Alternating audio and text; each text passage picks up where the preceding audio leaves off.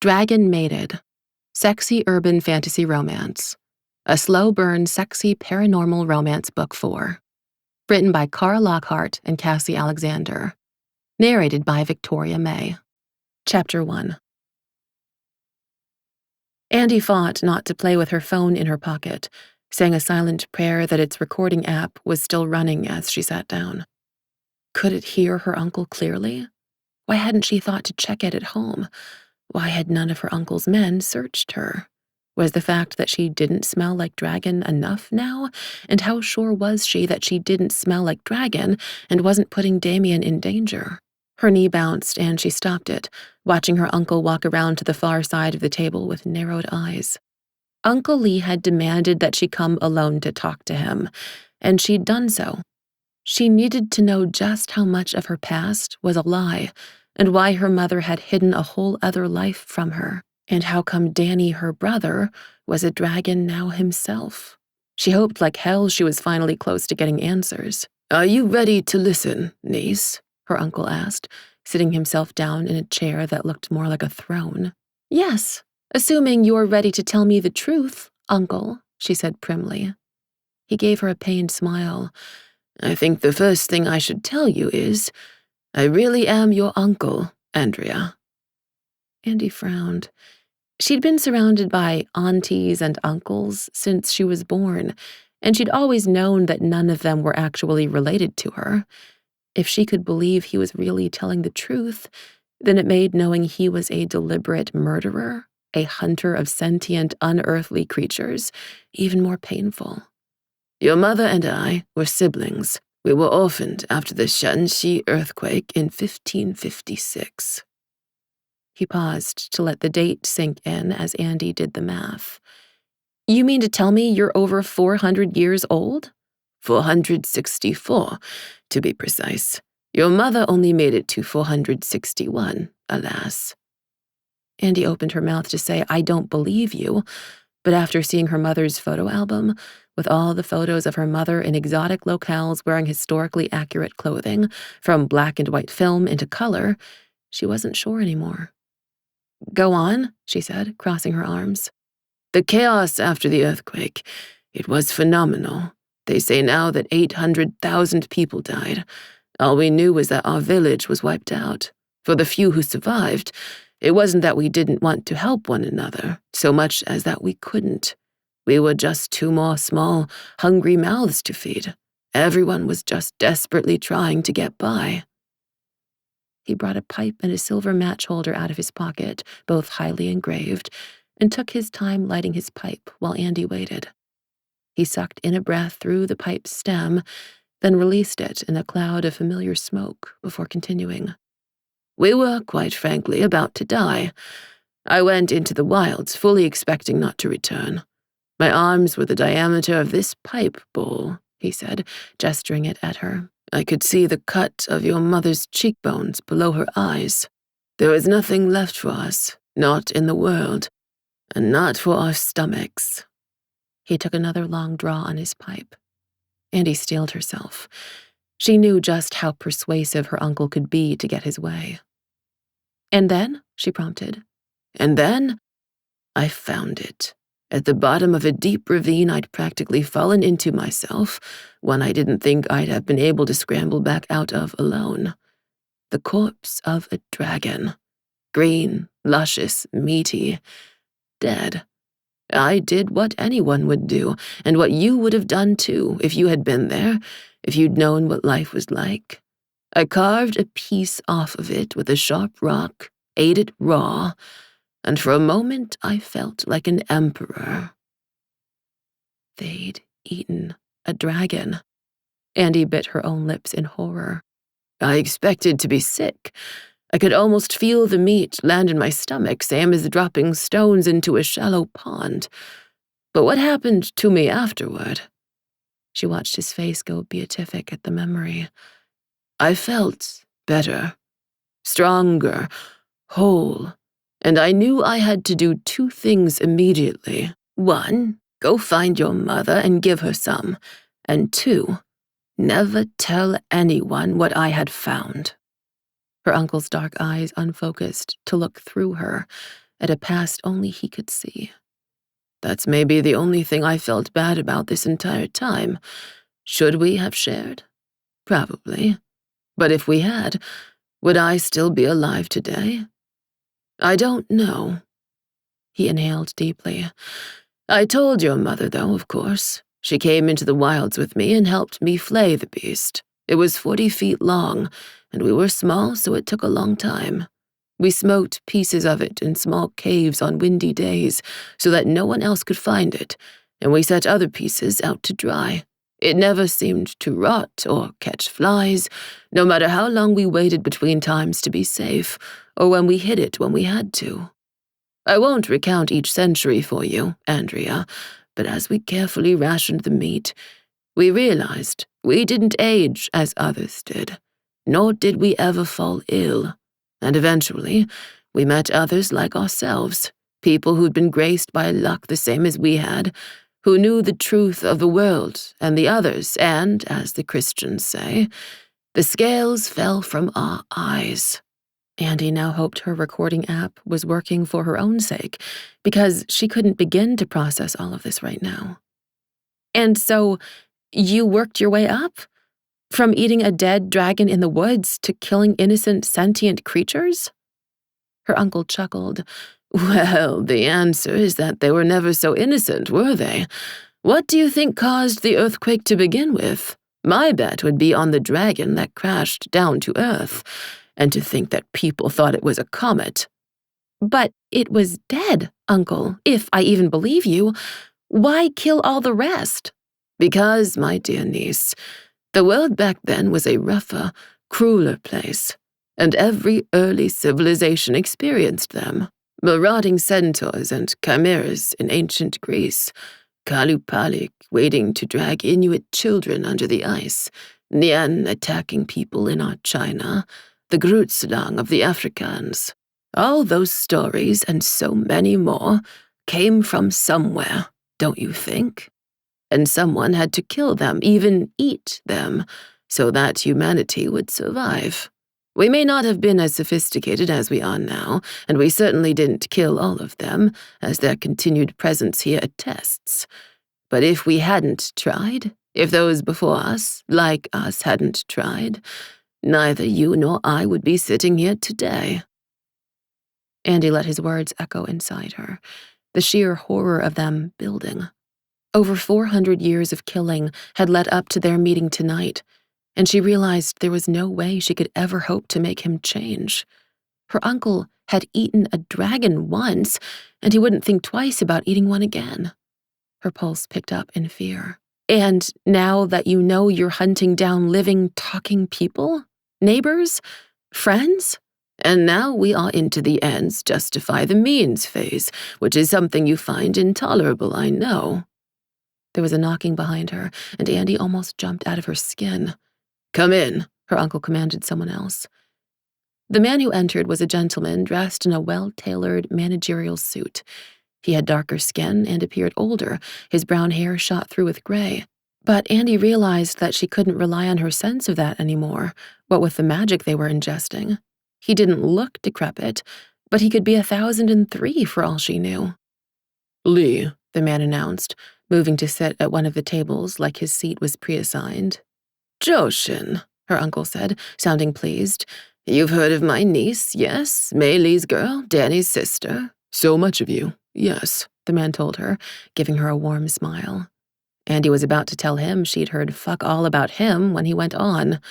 "Your mother saved my life once." The words hit her like a punch.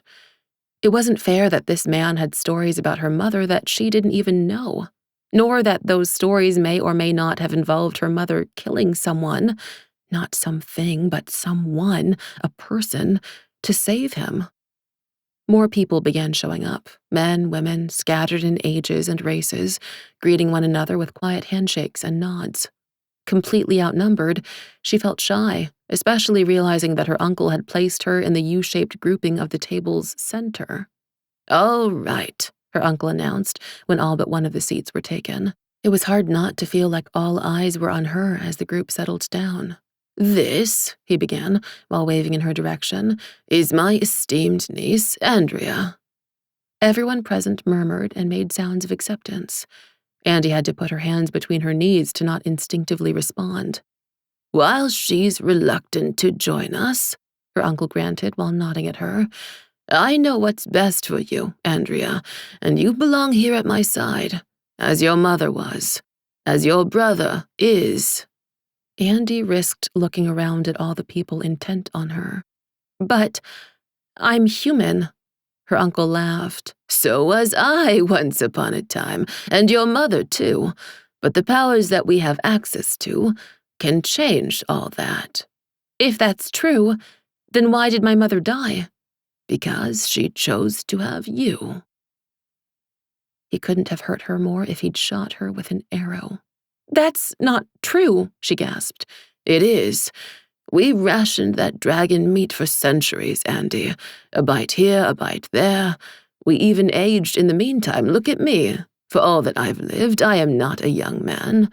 But it wasn't until the end, when we knew we were running out, when she decided to stop eating her fair share and give her portion over to me. She met your father, and the rest, as they say, is history."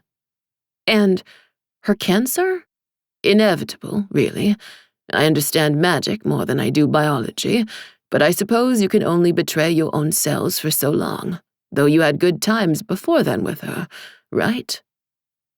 Andi didn't want to answer that right now because the answer was yes, even if everything had been built on lies. She'd loved her mother and known she was loved back. But she stood so quickly, her chair teetered and whirled on the surrounding room. "Was my father one of you?" Her uncle snorted. "Hardly. He was a commoner, an unfortunate decision, born of nothing but well-timed infatuation." "Well, if your organization is so strong and powerful, why did you let him use her?" "Oh, Andrea, let me make one thing clear. Your mother was using him. She got what she wanted, your brother and you." Uncle Lee gave her a tight smile. "Monogamy is a fairly recent concept when you've lived as long as we had. She wasn't bothered by his other family in the least, although I suppose she had no idea the effect discovering it would have on you two." Andi reeled. "He left her to clean toilets, Uncle." "And did that matter to her? No. No matter what your mother did, she always had pride in her work." Andi took another look around the room and found 20 pairs of eyes looking at her expectantly. "Andrea," her uncle went on, ever so reasonably, "I won't stop you from leaving, but you need to know that I want you here." "Why?" she said harshly, the thought of it bitter on her tongue. "Mei Li was quite the alchemist and herbalist. I feel sure you could be too. And you have modern medical training. We could use someone like you. There's been a hole in our little congregation since your mother's passing," he said, and pointed to the empty chair beside himself. "And why isn't Danny in it?" she asked, crossing her arms. "Because there's a chance Danny could change and take out the antique table, if not everyone else in the room," her brother answered from the shadows, stepping forward. He looked much worse than when she'd seen him last, at the cemetery beside their mother's grave. He was sallow, like a drunk with a bad liver, a shade not normally found in any skin tone colors of a crayon box, and his bright eyes were rimmed with red. The way he held himself said that he was tired, and he was hunched forward slightly like he might lose his balance at any moment. She turned to face him. "Aren't you afraid they're going to eat you too?" "Nah, I'd fight back too hard," he said, giving her a lopsided grin despite his apparent exhaustion. Andi turned to her uncle while pointing at Danny. "How?" Her uncle shrugged. "As I said, your mother was a master alchemist." "While cleaning toilets." "She was not without resources. She just chose not to access them in her efforts to provide you with a normal life." "A normal life?" Andi mocked. "Andi Bear, just ask the question you really want to," Danny said wearily. "Why did Mom choose her degenerate son for her experiments and not you?" Andi inhaled sharply and grit her teeth. It was too horrible to ask, knowing what those experiments were born of and what they'd led to, and yet he was right. She couldn't have admitted it to herself beforehand, but it was definitely why she'd lied to Damian and why she'd had to come here. She wanted to learn her uncle's plans, yes, but she needed to know why her mother had betrayed her more. "Okay, fine," she spat. "Why you?" "The answer is in the question, Andi. You were going to get out." He looked at her and shook his head in the way that always infuriated her, like he knew something she didn't, some fact she was too stupid to understand. "You know, when she and I started the experiment, and she swore me to secrecy and said I could never tell you or anyone, I actually thought I was the special one. Me. You would be outside playing with friends, and she'd be compounding oils to rub on me, making me eat strange things that didn't taste good, putting stinging drops in my eyes, always trying to summon out the dragon that she hoped was in my blood." He chuckled ruefully. "And to think I felt so lucky, like I was the chosen one." "Because you were," Andi whispered, and she couldn't hide the tinge of jealousy in her voice. She'd always known Danny and her mom were close, just like she'd always known Danny was the favorite one. Everyone had. It was obvious. He didn't even have to learn how to peel his own oranges until he was freaking 12. Even their dad wanted him. The world had been handed to Danny on a silver plate, and he'd taken that plate and spit on it and thrown it out the nearest window. "No, Andi," Danny said, and his voice had a serious timbre she was unaccustomed to hearing from him. "You were." "Yeah, right," Andi said, with maximal sarcasm. Danny tossed his hands up in the air in frustration at her, a familiar gesture from him. "I don't care what you believe, Andi, but it's the truth. She chose to keep you ignorant and safe, to save you from this, and yet here you fucking are." Now, her uncle chided, and Andi wavered. Was Danny telling the truth, for once in his life? She couldn't ask her mom anymore. Andi was struck by another fresh pang of grief, like a knife in the center of her chest. She used to get them all the time right after her mother had died, when she'd reach for her phone to call to tell her mom something, and then realize that her mom wasn't there. The pain never went away, or felt less sharp. The only thing time had dulled was that she didn't get stabbed as frequently. Even if her mom had tried to save her from all of this, she knew she would have wanted Danny to be safe too, and she didn't have to be a nurse to look at him and know he wasn't well. Whatever was wrong with him, whatever had happened, she could undo it, somehow, if he gave her a chance, if he'd just give her time. "Danny, come with me," she began, reaching a hand out for him. "It's not too late." "It is," her uncle answered for him, and made a dismissive sound. "And mind you, your mother was never ashamed of this, Andrea. She just knew how hard it would be for you to have a foot in both worlds. Apparently, being a woman in America is hard enough already. Who knew?" he said with a shrug. She stared at Danny, willing him to ignore her uncle and respond to her. They'd used to be so close before her own mother had apparently set them off on different courses. But it wasn't too late. It couldn't be. Danny looked away from her, in defeat, ashamed or just irritated that she was trying to meddle in his life again. "Tell her the rest, Uncle," Danny said. "Indeed," Uncle Lee said. "A joining is coming, Andi. I need you by my side more than I fear Mei Li's ghost haunting me. Other worlds are set to overlap with ours again, and fresh terrors will fold through." Andi gave Danny another 3 seconds to do something, anything to show her that he needed saving. Even a strong blink would do. When he didn't, she sank in on herself and attempted to switch gears. Her phone was still recording. Maybe this was her chance to get some information for Damian, right before asking him to help pay for her future therapy. "How do you know?" she asked, tearing her eyes away from Danny to face her uncle again. "Because members among our group have dedicated their magical lives to determining when it will happen. It is not an if, but a when." "Well, when?" Andi demanded, and some of the people surrounding her politely coughed in surprise. "Soon," her uncle told her with a tender smile. "When you live as long as we do, time becomes quite relative."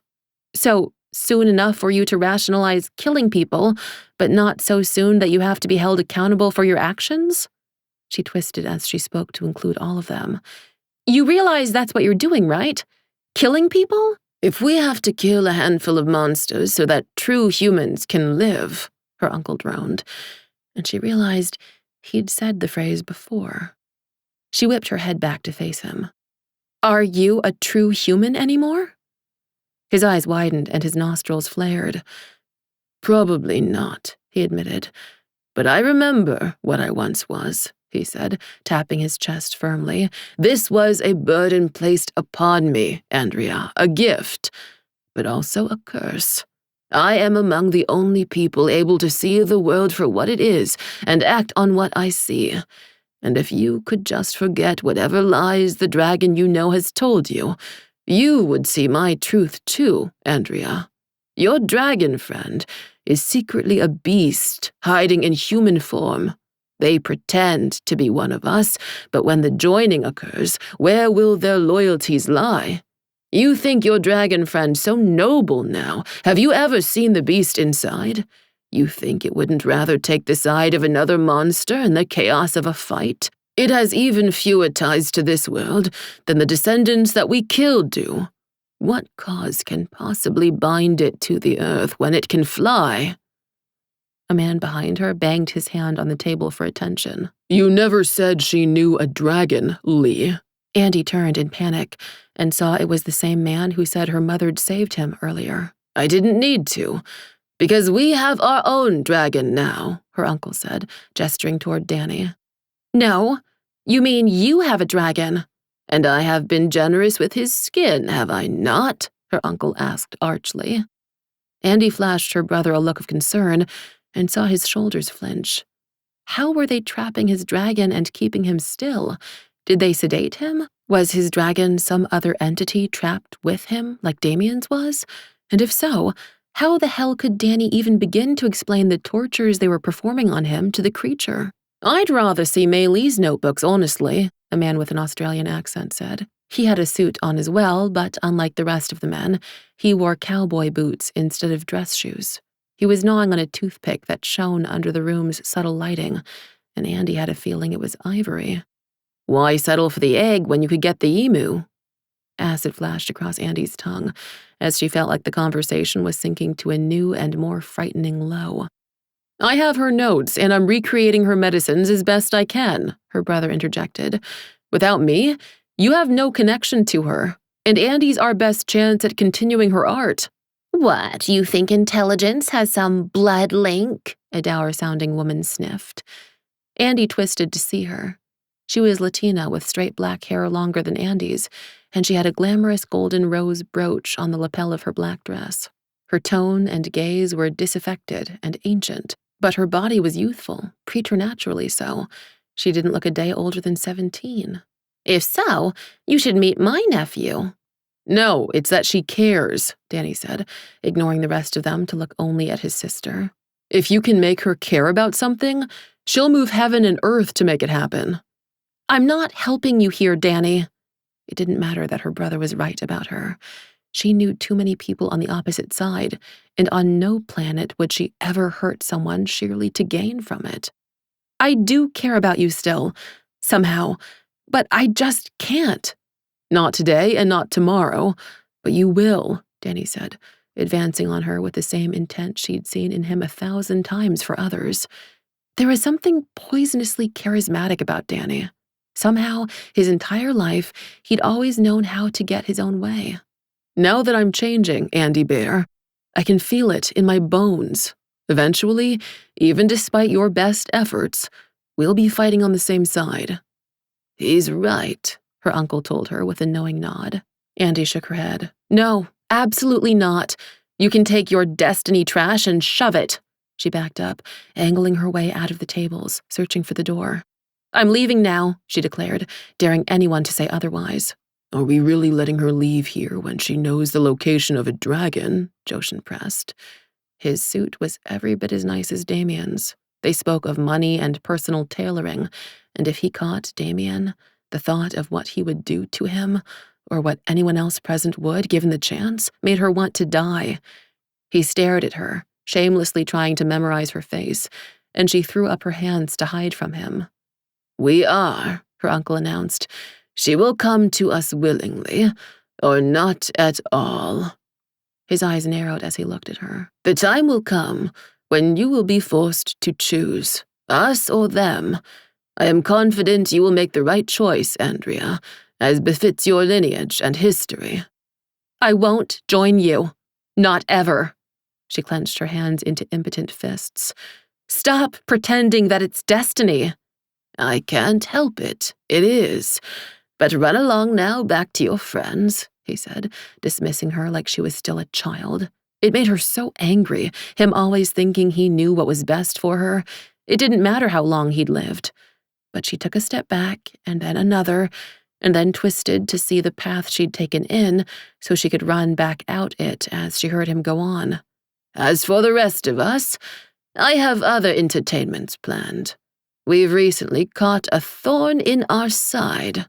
Andi couldn't help herself. Mere feet from the door, she turned around to see two men dressed like janitors pulling in a cage. Inside the cage was a person. Her stomach dropped. It was the small blonde woman from the coffee shop and again outside the hospital the night prior. And the woman had known who Damian was after Andi said his name. Andi looked around for someone else to help her stop things and realized all the tables that edged the room were similar to Uncle Lee's tables at home that she'd seen all the time growing up. Dining room tables. She knew what they intended to do to the woman and knew she couldn't live with herself if she left. "You can't!" she shouted from the back. The blonde woman's head snapped in her direction, as did everyone else's. The woman glared at Andi with intent. "Save yourself, girl, or call a fucking friend." Andi only had a moment to decide. If she walked away, the strange woman would die, and if she called in Damian, he would. So she stalked around the edge of the room to play the only card she had, ignoring everyone else but her uncle to stand in front of him once again, only this time on his side of the table. "If you kill her, I will never come and work for you, no matter what my brother says." "If we kill her, we could bathe you in her blood until you were forced to drink some. Then you'd know what it was like and gladly talk about your dragon," Joshin said lightly, smoothing a contemplative hand down his chest. Her uncle moved almost faster than she could see, nimbly leaping over his own table and crossing to the next while flipping his pipe in his hand to hold the bowl. And then she watched in disbelief as he stabbed the pipe stem through the other man's throat. Her uncle, the man who'd given her her favorite stuffed unicorn when she was 7, had just killed someone in front of her, and not in a pretty, dancing kung fu movie pretend way, but in a way she was used to from the hospital. Real, brutal, and unforgiving. The stranger slid out of his chair, sputtering, as blood sprayed wildly. Andi ran for him without thinking, although no one else present moved. By the time she reached his side, she could see he'd already lost too much blood, but it didn't stop her from clapping her hand to his throat, feeling the last of it, hot and sticky, seep out. There was nothing she could have done in time, and besides, if she saved him, wouldn't she only be endangering Damian? Her uncle didn't even clean the man's blood off of his pipe stem before putting it back into his mouth to talk around it. "No one threatens my niece," he warned the rest of the people present, and then turned toward her, her kneeling near his feet. "Does it matter to you that this woman has killed many of my friends?" he asked her. "No," she said, wiping her hand off roughly on the dead man's wool suit jacket. "Was he a friend?" she asked, pointing with her bloody hand at the man on the floor. A smile fluttered across her uncle's face at realizing he'd been caught. "Not much of one? No." Chapter 2. Damian sat stunned for the length of a breath, listening to what sounded like Andi betraying him.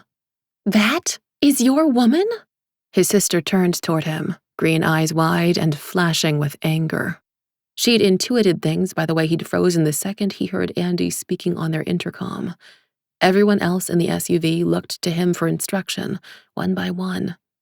"She's a traitor," Rihanna went on, the only one not shocked into silence, her voice rising in volume. "You have to kill her, Damian, right away.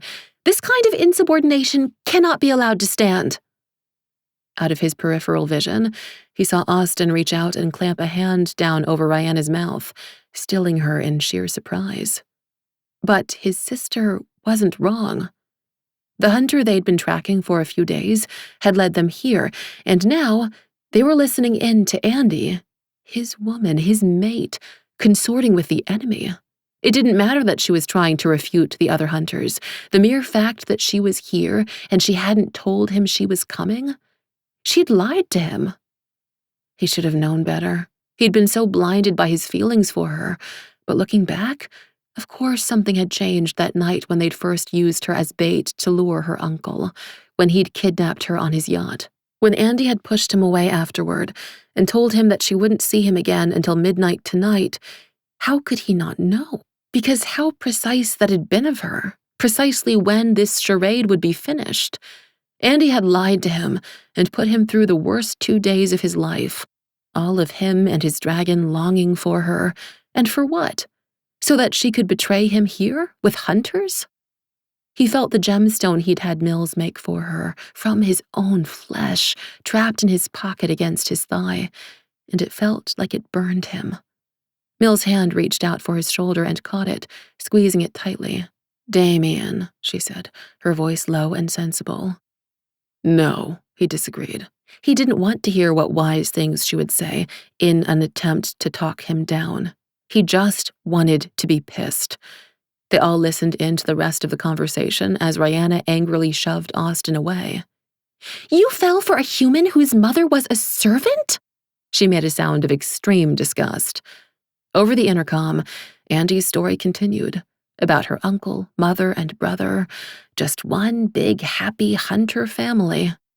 Then, the janitor they were tracking must have gotten closer, because they could hear her uncle intone at full volume, "If you could just forget whatever lies the dragon you know has told you, you would see my truth too, Andrea. Your dragon friend is secretly a beast hiding in human form. They pretend to be one of us, but when the joining occurs, where will their loyalties lie? You think your dragon friend so noble now. Have you ever seen the beast inside? You think it wouldn't rather take the side of another monster in the chaos of a fight? It has even fewer ties to this world than the descendants that we killed do. What cause can possibly bind it to the earth when it can fly?" And Damian felt the part of his chest that he hadn't gouged out with his teeth to make a living gemstone for Andi tighten, as though he were biting himself still. And worse yet, the janitor moved away so he couldn't hear her response. Did she defend him? Or did she think what her uncle said was true? Had her opinion of him changed? Did it matter now he knew she was capable of lying? "I know she loves you, Damian. I see it in her aura," Mills said. "Love?" Rihanna asked, her voice going high. "Oh, no, no, no!" She maneuvered around to face him in the SUV, crouching in the wheel well, tearing a higher slit in her ornately beaded evening dress, beads scattering across the floor as she attempted to get into his line of sight. "No! It doesn't matter how you feel, how strong you think you are. You do not love a simple-minded, weak-skinned human. It would be like me saying I was in love with a puppy. Father would have already—" "Rihanna," he shouted, and the SUV was quiet. "I am not my father." "Clearly," Rihanna sneered, then looked over at Austin. "Touch me again without permission, and I'll have Leica peck your eyes out." A fire lit in Austin's eyes, what Damian knew was the thrill of making future bad decisions. The undaunted werewolf gave Rihanna a challenging leer and readied to try his luck as Zach waved his hands, trying to bat the tension out of the air and stop his brother's foolishness. "Damian, we need a plan." "I've infiltrated the rest of the vehicles here that have Bluetooth," Jameson announced. "We'll know where they go. I suggest that we attempt taking them one by one." "Why?" Rihanna asked impatiently. "Because they do have a dragon in there. We are significantly outnumbered and— Zach jerked his chin at Damian. I do not need your pity, and right now I would very much enjoy fucking things up. He felt his dragon surge inside him, summoned by the thought of violence. If Andy's uncle wanted to see what kind of monster he was, that could be arranged. As confident as I am that you could kill Andy's brother, I'm not sure that it'd be so good for your relationship, Damian, Mills said, trying to calm him. The janitor's phone came into range again. A stranger's voice suddenly filled the car. Save yourself, girl, or call a fucking friend. They each looked to one another again. Is that Stella? Zach guessed, and Damian watched the werewolf's knuckles go white as he clenched his hands into fists. Max, start the car, Austin quipped as his brother looked back at him, stricken. I'm kidding, he reassured him. You need me, let's go, Austin said, putting one hand on his gun and the other on the SUV's door. I can't untangle centuries of cruelty here, Uncle. I can only say what I know is right now. If you hurt her, you might as well be hurting me, they heard Andy proclaim. I have been hurt a lot lately, and I am growing tired of forgiveness. There was a pregnant pause wherein they all held their breath as one. Very well. Release the girl. You can't be serious, said someone else, unknown. Please don't make me kill you too, said Andy's uncle. Not a threat, just a pleasant suggestion. They all heard the sound of groans, and then her uncle addressed Andy again. Andrea, the sooner you take your mother's place, the happier you'll be. You shouldn't fight it. Andy's voice came over, as clear as Damian's heart was dark. I don't care what you think you know. You don't know my destiny. Or me. That makes two of us, Damian thought. Do they hurt you? Andy asked the strange woman walking beside her for the 20th time. Andy was still in the outfit she'd last worn at her mother's funeral years ago. Black slacks, black flats, and a black silk shirt, with just enough makeup on to cover up her current level of exhaustion. Whereas the woman lightly limping beside her was in street gear, a purple sweatshirt, short shorts, and tennis shoes, with blonde hair pulled up into a messy bun. Her shorts were so short and her skin so pale, it was easy for Andy to see the large bruise spreading on one leg, even underneath the tattoos she had sweeping down her thighs, a trail of spinning nebulas and stars. Are you sure you're okay? Andy pressed. The woman rolled her eyes and straightened herself to walk normally. I'm fine, like I already told you. Andy didn't believe that for a second. She knew the woman wasn't human, otherwise her uncle wouldn't have been interested in her, so she could only imagine how hard she'd been hit to make her limp. Who are you? How did you know who I was? Why were you following me? The woman stopped and whirled on her. My name is Stella, and you're fucking insane. People think I'm crazy. Compared to you, I'm Mr. Rogers. Somehow, getting roughhoused hadn't done a thing to budge the woman's makeup. Andy could clearly see Stella's perfect cat eye eyeliner by the streetlights. Answer my other questions, Andy demanded. Stella inhaled and exhaled deeply as they kept walking together, just slower than a jog. I've been tracking them, your uncle's group back there, including the asshole Australians who captured me, for revenge reasons, for a while now. I knew they were interested in you, but I didn't know why. Was he right? Andy asked her. She couldn't fully claim why she wanted to know, but she needed to hear it from this woman's mouth. Did you kill his friends? Yes, but he slaughtered most of my family, so I guess you could say he started it, but who the fuck knows? The ladder down into the cesspool is pretty fucking long. Are you going to turn around and try to kill him? Your uncle? Stella asked, her voice rising. Yeah. Lady, thanks, but I don't owe you. And if I meet your uncle in a dark alley, only one of us is coming out alive. If that makes you want to spit me back— Andy waved her hands. No, just don't tell me anymore. I don't know what world you live in where everything's safe and shit, but that place is not here. Stella's eyes narrowed on hers. But you do know Damian, don't you? If you tell them he's a dragon, Andy warned, feeling a wave of proprietary protectiveness. Do you work for him? No, but don't worry, I would never sell out one of my own, especially not someone who could pick me up and throw me to the moon, Stella snorted. Andi relaxed fractionally. All right then. The less we know about each other, the better, I think. Agreed, Stella said, then paused. You know it doesn't stop with tonight, right? Andi rocked up onto her toes and then back again. What do you mean? She asked, even though she was afraid she could guess. Those people back there, they'd do anything to get a hold of a dragon. There's only so much your uncle, no matter how esteemed, she said, clearly mocking Uncle Lee's vocabulary, can do. How do you know? Andi asked, hugging herself, trapped between wanting to know everything and wanting to run away and hide. Other than him or people like him killing my brother? Or being willing to eat me tonight? Stella snapped her fingers aggressively in front of Andi's face. Get with the program! I am, Andi said defensively. It's just hard. Stella pretended to weigh things, an imaginary object in each hand. Yeah, I can guess it would be. My dead family versus your alive and wanting to kill me family. Tough decisions, she said, and then threw both her hands up to flip Andi off. Andi took a step back. She knew Stella's anger was righteous, but getting hit with it still burned. For what it's worth, I didn't know. Stella looked her up and down and snorted. I believe you. Good, because, Andi began, because no one else could have sold them that naive line of bullshit that got me free if they'd had even an inkling of what the fuck had been happening all this time, Stella cut in. But I'm still not offering you absolution, lady. So you did the right thing tonight, this one time. So fucking what? You want an award? You want me to clap for you? Where the fuck were you 5 years ago?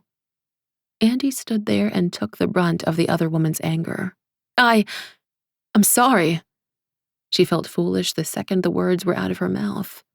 Stella inhaled, and it felt to Andi like she was going to yell a lot more. Then she deflated. Yeah, me too. The street they were on ended at a streetlight where it intersected another, and Stella jerked her chin over Andi's shoulder. You go your way, and I'll go mine. Andi nodded helplessly as the other woman turned around. It was an extremely long way back to civilization, and Andi didn't even know what kind of state she was going to be in by midnight tonight, when she knew Damian would be waiting to talk to her, just like she'd promised him. She walked down 4 more long blocks of the walk in the center of the street because cars are less scary than shadows variety, until she got to a bus stop with a run that was still working this late. She sat down inside it, still not feeling very safe, remembering the last time something like this had happened to her, when she'd been at the bus stop waiting for David, and how Damian had been there for her, trying to protect her. She couldn't believe she'd tried to do something like this without him, but she also couldn't believe she'd just saved Stella from being an appetizer buffet either. Or that, given the choice, her uncle would gladly turn Damian into a main course. Andi wanted to put her head in her hands and cry until it all went away, but one of her hands was still blood-stained. Tears wouldn't help, and it wouldn't be safe to not be situationally aware. So she curled into a ball instead, hugging her knees to her chest, praying that the schedule on the bus wasn't wrong. It wasn't. It just took forever. And then the bus almost drove by her without stopping, probably because she looked like a small black shadow since that's the only color she was wearing. She felt infinitely relieved to be under the dim lights aboard, even if some of the other late-night passengers smelled of piss on their shoes funk. She found a seat to herself, and it stayed that way for 3 stops, her mind whirling fast enough to pull in 2. Half of her was dying to see Damian. The other half knew that dying could be literal, and she didn't know what to do about that. She stumbled off the bus, looking like any other drunk aboard, heading straight for her apartment. But before she could go inside, a car she didn't recognize drove up and stopped ahead of her. A stranger stepped out in driver's livery, and he held up a sign like he was meeting someone at the airport. It said, "Princess" on it in all capital letters. She walked over to him slowly, remembering the first time she'd met Damian, when he'd been pretending to be his own driver so he could meet her before he could trust her to care for Zach. Back when things had been simple and good. Back when a relationship between a dragon and an unfortunately well-connected to hunters human had been easy. "Are you Princess?" the man inquired. He was 100 pounds too light to be Damian, plus 2 to 6 inches too small in all directions. She gave the stranger a half-hearted smile. "Depends. Does Princess have a last name?" The man checked his notes. "Doesn't seem so." "Then yeah, you're here for me," Andi said. She beat him to the back door of his car and opened it for herself before pausing. "Hey, do you have any towels?" Andi used one of the complimentary bottles of water to wash off her blood-stained hand as best she could with one of the blue car paper towels he'd offered her, well aware she was making a mess and not caring. Damian could definitely compensate this poor man for his upholstery. She glanced up to see where they were going, and for a horrible moment, she thought he might be taking her to work. They were definitely headed the right direction, but then the car drove past her hospital's exit and headed to the center of the city, where Blackwood Industries' skyscraper jostled others for position, winning out by the 5 floors that made it taller than the rest. "Are you sure this is the right way?" she asked, looking out. "Absolutely," the man declared, weaving through streets as empty as the ones she'd just been walking on, until they reached the front of the glass-wrapped building that bore Damian's last name. Andi made to get out, then stopped. "So, what now?" The driver twisted. "I was told to give you this." He handed her a gold keycard. Andi groaned. This was 50 shades of bullshit. She didn't want a magically romantic reconciliation, or whatever the hell else Damian had spent the last 48 hours planning. She just wanted to see him. She needed to touch him again and have him touch her and have him tell her everything was going to be all right, even if it was a lie. Andi took the card with a sigh, hopped out, and walked for the building's front door, which the card, unsurprisingly, opened. "You feel confident that you can follow them all at once?" Damian asked Jameson, his hand already on the door handle. "Totally," Jameson promised him. "It's just 15 bogeys, and if anyone tries to fly out tonight, I'll hack the airport to stop them." "Think about it. If we can get them checking into fancy hotels, security cameras will log them and their people's faces, and we can branch out from there," Mills said breathily, already lusting over the potential data. "So when I want to do this, I'm an asshole, but when you all want to do it," Damian began. "We're at war now, we get that," Zach said. "And we weren't a few days ago," Damian muttered. "Go take your angst out on your girlfriend," Austin said, reaching over Damian to open his door for him. Damian got out of the SUV and shot his werewolf friend a dark look. "Ryan has warned you. If you misbehave and she hurts you, I'll have no choice but to take her side. She's a lot more cunning than you're ready for." "You truly know me, brother," Rihanna said, grinning wildly at him. "Go kill the human quickly and then come back." "Yeah, that's not gonna happen," Damian overheard Austin tell her as the door closed, and Max pulled the SUV away with a wave. Damian faced the empty street alone, prepared to run after Andi. She and Stella had turned the corner, and it would have been an easy enough thing to follow them. He was upwind. There was no way that Stella could scent him, and it would have been even easier to catch up to them like he wanted to, grab Andi, shake her, and ask her, "What the fuck?" He made to do just that, then caught himself. She told you herself the streets are not safe for her. His dragon's concern surged inside him, intimately worried about Andi's well-being. Andi had said as much to him the other night, and his dragon had been listening. How ironic that his cold-blooded half was apparently doing all the feeling for both of them right now. But technically, nothing was safe. Not the buses she used for transportation, or the job that she had, or actually, come to think of it, her personally. She'd chosen to do this alone, without him. Was it traitorous? Yes. Could she possibly be in danger right now? Also yes. Go after her, his dragon pressed him, unwavering in its commitment, and everything in his being wanted to go with it. But his mind knew better. Whatever had happened tonight, this was what she'd wanted, and how she'd wanted it too. Solo, without him. Andi had known the risks, and somehow she'd navigated a room full of hunters so that both she and Stella had survived. She was nothing short of magnificent. She'd also somehow lied to him easily, apparently without compunction, for days, and he was right to be hurt by that. It was a betrayal. But the reason it stung wasn't just that she'd been a liar. No, it hurt more than that, because he knew she was his mate. He knew they didn't have to face challenges alone anymore, so why would she do something like this without him? Couldn't she feel it too?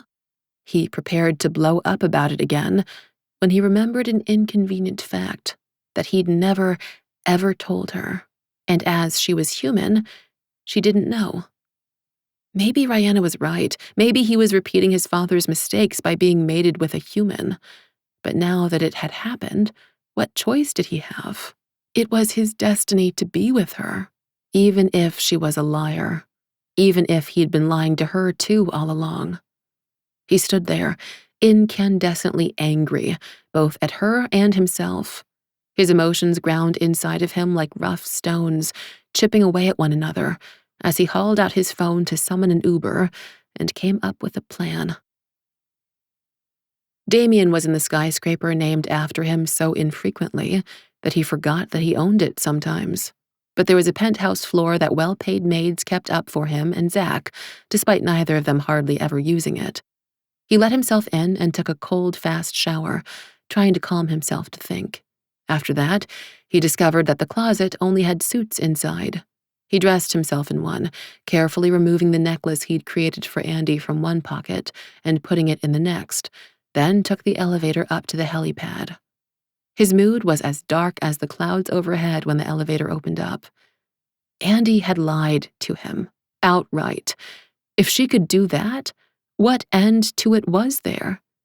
There had been gaps in the conversation they'd overheard. Had she sold him out? Had she considered it, even briefly? Her uncle was offering her eternal life, eternal beauty.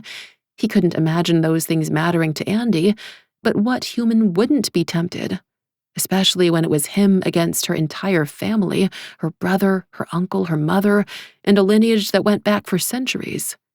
Could he blame her if she ran to them instead, even if it broke him? What haunted him the most, though, was what her uncle had said. He'd asked her what she knew of the beast inside of him. He hadn't heard her answer, but he knew the truth. Not much. She'd asked questions of his dragon through him, but her uncle wasn't wrong. His dragon wasn't him, and with the heart of the dragon on Earth now, thanks to his sister, and with his curse of eventually becoming his dragon clearly back in play, Damian stood at the edge of the roof looking out at the city below, his hands tight on the railing. He knew they were meant to be together. It wasn't something he could verbally express, so much as it was something he felt all the time in his soul. Their destiny was an immutable, physical thing, as real for him as the sun in the daytime or the moon and stars at night. But she didn't really know him. Not all of him. And if he was going to tell her that they were mates, he had to be honest with her from here on out. Never any secrets again. No matter how much it scared him, and even if she'd cut him first. He kicked off his shoes quickly, unbuttoned his shirt to take it off, and stripped off his pants, folding them carefully on top, knowing the precious jewelry his pocket still held. Inside him, his dragon watched, bewildered. "What are you doing?" "What I probably should have done a long time ago." He dropped the control internally, setting his dragon free, but it didn't rise to possess him. "What?" he demanded of it. "This makes no sense." "It doesn't have to," Damian thought at it, willing himself to relax. "I shouldn't have to hide you. Not now that we want the same thing. But each time we do, my time grows closer, and with a heart near. I would rather risk losing myself to you than her thinking she doesn't know all of me, that she can't trust all of me, and I include you. whether I like it or not." He stood naked on the tallest building in the city, and once more, he let go. His dragon hesitated and then emerged in a liquid-feeling rush like Damian had jumped into a hot spring. Once again, he was suspended in the nothingness inside the beast. Only this time, it didn't hurt. He'd taken the pain of being trapped inside his dragon for granted for so long now, almost all of his life, that he never thought to mention it anymore.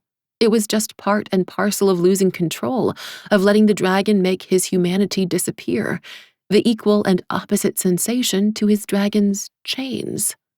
But now, Damian tried to push his hands out, searching for the walls his dragon so often built around him. He found nothing but a welcoming, enveloping warmth. Was that a good thing? Or was this what it would be like when his time had come? He couldn't wonder for any longer. The elevator doors were opening. "I am not going on a helicopter," Andi began sternly, then at seeing the dragon, finished much more quietly. "Ride." Damian was his dragon now. She hadn't seen it since it had rescued her from the demon thing by his fountain weeks ago. Ever since then, her brain had tried to trick her, whittling what she thought she'd seen down from a mind-breaking experience into a cheesy carnival freak show, convincing herself that instead of a shiny 60-foot dragon, she'd seen a sack full of boa constrictors all tied together and spray-painted gold. But now, here it was, sitting on all fours like a sphinx, wings folded tight so as not to catch the cold night air, or more likely not to scare her. Too late. She gave it a low wave before holding herself against the chill. "Hi." The creature's massive head tilted in acknowledgement in return. All of its teeth were the length of her arm. She could have fit her entire head inside one of its nostrils. But the eyes were still familiar, the same color as Damian's, dark gold like the last flash of sun at sunset. She felt stricken by his presence, and it wasn't so much the dragon anymore as it was being with him again. She put a hand over her mouth. 2 days without him had been a long time. She walked toward him, and then she spotted a gouge on his chest, like a dent on a golden breastplate. She'd seen green blood in the photo he'd sent her. Was that why? It hadn't been there when she'd last seen his dragon, she was sure. She finished the distance between them at a jog. "What hurt you?" The dragon ducked its head down to meet her, eyes nearly going crossed to look at her as he gently nudged her away. She danced back, not letting it touch her, though she was close enough to feel the heat of its breath. "Is there a reason for all this?" she guessed, gesturing at him. The dragon gently snaked its head down until its chest was hidden and it was on a level with her, watching her, its pupils reptilian slits. "Damian," she began, and then switched gears. "Dragon." The beast's ears perked as she continued. "I had all these things to tell him. You, both of you, I guess. I don't know how it works." She pulled her phone out of her pocket and finally turned off her recording app. She thought about replaying her night for him, but at the thought of holding her phone up to one of his ears, she laughed. "Look, if I talk to you, can he hear me? I don't want to repeat myself. And if I talk to him, do you care?" What was it like to be trapped mute inside a fire-breathing reptile? She wished she'd asked Damian earlier. "Not like I'm talking through you, though. I mean, do you actually want to hear me?" The dragon rearranged itself around her, and she realized it was now blocking the wind as it faced her. "I'll take that as a yes," she whispered. Its tail snaked alongside her, and she sat down on the cold cement, putting her back against his scales to warm herself. "Okay, so," she started, and began. Damian listened inside his dragon as Andi recounted everything, from the time on the boat with her uncle, up through that night's fight with him. The scent of her, apples, caramel, and the sea was intoxicating. She smelled like home, and he knew his dragon was fighting the urge to lean closer to breathe her in. "I really was mad at you, though, Damian. And I meant what I said about this," she said, her eyes widening as they took his dragon's form in. "You're a lot, and I'm just me." She shrank into herself more, and he tightened his tail's wrap along her back and side. "And I had to know what had happened with my mother. I didn't lie about that." There was something about his inability to talk that seemed to let her speak more freely. "Which was why I went and saw my uncle tonight, without telling you. I knew you wouldn't have let me, or you'd have sent an army after me, but lying to you for the past few days hasn't felt right.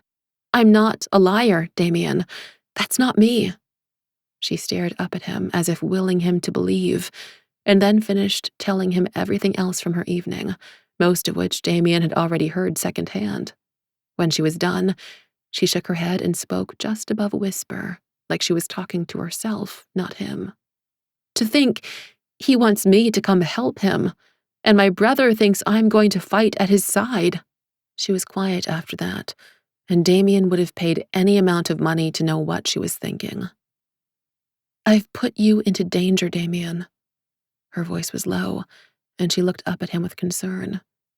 "Stella told me as much too," she said, moving to stand.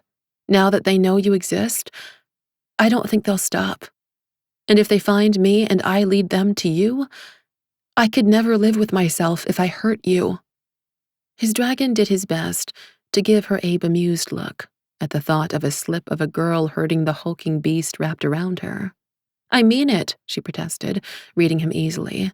"I knew you wouldn't take it seriously, but you're not invulnerable. Look at what happened to you," she said, flinging her hands at the partially hidden injury on his chest. "What happened to me was you," Damian wanted to say, but couldn't. She walked over to stand in front of his nose, folding her hands behind her back. Where was the brave girl who'd walked right up to him and touched his cheek not long ago? But Damian remembered when he'd yelled at her to not touch Zach's wolf at the hospital, and all the things her uncle had put into her head tonight. "She knows we're different now," he told his dragon. "She finally believes. Then does she not like me? She doesn't know you. I've done too good a job of keeping you hidden." His dragon considered this. "Is she afraid of me?" it asked while watching her, poignantly wishing she'd lay hands on him, well aware of how still he needed to be to not scare her off. "Well, you are going to murder me eventually," Damian said dryly. "There are two sides to your family's curse, human. That you are murdered, yes, but also that I must do the murdering." Damian grunted in response, "I suppose." His dragon pondered, free of him, in what way it could best make its affection for Andi known without seeming monstrous. Damian knew the beast didn't long for her physically. That would have been 10 different kinds of impossible, yet it did yearn for her love.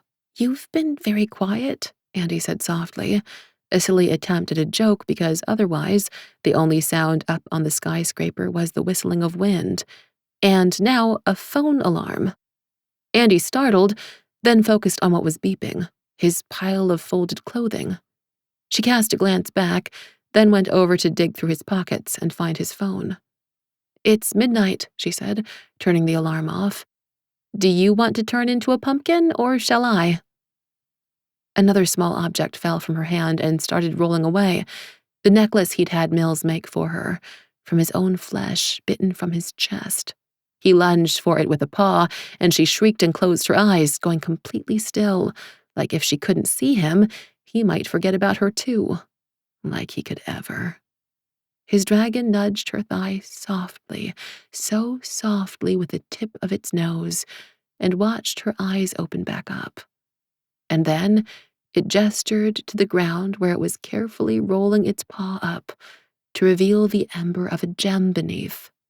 She gasped at seeing its strange light and knelt down to pick it up, finding it strung on a necklace. "Is this for me?" she asked him, showing it to him. His dragon blinked slowly. She inspected the stone in her hand and his dragon tried to content himself with the fact that even if she wouldn't touch him, she would be keeping a piece of him near as she clasped it around her neck. "It's lovely. Thank you," she said, as she pressed it to her throat with a hand. A brisk wind struck up, and his dragon thwarted it by flicking out a wing to protect her. Damian watched her eyes travel the length of it with something like awe, and then his dragon acted before he knew what it was thinking. It put its paw up for her, clearly offering, "No, they are looking for us now. There is no way we can safely get away with this." "The night is clouded, and I'll be careful," his dragon said, pushing his concerns and him aside. Chapter 3. The dragon's paw was as big as she was, and she knew without a doubt what it was for. She hesitated, but only for a moment, long enough to scoop Damian's clothes up for him. Because who wouldn't want to fly? "Don't drop me," she teased, crawling up into its scale-covered palm. The dragon bowed its head to look at her.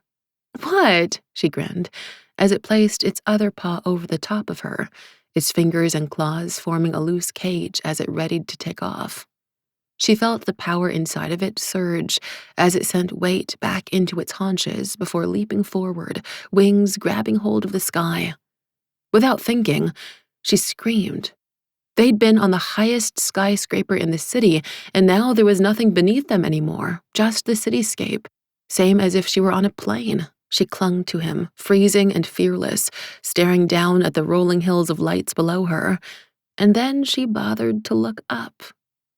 He was holding her to his chest like she was something precious. His scales were gray now in the darkness, but she could see his wings stroking through the air, his tail like a whip behind her, and ahead of her his chin and throat straight as an arrow as he aimed them at their destination. It didn't matter to her where they were going, as long as they stayed aloft. It felt like she'd left all of her problems back on the ground, that this was what it felt like to be free. "This is amazing!" she shouted loudly, hoping he could hear, squeezing the claws that protected her tight. "I love this!"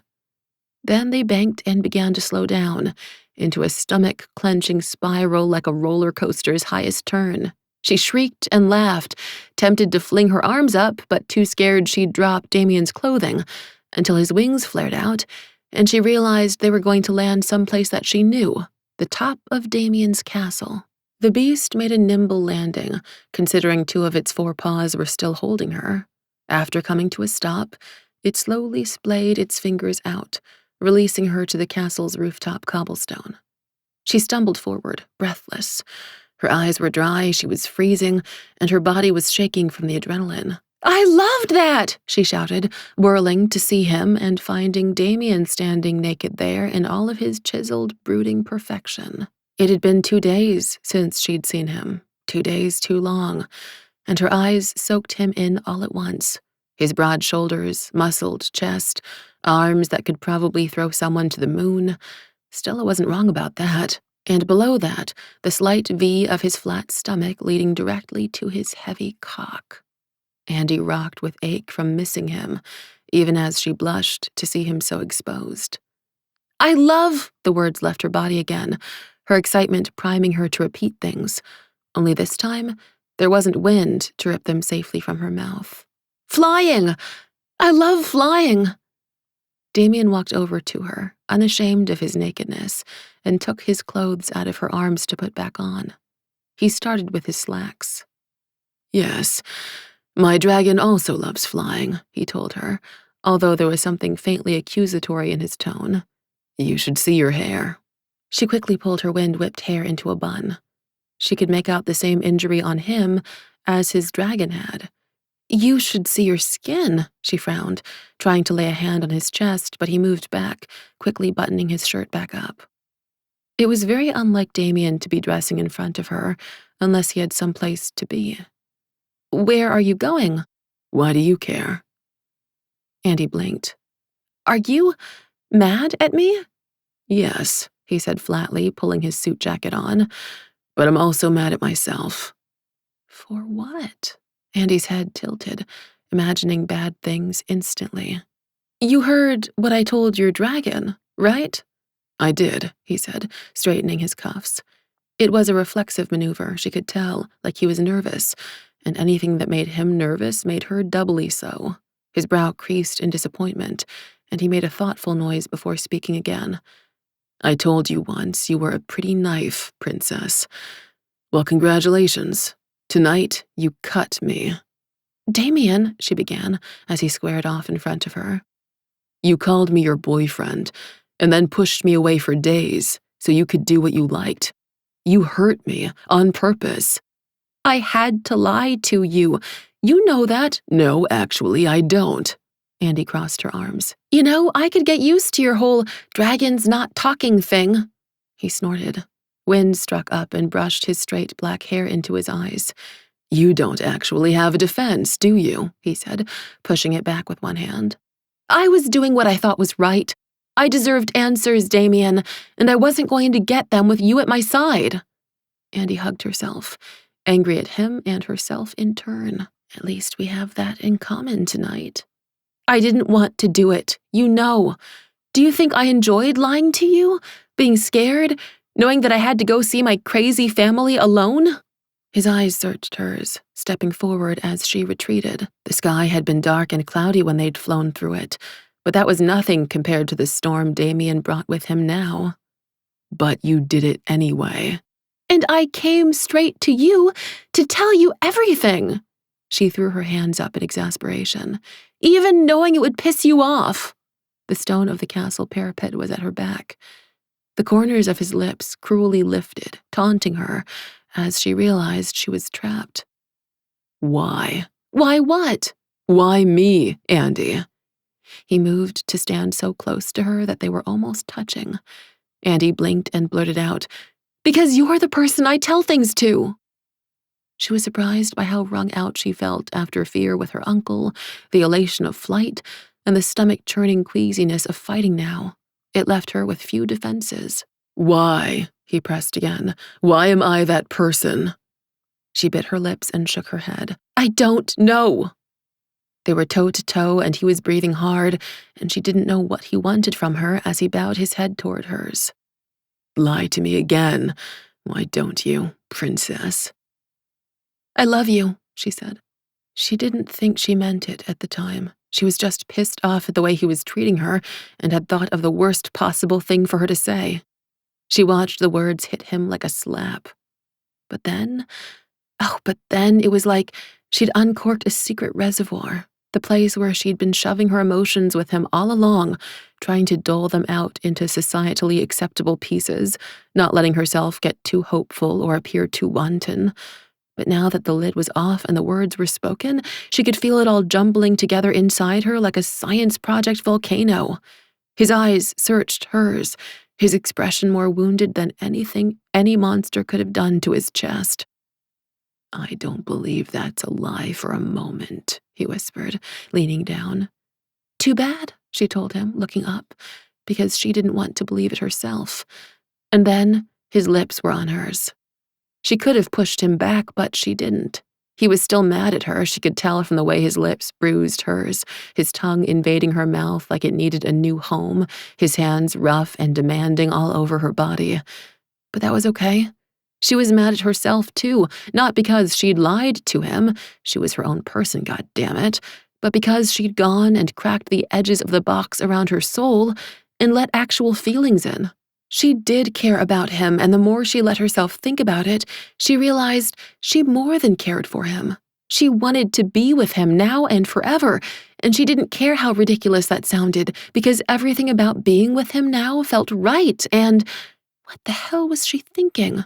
Her uncle wanted to murder Damian, and her brother swore he knew she was going to fight by his side. If both those things were true, what the fuck was she doing right now? Damian, she said his name hoarsely, pulling back. His mouth was on her neck now. He'd pulled her to him bodily, one hand on her ass, the other in her hair, and she could feel his raging hard-on pressed between them. Andi, he said much the same, and she could feel the flutter of his smile on her skin. I missed you, he said, before another kiss. Never leave again, he commanded, and then nipped her. It made her bounce on her toes and her nipples perk up. Her hips swayed against him, her foolish body asking him for more just as she was trying to disengage.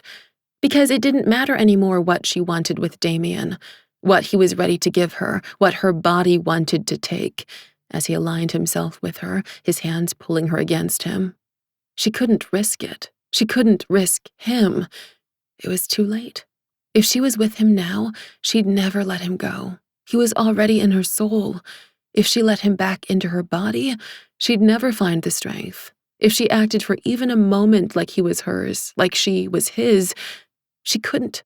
She had to go back to who she was, her old life, without him, where no one could disappoint her or be disappointed in her ever again. A safer world, where she couldn't accidentally lead the man she loved to her uncle to be slaughtered. His mouth met hers again, drinking her in, and she allowed herself one last sweet taste of him, giving as good as she got, and then, somehow, found the strength to twist her head to the side, breaking the contact between them. Her chest was already tightening, knowing what she was about to do, and tears started hiding in her eyes. Damian left his forehead pressed against her temple. She heard him swallow and felt his rough breath hot against her cheek.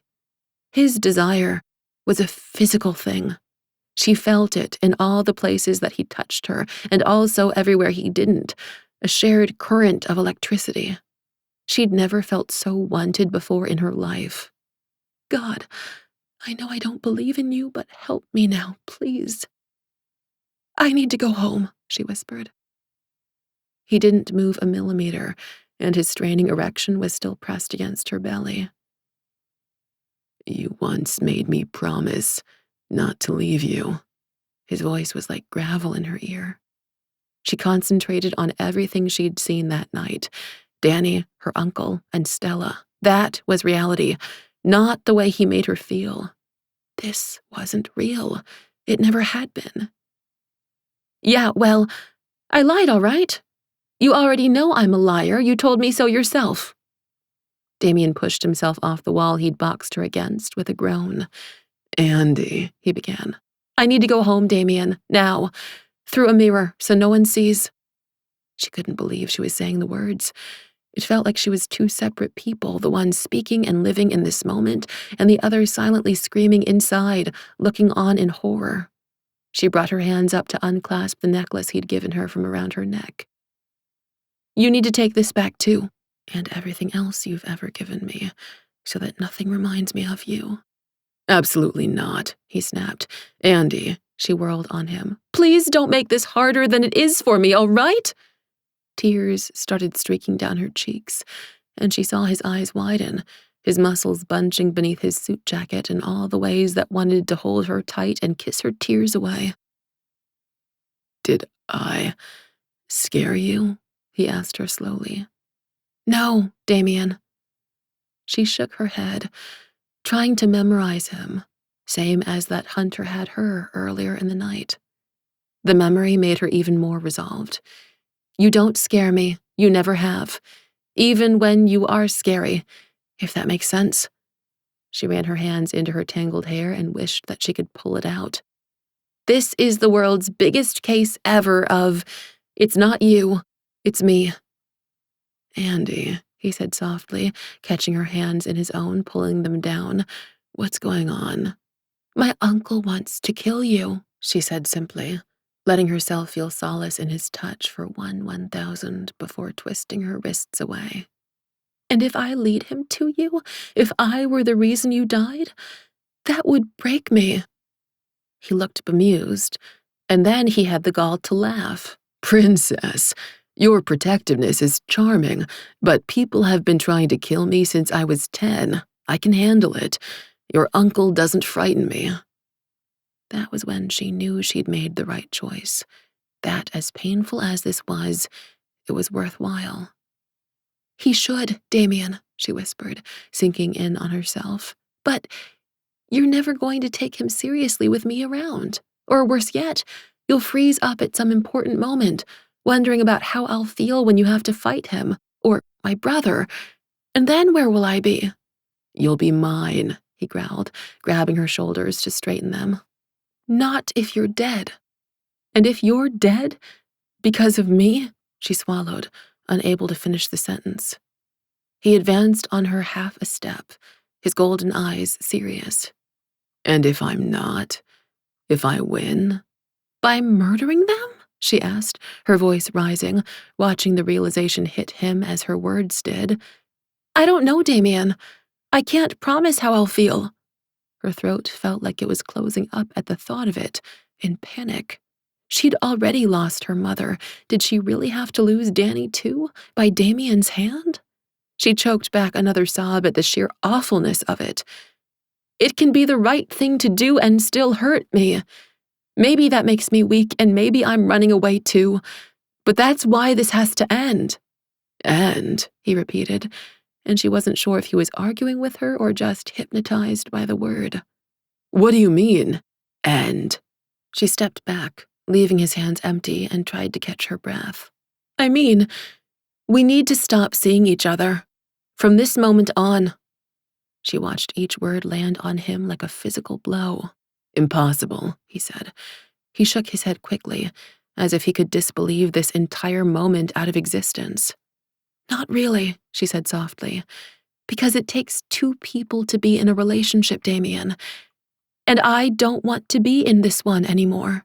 It's too hard, too terrible. She forced herself to watch the effect her words had on him. She owed him that much, and he might not believe her if she let herself look away. A beautiful blaze of anger and confusion streaked across him like a comet, and then Andi had seen a lot of people die at the hospital, but she'd never seen anyone die outside of it until tonight. First, the hunter by her uncle's hand, and now Damian by hers. She hadn't even had to stab him. Until when? He demanded, his voice hoarse. I don't know, she bit her lips. There had been a lot of hunters in the room along with her uncle, and all of them knew she knew a dragon now, and the fight between Damian and Danny was clearly coming. Maybe never. She closed her eyes so she wouldn't cry more, but it didn't work. The tears wouldn't stop, and it felt like there was something small and rabid clawing her heart out of her chest. This was never going to work, Damian. We're from two different worlds. Literally. She pressed the heels of her hands to her eyes and tried not to sob. And when she opened them again, her image of him was shattered by the teardrops in her eyelashes, like watching him through a broken mirror. Andi, we're meant to be together, he panted in front of her, eyes wild, hands clenching in and out of helpless fists. It's destiny. No, she shouted, startling him to silence. I'm so sick of that word, Damian. You're not the boss of me, and neither is my uncle. She sidestepped him so that the sky was at her back. I make my own decisions, and right now, I want to go home. He stepped toward her again, his golden eyes searching hers for any hint of kindness. Princess, why don't you have faith in us? In me? He sounded so wounded, and everything inside her wanted to break and run to his side. She wanted to let him hold her, let him play his hands against her body, feel him move inside of her again, and above all else, to tell her everything was going to be fine. But it would be a lie, wouldn't it? Because there was no way he could make her any promises right now. Nothing he could say would be true. Damian, I do. But I'm not so naive as to not have faith in my uncle also. I've known him too long for that. She took a step back from him, and it felt like the first step of the rest of her life. Please, don't make me repeat myself again. He waited for a long moment, and then snapped his fingers twice. The magic cat appeared, and took their current situation in with a curious yowl. I need a mirror, Grim, Damian told it. The cat fell back on its haunches, looked at her, then started complaining to Damian. Grim, now! Damian demanded. The small cat made a frustrated sound, but a mirror arrived from nowhere to hover in the air between them. Andi walked around it to be on Damian's side, so they both showed in its reflection. He waved his hand in front of it, and the image of her bathroom showed on the glass. This isn't what I want, Andi, he said, offering his hand out. She knew she'd have to take it to make the journey. She carefully put her hand in his and felt his strong fingers wrap around hers. "It's a good thing I'm not asking you then," she said, raising her chin high. She felt his pain radiating off of him in waves. "Andi, take me home." His hand squeezed hers tightly as he stared at her, swallowing again. "Don't let go," he warned, and she heard all the ways he meant it as he stepped into the reflection. Andi stepped in after him. This time, she wasn't protected by the heat from his body, not like she'd been when they'd stepped into the pond at the cemetery. The freezing unhappiness of the horrible between place assaulted her everywhere, and she bit her lips not to scream because she didn't want Damian to overreact, and she didn't want to let any of the tiny cold hands touching her to reach inside her mouth. It was bad enough she had to breathe still, and she didn't want to open her eyes. There was a crashing sound as both she and Damian arrived on her bathroom counter. He'd managed to make a much more graceful landing, lightly hopping down to stand on the tile, whereas when she opened her eyes, she found herself sitting amongst the hair products and makeup she'd used earlier and left out. He was still holding her hand. She let him help her dismount the counter to stand closer to the door, and it was clear he wasn't going to let go first. "Andi," he tried her name again, his voice a symphony of tones imploring her to reconsider. "Don't," she told him, letting go of his hand. His hand fell from hers much more slowly. Andi took one last long look at him before opening her bedroom door and pausing. "Why were you mad at yourself earlier?" She knew she was going to regret asking, but she couldn't help it. He closed his eyes before responding. "It doesn't matter anymore, Princess, does it?" She shook her head. "No, I guess not. Goodbye, dragon." The second the door was closed behind her, she leaned on it, slid to the ground, and cried. Andi stayed in a ball inside her bedroom, quietly sobbing. She didn't want to wake Sammy up. It was late, and there was nothing Sammy could do about it besides. No one else in the world would understand what this was like, being torn between the man she loved and her family.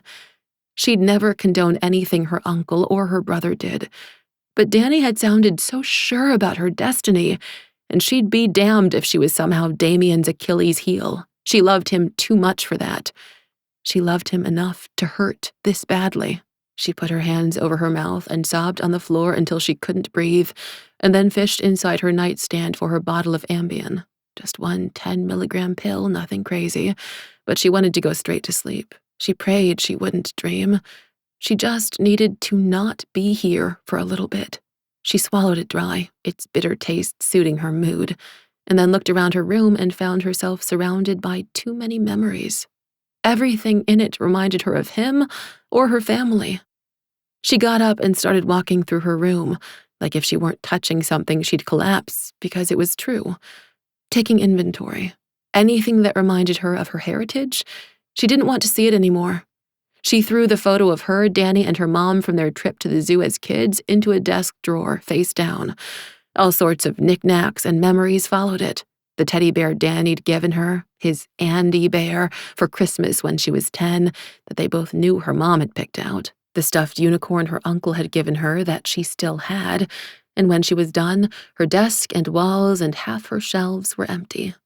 The photo album that proved her mom was a hunter, she spun it underneath her bed, where she'd never look at it again. And then anything that reminded her of Damian? She didn't want to get rid of any of it, but seeing it now would only burn.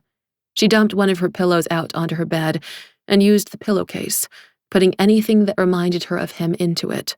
The empty French press she'd kept on her desk, the pajamas he'd given her, the sheets she'd washed and thrown into the back of her closet. And while she was there, she regretfully pulled the black silk dress she'd worn with him off its hanger, pouring the slippery fabric into the pillowcase before strangling it with a knot. The Ambien was hitting now. Things were slowing down. She lunged for her full-length mirror and turned it around while she still had the sense to. It would be cheating if Damian got to peek, and she took down the Fast and Furious poster for good measure, because if Damian couldn't see her, then her Ambien-addled brain said then no one could, not even Vin or The Rock. She held onto furniture now like it was a path. First the wall, then the nightstand, then crawled onto her bed, kicking off her shoes, curling back into a ball around a pillow. And that's when it hit her. She'd really left him. She held her naked pillow to her mouth to muffle the sound of her screaming, and felt her emotions rack her body. Her heart clenched inside her chest, making her gasp for air, and she knew that that's what people meant when they said they had a broken heart. It was all the adrenaline in your body flowing into your bloodstream, all your veins and arteries constricting, feeling like a heart attack. She wished that that were true. If there was something merely physically wrong with her, she could just call 911 and have someone else fix it, as opposed to the mess that had happened just now. It was the right thing to do, but that didn't mean it didn't feel like dying. Damian waited inside Andy's bathroom for as long as he could stand. "Go to her," his dragon growled.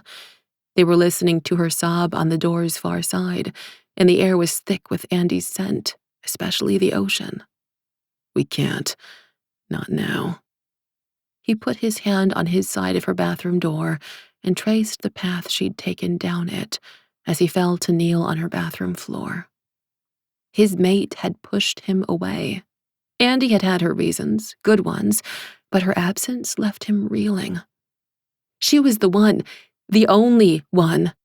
And now, he heard her manage to stand, moving around her room with little grace. She had abandoned him. No, it only felt like that. That's not what she'd done. She wasn't fighting him. She was fighting fate. And he remembered what that was like when his father had died and he'd opted to not take his crown, which had led to his own fate, brought low here inside Andy's bathroom. He wanted to tear down her apartment's thin walls to get to her and claim her again, while knowing that the best thing he could do for her was to leave here immediately. She was scared of her uncle and scared for him, and he was going to have to kill members of her family. On what obscene world could he expect to put their relationship through that and come out intact? "She is ours," his dragon growled.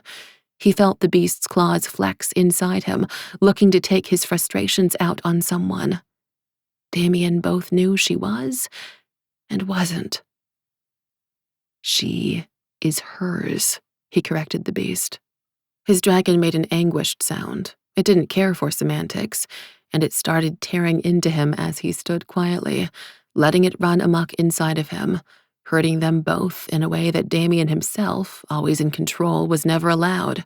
He moved himself onto the bathroom counter and opened the mirror up before his resolve could break, and sent himself back to his castle, in a swirl of air scented like caramel, apples, and the salt water of her tears. His dragon attacked him again, wordlessly, the moment he was free of the mirror, worse than it had ever been. "You need to stop," he warned it. "You need to let me win," the beast growled back. Damian clutched onto the side of the mirror he'd just exited, and Grimalkin appeared. "Well?" the cat demanded, tail straight as an exclamation point. "What happened? Where is she? And why was she crying?" "Not you two," Damian muttered. He put a hand to his chest and started staggering toward his bedroom door. It felt like his dragon was searching for his heart to shred. "If I found it, I'd eat it," his dragon told him. "But you have none," it snarled. He concentrated on making it to his hallway, keeping his hand along one wall. He ignored Grim's ongoing questions for his dragon's accusations. "You think I am not in pain? We didn't have to leave her." He felt the beast lurch inside him, trying to gain control and go back to his mirrors. He never should have let it out earlier this evening. He'd given it freedom it wouldn't easily forget, like the feel of her soft weight safe inside its paws. "You want it too," his dragon hissed at him. It would be a lie to deny it. The thrill of her absolute trust in him, listening to her shriek with delight as his dragon flew her, the satisfaction of her finally knowing him in his entirety. Damian closed his eyes at the memory, taking his path by heart, one foot after another, in internal agony as his dragon attempted to rend him in two. The doors to the training room opened in front of him, and he felt safer the second they closed behind him again. Was his dragon stronger, or was he just too tormented to control it? Did he even want control? His dragon wasn't wrong. They did want the same thing. Andi, in their hands, paws at their side, to be inside her. It was just that he knew it wasn't possible. When would it be? Damian, Grimalkin appeared inside the room with him, prancing in concern. Are you even listening? No, Damian said, his voice low. Hardest setting, he announced, bracing for a barrage. The walls of the training room were mounted with weapons created from Grimm's magic and Jameson's technological imagination, and he would welcome whatever attacked him with open arms. Grimm waved away his command with a tail stroke. Damian, I asked you a question, the cat snapped. Damian glared at his guardian. Hardest setting. Now! Grimalkin glared back at him and disappeared as 50 of the lasers Jameson had mounted into the walls dropped down from panels and began charging. You always try to drown me out with acts of physical performance, his dragon snarled. That's not why we're here, he answered the beast aloud. The first shot out, and he dodged it without thinking, the red light clipping his suit's shoulder, the scent of ozone mixed with vaporized wool smoking in the air. He twisted in time to miss another near his cheek, feeling its heat like a painful kiss. No, his dragon asked archly, sure it was catching him in a lie. No, he told it. The other 48 came online, aimed at him, and he didn't bother to try. 50 pinpricks of pain, burning him on the outside, same as his dragon was ripping him apart in his mind. The air was full of the stench of his suit being burned off of him, and then past that, his own skin. He watched the spots where they hit him as they coalesced on his chest, where it looked like he was exploding into light. He was magically enhanced, and he healed almost as fast as they harmed, but they were hurting him. They were smaller versions of the big gun that Jameson had made to kill him if his dragon ever got free. It felt good to hurt. It felt good to feel something, anything, that was not the sheer anguish in his heart. His dragon quieted inside of him as it realized what was going on, that he was just standing there, taking the blows. I wanted to prove to you that I can bleed. He felt the beast coil and writhe inside himself. So, it hissed, you think if you punish yourself, I will stop hurting you? It redoubled its efforts, raking him with its claws. I will never rest until I am with her again. Damian suffered unimaginable pain, both inside and out. And do you think that I will? He shouted. It considered this, sensing the truth in him, then continued regardless. But you let her go. Damian brought his hands to his hair to tear at it, lasers following glittering paths up his arms. I had to. It was what she wanted. She's scared. But she is our mate, his dragon howled, as if that alone could fix everything. She loved flying. Why is she scared? I don't understand. Damian fell to his knees and felt the lasers dance a path down his back. He wanted to yell at the beast, but the torment it felt was only an echo of his own. He couldn't blame it for not knowing what to do with its emotions when he could barely handle his. He ached indescribably inside and out, and the scent of burning wool and cotton had shifted into the cooking scent of flesh. She feels trapped, dragon, something that you should know all about. His dragon recoiled, and Damian felt it thinking hard. Then I want to break her free. It sounded so mournful, so pained, and in that moment, they were almost the same creature again, because Damian wanted nothing more than that as well. To somehow untangle Andi from all her entrapments with her brother and her uncle, and to free himself from his life of being hunted and being haunted by his curse. Would that he could come to her as a man, just a man, and love her freely. Oh, dragon, as do I, he sobbed into his hands. It was the crying that did it. His dragon didn't care if he stood there and obliterated himself one atom at a time with angry light, but the second tears sprang to his eyes, he felt it reconsider.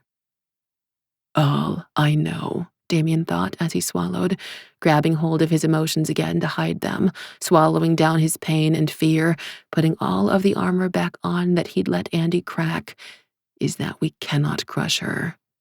She doesn't have our scales. His dragon went still and slowly sank in on itself until it disappeared, leaving him on the ground, scorched. Chapter 4. At some point, the lasers must have turned off and his body had gone to sleep to heal, because the next time he woke, it was to the delicate pinpricks of Grimm's teeth, nipping at his fingers. Damian, Grimm said, letting go as he roused. The others are waiting for you. Why? He asked, sliding a hand over his face and rolling flat. He was a mess, but it didn't matter because things weren't going to get better anytime soon. I believe they've got actual enemies for you, so you can stop fighting yourself, Grimm said, sounding peeved. Yes, fighting, his dragon said agreeably, unfurling in his mind, before gently continuing. You like fighting, don't you, human? In general, yes, Damian said, then snorted.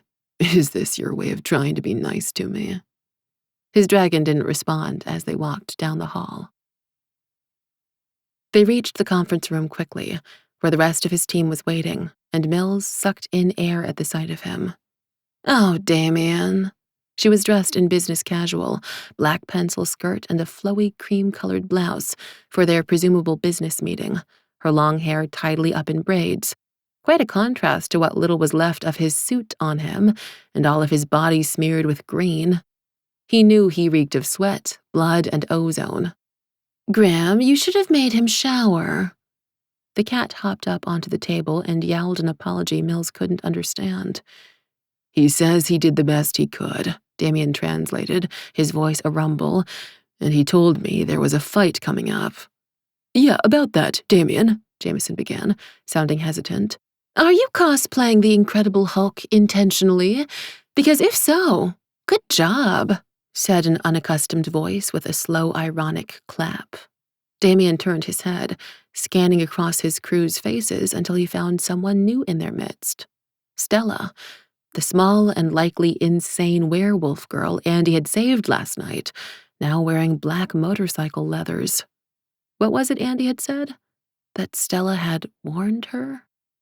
You, he said, rounding the table, angling for the woman. Whoa, Dee, Zach said, putting himself in Damian's way, his crisp black suit making him look every bit like an unsuspecting bystander.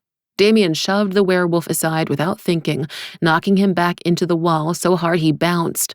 Jameson ran out the door as Austin ran to his brother's side, and Damian continued on for Stella. What did you tell her? He demanded. Tell who? Stella asked, instantly jumping up and pulling out her handgun as she backed away. I know you're a fucking dragon, but this is a Ruger Super Red Hawk loaded with .454 Casull. It can take down a buffalo. Damian, I know things are rough right now, Mills began, appearing at Stella's side, but we invited Stella here to help us with the hunters. Remember them? Damian cleared the distance between them until the muzzle of Stella's gun was resting against his sternum, rising and falling in the rhythm of his breath. What did you tell her? Rihanna appeared on Stella's other side. Really, brother? Did murdering one little human do this to you? You're very out of practice. Max ran forward to sweep Rihanna back to safety as Damian heard Austin say, Oh shit, are we really doing this? And then a mottled gray and black wolf the size of a picnic table leapt out of nowhere and careened into him. Zach. Damian swatted it back and then felt its fangs clamp on his hand and wrist, yanking him to one side as it fell. The pain traveled up his arm slowly, like it was coming from a great distance, and it was absolutely nothing compared to the pain in his soul since he'd left Andi behind. Zachariah, Mills snapped, And then another werewolf ran at him from the side, a shaggy auburn blur, buffeting him with its shoulder, knocking him down. "Austin, cut that out!" Damian knew they were his friends, that he shouldn't fight with them, that there'd be more appropriate fights to come, and yet he moved his hand inside Zach's wolf's mouth to grab hold of the inside of his lower jaw and squeeze. The wolf whined, but it didn't let go, and his brother's jaw found the meat of Damian's thigh to viciously bite and pull. "Boys, stop it, all of you," Mills demanded. She strode forward to put a foot on his chest. Her hair was down now, and it seethed like a living thing, winding itself around each of his limbs. "You murdered her?" Stella accused him. She hadn't used the wolf's distraction as an excuse to run away. Instead, she'd moved her half-cocked gun up for a headshot. "Of course not," Mills answered on his behalf, as a strand of her hair came up and wrapped the barrel of Stella's gun, too, whipping it away from the woman. "Explain yourself," she demanded, "starting with you, Damian." Damian lay there, gnawed on by werewolves, strangled by magical hair, and it was all he could do to keep breathing. Not because of anything they were doing to him, but because she was gone. The day his entire crew had prepared for when he'd finally go wild, was here. Only instead of it being his dragon's fault, this was all him. "Andi left me," he confessed, "to protect me from her uncle and her brother." He let go of Zach's jaw, and the wolf began to release his arm in turn. Stella took a step back, retrieving her weapon as Mill's hair proffered it back to her. "Well, she's not wrong. He's a fucking scary dude." Jameson ran back into the room with his dragon-shooting armature on, the weapon making a high-pitched whining as it charged. "Back it up, buttercups," he announced, focusing the aiming light on Damian. Mills waved him down. "We're all right," she said, then stared down at Damian. "Aren't we?" Damian was fairly sure he'd never be all right again, but he forced himself to answer, "For now." "Hell of an operation you've got here," Stella told Mills, as Rihanna wrested herself free of Max's arms to come back to the fray, peeking her head over his so that she was upside down in his field of vision. "So, you didn't murder her?" she tisked. "For shame." After that, Mills tasked the two wolves with making sure Damian showered, shouting, "The three of you, go cool off!" They herded him down the hall like oversized border collies with a reluctant sheep, if that same sheep could also become a fire-breathing dragon. Grimalkin brought up the rear, hissing any time a wolf so much as looked his way, and they went into the communal showers outside the training gym together.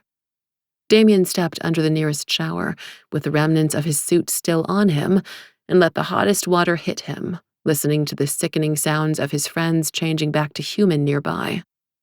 The first time he'd ever seen his friends change on a no-moon night, and it was to stop him. He really was fucking cracking up. But he had unfinished business with Andi. No matter what she thought, he had to pull himself together. "Take off what's left of your shirt and pants, Damian," Grim counseled, hopping between the water jets. "You need to get clean." Damian did as he was told and saw the river of blood pouring out of the wounds on his arm, where Zach's fangs had pierced him, and again on his thigh, where Austin had. The blood swirled, a watered-down emerald green against the shower's bright white tile. The amount of blood leaking out of him lessened as his wounds healed from the inside out. "Dude, I cannot believe I bit you," Austin said, coming up beside him to clap his shoulder hard, staring at the green splashes on the floor. The tattoos Austin had rippled over his muscled chest and down his arms. "So, let me just say, Zach started it." Zach snorted, coming up beside them both. "Thanks. It's true," Austin protested with a lopsided grin, before shaking himself like a dog. "What the hell were you thinking, shifting?" Zach groaned. "I wasn't. I'm sorry, Damian, you were coming in hot." "I was," Damian agreed, waving his friend's apology away as the last of the green washed off of him. "I don't usually let my emotions get the better of me. I should be the one apologizing. I'm sorry." No matter what Andi believed, he was scary. It was just a mystery to him that somehow her uncle was scarier?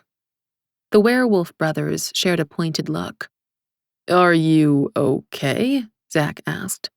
"If you're asking if I'm going to drag an out on you, the answer's no."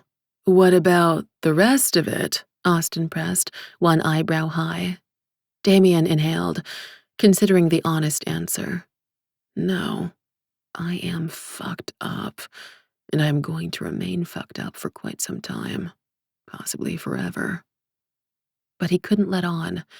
He didn't want to worry them any more than he already had. Zach put a serious hand on Damian's shoulder before he could speak again. "Do you want to talk about it? Before my brother offers to take you to a strip club, I mean." "That's not my only go-to, Zach," Austin snarked before rebounding. "Although now that you mention it, pussy does solve a lot of problems." Damian took a deep inhale. "Not when the only pussy in the world I want is worried her brother is going to kill me. Or me, him." Austin hissed, and Zach winced as he turned the water faucet off. "You see my conundrum," he went on. Grimalkin materialized a set of towels nearby, and each of the men took one. Austin cinched his, appeared thoughtful, and then held his hands up like he was selling products on a TV infomercial. "Have you thought about alternate sources of pussy?" he asked. Zach rolled his eyes to the heavens, and not for the first time, Damian thought it was interesting that their tattoos matched, because nothing else about them did. He stared at his brother flatly. "Not helping," he said, then faced Damian. "Did you tell her? The mates thing?" "Of course not," Damian sighed. "I wanted to, but she'd already gone through so much tonight. Besides, it's not like it's a magic wand. We'd still have the same problems." Damian raked a hand through his wet hair. "But if she's your mate, then this is temporary," Zach said, trying to logic things out. "She can't escape fate, right?" "Purportedly, only I forgot the part where she's also fated to fight by her brother's side." Austin groaned. "I mean, really, Damian, there's so much no-fate pussy out there." Zach went to punch his brother's shoulder as Austin danced aside. "Wait, I know a guy. 2 doors down from me, 3rd hallway. Wears goggles, shifts into a bear, named Max." "I'm not using the forgetting fire on Andi to erase her memory of her family. That's fucking dark." Damian glared at the shaggier wolf. Zach moved so that he occupied Damian's field of vision instead. "Okay, I agree that my brother's an idiot and that things are hard. But let's acknowledge that this is not a problem we're going to solve tonight." Damian stared into Zach's eminently reasonable ice-blue eyes for a long moment, reminded of all the reasons why he let Zach run Blackwood Industries without him. "Agreed." "Good. So let's focus on the now. Mills and Jameson have some targets for us to take out. You like beating things up. These hunters sure as shit deserve to be beaten. It'll be an easy win. Let's go take it." Damian slowly nodded. "Thanks, Coach," Austin said ironically, bobbing up in front of his brother, his rust-colored hair just beginning to dry. "And when we're done," he said with a dangerous grin, "I know this place by the interstate. Pussy as far as the eye can see." Damian went up to his room to get dressed and brought his orrery down with him from his office. It chimed musically as he took the stairs. By the time he returned to the conference room, Mill's hair was rebraided. "So, Andy's gone?" the witch asked, her brow furrowed with concern. Damian sat down again beside her, putting the orrery down between them. "She's trying to protect me from herself. Her brother told her she's going to fight by his side, so she's trying to take herself out of the equation." "Destiny doesn't work like that." Rihanna crossed her arms, frowning at the thing Damian had brought. "That's what I told her, but she's human." Damian spread his hands out on the table. "She doesn't want to betray me, but she doesn't want to look at me and know that I'll have to kill Danny. So, although it pains me, I cannot blame her." Max grunted, putting both his elbows on the table. "No one said it has to be you who kills him, Damian. We've got plenty of weaponry. And don't forget the big gun," Jameson said, gesturing at the armature he'd set down in the room's corner. "I'm fairly sure any one of us vaporizing him will feel the same to her." Damian shook his head. Zach cleared his throat. "So is there a solution to the hunter problem that doesn't include killing him?"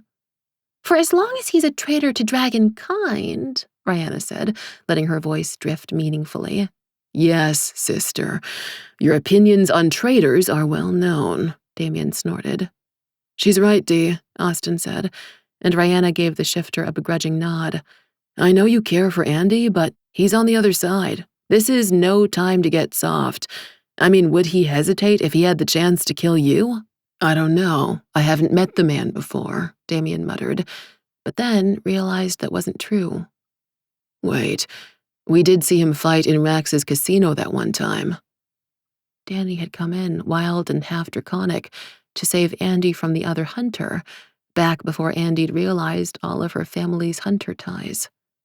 I remember that fight, Mills said, tapping a finger on her lips. Yeah, we saw him stick his claws through that guy's eyes into his brain. Who could forget? Jameson's lip curled in disgust. Damian would have, because of everything that night that had come afterward. Him in Andi's bedroom, satisfying her thoroughly before holding her as she drifted to sleep in his arms. He realized all he had of her now were memories.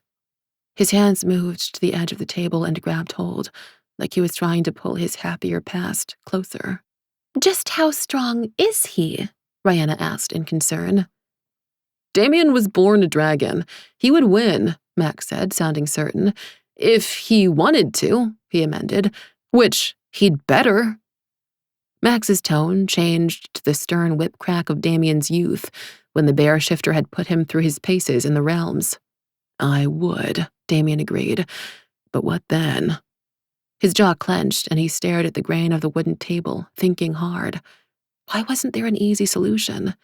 How could he thread this needle, survive, and still keep Andi's gentle heart? Zach cleared his throat. Okay, so what's with the crazy desk toy? He asked, gesturing at the thing Damian had brought with his chin. Damian took a deep inhale and tried to focus. You heard Lee's talk of the joining in the car, yes? Austin grunted. It sounded pretty made up, like he just wanted an excuse to kill people. Damian looked over at his sister. Do you think a joining and a conjunction could be the same thing? Max's head snapped toward her, too. Why is he asking? Because that's why I'm here.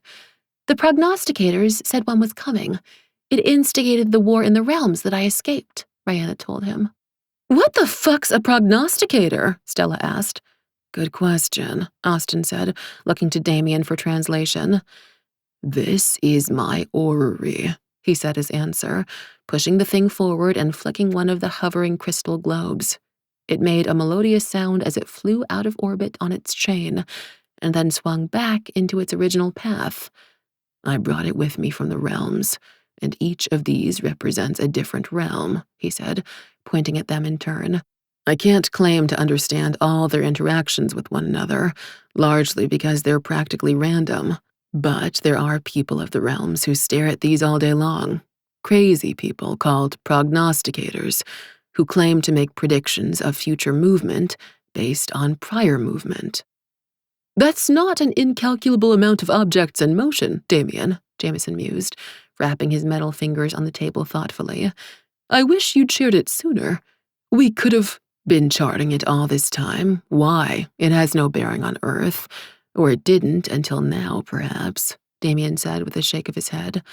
But with Lee's talk of a joining, I'm worried it's the same as what we call a conjunction.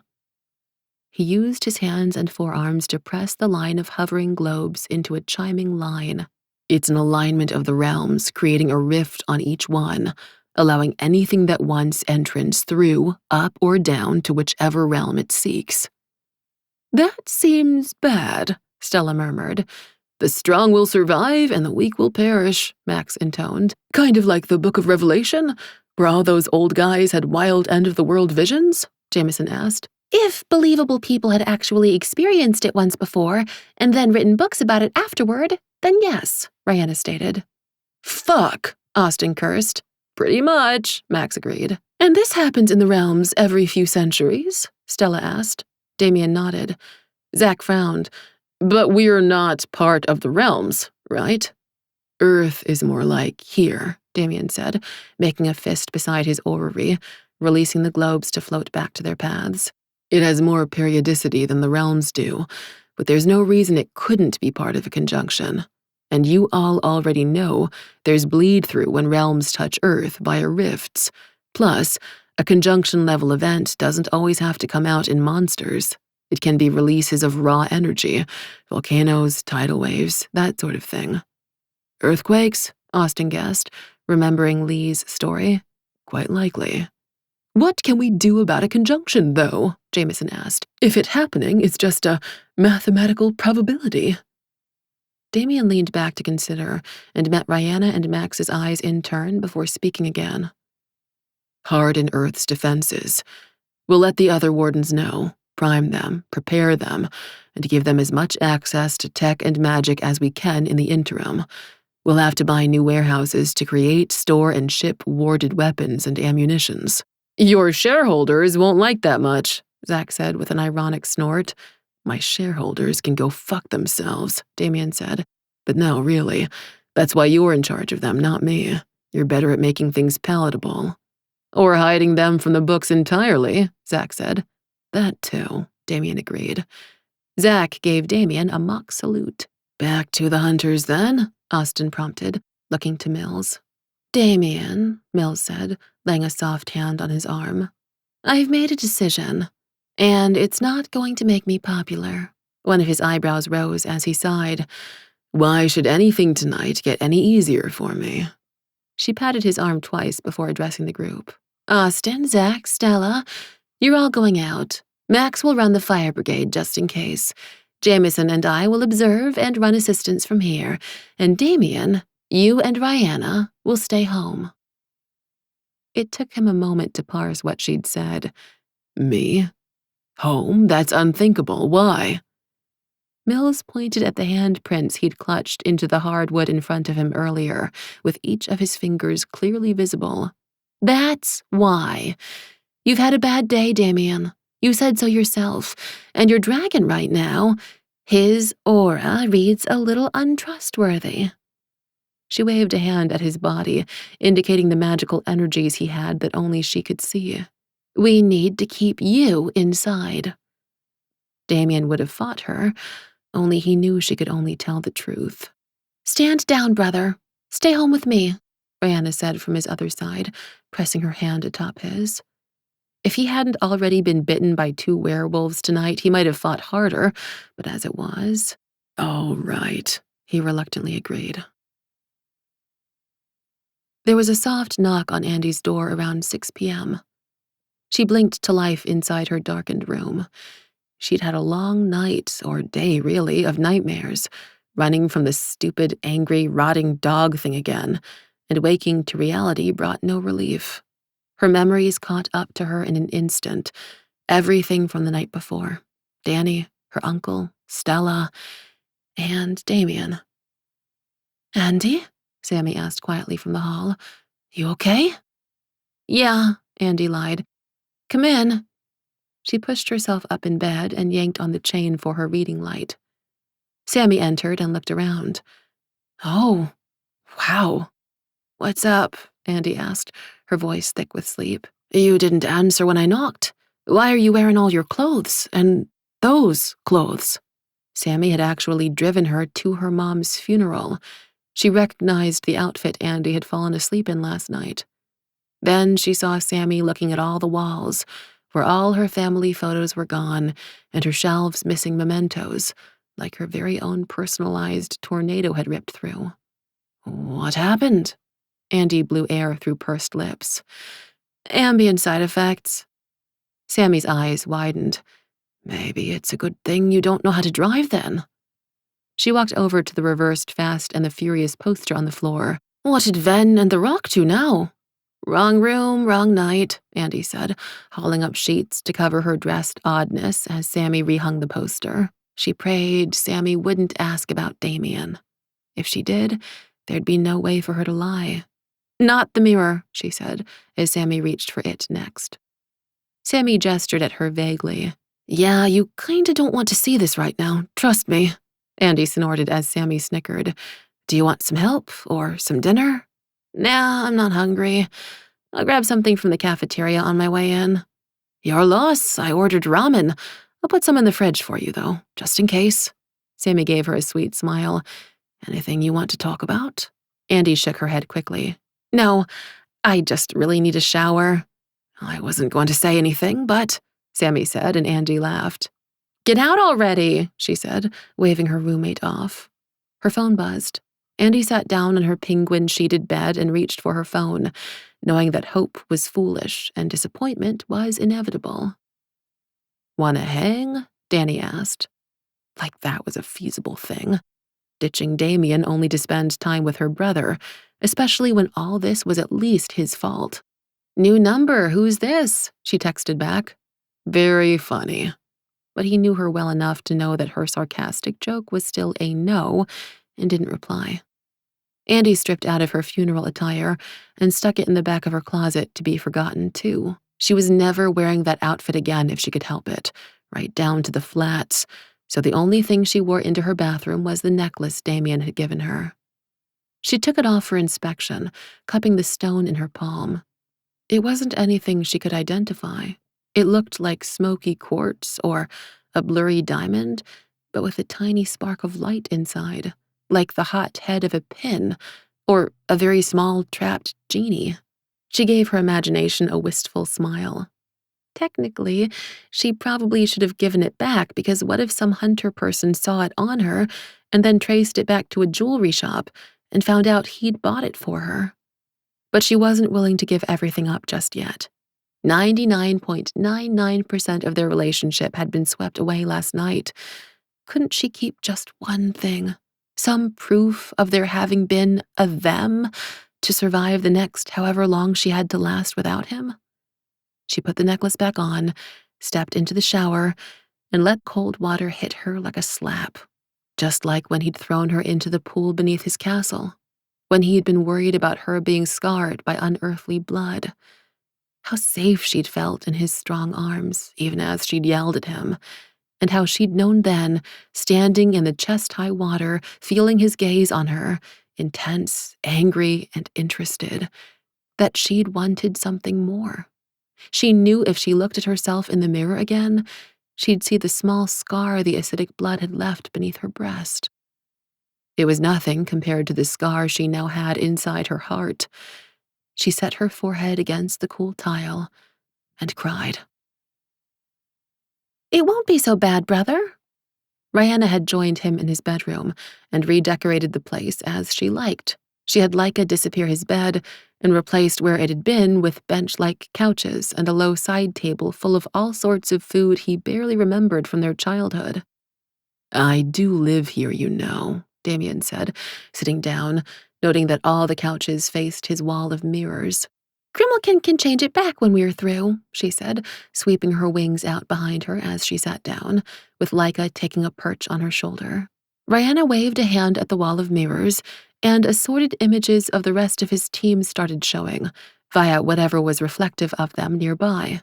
They saw Zach and Austin from the SUV's side views, while what was clearly a rear-view mirror showed both the men up front and Stella in the SUV's back seat. Rihanna, no. He paced over to the mirrors, waving a hand to turn them off. Why? He shook his head quietly. Mills and Jameson are monitoring them. They don't need us watching too. But why can't we? Largely because Damian had never considered doing it. He'd never been sidelined before. Because it's rude. You mean you don't have a mirror making sure your woman is safe at all times? Rihanna asked, her head tilting sideways. Leica, sitting on her shoulder, mimicked the motion, twisting her beak. No, Andi doesn't want that. Neither do I. Speak for yourself, human, his dragon muttered. He pushed it back. But we're royalty, Rihanna said, completely sincere. How do you monitor your servants without spying? He laughed. That's easy. I don't have any. Rihanna's eyes went wide as she clutched a hand to her chest. No. Say you're kidding. You're a prince, Damian. And I manage just fine with Grimm's help, and the others. He sat back beside her. They can deliver a lot of things these days. Not everything's bespoke. The castle cleans itself, and we make do." She shuddered, sending ripples down her wings and disturbing Laika, who went to fly in lazy circles near the ceiling. "How odd." He watched her stare into space, considering her servantless future, and he realized he'd been unkind. "I'm sorry, Rihanna. I know you just got here, and I've hardly taken any time to teach you." Her green eyes focused on him again, as she got a sly smile. "Yes, well, I hear being mated to a traitor takes up a lot of time." "Rihanna," he warned, but he knew from his childhood it was already too late. "You do realize you could have stayed home, killed my mother, and already had 2 or 3 cursed children of your own by now? And then I would be at home, surrounded by a fleet of servants. And I'd have access to all my old books, with the opportunity to be an amazing aunt?" He snorted. "You don't like children. I haven't forgotten." "I don't have to like things to make a point," she said, grinning. "And just who would have suited me better in your imaginary future?" He could hardly remember any of the women he'd been with before Andi. "Sorelia," Rihanna said without hesitation. "She was heartbroken when you left, you know. Cried for weeks, or so I was told." "Our nanny's daughter?" Damian struggled to put the name to a face, and then frowned, remembering. "Rihanna, she was half horse." "So?" Rihanna sank near him and pretended to swoon. "Where your love was concerned, she was all woman." She broke into peals of laughter as he groaned. "Oh, it's just as easy to rile you as it's ever been. So there's that," she said, dabbing the corners of her eyes daintily. He inhaled and exhaled deeply. "Give me time regarding Andi. The wound's still fresh." Rihanna snorted. "What kind of sister would I be to you if I waited long enough to be kind? Truly, have you been away so long?"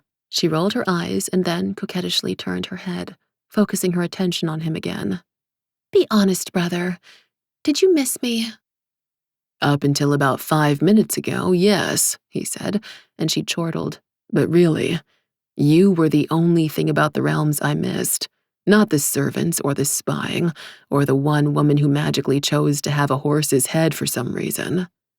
"Half horse makes more sense than entirely human," Rihanna said, still snide, then sighed. "I am glad to rank slightly higher than Sorelia on that list."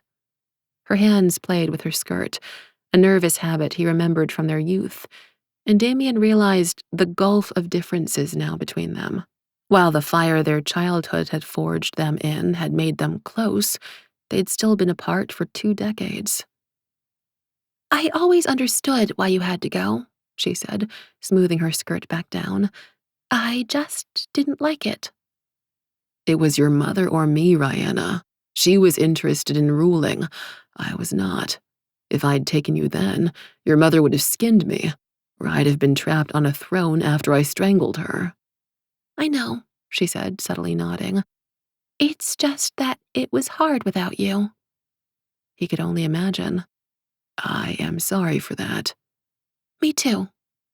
She straightened herself again, taking back some of the regal bearing she'd lost to taunt him. "In any case, if you don't spy on people, what do you do to pass the time?" "Train," Damian shrugged. One of her eyebrows arched high. "Let me rephrase. What do people who aren't you do to pass the time?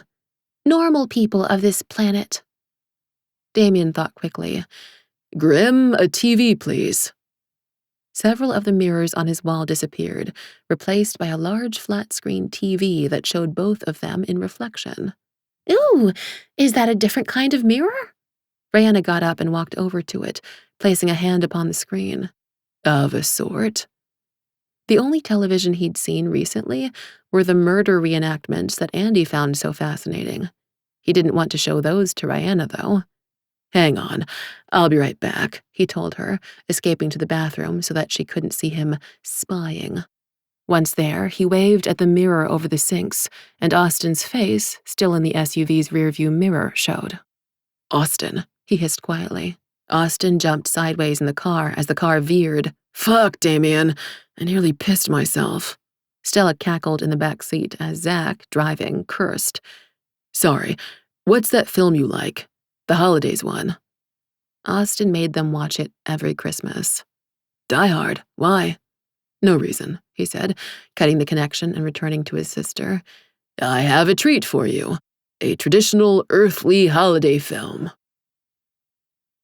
In the beginning, it took twice as long to watch as it normally did, because Damian kept having to stop it to explain what things were to Rihanna, although she got the underlying story immediately.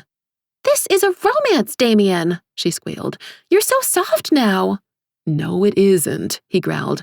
There's explosions and deaths and a holiday celebration.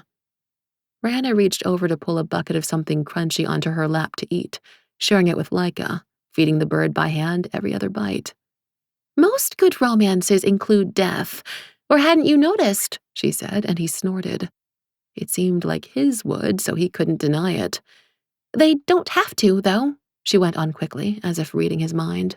Shortly thereafter, she gave into the story and stopped asking questions, completely absorbed. Damian watched along with half his attention, while the other half was still on his phone's empty screen in his hand, trying to decide what to do. He wanted Andi to know that he thought of her continually, but he also wanted to give her space to decide. It was a horrible position to be in, and he found himself envying the certainty of John McClane on screen. He was thinking he would have paid all of Blackwood's Industries' fortunes to just have a problem he could fight his way through, rather than one that required patience of him. When 3 things happened at once. Grimm appeared, hackles raised, tail like a fat white pine cone, shouting his name. Mills and Jameson burst through the door behind them, and Jameson's dragon-fighting apparatus dropped from the ceiling to land on the ground. Jameson ran over to it and started pulling it on. What's going on? Damian shoved up and off the couch, putting himself in front of his sister protectively. "They're fighting a dragon. You need to send Jameson there," Mills exclaimed. "Grimm, show him." One of Damian's remaining mirrors showed Zach, Stella, and Austin looking harried in some kind of office complex via a window's reflection. They were fighting on short brown carpeting, surrounded by desks, with even more windows at their back. "It's just like the film," Rihanna shouted with glee. "I need to get over there," Jameson told him, having strapped on the weapon. Damian took everything in a second. "Nothing personal, but fuck that," he said, transporting only himself through the glass. Chapter 5. Somehow, even with the spheres of magic that Jameson had developed to hide them, bursts of machine gun fire had the werewolves pinned down. The hunters didn't have to see who they were shooting, because as long as they kept up a barrage at the door, they knew they'd get the fighters inside eventually. Damian was lucky that they hadn't broken all the windows yet. There was an intact pane in the room he was able to step through. The second he landed, he knew why they'd called. The scent of warm dragon blood hung in the air. There was only one dragon it could be from. Danny. His own dragon answered, aligning itself beneath his skin, readying to fight. "Finish this," it whispered, its monstrous urges echoing inside him. His dragon showed himself a vision of him tearing the other dragon limb from limb, and then flying free. But he flashed back to Andi, crying on the castle's roof. "What if this destroys everything we have?" "She is our mate," it hummed, its surety charging him like electricity. "She is our destiny." "Where is your sphere, Damian?" Zach hissed. The magically imbued metal marbles protected anyone inside their radius, hiding them from view, but Damian was already inches from the door, bullets landing at his feet. He turned back toward Zach. "Why?" "Because you don't even have a mask on," Zach snapped, pulling his own off to throw it at him. Damian caught it as the pull of battle rolled through him like a tide. "I won't leave any survivors," he said, tossing the mask back. "Wait here," he commanded the werewolves, pointing at the ground like they were puppies, flipping a heavy conference table over for their protection. Damian stepped out of the room they were in and advanced on the nearest cubicles, kicking over the next wall. 3 men running submachine guns advanced, and Damian ignored them, feeling the bullets hit the scales just beneath his skin.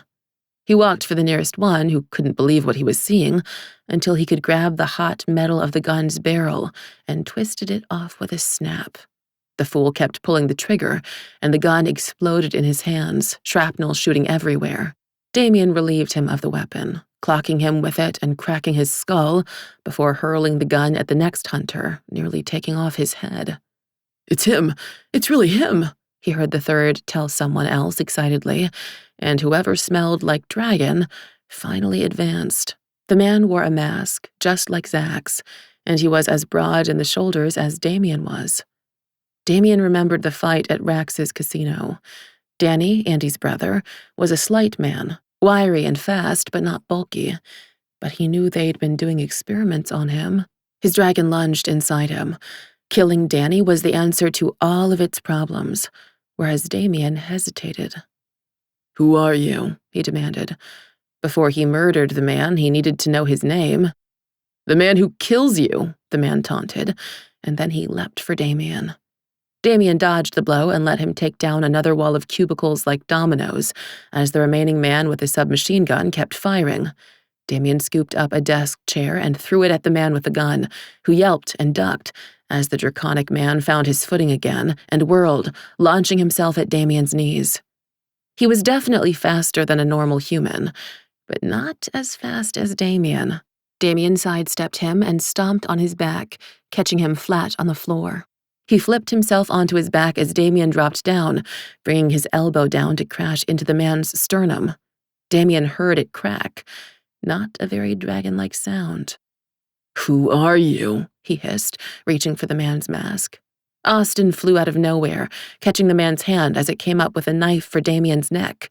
It fell to the drab carpeting and bounced. Damian ignored it and ripped the man's balaclava off, and the man underneath was Caucasian, definitely not Andy's twin brother. Stella lunged beneath him and snapped the man's neck before he could. Zach caught up with them after dispatching the last gunman. "What the fuck, Damian?" Damian eyed him. "Are you going to bite me again?" "I should," Zach growled. "You endangered all of us acting on your own without a plan, without even a mask."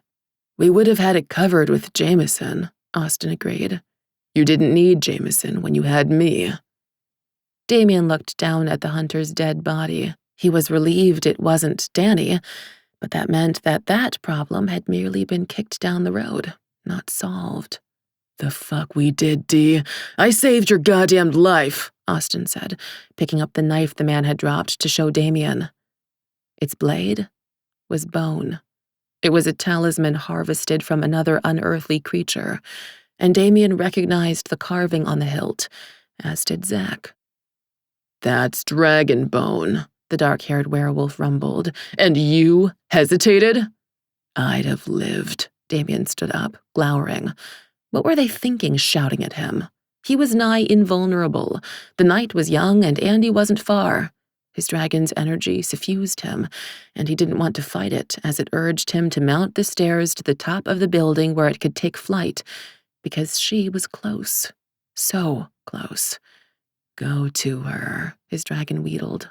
Stella took 2 quick steps up to Damian and punched him in the stomach. "This is exactly what she was afraid of, you idiot!" Then the 3 men gawked at her as she started dancing, cursing, holding her wrist, and Damian was so surprised he became himself in an instant. "Did you just punch me?" Damian asked her, blinking. "Go to her, now," his dragon insisted, but its spell over him was gone. "No," he growled, shoving it back. "We have to wait until she wants us." Zach reached for Stella's injured hand. She offered it to him reluctantly. "There's a reason we just shout at him," he said. "Or turn into wolves first," Austin added. "Oh, fuck all 3 of you," Stella said, yanking her hand back from Zach. "But especially you," she said, focusing in on Damian. "Because Andy told you that this would happen, and you didn't believe her." Damian took in his unmasked self, the dragon bone knife that would have actually pierced his skin, and the man wielding it who he'd waited to kill. Stella was right, as was Andy. "This is your second strike, Damian," Zach informed him, I don't know what we do at 3 strikes, but you'd better cut this shit out." Damian fought back a growl at being chastised, but the wolf was right. "I know." Zach gave him a begrudging nod and touched his earpiece after that. "We'll debrief later. Jameson, are we clear?" Damian didn't need to wait for Jameson's okay. He could use his dragon's ability to feel sea heat, and the only thing he sensed were cooling bodies. But the scent of blood had come from somewhere, and the knife alone wasn't enough to make someone change. He knelt down and ripped the hunter's shirt off, revealing an 8x8 panel of scaled skin bound against his chest with slippery green edges. Stella gagged. "God, that's fucking fresh!" That was the dragon he'd scented. And he'd been right in a fashion. The man on the ground wasn't Danny, but the portion of dragon skin he wore was, peeled right off of Andy's brother to help the hunter's cause. "Disgusting," Austin said, lip curled. Damian grunted in agreement, pulling it off the hunter. It was a piece of hide from a dragon's stomach, with overlapping scales in mottled army green, in sharp contrast to the bright green blood still fresh on the rawer side. His dragon resurfaced inside him at feeling the rough skin of another dragon's hide against his palm. "In this instance, your sister is correct," it told him. "Traitors should be killed on sight." Damian rode back in the SUV with them, their mood far more muted than it should have been after a successful night. They'd taken all the hunter's talismans with them, so it was just as impossible to ignore the scent of Danny's blood stinking up the cabin as it was to ignore the knowledge that the dragon that was on their side wasn't guaranteed to play nice. For his part, Damian stared out the window or played with his phone. Still nothing from Andi. And what would he send her if he could? "I hope your brother stops skinning himself for the hunters soon," or, "You were right, I hesitated," or, "Currently, my friends think I'm an asshole."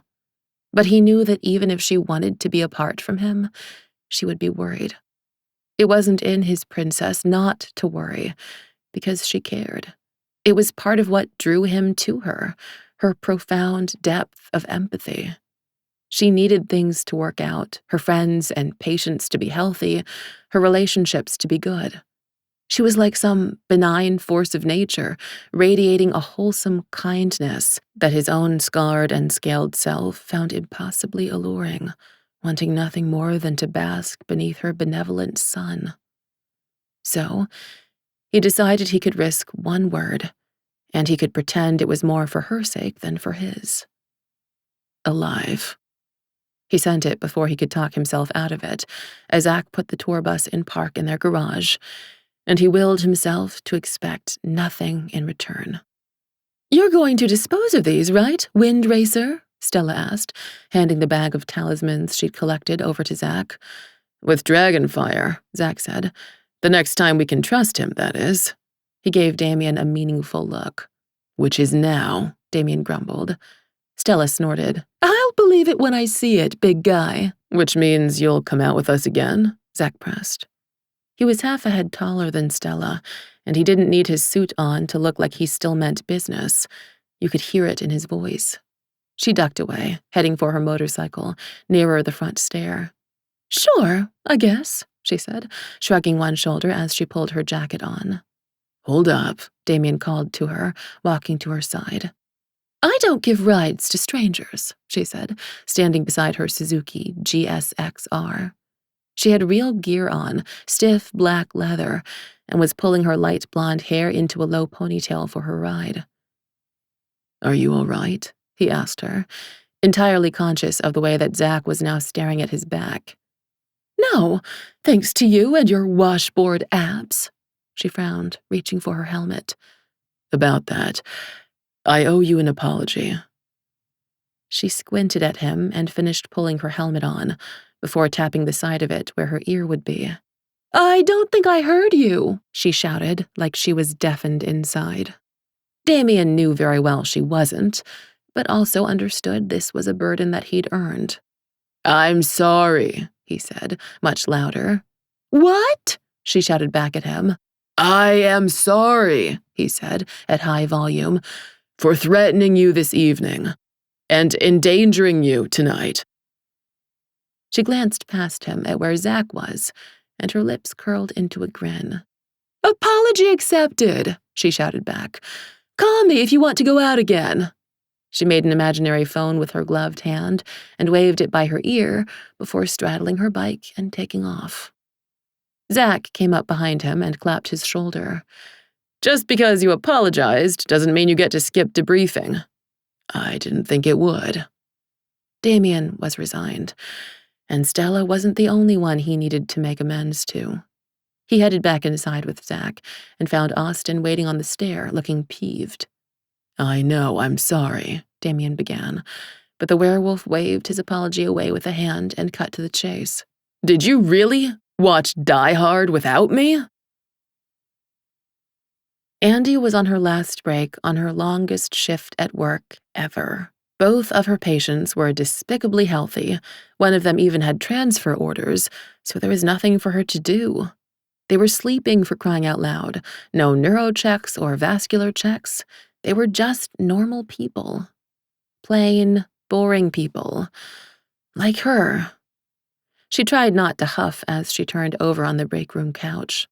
There were other people in the room who legitimately needed sleep, so she shouldn't be rude. But what was there to do? She still had 3 hours of work left after this. How was she going to make it? She didn't want to read books on her phone because all of known fiction was a fucking lie, and she didn't want to look at Instagram and see happy people with daytime lives, her old nursing school friends with their real tans acquired from actual sun, holding babies and smiling by pretty food. No. She needed legitimate distractions from all her internal agony. She wanted to do things and save people and not have a goddamned moment to herself to think about the consequences of her decisions, or how awful her family was, and how she'd had to leave Damian. She was still in a bad mood when her break was finished, quietly closing the break room door behind herself, to find her charge nurse waiting in the hall. "We transferred your room 4 out and got in a cranny." "While I was gone?" "Yeah, Zenaida was going to take it, but one of her kids called. They threw up, so she's going home. It's yours now. We put them in 3. An actually sick patient meant stuff to do. Hallelujah, Andi breathed. "Excuse me? Sorry, it's just, tonight's been—" "Don't say it," Sheila glared. Everyone in the hospital knew you never said that it was slow or quiet. There was no surer way to curse your shift. "Yeah, no," Andi said, shaking her head quickly with a grin. She went to her rooms and got a fast report from Zen, and then hopped into her new patient's room to do an assessment. But, much to her horror, they too were relatively stable, past the craniotomy. Andi closed the doors and checked over her shoulders for witnesses before announcing, "Tonight's been slow," to her very well sedated and missing a portion of their brain now patient, welcoming any chaos that might bring. Her phone buzzed. She pulled it out and found a simple one-word text from Damian. "Alive." A sense of profound calm washed over her, one she couldn't deny. She'd wanted to protect him from herself, yes, but everything he did was dangerous, so she was happy just knowing he was all right, even if she didn't feel comfortable responding to him. She didn't want to lead him on, but she sure as shit didn't want to block him. She sighed and rocked back on her heels, feeling like a 10-ton weight had been lifted from her shoulders. "Hey," she told her patient, pulling one of their eyelids open, their wide pupil focusing only on the ceiling. "It's not slow here anymore. I take it back." Damian's days fell into a rhythm after that. Mills announced targets. Despite the fact that they didn't know where Danny and Lee were, there was a never-ending stream of hunters coming into their city, it seemed, and he and the others carefully took them out. They even closed a rift which Jameson's gear had predicted. In the before times, that would have been a cause worth celebrating, but everything felt dead without Andi. Each day was a struggle to contain his dragon's anger and his growing apathy toward all else in his life. The only thing he had to look forward to was the moment between 2 to 4 a.m. each night when he broke and texted her. Alive. Alive. Alive. Over and over again. Even though it wasn't true, because was this living, really? He was killing things, yes. Protecting his friends and family, also true. But he might as well have been a robot. He'd trained so hard he could do the things he did in his sleep. And slowly it felt like waking and dreaming made no difference to him. Everything was just painfully the same. His life, if it could be called such, was wrapped in drab gray fog. Alive. He never got any response. Was he bothering her? Alive. Had she blocked him? Had she changed her number? Alive. He did his best not to scroll up through the texts and torment himself with the photos of her body that she'd sent him, or her half-hidden face in the photographs the paparazzi had taken. But sometimes his resolve broke. He couldn't help himself, and it hurt far worse than any of Jameson's lasers. Because he was still himself, he had urges, strong, monstrous, and dark, and dreams of being with Andi haunted him at night and came at inopportune moments throughout the day, but the idea of touching himself and imagining her stopped him cold. Coming for her while knowing she wasn't there to answer when he called out her name felt like exactly the kind of thing that might break him. More, if he were being honest with himself. Break him more, because he was already pretty damn broken. Damian, Grimmelkin greeted him, batting at his face one morning till he woke. What? He grumbled. He'd been having a perfectly nice dream. He and Andi had been in a deep forest, walking side by side, and it had felt so real he'd been able to forget actual reality until Grimmelkin had started in. We're not under attack. There are no klaxons. Come back later, he said without opening his eyes. If he could fall back asleep, there was a chance he could go back to his walk and her smile. I brought this for you, Damian, Grimmelkin said into his ear, his whiskers tickling against Damian's neck. Damian shivered and growled, sitting up. He was too awake to chase his dream now that Grimmelkin had ruined it. Explain yourself, he told the cat. Grimmelkin stepped sideways, revealing a small, crumbly pile of white cheese on a wooden cutting board, looking for all the world like a miniature avalanche. I should have known this conversation would be cheese-related, he said flatly. Grimmelkin pranced to stand behind the platter. This is the Pule cheese I made you get me. I hid it from Austin, obviously. Damian wiped a hand over his face, like the last of his dream was a cobweb he needed to knock off, and he scratched at his stubble. He remembered the hassle of getting this particular cheese for Grimmelkin. More than the expense, although it was quite expensive, the stuff came from donkeys milked in Serbia. I got you 5 pounds of it, he recalled. Grimmelkin looked affronted. I've been rationing, the cat informed him, before batting the cutting board closer to Damian's thigh. Damian sighed and reached for one of the crumbles, and Grimmelkin swatted at his hand with his paw, claws out. What do you think you're doing? Trying $500 a pound cheese, Damian guessed, setting the crumble down and looking at his hand, where Grimmelkin's tiny wrath had left 4 small red streaks. He was bemused by the injury. Not many things were able to hurt him. Except for Andi. It's not for you, Grimmelkin said, as if he were insane. It's for her. Take it back through the mirror and make things better. Damian realized what a sacrifice this was for his guardian, and how dire his situation must seem for Grim to offer it. Cheese doesn't fix everything, Grim, he said, knuckling the cat's tiny head. But it almost always helps, his guardian informed him sagely, while leaning into his hand. Unless she doesn't like cheese. No, you couldn't be mated to someone who didn't like cheese. Impossible. Damian chuckled. I'll ask her next time I talk to her. But when will that be? Grim pressed.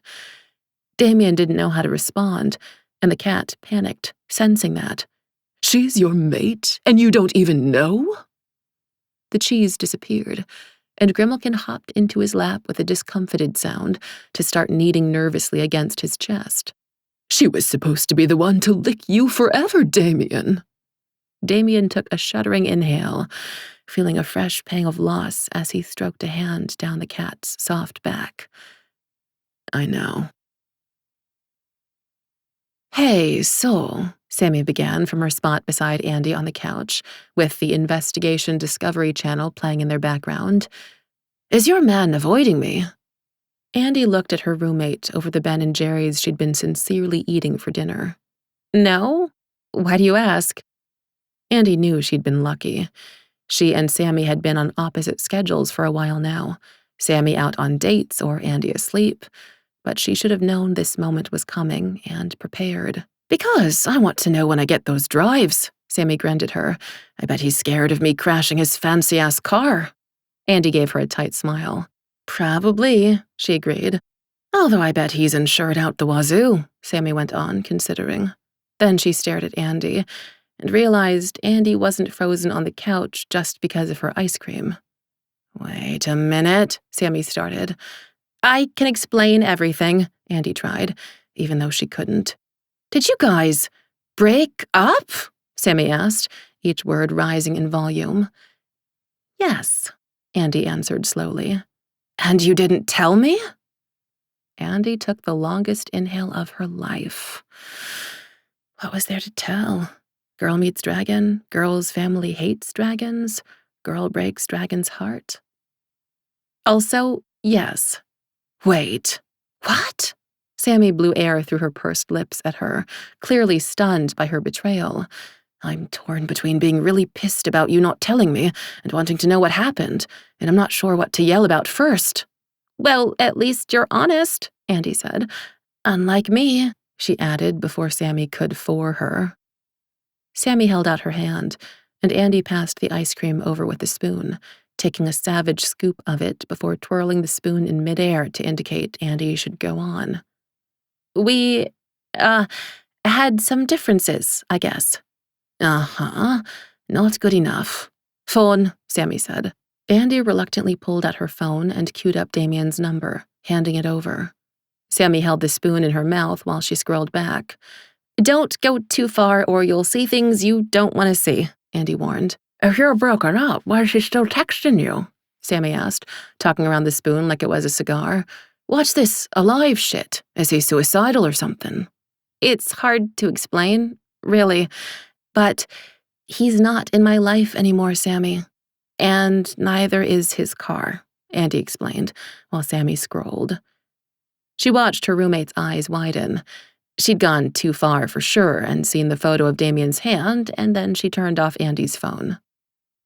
Are you all right? Sammy asked, handing the phone back with a frown. She wanted to lie again to Sammy, but the thought was more than she could bear. Not really, no, she admitted. Sammy set the ice cream down and wrapped Andi against her side, and they watched the rest of their TV show while the ice cream melted, Andi content to be held in the safety of her best friend's arms.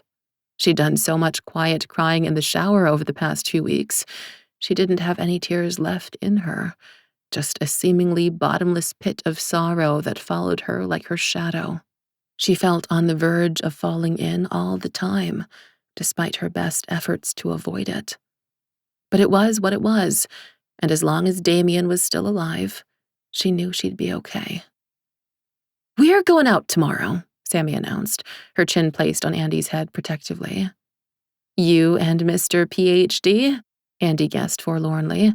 No, you, me, and Yumi. Andi'd been avoiding Yumi as well. They might have plans. They'll break them for you. I can't believe you've been suffering a breakup alone. We weren't together very long. It just felt like they had. It felt like everything. Shut up and let me be nice to you, you stupid, stubborn girl, Sammy said. I swear, sometimes you're just like Danny. Andi sighed in Sammy's arms. Not really. Andi made it through work that night on autopilot, then went straight to bed when she got home, because she knew Sammy was a woman of her word, and sure enough, the next morning The soft knocking at her door started at 5:05. "Coffee, dinner, movies," Sammy announced when she heard Andi rustling. "Gimme 20, Andi asked, hiding her face with a pillow. "Although I don't need babysitting, Sammy." Despite the fact that she still hadn't put a fresh pillowcase back on the pillow she was using. "Don't make me fight you," Sammy threatened, and because Andi knew she meant it, she got up. Sammy drove them to Jones and Shaw for coffee, which was good and bad.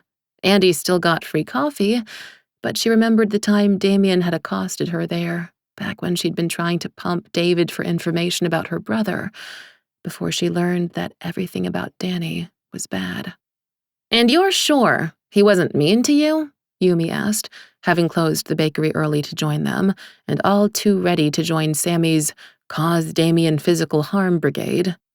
They were looking masked today with heavy denim jeans and a team-building 1999 t-shirt on underneath a flannel jacket. "Yes, except for the times I wanted him to be mean because it was hot." Andi knew she was going to have to be Wonder Woman to deflect all the questions they were going to pepper her with tonight if she didn't manage to head them off at the pass. It was just a doomed thing. From the start.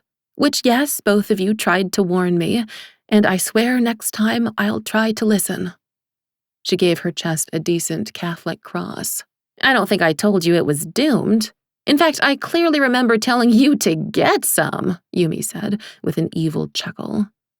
Sammy glared at the baker. "I might have said the doomed thing, but then I was swayed by the car. I should have known, though, that any man who can afford a Pagani would also be an asshole.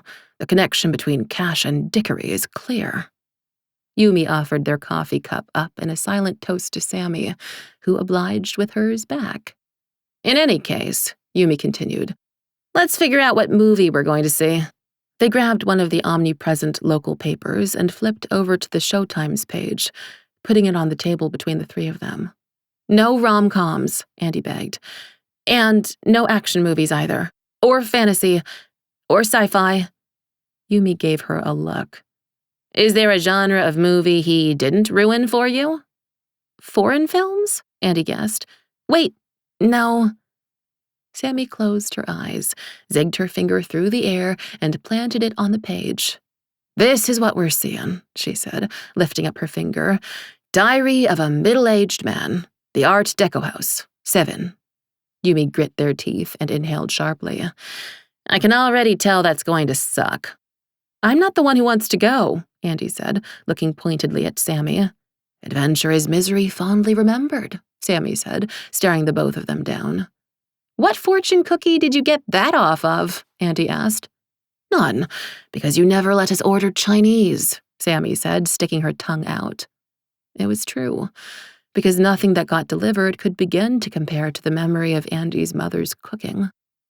2.5 hours later, during which Andi had only thought of Damian 40 times, so a probable win for Sammy, they were in the back of the theater watching credits roll.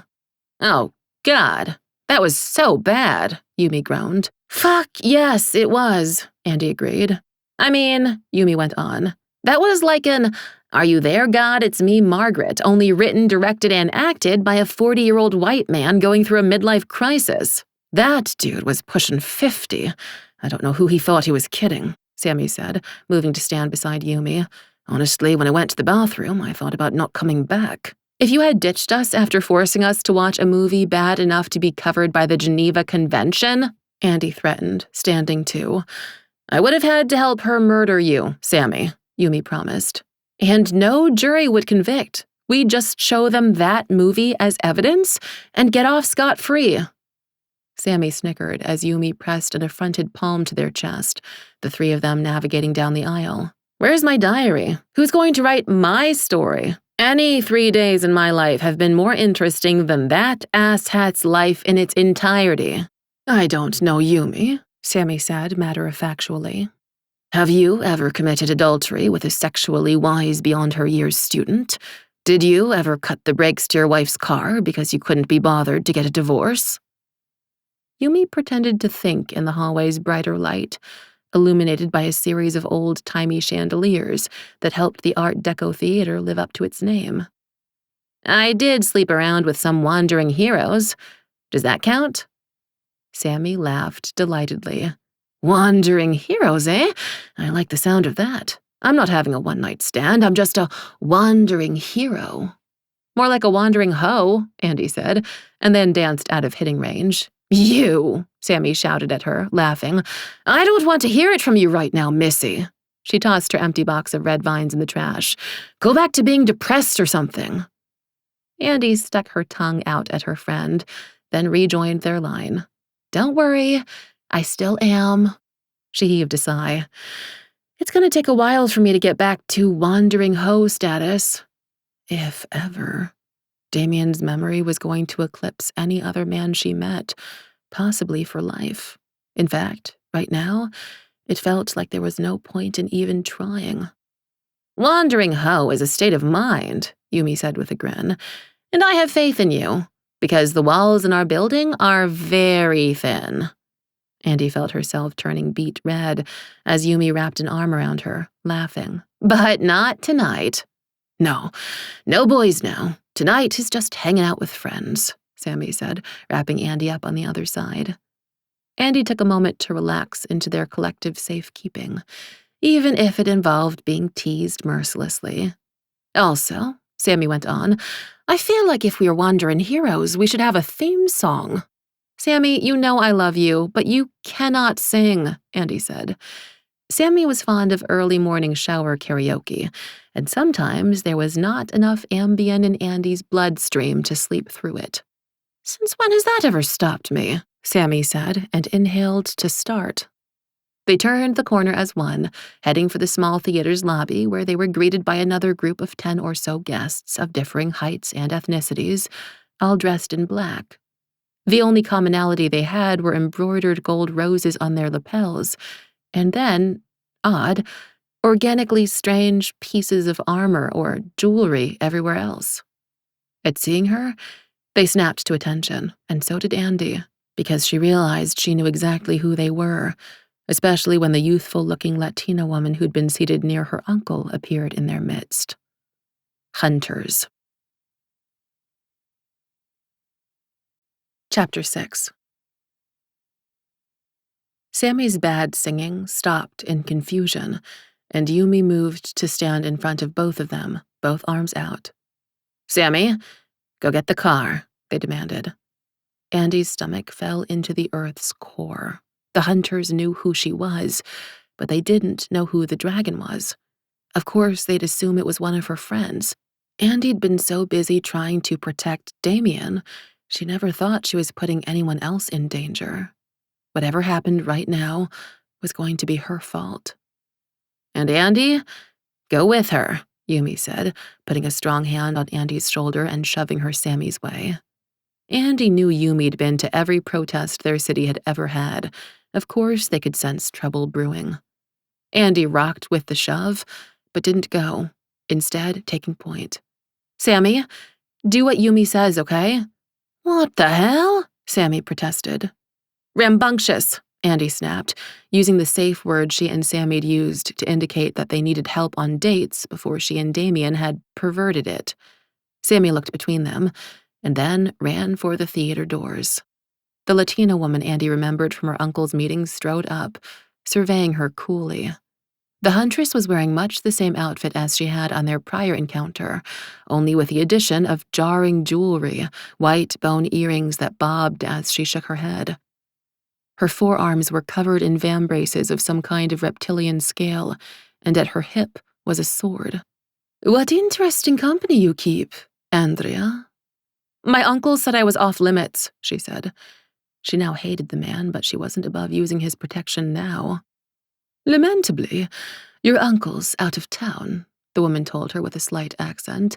But you're right. You are off limits, for now. But that doesn't mean we can't have other entertainments in the meantime. My friends are not dragons, okay? Andi had no idea how she was going to explain all this to Yumi later, and was Sammy really safe outside? A bolt of bitter fear ran over Andi's tongue. So, whatever the fuck your plan was for this evening, move along. Gladly, the woman said, putting her hand meaningfully on her sword's hilt. After we talk to this one, she said, jerking her chin at Yumi. No, Andi reached for her pocket. She would fucking call Uncle Lee or Danny and get him to straighten this out if she had to. It's okay, Andi, Yumi said, taking a deliberate step forward. Get in Sammy's car and go home. You don't know these people, and I'm not abandoning you. Andi scanned past the sea of black shoulders. The kids who'd been manning the concession stand had taken off, probably bribed. That's where you're wrong. Everyone knows the mother of monsters, the Latina woman said. Except, perhaps, you. Mother of what? Andi said, putting herself in the woman's way while wildly scanning for something she could use as a shield or a weapon. Andi, go, Yumi said behind her, resting a hand on Andi's shoulder. Their hand briefly took on greater weight, and as Andi looked over at it, she saw Yumi's strong, blunt fingers with short baker's nails grow lean and elegant and tipped with claws. What the? Andi said, and looked back in time to see Yumi unfurling themselves upwards, almost like a growing vine. Andi gasped as her friend, whom she'd known for years, became something else entirely. Yumi's torso slid into a thick snake's tail with a bold green and gold scale pattern right below their breasts, stretching back for half the length of the lobby as it held Yumi's human portion up high. Zouchi, Yumi said, acknowledging the woman. You will regret not having killed me the last time, Echidna, the woman said, drawing her sword. It was made of what looked like a curved rib bone, and her unlined face was possessed by an expression of unholy glee. I found the last of Orthrus's lineage. Did you think you could hide them from me forever? Yumi surged ahead on their strong snake tail. If you knew where I'd hid them, would you be here? Andi stumbled backward as the woman named Zouchi brought down her sword, and Andi heard the sound of it scraping against Yumi's scales as Yumi launched up at a chandelier, whipping their tail in the opposite direction from Andi to catch a brace of hunters in the chest, knocking them back into a wall. Andi, go! Yumi shouted from above, before dropping down and winding back bodily the way they'd come, diving into a theater with all the hunters hot on their tail. Andi's instinct was to run after them in case there was any way she could help, but, thinking quickly, she knew the theater itself would be empty except for the chairs, and there wouldn't be anything she could use as a weapon there. She looked around and ran through the saloon doors to the concession stand's far side and looked around. And found not much. She could throw water bottles at people, which sounded stupid listening to the sounds of an intense fight happening down the hall. Fuck! Then she spotted the industrial-sized bag of popcorn kernels they refilled the popcorn machine with. She grabbed the corners of the bag and lugged it out the way she'd come, through the saloon doors to pour it over the lobby's tile in a golden wave. The sounds of fighting became louder as Yumi returned to the lobby, using their snake's tail to propel themselves at speed, with just Zouchi plus another 3 hunters hot behind them. Zouchi was deft enough to stay in the space Yumi's tail had swept clean, but the others weren't. 2 hunters went down with head-hitting thunks on the ground, just like cartoon characters, and the third paused, stymied. Andi cheered, and then took in Yumi. The baker was bleeding from several gashes on their tail, and an ominous one spreading on their chest, just under the 1999 of their shirt. One of Yumi's hands was clasped against it, and they were breathing hard as Zouchi advanced. You don't have to do this! Andi screamed at Zouchi, and started throwing water bottles, which the woman dodged, seemingly without even looking at Andi. Yumi spared Andi a wild grin, and Zouchi hacked into the meat of their tail, like her sword was an axe. Yumi bellowed as Andi shouted, sweeping her arms full of every projectile the concession stand had and running back through the saloon doors to pelt them at the other woman, who was in the process of pulling her sword up for another strike. The hunter at the back of the lobby started mincing forward on the tile, and other hunters came out of the theater where they'd been fighting, leaning on each other, holding broken arms, helping ones with broken legs limp along. And Andi started throwing water bottles at all of them. Fuck All of you, Andi said, putting herself into their paths. Yumi lashed their tail safely away as Xochi raised her sword, leaving a broad stripe of blood on the tile. Andi didn't know what she was going to do next, but if they were coming for Yumi, they were going to have to get through her. And if her brother or uncle thought she would ever help them after this, much less speak to them again, they were so fucking wrong. Then, all of the hunters paused as one, like a squad of adults playing red light, green light, and several of them reached for their ears. Xochi was the first to recover, and then clearly curse in a language that Andi had never heard before. "We can finish here first," said the man nearest her. Xochi's eyes narrowed. "No, if we don't participate in taking the beast down, we can't lay claim to the spoils." The woman stared up at Yumi, who was weaving gently back and forth, staying in motion, ready to evade any attack. "Until next time, mother." She saluted Yumi sarcastically with her sword, and then licked the blood off the blade before sheathing it and running for the theater's exit.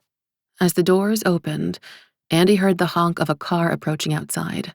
It kept honking. Sammy, as the hunters rushed out, and Yumi sagged to the tile, holding themselves off of it with their braced hands. "Are you all right?" Andi asked, crouching at their side. Yumi looked over at her. They had lost an earring in the battle. "Are you?" "Yeah. May I?" She already had her hands hovering over Yumi. "Please," Yumi said, flipping over onto their back and then clutching their chest with one hand tightly as they groaned. Sammy was still honking the horn of her car outside for them as Andi pulled up Yumi's shirt and saw small pulses of blood. Something arterial was cut inside. She ran to the napkin dispenser, popped it open, and grabbed all the napkins inside. "Are you going to heal?" she asked, returning to apply pressure with a fistful of them. "I'm not entirely sure. It slows down the older you get, and I am very old. No hospitals, though. Promise me." What could a hospital possibly do for Yumi anyhow? Andi bit her lips before answering. "Okay." Yumi's close-cropped gray hair and easy smile were so familiar, and yet everything else. "Who are you, Yumi?" she asked. They only had moments before Sammy would come in with too many questions, surely. "Yumi, your neighbor, the owner of the Greek bakery below your apartment." They put their hand over Andi's and squeezed. "Because I am now who I choose to be. I am no longer constrained by my past, periodic attempts by my past to murder me aside." A faint smile traced their lips. They both heard footsteps running up outside. It would only be moments until Sammy could look through the glass. Yumi groaned and writhed, and Andi realized why Damian hadn't wanted her to see the wolves change at the hospital that night long ago. It was a disturbing sight to see. Like a transformer transforming, only with flesh. Their tail parted violently like Yumi was being torn, and then the scales inverted as it lost mass, becoming the legs Andi was familiar with seeing in summertime, still showing every one of the wounds the hunters had given them. They looked even worse on a human-sized scale. Sammy barged in and stopped 3 steps inside the door. "Whoa," Sammy said, eyes wide, taking in the sweeping blood stains on the floor, the chandelier hanging by a wire above, and Yumi's half-naked form. "What the fuck happened to Yumi's jeans?" "Never mind that," Andi said. "How close can you get the car?" Sammy brought her car right up to the doors outside, jumping the curb, as Andi found an apron in the back to wrap Yumi in, and then it took both the girls' efforts to get the baker out the door and into the back seat of Sammy's car safely. By the end of it, they were smeared with so much blood. How is there any left inside of Yumi? At least their blood is red, Andi thought. One less thing to have to explain. Sammy started driving like she was racing again, and for the first time as a passenger, Andi didn't complain. She sat with Yumi's head in her lap in the back seat, leaning over Yumi, still applying pressure, hoping that whatever healing processes Yumi had were working inside. "What the hell happened?" Sammy asked, eyeing them in the rear view as she yanked her Subaru WRX onto the freeway. Andi looked down at Yumi, whose eyes were closed. It would be impossible to explain. And it wasn't her story to tell. "If someone doesn't start talking by the time I get to the hospital," Sammy threatened, ringing the steering wheel anxiously. "No!" Andi exclaimed. "No?" Sammy twisted her head back, which was worrisome at their current rate of speed, to gawk at Andi. "Just home," she said, and tried to fight down flashbacks of telling Damian the same thing at his castle. "Yumi's bleeding in my back seat with no jeans on, and you want to go home," Sammy said, her Irish accent rolling each word. "Yes, it's what they wanted." "Did they have more blood in them at that time?" Sammy pressed. "Sammy, I'm sorry, you just need to trust me. Shit's weird, all right?"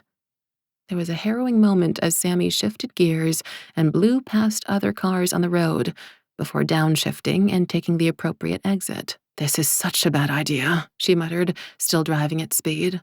"I know," Andi said. "Believe me, I know." Sammy's car squealed to a stop in their parking lot, and Andi helped navigate Yumi back out of the car, doing the best she could to apply continuous pressure to the wound on Yumi's chest. The baker woke up enough to hiss in pain, and it didn't look to Andi like anything about them had improved. "Are you getting better?" Andi asked, feeling frantic. It wasn't too late to call 911, and what were they going to tell the authorities if Yumi did die? "Not really, no," Yumi admitted, grunting as they tried to help the girls get them up the stairs. "How can I fix you?" Yumi inhaled and gave a harsh laugh. "That boat sailed long ago." "Cut the crap, Yumi," Sammy said, using her keys to open up their apartment. Andi saw her hands were shaking and knew it wasn't from the land speed record she'd set getting them home. Her roommate and best friend was scared because their other best friend was dying. "I know you hate authority and all, but now is not the time to become a conscientious objector to modern medicine." They dragged Yumi to the couch and laid them down, and Andi realized all of her couches were destined to be biohazards. Only if Yumi died tonight, it wouldn't be something that flipping a pillow could solve. "There has to be something. Some way," Andi pleaded, stroking Yumi's short-cropped hair back. Yumi's eyes closed again, and Andi's free hand searched for a pulse. "Can you get me some tsao?" the baker murmured. Andi blinked. If she'd just heard Yumi right, she'd asked for a Chinese herb in really excellent Chinese. Jesus Christ, did everyone secretly speak Chinese better than she did? "Yumi, what the hell?" "You know," Yumi said, opening their eyes to pierce Andi with a look. "Tsao?" said Andi hesitatingly, achingly aware of how terrible her accent was. She'd had no one to practice with ever since her mother died. She and Danny never spoke Chinese with one another. Yumi nodded subtly. "It looks like pieces of burnt tree bark." "Almost all Chinese medicinal herbs look like burned tree bark." One of Yumi's eyebrows rose. "You know that I know that you know." "Well, I don't fucking know," Sammy said, throwing her hands up in the air, pulling out her phone. "That's it. I'm calling 911. Andi caught her wrist. "No." "Why?" Sammy said, beginning to fight with her. Andi let go and got in Yumi's face again. "You're like 100% this is going to work if I get some?" "As sure as I can be, considering," Yumi said, gesturing at their current state with one hand. Andi rocked back on her heels. "Fuck my life." She grabbed Sammy's hand and put it where hers was. "Hold here." Andi ran out onto the small stoop outside with her phone. She knew she was wasting time Yumi might not have, but she needed to think things through. Because what she was thinking about doing was a huge-ass risk. Her first instinct was to call Damian and tell him to get Austin over here right the hell now. But if the sinking feeling in her gut was right, the only thing that would have detoured the hunters trying to kill Yumi was bigger prey, and the only thing she knew about worth killing more was Damian. If she called and distracted him? No, this was why they were broken up, even if she was holding his necklace through her shirt as she paced. So, with her free hand, she found Danny's number. He was dangerous too, but a known danger. "Danny?" she texted him. His response was instantaneous. "I'm dealing with some things right now, Andi." Andi bit her lips. What if he was also on his way to fight Damian? If he was, then wasn't distracting him a good thing? Then why did everything about the situation make her queasy? "I need your help," she texted quickly. A slightly longer pause, then an onslaught of questions. "Where? Why? Are you all right?" "At my apartment, because a friend is hurt, and I'm pleased you care." "What kind of friend?" Danny asked. She frowned at her screen.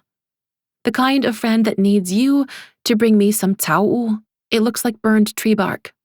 Andi watched the dots at the bottom of the screen whirl for an uncomfortably long period of time before the next message resolved. "Almost all Chinese medicine looks like burned tree bark." "I know!" Andi blinked at her phone, her fingers typing faster than she could stop herself. "Did Mom feed it to you?" A second later, Danny replied, "Yes." She had another irrational pang of jealousy, feeling left out all over again, even now that she knew the truth of things, as Danny sent another text, "On my way." Andi went back into the apartment and found Yumi and Sammy the same as she'd left them. She went to their small kitchen and grabbed some fresh dish towels. "Okay," she announced, retaking her spot beside Sammy. "The thing you asked for is on its way." She saw Yumi's eyelids flutter in response. Sammy glared between the two of them. "Don't code word me. What's going on?" Andi shook her head, suddenly realizing why Damian had found using the forgetting fire on her so tempting after she'd first seen his dragon. "I want to, Sammy, but—" Andi let her voice drift. "You think I'm so innocent, Andi? Remember when you met me?" Sammy said. Andi did. She'd first met Sammy when she'd been dating Danny, and about 30 seconds afterward, she realized Sammy was too good for him.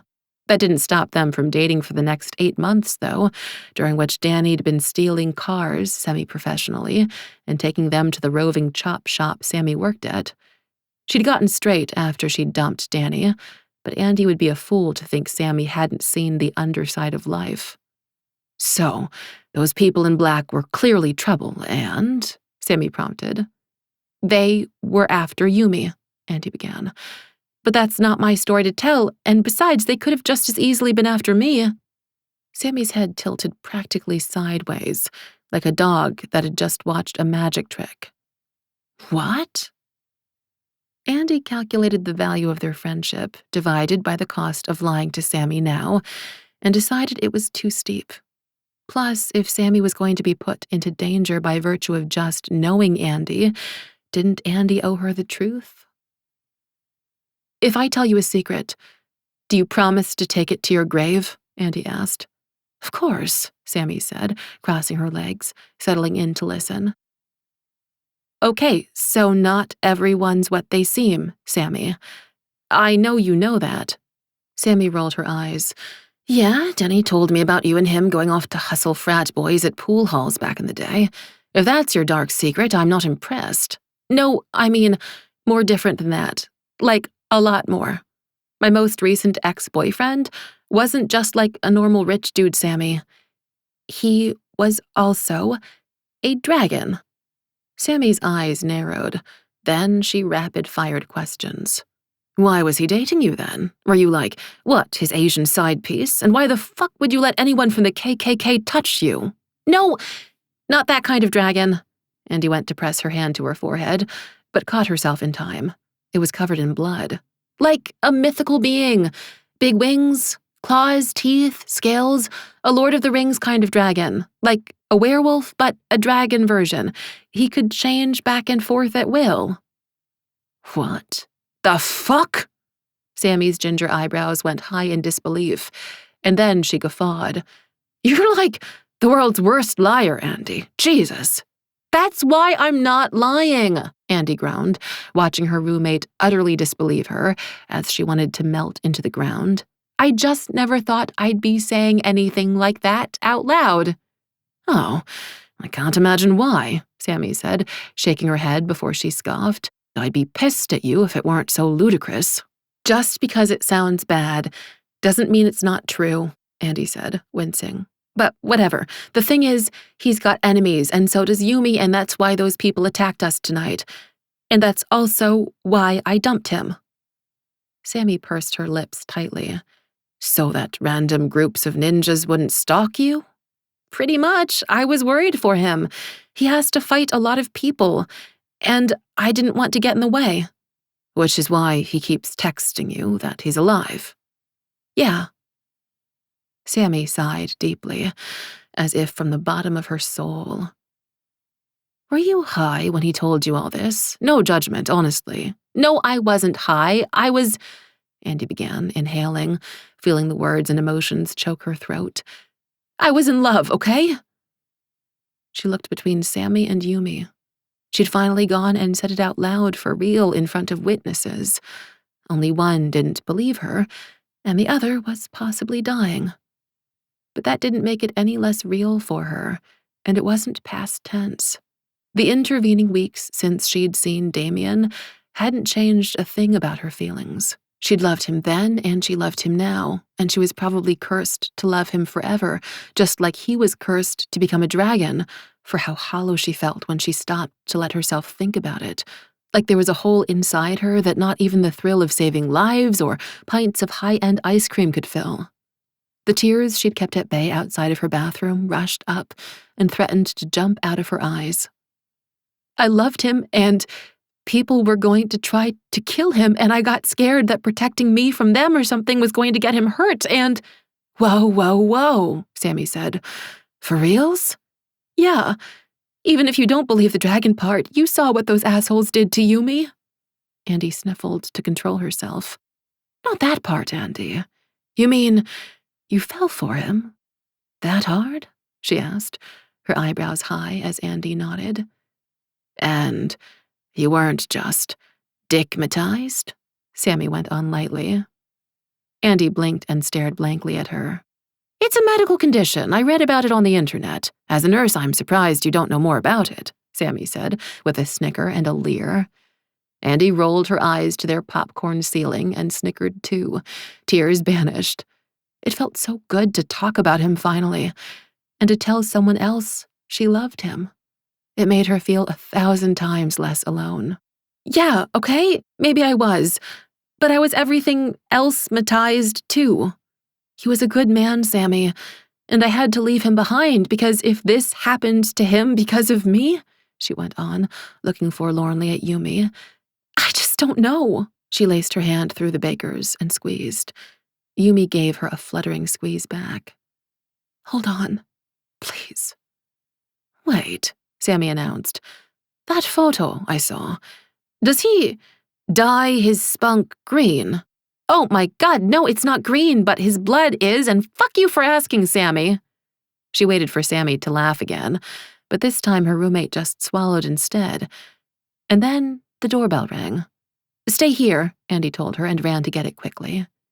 Andi darted outside and hauled the door shut behind her, pulling it closed and keeping her hand on the knob as her brother came near.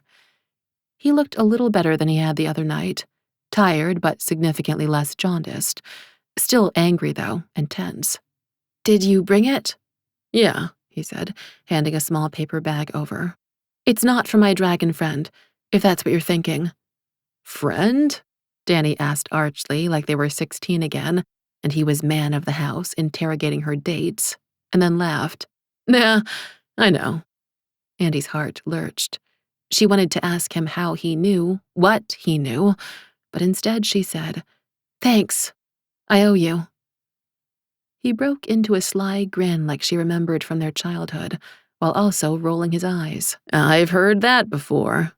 She rolled her eyes right back. Yeah? You're still $10,000 in the hole with me, technically. So what's the street rate on this? Andi asked, shaking the bag, and I'll take it off your tab. The doorknob in her free hand twisted hard. As Andi's hand was still slippery with Yumi's blood, it was nothing for Sammy to shoulder bump the door open. I heard someone that… Danny? She said, stepping out and crowding the already small space further. Andi reached behind her to reclose the door, keeping Yumi hidden. You're alive? Sammy asked him, then looked to Andi. And you knew? She asked accusingly. Danny cut off anything Andi could have said to save herself. Hey, Samantha, he said, giving her a nod and an appreciative glance. You look good. Still working at the shop? Sammy's eyes narrowed, and Andi remembered they hadn't parted on good terms. "I liked you better when you were dead," she said, frowning deeply at Danny before grabbing the bag from Andi's hands and wheeling back inside. "It's been a busy night here," Andi said once the door was closed again. "Sounds like," Danny said with a chuckle. "She knows that's poisonous, right?" "Somebody in there does," Andi said. She knew she needed to go back inside and help Yumi, but she also felt like she might never see her brother again, which would be a good thing, wouldn't it? "Take care, Andy Bear," Danny said with a nod. He turned to trot down the stairs, and then paused to turn back. "And tell your so-called friend to lay low. There's practically a hunter convention in town right now." "I'd noticed," she said, catching herself before crossing her arms and getting Yumi's blood on even more of herself. Danny gave her a mock salute and took the remaining stairs 2 by 2 before hopping into his car, a vintage dark green souped-up El Camino, and driving off with a thunderous roar. After he'd gone, and before she went back inside, Andi wondered which friend he'd meant, Yumi or Damian. Chapter 7. Damian was waiting in the foyer for Austin to come down. Mills had announced another set of targets for them, and it was a large enough group she'd invited Stella to come, especially since Zach was indisposed. Damian had spent most of the afternoon in his office, trying and failing to write a letter to Andi. All he wanted to do was tell her how he felt, to somehow promise her a future. He didn't trust himself to text her, especially when there'd been no sign she was getting his texts anyhow. But he couldn't make the words flow either. He'd waited too long and didn't know where to begin anymore. Anytime he opened up the door to thoughts of her inside his heart, his emotions poured out and drowned him, and then his dragons started in. It was through talking to him, disgusted by what it viewed as his inaction, and spent its days inside him committing violence. The only thing that quieted it was training to the point of exhaustion, and that only bought him a slim window for sleep. He'd wound up throwing the pieces of paper into the brazier of forgetting fire on his desk, wishing that he could forget his own futility as well. "You ready?" Austin asked at the top of the stair. He was kitted out in the military things he enjoyed, dressed in black, with a mask pulled down around his neck like a scarf for later. "As ever." Austin came down and clapped his shoulders, giving him a wicked grin. "The interstate offer still stands, you know." Damian snorted. "No, thank you, and I don't think Stella would appreciate the detour." Austin laughed. "We could always leave her in the trunk." "I don't think so," Zach said, coming up to see them off. Mills had already done her magics on him, making him look like an older version of Damian for an international business call. There was no way for Mills to do it and not make Zach look like Damian's father, because they'd shared so many traits. "Oh, come on, brother, I was joking. I would never put a member of Starry Sky in a trunk, unless I was sure that trunk had air holes," Austin went on. "Don't make me aerate you," Zach jokingly threatened. It was always strange for Damian to see Zach's performance, but no more so than when he smiled. It wasn't an expression he could remember his father making from his childhood, no matter how hard he tried. "Wait for me," Rihanna announced from the top of the stairs. She had her wings tucked away and was also wearing black. It gave her a curvy silhouette against the white wall behind her and made the red bird sitting on her shoulder all the more striking.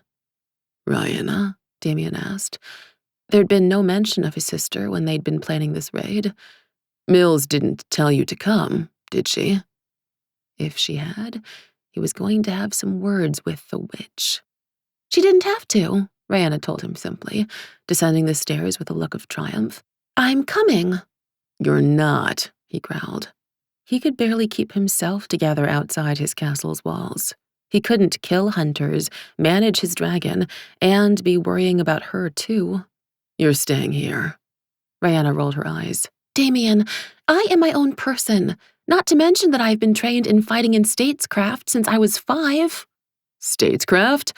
I'll take you," Zach said, turning toward her for the first time. Rihanna saw him and gasped. Father? She asked, her voice going high, as Leica shot up to caw and fling herself at Zach's eyes. Whoa, Damian said, swatting the bird aside gently as Zach ducked. It's Zach! It's Zach! The werewolf waved his hands. Sorry. Rihanna regained her footing and snarled, What is the meaning of this? Damian put himself in her path. Zach pretends to be a person who doesn't exist to run my company. I'm too ageless to do it myself and also too busy. Not all fights require him, but most require me. But you look exactly like him, Rihanna said, her voice a whisper, peeking around Damian's shoulders to see again. I know. It's because I've been on Earth for 20 years. It has to be believable. Her eyes narrowed on Damian. So he has 2 jobs, and I can't even have one? Damian blew out air roughly. Rihanna, perhaps we should have this conversation in private. No, because I know what your answer will be. Her green leather wings snapped out of her back to arch in defiance, and Damian heard Austin gasp beside him. You want to keep me in a box, like the heart. It's different, Rye, he tried. You're not the only person Max taught how to fight. Yes, but the outside world is dangerous, Wings, Austin said, taking Damian's side. So, Rihanna told him, I have watched all of your suggested movies and then some, and what I have learned is that if I don't like my current situation here, I should probably beat someone up to get my way, which means that the Earth and the realms are not all that different. Damian looked over to Austin. He was vaguely aware that after finding out they'd watched Die Hard, Austin had given her a list of other movies to catch up on. And just what movies did he tell you to watch, Rihanna? He asked his sister while watching the werewolf tense. I have seen many Alien, Terminator, Rambo, and Rocky films. Highly variable in quality, but the message seemed to be the same. Damian put a hand to his head. This was all his fault for not keeping a closer eye on her, yes. But, Austin grimaced. I should go check out the SUV. Make sure it's all geared up, he said, angling for the door. Yes, you should, Damian said flatly. Nice knowing you, brother, Zach said, low. Austin made to leave and then stopped on the threshold and looked back as they all heard Stella's motorcycle pulling up behind him. The wings are why you can't come. Rihanna gave a dancing shiver, and both wings disappeared. There, they're gone now. Happy? She crossed her arms. No. I wish you could be you all the time, the werewolf told her. But we've already got enough hunters on this fool's ass, he said, jerking his chin at Damian. I don't think we could handle any more heat right now, honestly. And if they found out about you, they'd be twice as relentless. Why? She asked warily, through half-lidded eyes. Because you're a lot better looking than he is, Austin said. He leaned against the door jamb and surveyed Rihanna appreciatively. Also, if you go into business with my brother, you should watch Working Girl tonight. You should not do that, Zach said, shoving Austin out and closing the door behind him. But the offer still stands otherwise, he said, turning to find Rihanna giving him a horrified glare. Yes, well, I'll remind you tomorrow. Good luck, in any case, he said, waving to Damian before making his own escape. Rihanna sat down on the stairs with a huff. You're not going to let me go, are you? I'm sorry, Rye, Damian said, sitting down beside her. He could hear the SUV idling right outside and scent a wisp of its exhaust. His sister held up her hand to tick off fingers. So far on Earth, I've learned that we are hunted by cannibals, that your purported mate is a traitor, and that someone else has to pretend to be our dead father. I'm not sure that I like it here. He pulled her in for a hug. Andy's not a traitor, he reminded her. No, now she's not a traitor for the hunters. She's a traitor to you, Rihanna said, pushing him away. She's hurting you, I see it, even if they do not. She rolled her eyes in the direction of outdoors. They probably do. There's just nothing for it right now. What is there to say? He asked her. One of her eyebrows rose. I am a fighter. You know it. He snorted. Yes, I remember our childhood, vividly. I'd apologize, but as I recall, most of the time you deserved it. She smirked for a moment, then became serious. So remember, I'm part dragon too. Even if there's not a beast inside of me, our father's blood runs through my veins, same as it does yours. We are creatures of action, Damian. I'm happy to be living, yes, but just breathing's not enough. I feel that, deeper than you know. Good, she told him, then shoved him lightly. Now go. We'll make a place for you tomorrow, he promised her, standing.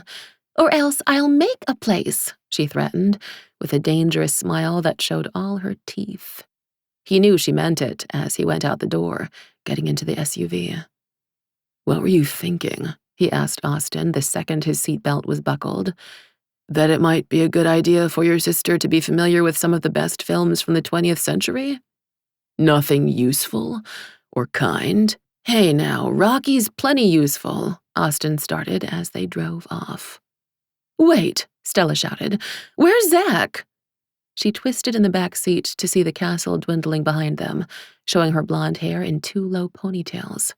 He's got a business meeting, Damian said. He passed up a fight? For business? Stella asked, like Zach might have grown a second head. Business is much like fighting when you do it at his level, Austin said, defending his brother's honor, looking back in the rear view. You in or out, Starry Sky? I'm in, she said, crossing her arms. Her well-lined eyes narrowed. Someone has to keep an eye on you, too. You're not wrong, Austin said. He looped an arm around Damian's headrest and looked back at her after the next turn. And when we're finished, how do you feel about detours? Jameson's coordinates were taking them to the mansion he'd shown them photos of earlier. According to Mills, this was tonight's best bet. Hunters in an isolated cluster outside of town. And if they worked cleanly enough, no one would know they'd been wiped off the board till morning. Damian opened the glove box in front of him and pulled out earpieces for all of them, offering one to Austin and then one to Stella. You shouldn't have, she breathily exclaimed like he was giving her a gift. No, really, you shouldn't have, she said more normally and didn't touch it. I don't like being tracked. There's only 3 of us. We might get separated. We need to know if you get into trouble. I'm more worried about what happens if you get into trouble, she said. Does this have magic dragon turning offing powers? No. His crew had been keeping a short leash on him after his first night. It had been frustrating, although he supposed he couldn't blame them. You'll just have to trust me for that. She squinted up at him. I don't know if you noticed, but I have trust issues. Oh, we'd noticed, Austin told her, putting his own earpiece in. You're wearing the earpiece, or we're dropping you off, Damian said, tossing it up in midair. Fine, she said dramatically and caught it, plugging it into her ear same as Damian did with his. He watched her find gum from somewhere on her person and put it in her mouth before looking out the window. You never did tell me what you told her, he said. Stella was one of the last people he knew who'd seen Andi in person, and, in hindsight, maybe he'd missed an opportunity that night to just run after Andi, chase her down, take her home, and keep her hogtied in his closet. She shrugged a shoulder. Just the truth, that her uncle would do anything to get hold of a dragon. Stella's head swiveled toward him. Why do you care so much anyhow? I mean, she's a nice girl, but that shit's a dime a dozen. She is not, he said with a low growl. Okay, maybe not that common, Stella said, waving him down, especially being that she managed to rescue my ass by the power of being bratty. But really, Dragon Man, why on earth would you choose to associate with a human that has so much baggage? Damian paused, trying to formulate an answer that would explain how much Andi meant to him, and was met with the same problems that blocked his earlier letter. It was all too much, too strong.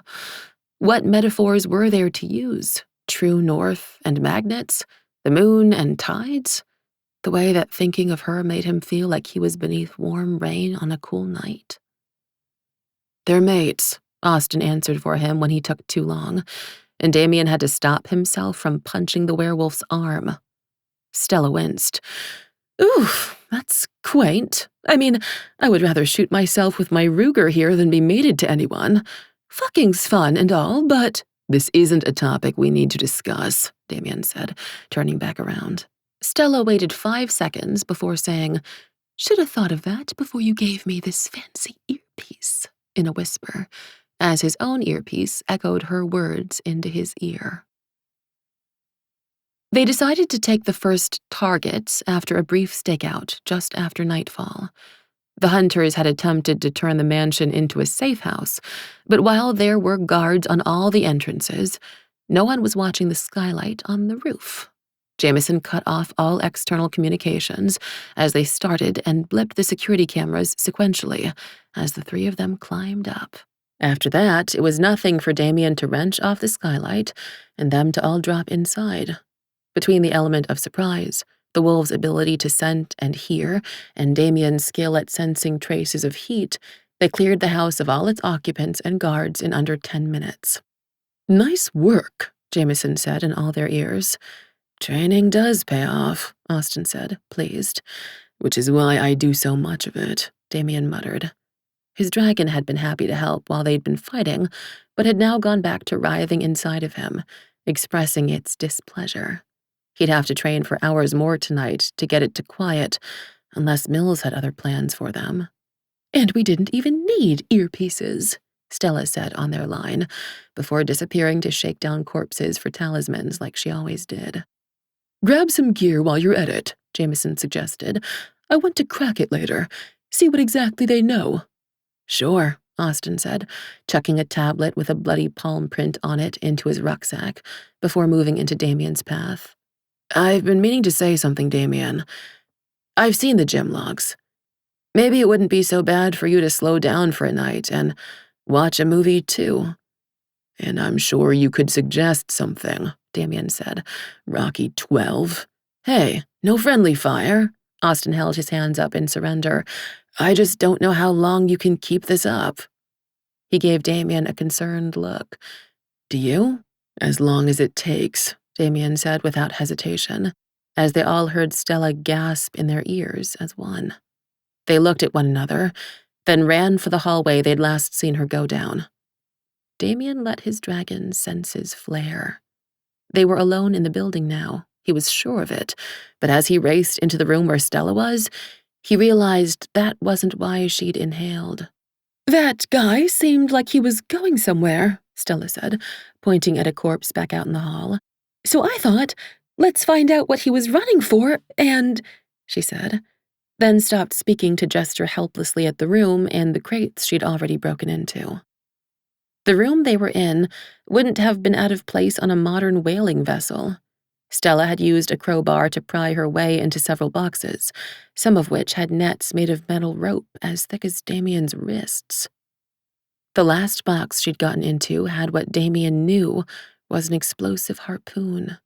He was sure its launcher was in another box nearby. What? Jameson asked, sounding panicked as they all went silent. What are you seeing? My phone's live, Austin announced, pulling it out to swing around so Jameson could get a view. Fuck me, Jameson muttered. No, actually, I think they're aiming for me, Damian corrected with a snort. Box after box, and it was a massive room. D, Austin began, this gear represents some serious intent. When money's no object, Stella said, kicking a box's wooden edge. Serial numbers. I need serial numbers, Jameson demanded. Austin stepped up with his phone and waved it around each of the parcels like a magic wand. Stella looked to Damian. And here I thought I was wanted. Sorry to disappoint, Damian told her, then glanced around. We need to take all of these out of commission. There's incendiaries in the bus, Jameson said. Damian saw Stella's eyes go wide with delight. Get on it, he allowed, and she ran for the SUV with Austin hot on her heels. He walked up to the contraption the hunters had purchased to use on him. Dragons and whales weren't interchangeable, given that magic was involved, but healing wasn't instantaneous. All they needed was one lucky shot through a wing to bring him down to where they could use the net. I'll call in the arson once I'm done fucking their bank accounts sideways, Jameson said. How does that work? Damian mused, touching the harpoon's point gently before picking it up and spooling the rope for it around one of his shoulders. Easy. Take out all of their liquid assets, run them through a few fairly transparent cycles of the wash, and notify the authorities right after you invest it all in a bulk purchase of South Miami condos. You don't need brute force when you can implicate them in an international money laundering scheme, Jameson said. Damian chuckled darkly. You're taking this rather well, considering, Jameson went on. I'm surprisingly used to people wanting to kill me. But if he and Andi were still together, and she'd seen all these... This is crazy, Stella said, returning, her arms full of explosives. Her face was lit up like a kid's on Christmas morning. I like it. Don't get too excited, Austin told her, as he started putting timed bombs on piles of munitions. When this is through, we're still taking you back to the pound. The explosions behind them started as they got into the car. The fact that the house was full of weapons was helping, Damian knew, listening to the firework-like sound of casings full of gunpowder go off. Souvenir? Stella asked, as Damian carefully put the harpoon into the back seat of the SUV beside her. He tossed the nylon cord down too and pulled himself into the car's front passenger seat. No. Toothpick for your dragon? No. Sex toy? Piercing needle? Both? Stella pressed with extreme sarcasm. Damian didn't deign to answer her. Don't be dense. It's for Andi's brother, Austin said. Stella looked pissed and then horrified. I mean, I assume and all, he amended, giving Damian a glance. Damian hadn't wanted to say as much out loud. Some part of him worried that saying the words might somehow make it so. They hadn't seen another dragon soldier since that first night, and none of them knew if that was a good or bad thing. He is a dragon, and if, for some reason, I'm not around... An uncomfortable silence descended over all of them. And here I was worried you wanted us to call you Ishmael, Jameson muttered in all of their ears, breaking it. Damian would have glared at him if he was nearby, and the man must have known it. Come on, Damian. I've been trying to figure out a way to make that joke for the past 20 minutes. Damian groaned as Austin laughed. Why'd you have to do it the smart way, Jameson?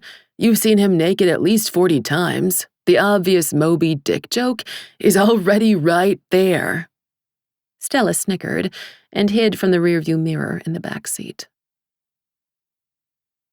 Andi let Yumi talk her through preparing the poisonous cao, wearing gloves the entire time.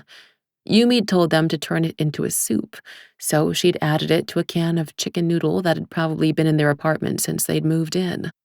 Her mother had made her plenty of medicinal soups from scratch when she was sick as a kid. It's what Chinese moms did, so she knew if she concentrated hard enough, she'd be able to feel the earthquake from her mother rolling over in her grave over her using Campbell's. Together, the girls helped hold Yumi's head up enough for them to take small sips of the woody, scented broth, and right afterward, Yumi'd passed out. Is that it? Is it going to work? Sammy asked her. Yumi had stopped bleeding, but Andi didn't know if that was because the baker was healing or because they'd simply run out of blood.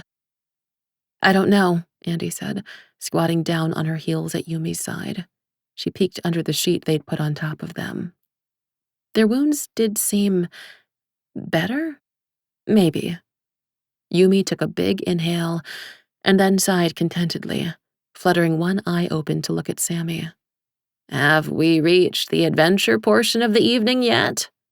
What? Sammy asked. Earlier on in the evening, you said adventure was misery fondly remembered. Have we been miserable enough yet for that? Sammy went to shove Yumi, but then stopped herself in time. I know you're feeling better if you're getting mouthy. Yumi grinned. I am. But if it's all the same to you two, I think I'm going to spend the night on your couch. I think that's wise, Andi said, squeezing Yumi's hand hard as Sammy gasped loudly. What? Andi asked, looking at her roommate. What horrible new thing could possibly happen tonight? You're going to be late for work, Sammy said. Oh, fuck, Andi groaned. She looked down at herself. She needed a shower. She was covered in Yumi's blood. Fuck, fuck, fuck, Andi said, dancing down the hall, tearing off her clothes. Grab my phone. Call into my floor for me. Tell them I'll be there as soon as I can. What excuse should I give? Sammy called after her. Think of something, Andi shouted back, running for her bathroom. Andi blitzed through scrubbing Yumi's blood off and washing her hair, and got out, hauled on scrubs, and ran back into the living room in record time. What did you tell them? She asked Sammy, shoving her feet into her work shoes, praying she could catch the next bus. Sammy winced. That you'd just gotten broken up with? What? Andi asked, frozen and blinking as she pulled on her coat. I panicked, okay? This night, it's been a lot. Andi closed her eyes and shook her head. It had been a lot, and she still needed to go back to work for the next 8 hours. I'm sorry, I know, and we'll talk about Danny when I get back. Swear, she said, holding her hand out for her phone. We'd better, Sammy said, tossing it over as she rocked to standing. Want a ride? Andi glanced past Sammy for Yumi, who was breathing unlaboredly and whose color had much improved. No, stay here with them, just in case. If I'm fast, I can catch the bus. Love you both, she said, and darted for the door. Andi ran down the stairs for the bus stop at full speed where the bus was idling, but in the dark, the bus driver didn't even see her coming. It did a California stop and kept rolling. Hey! Andi shouted after it, waving both her hands. Come back! She ran clumsily in her Danskos, feeling Damian's necklace thump against her neck. She reached for it to keep it still beneath her coat. She hadn't thought about him in, 20 minutes? A new record. A loud engine started up beside her, startling her, as she heard a wolf whistle in her direction. She turned, ready to give whoever a piece of her mind, when she saw Danny lolling halfway out of the driver's side window of his El Camino. Need a ride, pretty lady? Andi stomped over to him with her arms crossed, the thick soles of her shoes clonking on the asphalt. Have you just been waiting outside for me this whole time? Danny grinned up at her. So what if I have? Or were you waiting for my friend? She asked with air quotes. Nah, Scout's honor. Andi eyed him.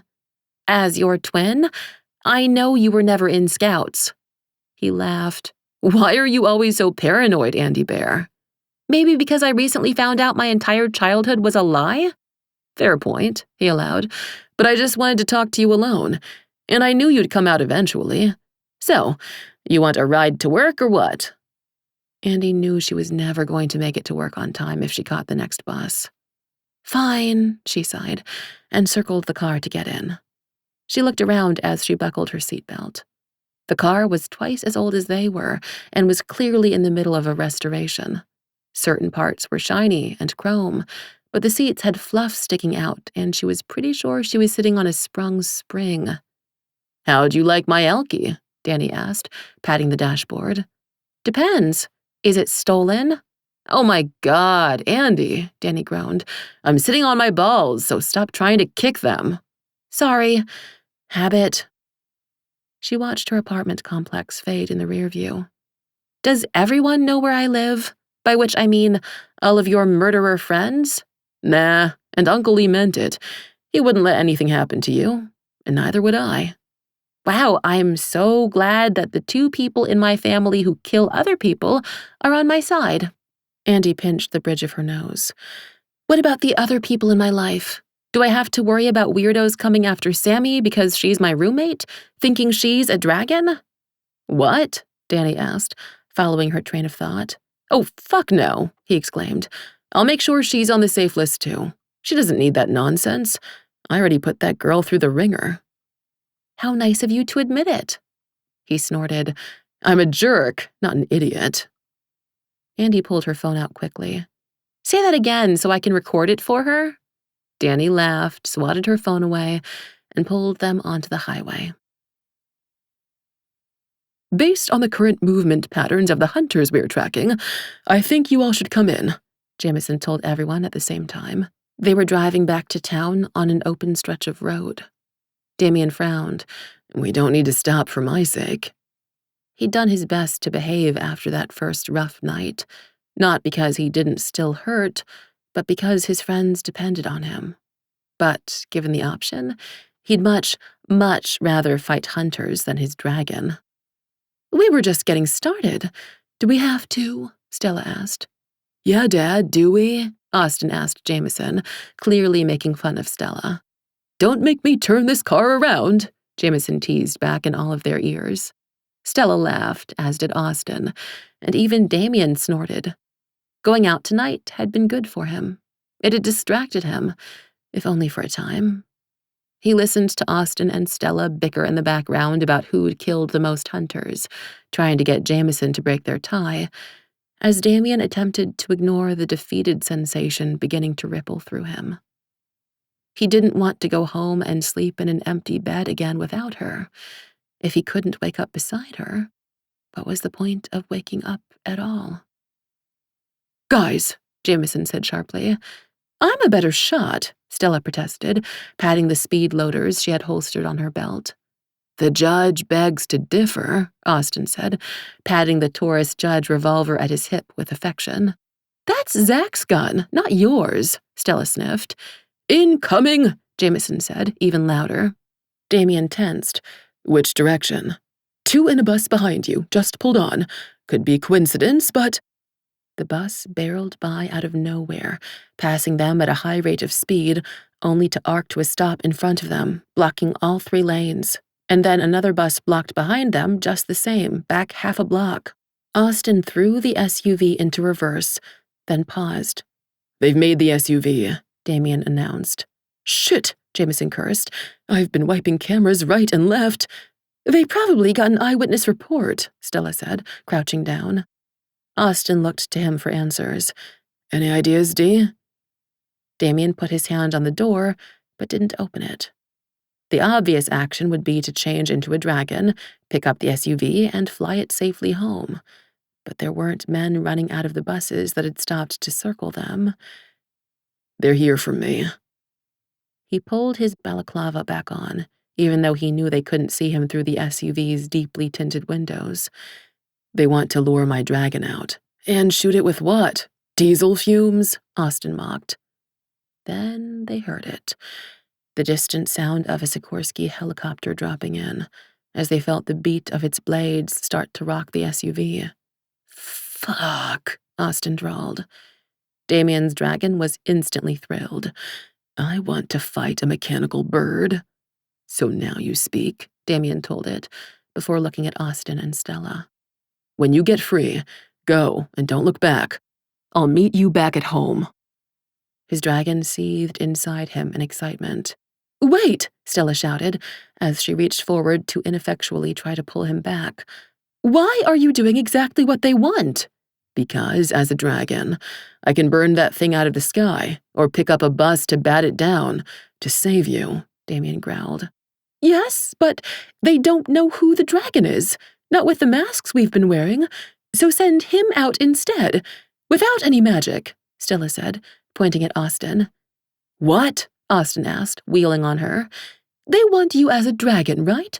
You don't do any good to them as man-meat. Why would they want a single serving when they could have a whole buffet?" She looked between the 2 of them. "They don't want you until you're a dragon, and they won't kill you until you're a dragon. So whoever the hell goes out now gets to live for sure, especially if they can't actually turn into a dragon." Damian's hand fractionally released the door. "We cannot fight in the sky," his dragon complained. "No, the girl has a point."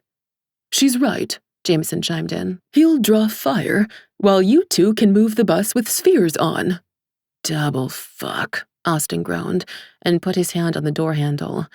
"Don't make me regret this, Starry Sky," he said, using Stella's werewolf pack's name. "You're a wind racer. You should be great at running," Stella said with snark. Austin growled, and Damian told Jameson, "Get ready to take the wheel." The werewolf revved the SUV's engine, drove it in a tight circle, and then bailed out of it after aiming it at the bus in front of them. They heard gunfire behind them, but ignored it as the SUV lurched to a stop right in front of the bus's doors. Stella and Damian ran out of it with the protective magic of the spheres around them, making them essentially invisible except to one another. Stella ran up to the bus with an empty bag slapping across her back. "You clear it, I'll move it," Damian shouted at her, and she nodded, running up the bus's stairs to wrench the doors open with both hands. Damian ran to the front of the vehicle, crouching down and putting his back to the bus's grill. He grabbed hold of the metal and then lifted, listening to the bus's structure groan as gunshots went off from inside the bus, and the helicopter aimed at Austin more distantly, while the werewolf ran back and forth. He was faster than they could track as humans, even with their talismans on, but he couldn't run forever. The SUV whirled around, still under Jameson's control, providing him with a piece of cover, as the helicopter circled to find him again. Behind them, men started pouring out of the other bus and began advancing. "We're gonna need this to work real soon, Dee," Austin panted over the earpiece as Jameson wound the SUV around him like a protective cat, shielding him with it as best it could. "I know," Damian said. His dragon was as near to breaching as he could let it be. He felt the creature tensing just underneath every piece of flesh he had, wrapped around every muscle, straining bone, so close to changing that it burned. He let loose a roar that was not his own and felt the vehicle behind him shift. "I put it in neutral," Stella shouted, returning to his side, kneeling down to take pot shots at the advancing men as Jameson ran the SUV straight for the line of hunters, sending them running like ants. "Now, dragon." Damian let loose the beast inside him, and he felt himself flare with unimaginable power. For the briefest of moments, he and his beast were one, in a way that they had never been before. It was nothing to pick the bus up and send it spinning out of the way, even in his human form. Stella whooped, and the SUV came racing their direction, with Austin already aboard, the helicopter racing close behind, gunshots ringing out. "Get in!" Austin shouted at them from the passenger side, kicking the other door open. Damian picked Stella up and threw her into the driver's seat before diving for the back door, yanking it open to leap inside. "Go, go, go!" he shouted, and they all felt the SUV lunge forward as Jameson hit the gas. The whole SUV rocked with the force of the blows it was taking, but that wasn't the problem. It was all reinforced with military-grade armor, and the tires could run flat if they had to. The problem was that it was going to be practically impossible to lose the helicopter now that it was on top of them. There was nothing between them and the city to use for cover. "Damian?" Jameson warned, likely thinking the same thing. "On it," Damian announced, leaning forward into the wheel well. "Open up the sunroof." "Excuse me?" Austin asked, looking back, his eyes widening as he saw what Damian was doing. "Oh, shit," he said. Then his hands lunged for the console to make the sunroof open. "Duck, girl," he snapped at Stella as she squirmed over the front seats to be in the safer back seat by Damian. She figured out what Damian was doing too, just as he finished tying the nylon rope he'd taken from their first target that night to the harpoon. "Wait," she pleaded, and rummaged around in her bag, pulling out some bones on leather tethers. She wound and tied them to the shaft of the harpoon. "From us to them and back again," she prayed quickly, before letting them go and nodding at Damian. "They deserve a chance at vengeance too." Damian grunted. "Jameson, get their hopes up." "Everyone hold on," the man warned, before veering the SUV across all the lanes like it was fighting a blown tire. Damian heard the helicopter getting closer, could feel the gusts from its blades, and the shots from above became less frantic and more precise, straight through to where a driver would be if the car currently had one, leather splitting open and upholstery stuffing popping out.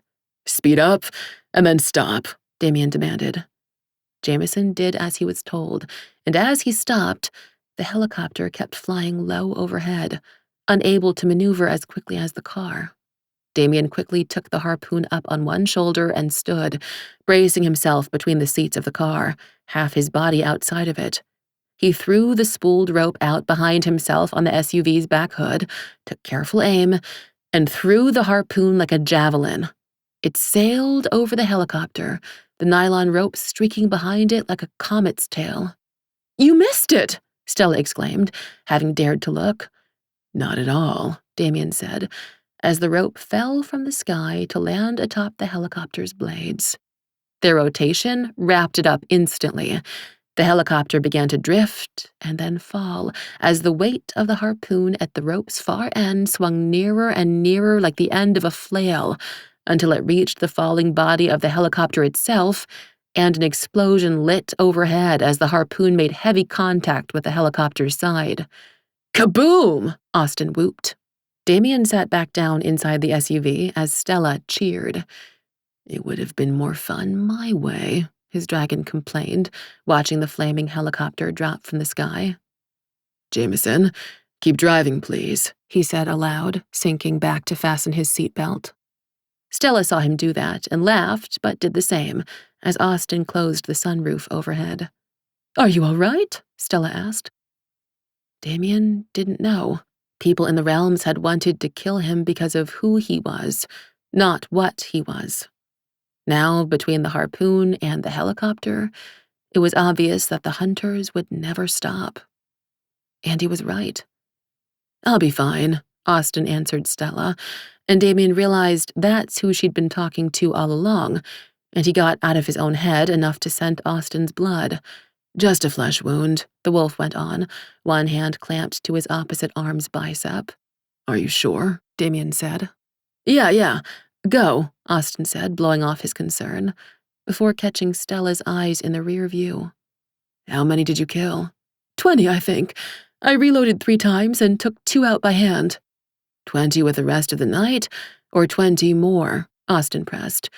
20 on the bus, Stella said with a roll of her eyes. "I knew Starry Sky was a bunch of liars, but I had hopes for you, Stella," Austin tisked. "Shove your hopes, wind racer," Stella taunted, before hoisting the bag she'd taken with her on the bus up to empty it. Talismans poured out, bits of bones and skins and feathers, and the dusty scent of assorted dead, unearthly beings flowed out with them. "Oof," Austin complained. "Too bad you had to be a decoy," Stella said, sounding entirely sincere, even as Damian saw her eyes flash. "Too bad they didn't shoot your tongue," Austin muttered, then settled back in his seat with his eyes closed for the rest of the ride home. Chapter 8. For the second time that night, Andi was being driven at completely unsafe speeds in silence. She wasn't sure what, if anything, to say. She hated how comfortable it was to be around Danny again, how easy it was to fall back into old habits, how she had to remind herself continually how much she hated him, and why. So many reasons why. The lying for half her life, for taking Uncle Lee's side, for letting them do horrible things to him, and for him doing horrible things to other people. How human was it to want to make excuses for him, and how nauseating was it that she couldn't turn that part of her brain off? Andi reached for the El Camino's old-fashioned stereo dial and popped it out, then rolled the antique piece of machinery up and down the radio spectrum so she could listen to music instead of her thoughts. "And in breaking local news, police are racing toward a freak helicopter crash outside of town." Danny's hand reached over and tapped the dial in, turning the radio between them off. "What are you thinking?" "You don't want to know." He took a turn at speed, the El Camino's engine roaring. "The answer is 5. Andi blinked and looked over at him. "What?" "I've killed 5 people. Just 5.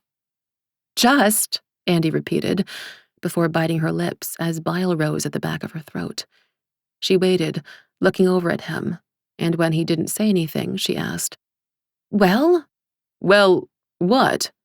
"Aren't you going to, I don't know, make excuses, tell me the story? How it was them or you and you were lucky to survive?" She rolled her eyes. She was used to her slick brother Danny, who always had a reason for being late, and if he didn't, the reason was that it was your fault somehow. "Depends. Do you want me to lie to you or not?" Last chance to get off the truth train before it crashed. "I think our families had more than enough lies." Danny nodded and stared straight ahead at the road. All right then. You remember when we were 16? Andi kicked off her shoes and curled up in the car seat. The whole year or some specific part? When we started hustling people for money at pool halls, after I got his fake IDs.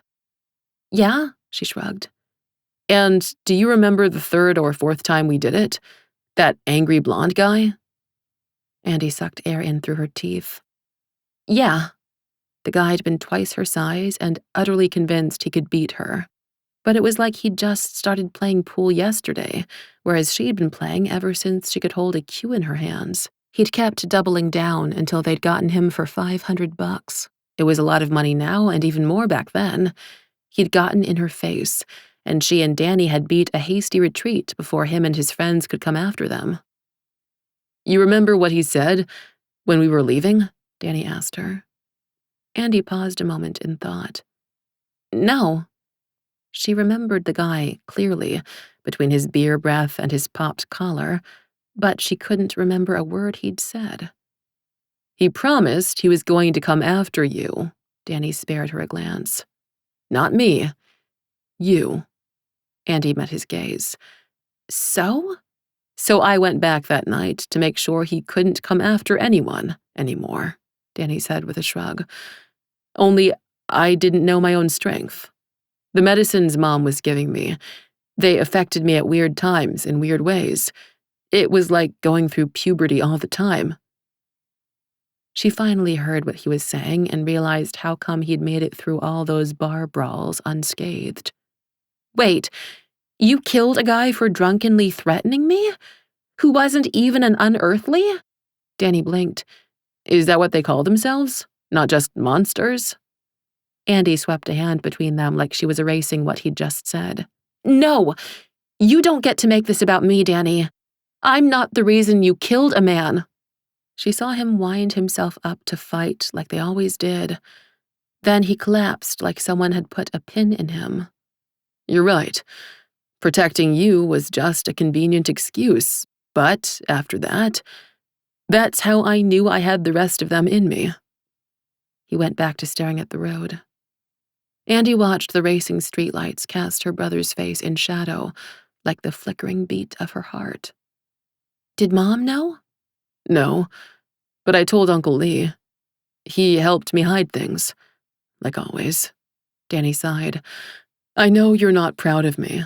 I'm not proud of myself either, if it makes you feel better now. Andi bit her lips, feeling the silence between them taking on a life of its own, a quiet wall that pushed them further and further apart. I don't think we can come back from this, Danny, she whispered, and she knew she was crying again. How many tears did she have in her? It wasn't fair she had to lose Damian and Danny too, although she could argue that Danny'd already been lost to her for years. We have to, Andi Bear, Danny said, looking at her again. Because it's destiny. I know it. How? Andi asked, throwing her hands up in the air, burning the backs of her hands on the ratty upholstery above her. How come you're so sure? He pulled his car off at the exit for her hospital. Because Mom told me so. What? She asked, wiping away her tears. Mom gave me all her notes, Andi.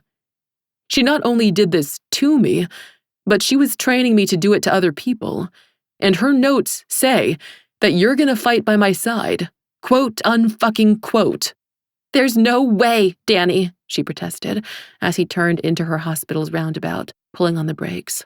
Are you going to argue with a woman who lived for 4 centuries and turned her son into a dragon? Danny asked her. He gave her a pointed look and then stuck his tongue out. She closed her eyes rather than watch him try to make her laugh and turned to open up the door. He caught her wrist before she could get out, though. At least let me show you her notes, Andi. She talks about you in them. Andi knew she should be strong. Just cut the cord already, but she wavered. Tomorrow night, just let me show you them, all right? And then after that, if you never want to talk to me again, I understand, he said, letting her go. I've got to go to work, Danny. I'm already late. Don't answer now, just think about it, he shouted after her as she slammed the door shut, and wished that closing off her past could be so easy. Andi settled herself in the hospital elevator and wound her hair up into its official work bun. She hadn't been crying that hard, had she? She wiped her eyes and straightened her shoulders. No time for crying now. She had a job to do. She stepped out of the elevators and onto her bustling floor, heard people shouting orders down the hall, and then one of them turned to shout at her. "Andi!" Sheila bellowed. Andi ran down the hall to her, ready to get yelled at and get it over with, so that she could move on. "Sorry about being late," she said. "Devastating breakup, eh? We've all been there before." God damn it, Sammy. Her charge nurse grabbed the strap of her bag off her shoulder and chucked it down on the ground. "I've got just the assignment for you," she said, jerking her head back to indicate the chaos happening behind her. "There was a helicopter crash outside of town. Somehow this guy survived it." Andi glanced past her into the room where nurses were hanging medications as doctors placed central lines. "You're sure?" "Never more so. You're the kind of woman who rises to an occasion regardless of her personal life, and I'm not above abusing that when we're short-staffed." Sheila clapped her shoulder and then stepped aside. Andi tossed her coat onto the nearest counter and grabbed some paper and a pen from her bag to start taking notes as the ED nurse, who'd wheeled the patient in, shouted at her. "Intubated, crash injury, pneumo, chest tube. You're getting a central line right now, hypotensive, levo." Andi caught every third word while looking at the man himself, who was badly injured. "And we took these off of him.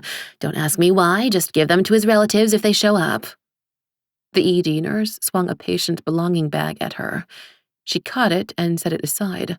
"Why the fuck did he have a bird skull on him? Was he eating a whole entire chicken before they crashed? Who the fuck knows?" Andi nodded, acknowledging the weirdness of the hospital and the people drawn into it, and started taking over care. The man was her only patient, which was good. He was on the verge of crashing. It took an hour for her to get him settled, and then he was only alive because of the ventilator that was breathing for him and the medications going in. Luckily, she had plenty of help, because surviving a helicopter crash made him a bit of an ICU celebrity, as her coworkers hoped that he was one. "Was he a radio person?" Dominica wondered aloud. She'd come up from the burn unit to help with the dressings on his face.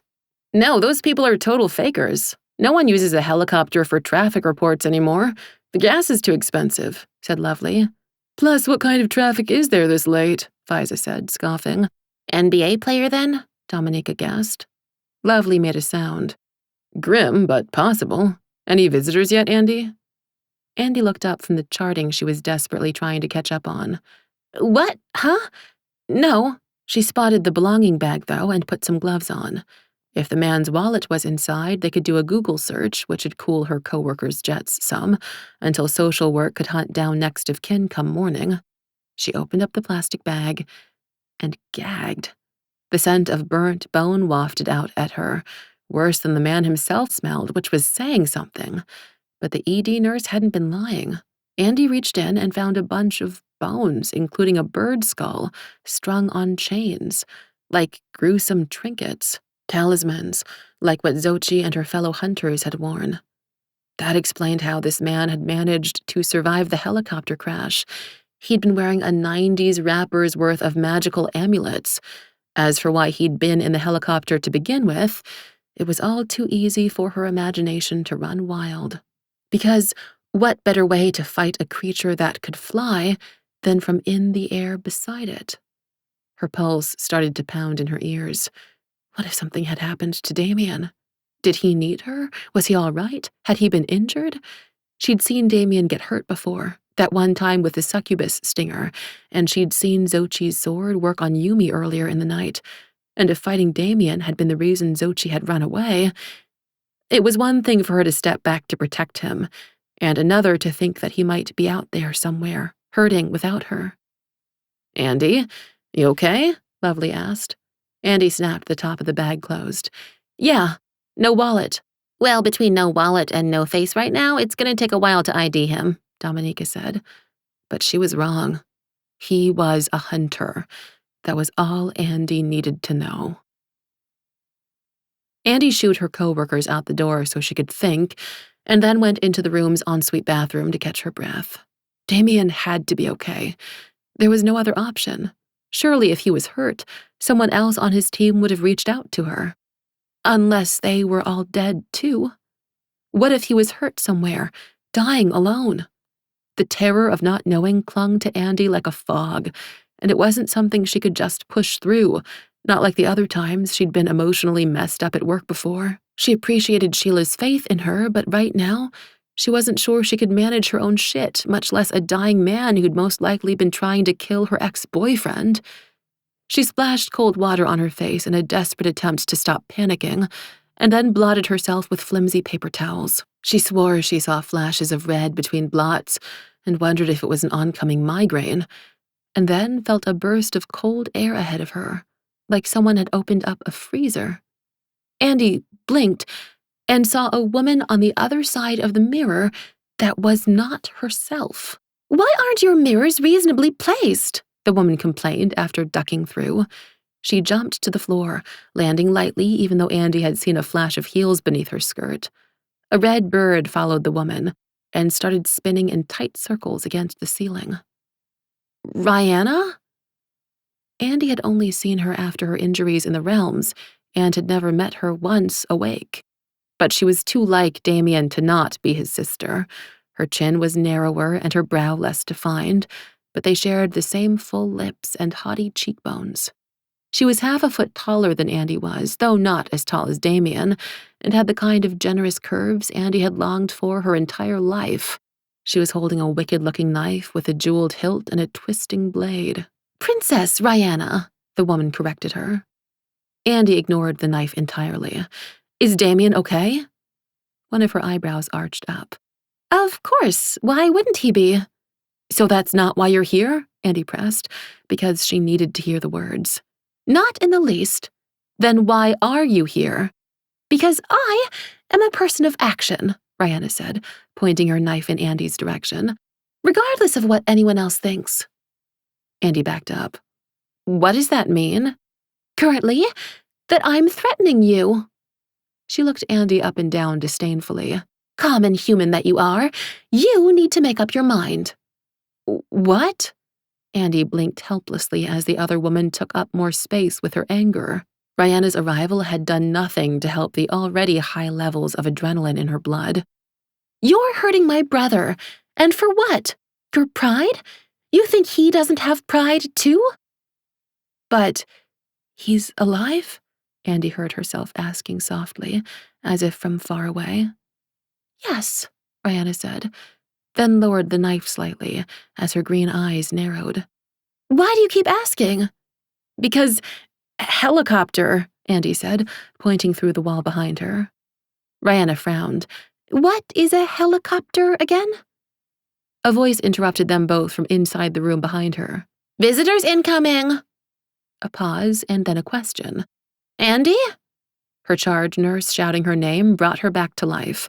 Andi reached past Rihanna and hit the wand to make the toilet flush. "Just emptying the urinal," she shouted back. Visitors meant hunters. Rihanna was here, and hunters would definitely want to kill her. And Damian may or may not be alive because Rihanna didn't know what the fuck a helicopter was. Andi wanted to scream, but instead she took a deep inhale to pull her shit together, ignored the knife, and grabbed Rihanna's shoulders. "I need you to go back right now, Rihanna. It's not safe for you here." "I am tired of other people telling me what to do," the woman growled. Andi danced in place for a moment, trying to figure out the best course of action.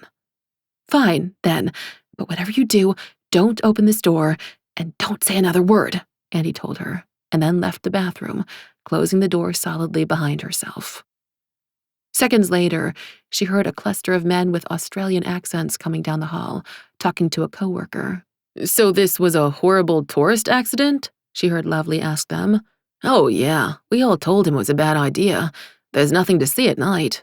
Another man said, but money burns holes in some people's pockets. And there's always other people around to help you spend it," a third man said with a short laugh. Andi knew who she was going to see before they reached the room's front glass. The Australian hunter who'd wanted to see her mother's notes for himself. All three of the men were tan with close-cropped hair, wearing khaki slacks and pastel polos. They looked like they'd just come off a golf course, but the man she remembered had the same strange little toothpick, no doubt made of ivory. He nodded at her first. "Andrea?" "You two know each other?" Lovely asked. No, I just saw her name tag." He gestured at Andy's chest and then his own. "I'm Jack. Nice to meet you." Andy didn't respond. Lovely looked between them quickly. "All right, I'm gonna go give Fiza a break. You're on deck next, okay, Andy?" "Great, thanks," Andy said, waving her away, as the hunters surveyed their fallen comrade. "He gonna make it?" Jack asked, giving her a sly look. Andy frowned, but kept her position between the men and the bathroom door. "He won't die on my shift because of me, if that's what you're asking." The man chuckled. "Lee's right. You're too soft for that." He put his hands into his pockets. "You're going to have to toughen up when you join us." "I'm never joining you." Yeah, he said, making a show of looking around, touching his friend, the bed, IV bags. Andy wanted to slap his hands down. "Consciences serve people in good stead in daylight, girl. But look at you. You live and work the night. You'll come around." He flipped the toothpick he gnawed on to the other side of his mouth and leered at her. "You want to know if we got your friend?" More than anything. But to announce it aloud would be to let them know they had leverage on her, and would make this conversation go on longer, keeping Rihanna in danger if she hadn't wisely poofed herself back through the mirror when she'd closed the door. "I want you to leave. You've seen your man. We'll do the best we can." One of the men grabbed the belongings bag, taking stock of its contents with a grunt. "It's all here," he announced. Jack rocked his toothpick across his upper lip with his tongue, considering her. "All right then, we're off. See you soon, I'm sure." He touched the brim of an imaginary hat as his men left, and he followed them. Andy walked into the hall behind them to watch them depart, making sure they were through the next 2 sets of doors before heading back into the bathroom. Rihanna was waiting inside, looking like a sea nymph out of a Waterhouse painting, her dress and hair all aflow, only sitting on the counter instead of a stone.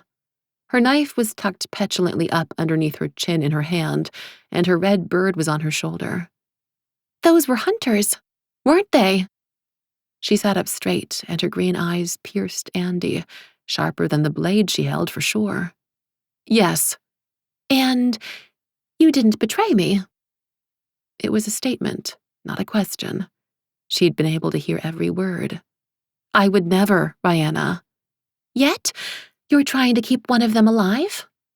She stared through the open door behind Andy at her patient on the bed and frowned.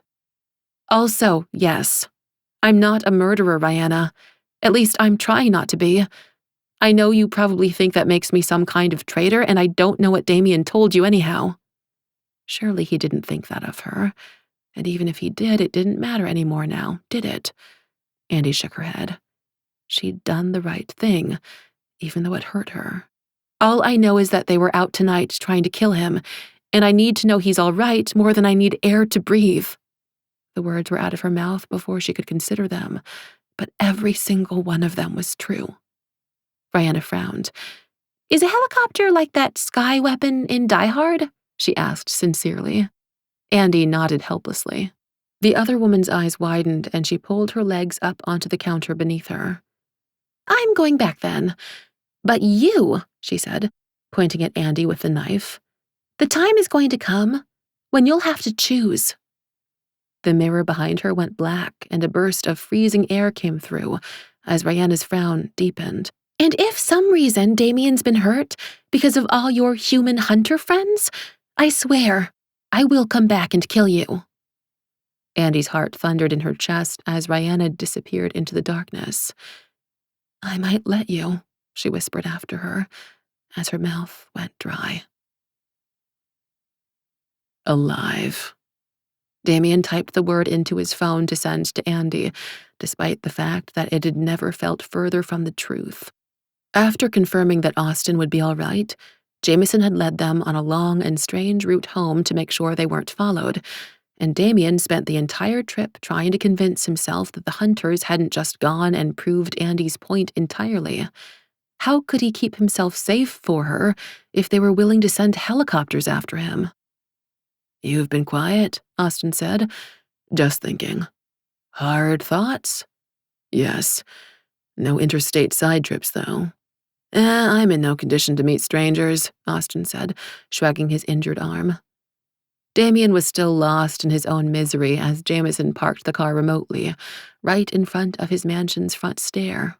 As he got out of the car, he was surprised to see his sister running for his side.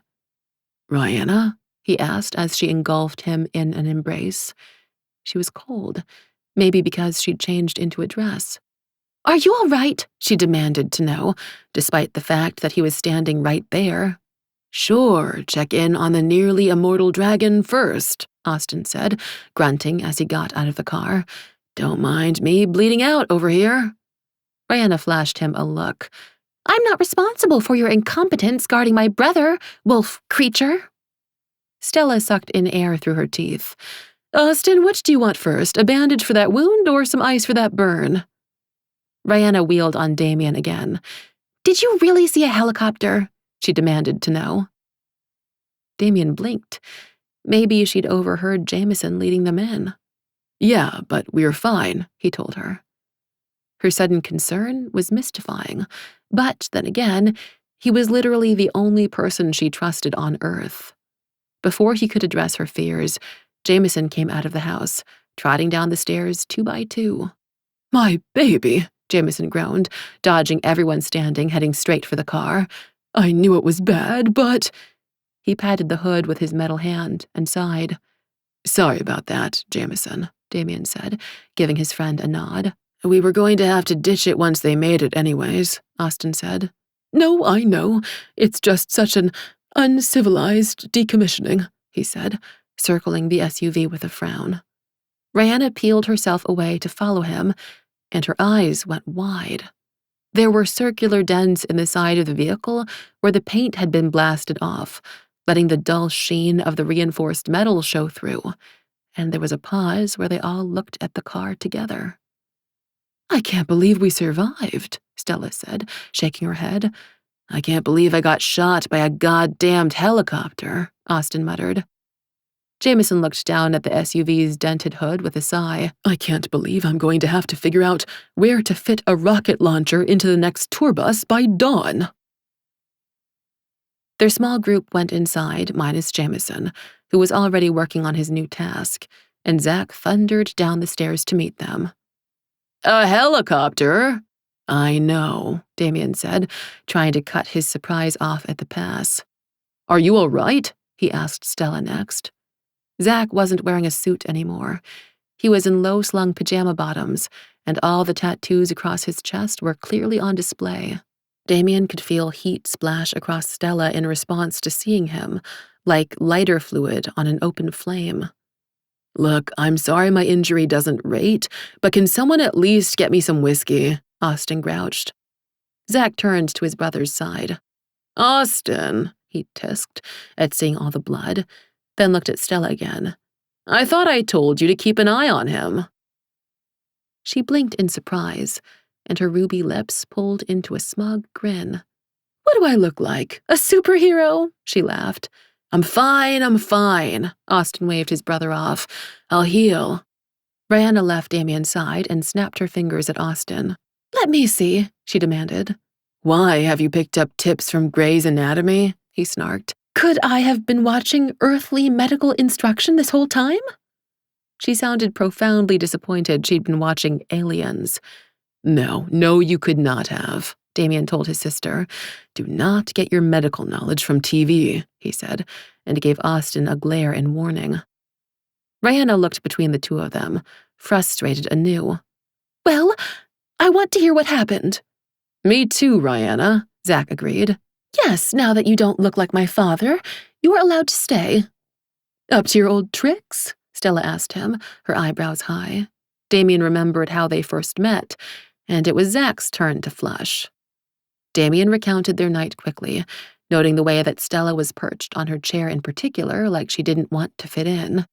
It wasn't until he told the story of their last encounter, including the way that she'd helped save them with her quick thinking, that he saw her relaxing, until she caught Zach looking at her with wariness. "Okay, well, that's enough of that," she announced, throwing her bag of reclaimed talismans into the center of their table.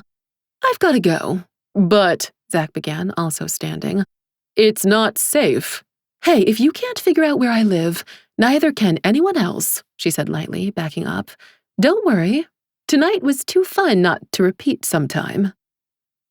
Zach watched her leave with a frown, and then noticed the others noticing. "It's not safe," he repeated.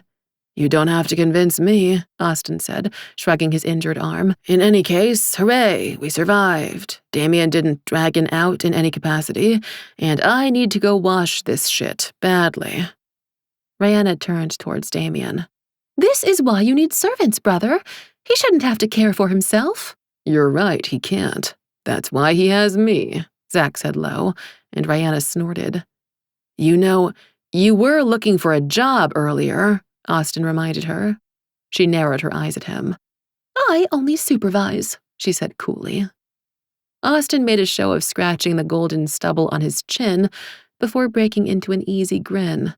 "Well, it just so happens I'm a man who definitely requires supervision." Rihanna laughed and let him lead her away. Keeping the hunter alive was a matter of professional pride, nothing more, which was why Andi didn't feel bad about checking her phone at the bedside. Damian usually texted late at night, when she assumed he was finally done saving the world and going to bed, and the second it turned 2 a.m., she started pacing, phone out, waiting for some message to come in, which was why she saw Sammy's messages as they landed at 3:45 a.m. "I think Yumi's out of the woods. I called in sick tomorrow, and I'm going to bed. You okay?" Andi stared at her phone, her heart still beating at the same frantic rate it had had when Rihanna left. "No, I am not okay," she wanted to text back, "and I will never be okay." But instead she just sent back, "Yeah," with the world's lyingest smile emoji, and fell into the chair beside her computer. The ventilator whooshed, the pumps pulsed, the sleeves on her patient's calves inflated and deflated, but the longer she waited, watching her phone, the more still she got.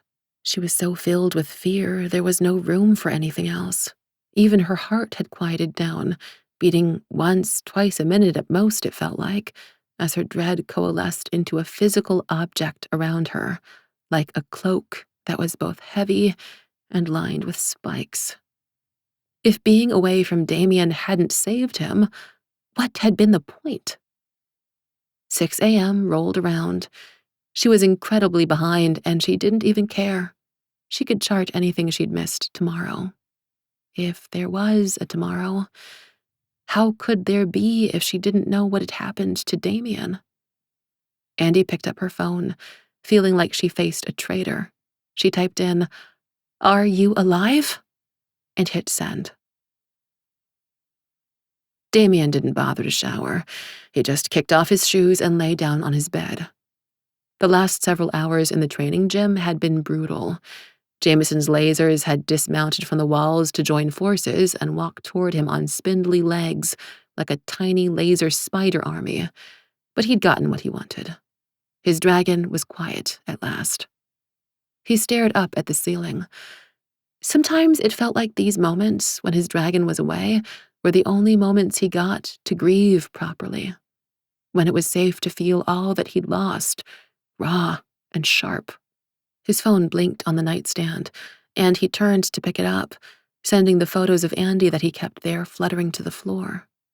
He sat up and picked them up too, carefully aligning them and putting them back where they belonged, in a small stack on his nightstand's corner.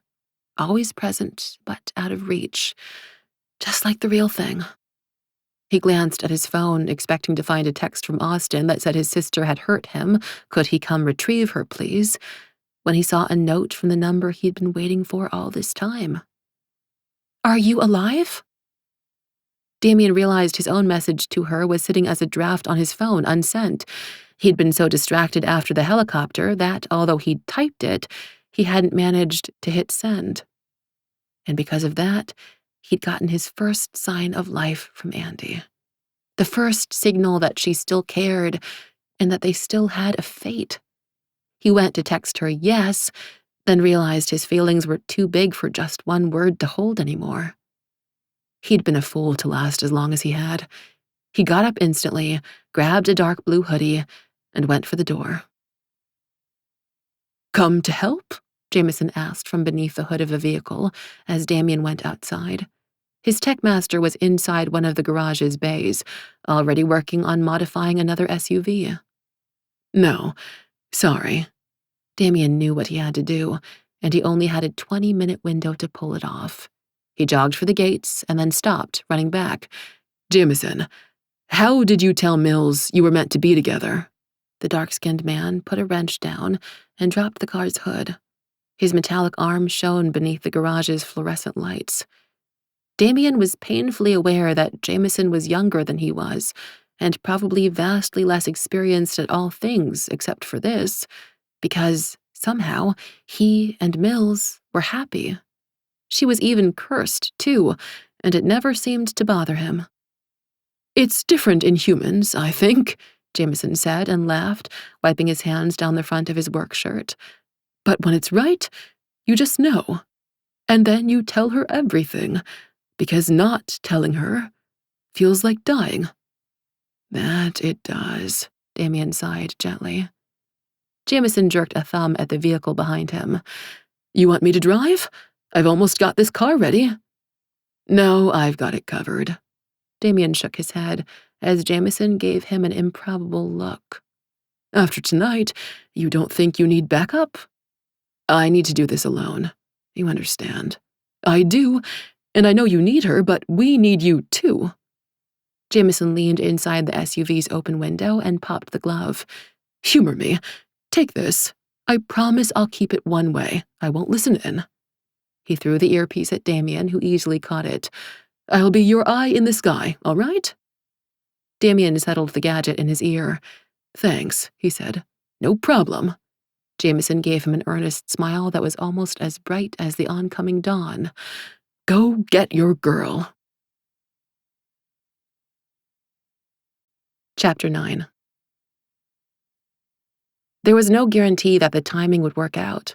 Andi could have a meeting after work for all he knew, but he caught the bus outside the Briars and took it down into town and made the transfers so that he should be on the bus that she'd take home. He kept his hood up so that no one could see his earpiece and rested back inside its shadows so that hopefully no one could see him. A man tried to take the seat beside him at a stop before Andi's hospital, but the low growling sound Damian made in the back of his throat made him detour away. And then, the bus was there. The brakes hissed, the whole thing lowered, and people in scrubs got aboard. Damian's gaze flickered over each new entrant, waiting, hoping, and just as he was about to give up, the bus doors closed and the hydraulics lifted. There was a fast knocking at the glass door. "Sorry," Andi apologized to the driver who'd let her aboard. "Long night," she said. Damian's entire world stopped at seeing his mate again, in all her ever-so-human glory. Her long dark hair swirled around her shoulders, the way the cold outside had pinked her cheeks, her perfect full biteable lips, the gentle sound of her warm voice. And then she turned and saw him. The driver handed her her card back. "Take a seat," he said, as she let her bus card fall to the floor. He watched her swallow, and then she disappeared from view for a second, picking her card up as the bus lurched forward. Then she returned to view and slowly walked down the aisle toward him. He could see the necklace he'd given her, its gemstone nestled against her throat. "Yes," his dragon whispered, slowly uncoiling. "Is anyone sitting here?" she asked him. Her cheeks were flushed by more than cold now. He could almost feel the reaction she was having to him, like flashes of heat lightning all over her body. "It's a free country," he told her, just as she'd once told him, and she sat down beside him without a smile. Damian closed his eyes, breathing in her scent. Jameson hadn't said anything in his ear about him being in danger, He'd just been periodically reporting whether or not Damian was safe, but he hadn't tracked all the hunters on those buses last night now, had he? So Damian knew someone might still be watching, which meant he couldn't give anything away in public. He pulled his phone out of a pocket and texted her. I have to see you. More than this. Name someplace safe. He heard her phone buzz in her bag, but she didn't reach for it. She just kept staring resolutely ahead. Was she mad at him? It was clear from her text he'd finally scared her, only not in any way he'd ever wanted. She twisted beside him, her shoulder brushing his knee knocking hers, and she pulled her big bag over from the aisle onto her lap, where it overlapped onto his. Another turn, another stop, and she pushed her hand beneath it, using it to cover where she touched him. He felt the outline of her hand against his thigh, timid almost. And when had Andi ever been timid in her life? Was she going to shove him away or pull him near? Then her fingers clawed into his denim as she made a slow, deliberate fist, grabbing him to her, taking what was hers. The sensation rippled through his entire body, amplifying desires he'd barely tamed in her absence. His dragon surged forward, matching him, as he felt his cock thump against the restraint of his jeans. He saw the pulse at her throat jump out of the corner of his eye as he heard her breath catch. Her fisted hand quivered against his thigh, and he took a risk, seeking it with his own beneath the cover of the bag, settling his hand atop it. Her fingers slowly splayed, sending more ricochets through him as he wound his own fingers between them to finally hold her hand tight, elated as he felt hers hold him in return. She was his. It didn't matter how much time had passed, nothing had changed. He would be hers from now until he met his grave, and every moment in between would be worthwhile, as long as she held on to him. She let go at the next stop, got off without looking back, and it didn't matter. He held the memory of her hand against his like a treasure map, knowing it would lead to something more. Andi stood just outside the bus stop, and her knees were shaking. It was like all of the blood in her body had fallen to the ground. No, that wasn't true. It was just that none of it was in her brain. Her body had borrowed all of it. It was everywhere she wanted Damian. She could imagine his hot handprints all over her, and as she made her way to her front stairs, she pulled out her phone. I have to see you. More than this. Name someplace safe. Her heart thrilled, and then she opened up her front door to find Yumi still dozing on her couch, hiding out at her place because the hunters had attacked them. That you, Andi? Yumi whispered, opening up an eye. Yeah, Andi whispered, knowing Sammy was still asleep. She made her way over to Yumi's side. How are you? So much better. You wouldn't believe. They sat up. Want to help me go downstairs? You're not opening up the bakery, Yumi. No, but I need to go. It's important. Andi frowned. You can stay here as long as you like. You know that, right? Yes, but I have things I need to do. Who's Orthrus? Andi asked. Yumi inhaled. I would say it's too complicated to explain, but I heard you talking to Xochi. It's clear you have some history. And then I heard your story with your dragon, and Sammy besides. Plus you got me Cao. So let's just say Orthrus's descendants are relatives of mine. And on the off chance Xochi wasn't taunting me, I need to go make sure they're all right. But they're after you, Yumi. How are you going to stay safe? I've been alive for a very long time. That's not an answer, Andi said. Yumi heaved a sigh and got up. Sammy had given them some sweatpants before going to bed. Andi, I've been hunted before, and I'll be hunted again. No one knows the danger more than me. I've lost almost all of my children to hunters over the length of my long life, which is one of the reasons why I need to go, now. Help me get downstairs?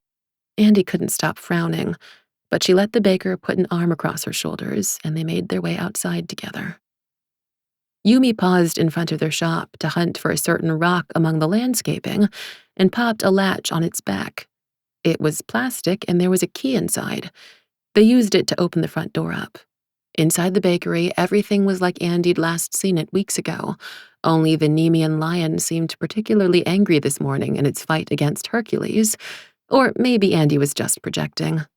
Yumi walked into the back and Andy followed them, unwilling to let them out of her sight. Yumi grabbed a bag and filled it full of baked goods, proffering it over to Andy, and Andy took it like the bribe she knew it was. She looked between Yumi and the mural behind her. "How long have you been alive again?" Yumi gave her a soft smile and answered, "Very," before turning on their heels and walking down a short hall to turn into a tiny room that Andy'd never seen before.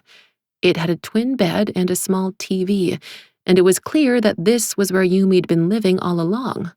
The girls had never pressed to visit.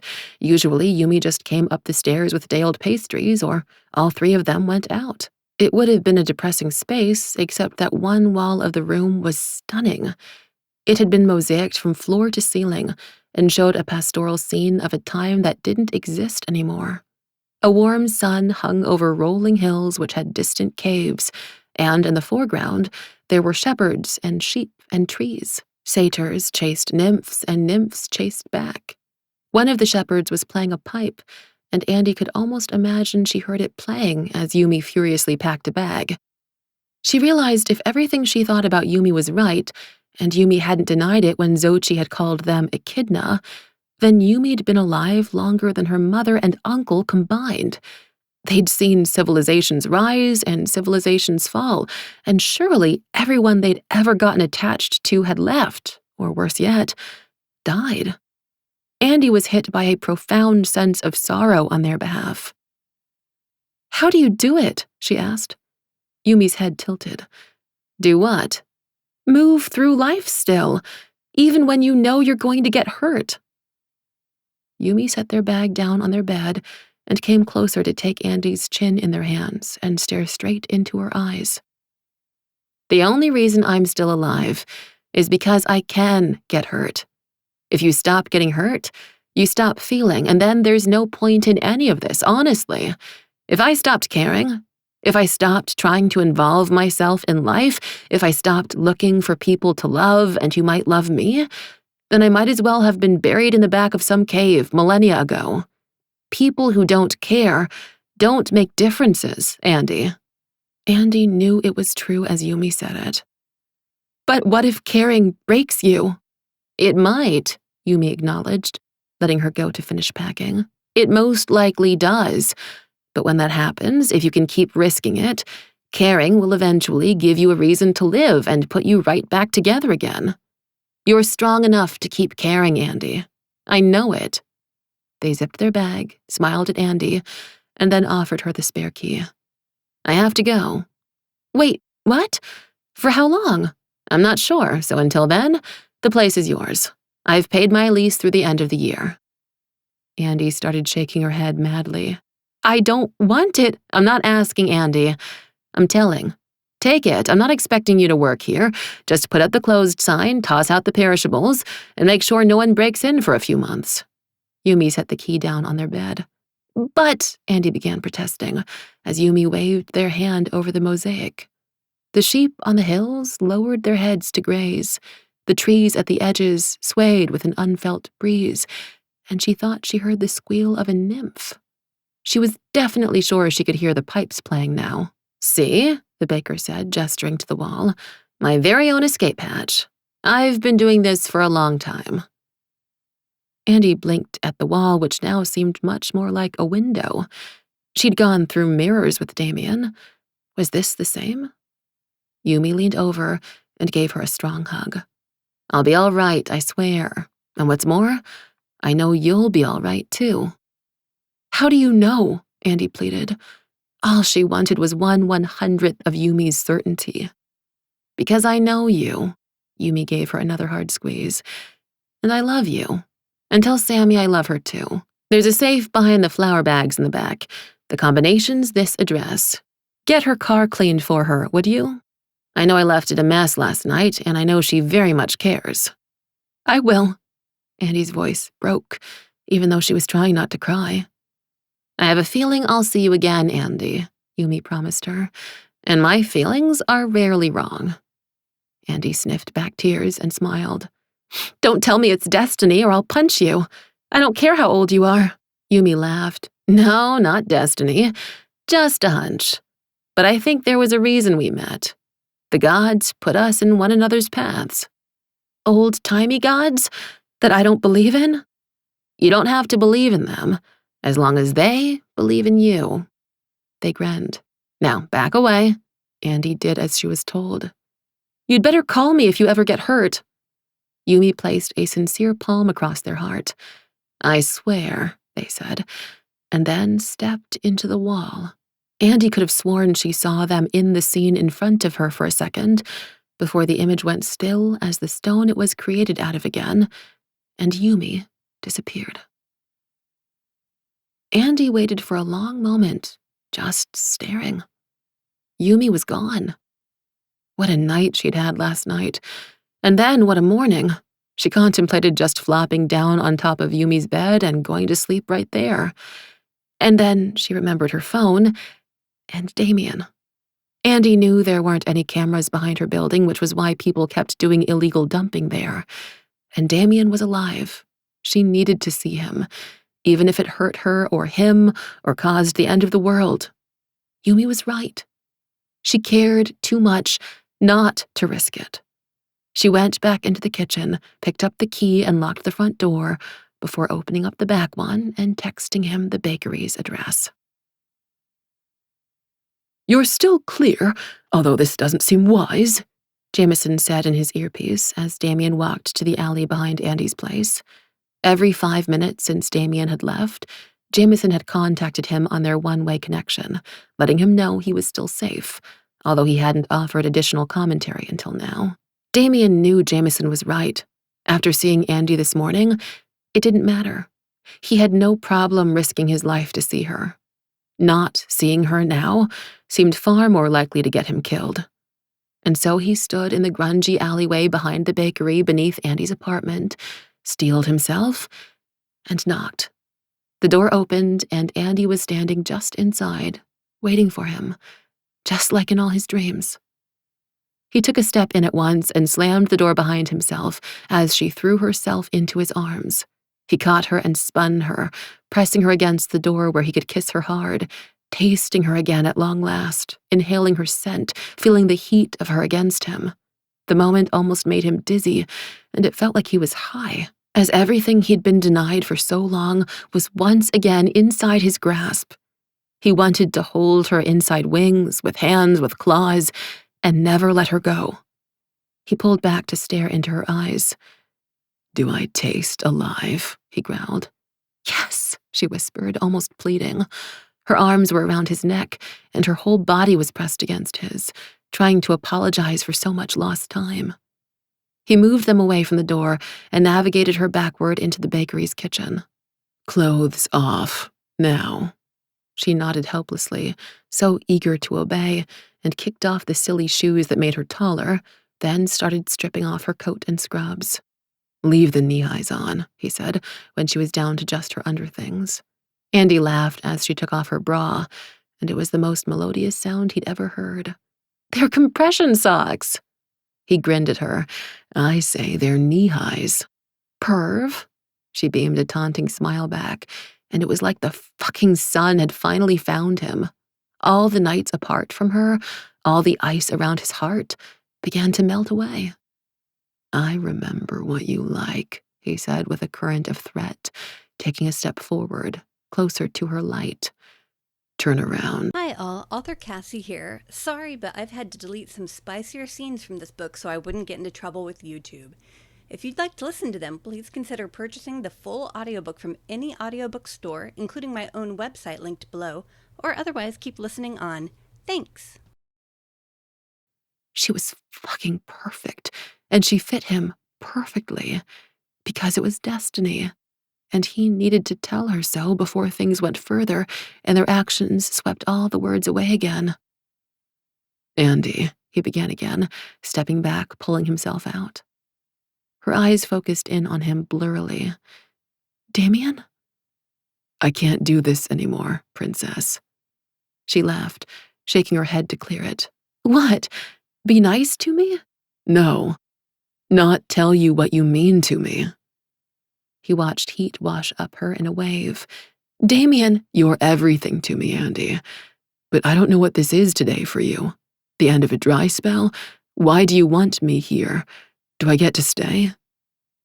She pushed herself up on the counter with both arms, her gaze turning bright. I needed to see you. I thought you felt the same. I do, fucking hell. But if we do this now, Andi, we can't just stop. You can't fold me up and put me in a box and wait to play with me later. He tucked himself away roughly and pulled his jeans back up. I don't want that, Damian, but we both know it's not safe for us. Helicopters? She said, her voice rising, and he took a step back as she pushed herself to fully sit up. I saw the survivor at work last night. It wasn't pretty. She put a hand on his chest. I'm not judging you. I'm simply scared for you is all. I don't want to give my brother's destiny any chances. I can't have all of everything I've been through without you be for nothing. He watched her chest heave, and the fear radiating off of her was almost palpable. What if I told you we had a destiny too? He asked quietly. Damian, she said. Her shoulders sank as she bowed her head. Let me finish for once, he said, grabbing and pulling her up until she looked at him, and he realized this was not a conversation he wanted to have while she was half naked, nor while he was looming above. He picked up her coat and swung it around her shoulders, then went out into the bakery's front and grabbed a chair. He returned and put it down in front of her and caught her holding the gemstone he'd given her protectively as he sat down. Seeing her do that, a gesture she'd clearly made 100 times before in his absence, gave him strength. Andi, I know you don't want another destiny, but I'm sorry, he began, and then realized he wasn't. There were many things in his life to apologize for, but this was not one of them. Actually, fuck it, no, I'm not. This is real to me, and I want it to be real to you. He stared up at her, her ankles daintily crossed, the curves of her body barely hidden by the coat, his gemstone glinting at her neck. She stared down at him with eyes both curious and concerned, biting her lips. You're my mate, Andi. Every time I ever said you were my one and only, I meant it. What we have is not just a relationship, and it's not something we can opt out of or decide to put away for good. This thing between us is timeless and endless, and it echoes. And I will spend the rest of my life trying to please you, and if it means you send me away again, I'll do that too, but please do not, because life without you has been murderous for me. And for me as well, his dragon quietly added. He swallowed, trying to read her face as he continued, sensing all of her body flush. He could only hope that that was a good thing. In fiction, in the realms, announcing you were mates was always a happy occasion, met with a squeal of delight and affection instantly returned. But he was on Earth now, and Andi was so beautifully human. He took her hands in his, brushing a thumb over her wrist, feeling the beating of her pulse. Every time I see you, princess, I feel something shift and break in me. I keep changing to be a better man for you, and hell, a better dragon. I am yours. I belong to you. Say you belong to me too. Damian, she whispered. And it continues to be clear. I feel like a weatherman, Jameson said inside Damian's ear. Sorry, hope I'm not interrupting anything. Damian fought down a growl and concentrated on Andi. If you look inside yourself and know you feel that way about me too, princess, I need you to tell me. Andi sat on the countertop, hiding inside her coat, her hands in his, looking at Damian's beautiful face. The scent of sex was heavy in the air, and he smelled lightly of sweat, like he'd been working out before he'd met her. In the half-light of the kitchen, it was dawn outside, leaking in around closed blinds. His golden eyes looked like tarnished coins. She felt all of his concentration upon her, waiting for her to say that she felt things too. She did. She had this whole time, She'd been feeling things ever since she'd met him, since he'd picked her up at that first bus stop, when she'd known he'd been trouble. It had been so easy to read the signs, even if she never could have predicted this. "How long have you known?" she asked him. He sat up straighter, pulling slightly back. "When we were together in the car beneath the overpass, I was with you, and my dragon told me." She could watch him structuring his breathing, holding on to each inhale half a second longer than was natural, trying to brace himself for a possible impact. "He doesn't lie, does he?" Damian closed his eyes and snorted. "He is many things, but not a liar. No." She freed her hands from his, scooting closer to the counter's edge to look down at him. "If you've known for so long, why didn't you ever tell me?" "To tell you that night would have sounded insane." "And all the nights since then?" "There was never a good time. Perhaps because of all the fighting or fucking, as you said, take your pick." He sighed and ran his hands through his hair, arching his back against the chair. "And I know you're human, Andi. I had to consider that you didn't feel the way I do." He rebounded to his former position, his gaze searching hers as he put a hand on either side of her hips on the counter. "But I can't risk you not knowing anymore. If you're going to choose a destiny, choose ours." Andi leaned forward to cup her hands beneath his strong jaw. "You impossibly hot, draconic idiot. I've been trying to." His eyes widened in surprise as she went on. "Do you think I've enjoyed this time alone? Swallowing down panic every night, waiting for just one word?" "But you said you didn't want to be in a relationship." "How am I supposed to make good decisions when I don't have all the information?" She let go of his face to run her hands over her own. "What the fuck, Damian?" "That's not an answer," he said, his voice low. "I don't know what mates is." She shook her head, raising her gaze to the ceiling of the bakery before lowering it again to his, finding him still intent on her. "All I do know is that when I'm not with you, I want to die." She whispered and swallowed, and not in a casual, "oh, work sucks and I spilled coffee on my best scrubs" way, but more in a visceral, "I wish I could stop breathing now, because it would be easier than being away from him." The intensity in his brow softened. "Don't stop breathing, ever." She hugged herself and looked down. "I had no idea how hard it was going to be without you until I was. I could have used a warning." He pushed the chair he'd sat in back and stood, wrapping his arms around her. "Would it have changed anything?" he asked, his question a soft rumble. "I don't know. Does it change anything? Does being mates make you invincible or keep you safe?" she murmured into his chest. He took one of her hands, brought it to his lips, and kissed it. "No, princess." Andy's stomach sank. "Then we'll have to stay apart." "Until this is through, most likely." He tucked her head beneath his chin. Her emotions raced in different directions, like unruly horses tearing apart a chariot. She was angry that there wasn't an easy solution and that their time together still had a timer, afraid of how right everything he'd told her felt, and on fire with how badly she wanted him. Now that he was near her, now that she could hear his heart, now that she knew it beat only for her. She flashed back to the prior night and the accident's only survivor and looked up. "Will there be more helicopters?" His golden eyes stared down at her, and she felt herself drawn even closer to him. "Not right now," he promised. She leaned up, yearning, desperate for a kiss now that she knew they were all counted, and his mouth met hers, tasting her gently, kissing the edges of her lips before teasing her mouth with his tongue pressing in. She ran her hands up into his hair to hold his mouth to hers so she could drink him. Her coat fell off her shoulders as he ran his hands beneath it, and she remembered their first kiss on his bed when she'd been wearing a fur, when it seemed incredibly crazy to want him. But this time, she knew exactly what she was getting into, and what she wanted. Him. Her dragon. She pulled her head back from his, and he pressed his forehead to hers, and they were both breathing hard. Princess, he whispered. Never leave me again. Not like that. I won't, she swore. His hands ran up her sides and down her back, and he bent over to kiss her neck.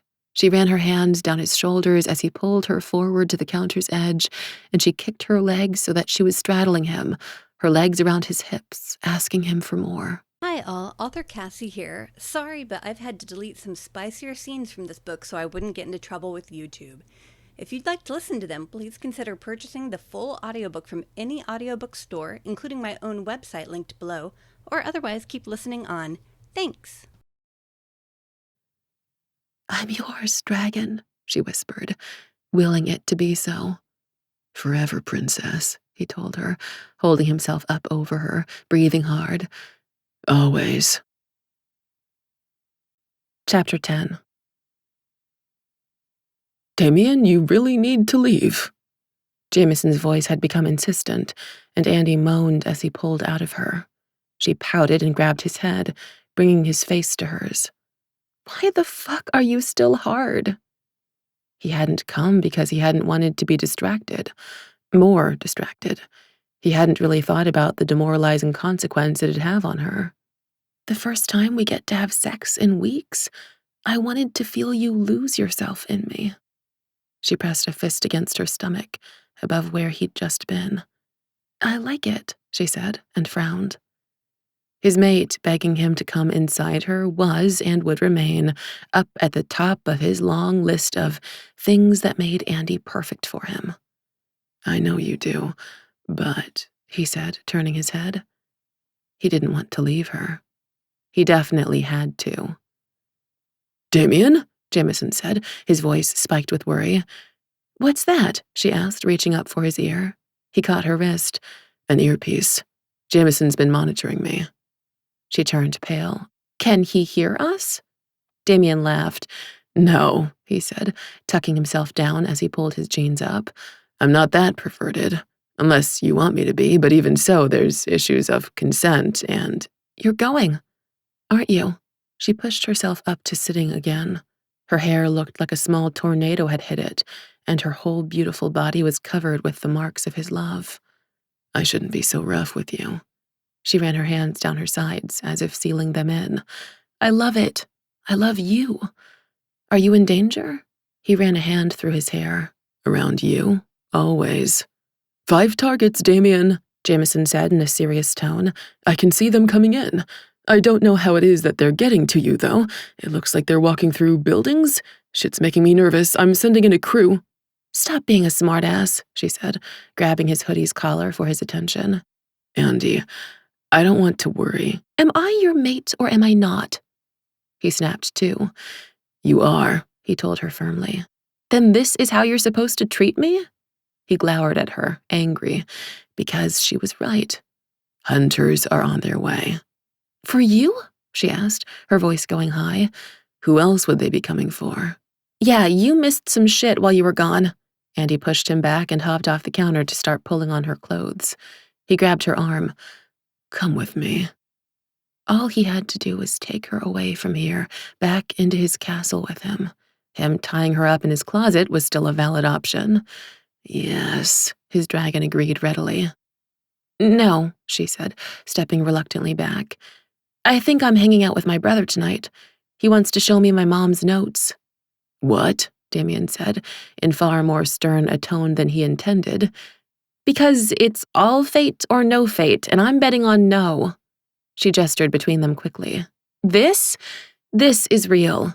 And my brother is just a jackass. But if I participate in your fairy tale ending, what's that do for his? I don't want any of it, Damian. I've told you that, repeatedly. Damian, they're just about on top of you. Jameson's voice was loud, insistent.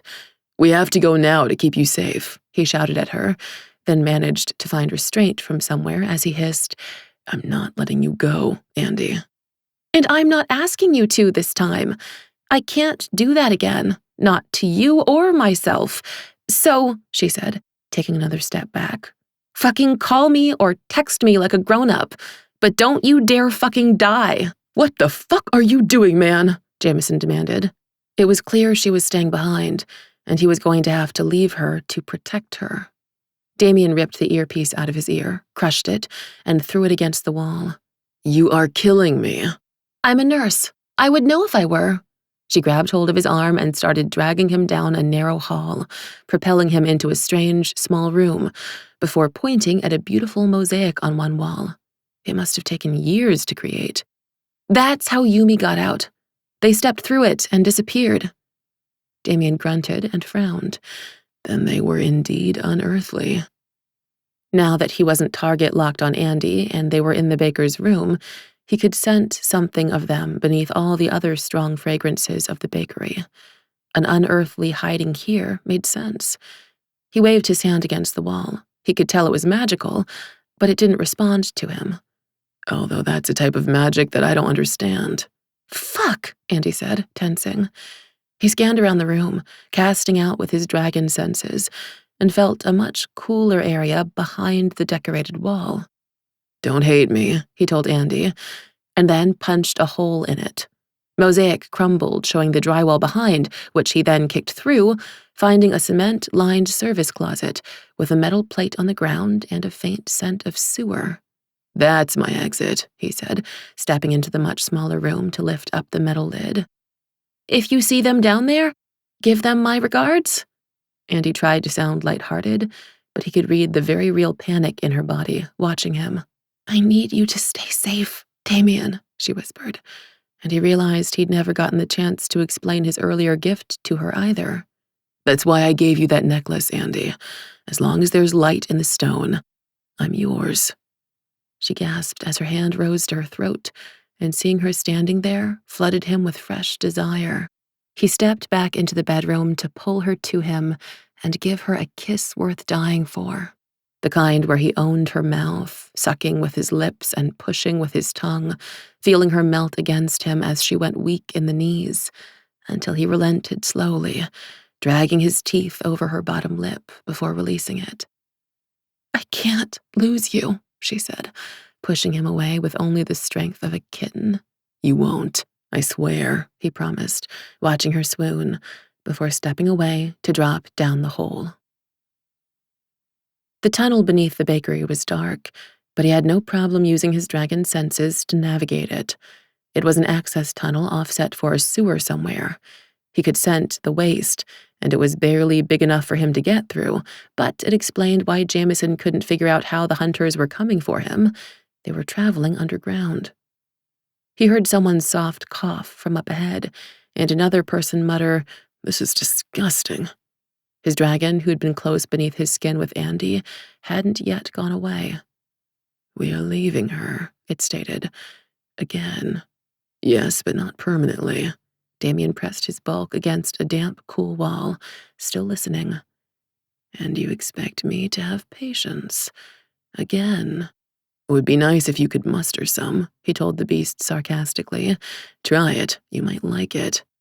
I would prefer to be angry. Damian fought back a laugh. I had fucking noticed. The dragon made a thoughtful sound. So, we cannot be with her. But we are not fully going away, and the only thing that stands between us and her are more hunters.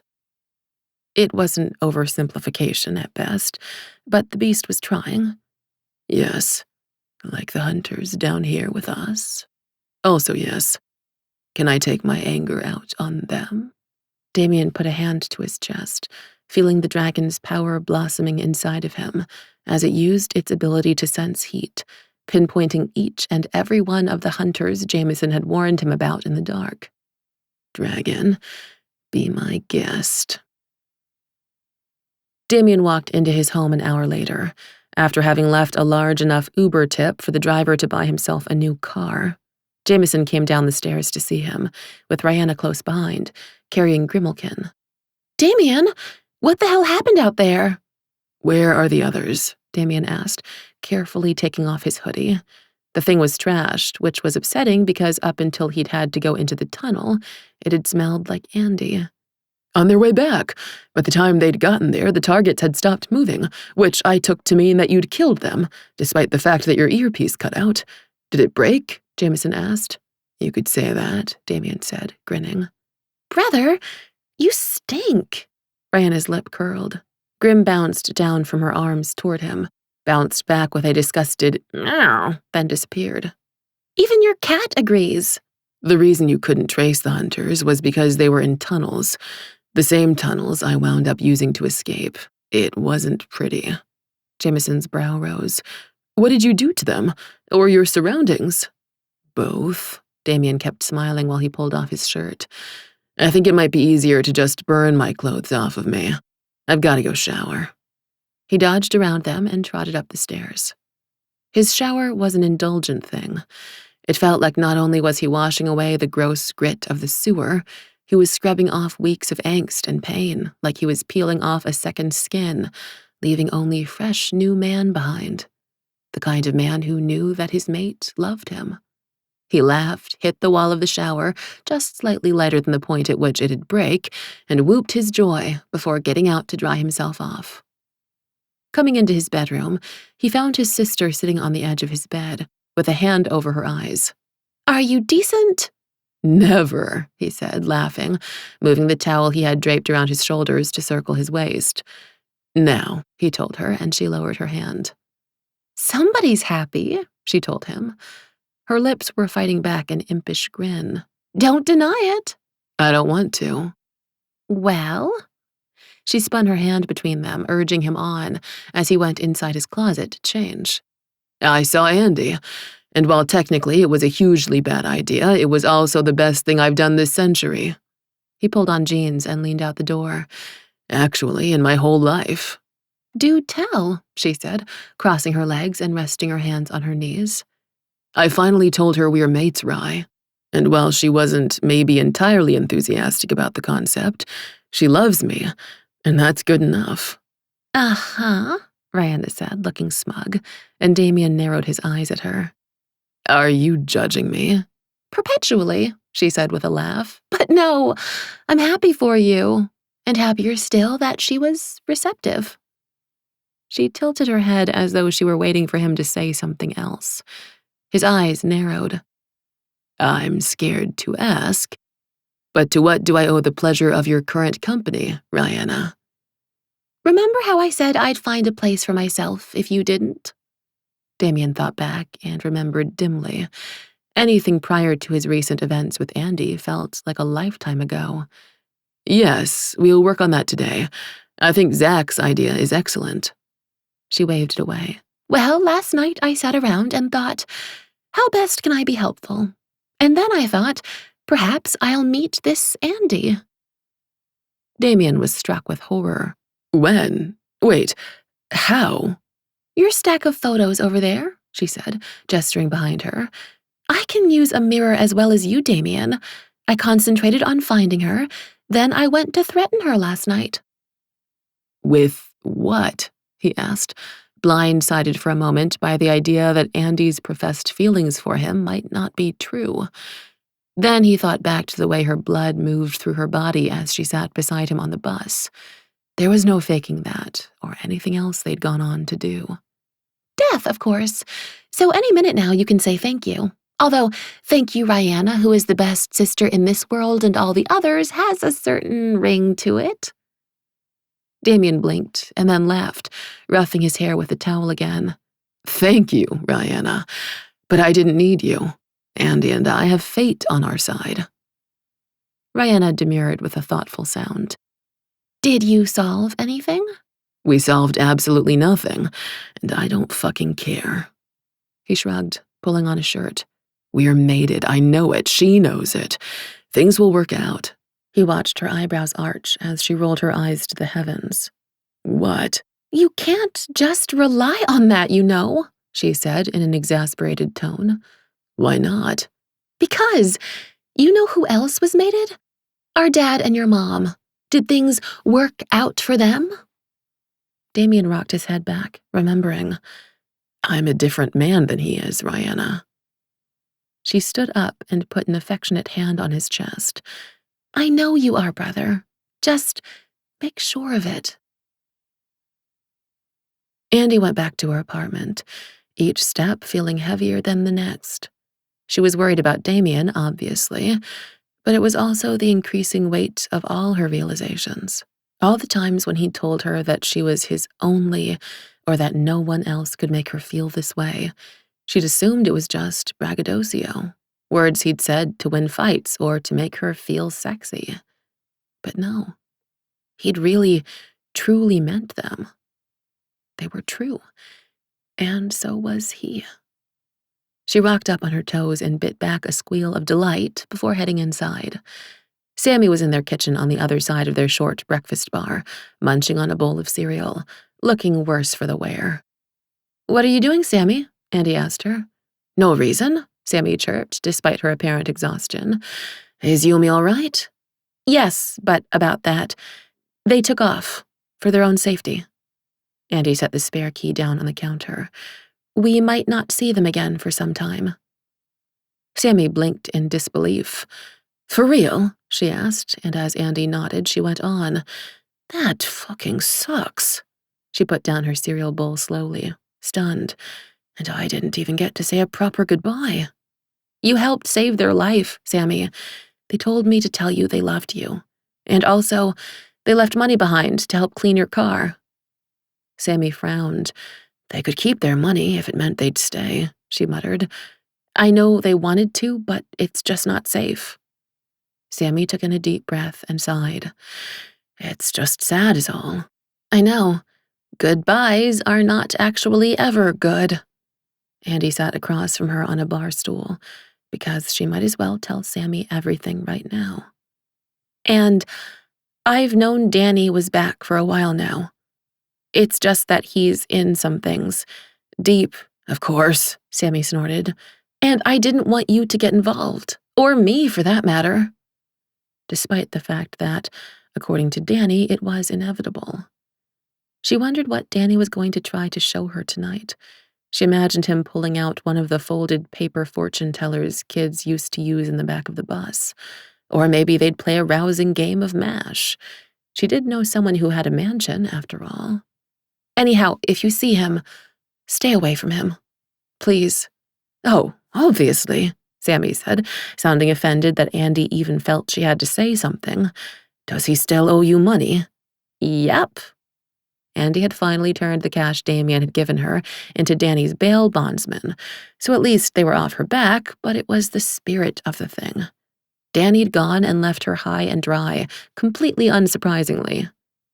She kicked off her shoes and felt all her energy drain away, except for a tickle of pleasure of knowing she was with Damian. "Anyway, Sammy, we can talk more later, but I really need to sleep now." "Yeah, I'm heading back to sleep myself," Sammy said, giving her cereal bowl a desultory rinse in the sink. I don't know how to say this, but just in case you're gonna do that again," she began, gesturing downward, "you should know that Yumi was absolutely not kidding about the walls."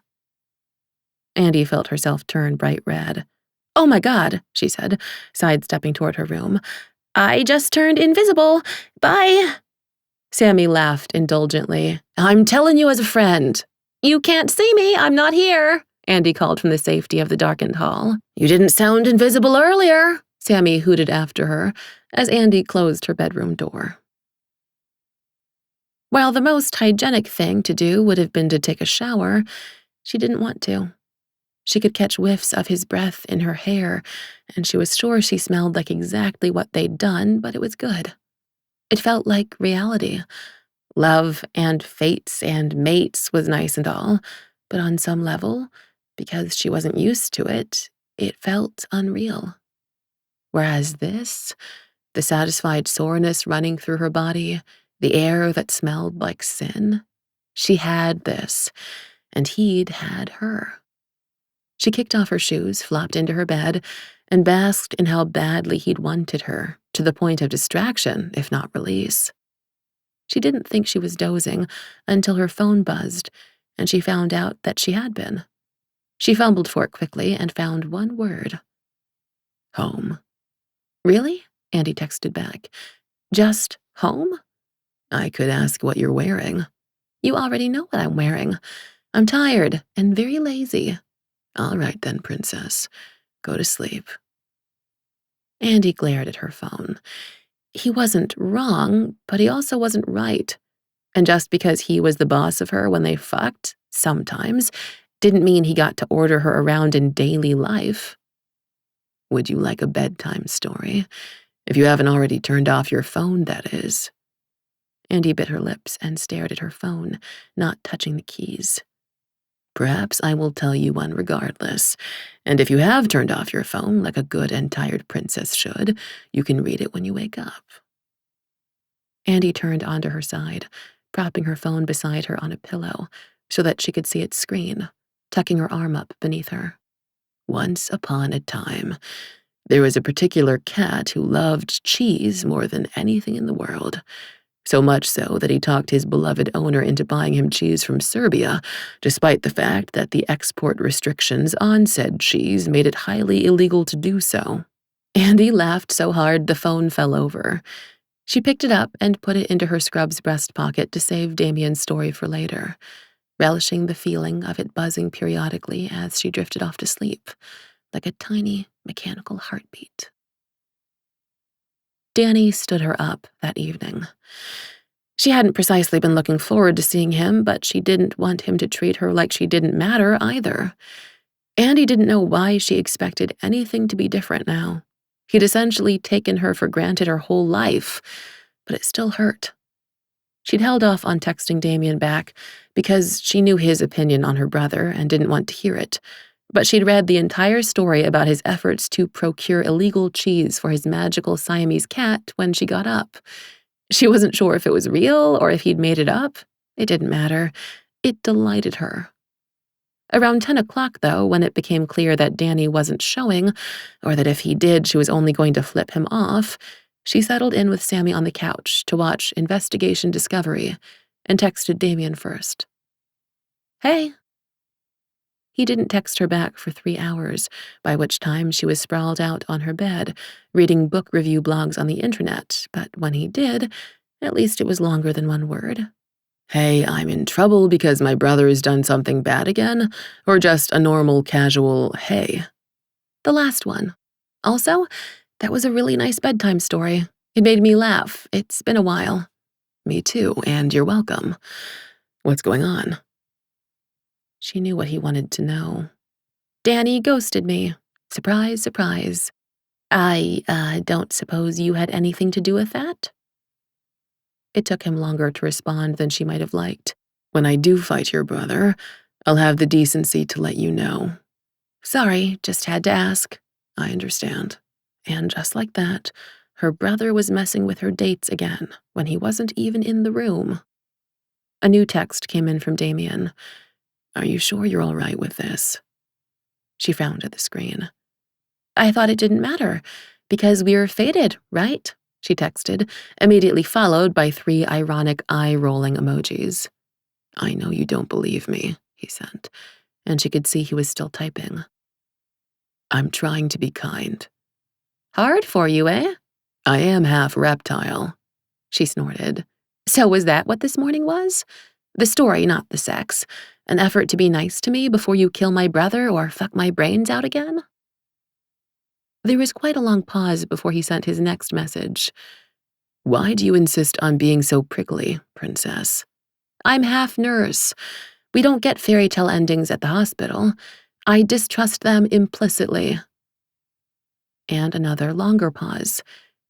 Explicitly as well, it seems. Andi set her phone down to rub her forehead with her fingers.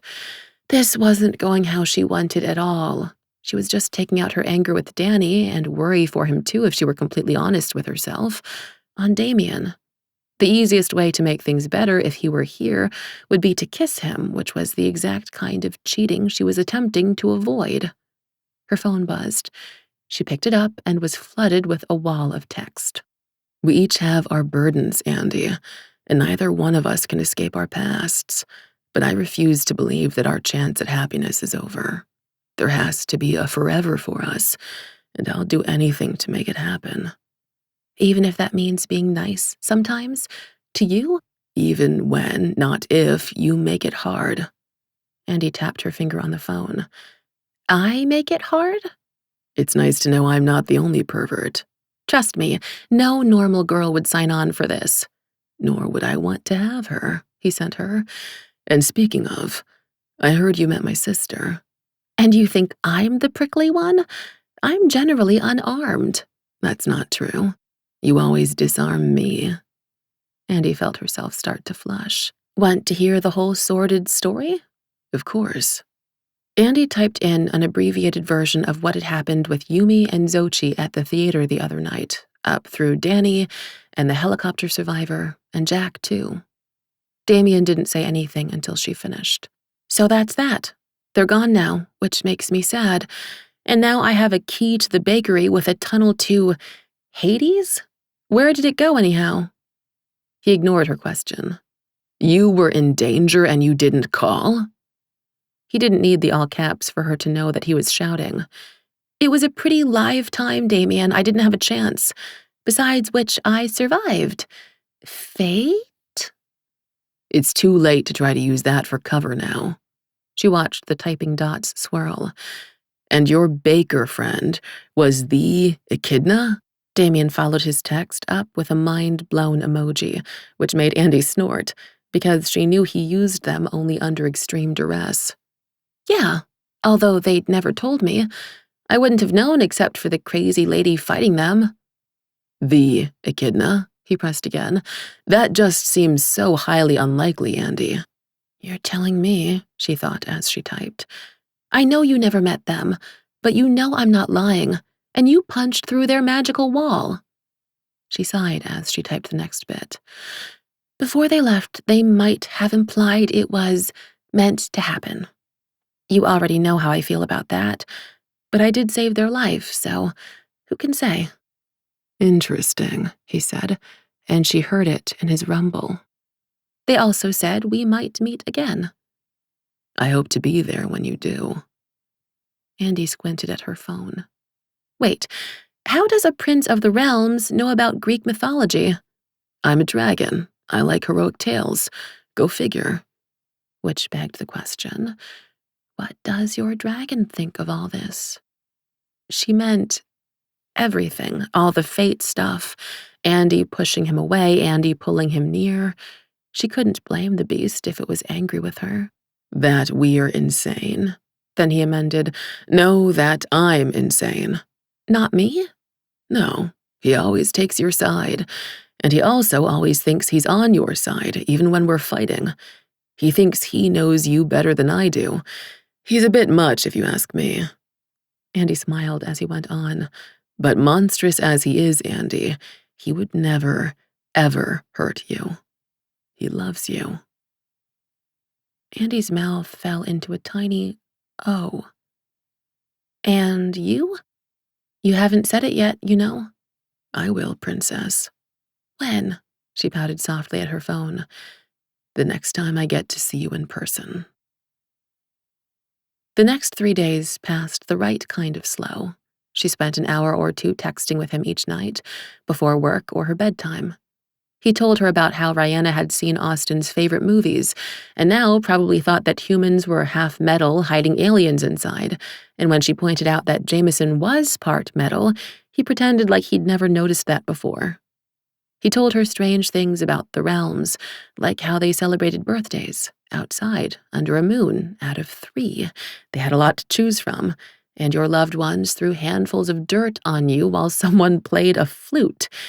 She wanted to believe that that was made up, but Damian swore on his dragon that it was true. And she woke up to some vignette from his life each late afternoon. The first time, he remembered Grimm. How his dragon had once tried to help his sister fly. What dawn looked like over the sarcoplex, the cemetery for royalty in the realms where his father was interred. She didn't ask hard things like about his curse or the heart, and he never once mentioned her brother or uncle. It wasn't because they were hiding anything. It was because they already knew those things were there, swinging overhead like dangerous trapezes. What they were doing now was weaving a safety net. They'd acknowledged the dangers above and were trying to build something to catch themselves below. Oh my God, just make out with it already, Sammy said, leaning over on the couch, shoving her phone at her face. Andi fought her back with a laugh. Jesus, Sammy teased. Look, not all of us get to see our men in person, all right?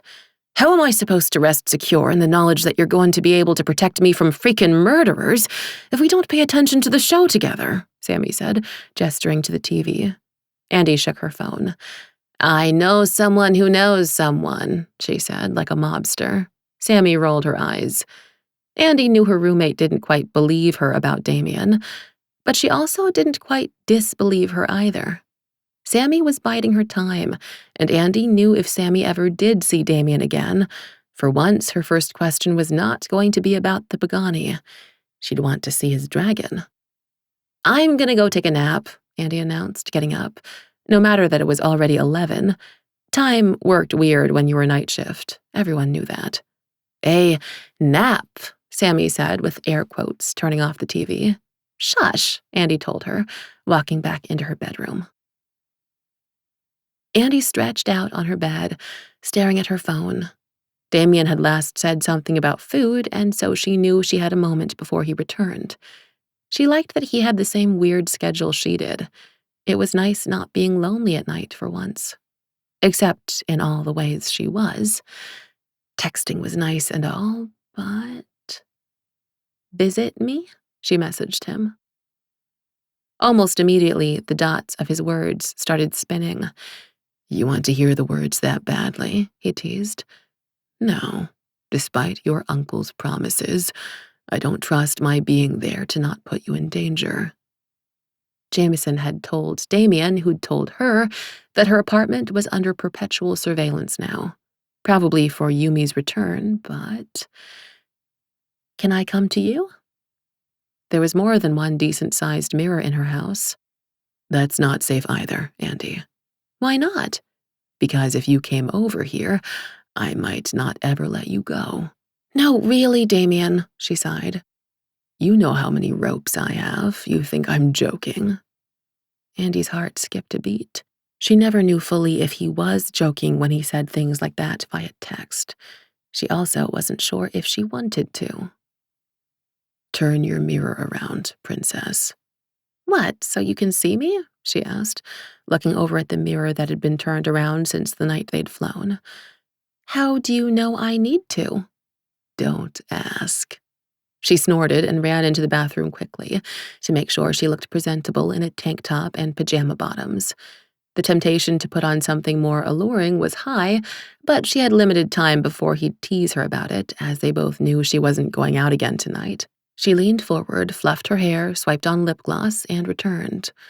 Don't make me regret this, she texted, then turned the full-length mirror across from her bed around.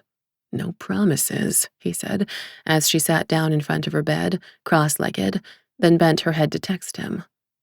I feel silly. He was going to get to just sit and watch her text. Hooray? You shouldn't.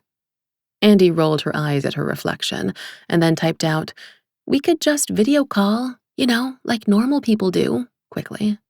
And make your poor roommate hear? His reply was almost instantaneous. Hear what? He ignored her question. Come closer to the mirror, princess. Andi licked her lips and did as she was told.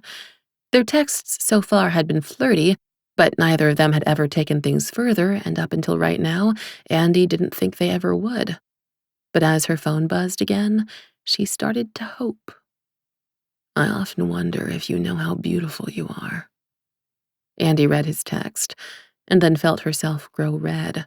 It's not fair for you to put me on the spot, just because you can see me and I can't see you. When have I ever not pressed an advantage? She stuck her tongue out at him. I could turn the mirror back around. You won't. You sound so sure. I am. You realize when you act like this, it just makes me want to defy you. You realize when you want to defy me, it just makes me want you more. Andi closed her eyes. She didn't need him in the room with her to hear his smug laughter. And also, defile you, he went on. She gave her reflection a challenging look. How? Take off your top, princess. This is so unfair, she complained. If it makes you feel better, I'll take off mine too. I won't be able to see. No, but you know I'm not a liar, Andi. Andy's hands bunched at the bottom of her tank top. Everything about this was ridiculous, but she wanted to see where it would lead. She yanked her top off with a burst of energy and threw it at the mirror. So feisty, he teased, and she remembered what it felt like to hear him rumble. Lick your fingers, Andy. She tilted her head up. Either she was going to fight him at every stage of this game, or give up and play along. She batted her eyes at him and pushed 2 fingers into her mouth, sucking on them meaningfully before pulling them out. And now you're plotting something. I like that too, he told her. Take your fingers and trace them over your perfect breasts for me. Andy did as she was told. Her nipples perked as she brushed them gently one by one, pebbling under her own attention. And then she picked up her phone. Okay, well, that was fun. Now I need to go do some online shopping. He sent her a string of laughing emojis. Yes, well, before you start shopping, I think you should know that I'm very, very hard. Then that begs the question, how hard are you? She asked before giving her reflection a mischievous grin. Hard enough I could break both our mirrors easily. Andy lay back perpendicular to the mirror and held the phone overhead. What a sad thing it is to waste a raging erection. Oh, I won't be wasting it, princess. You can go ahead and shop, but I'll be over here stroking myself, thinking of you, with the mirror or without. What if I told you not to?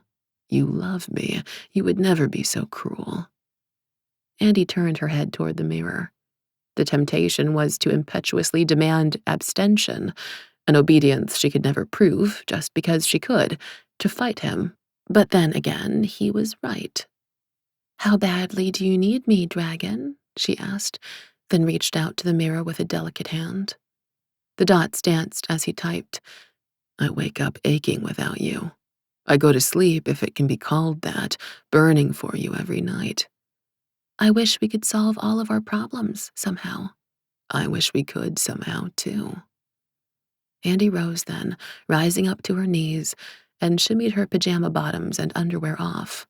She felt very silly to be in front of the mirror with just herself there in the nude, but she heard his pain. She felt it, too. She crawled over to the mirror on her knees and then knelt in front of it. If you were here, she said without sound, just mouthing the words so he could read them, and then spread her knees.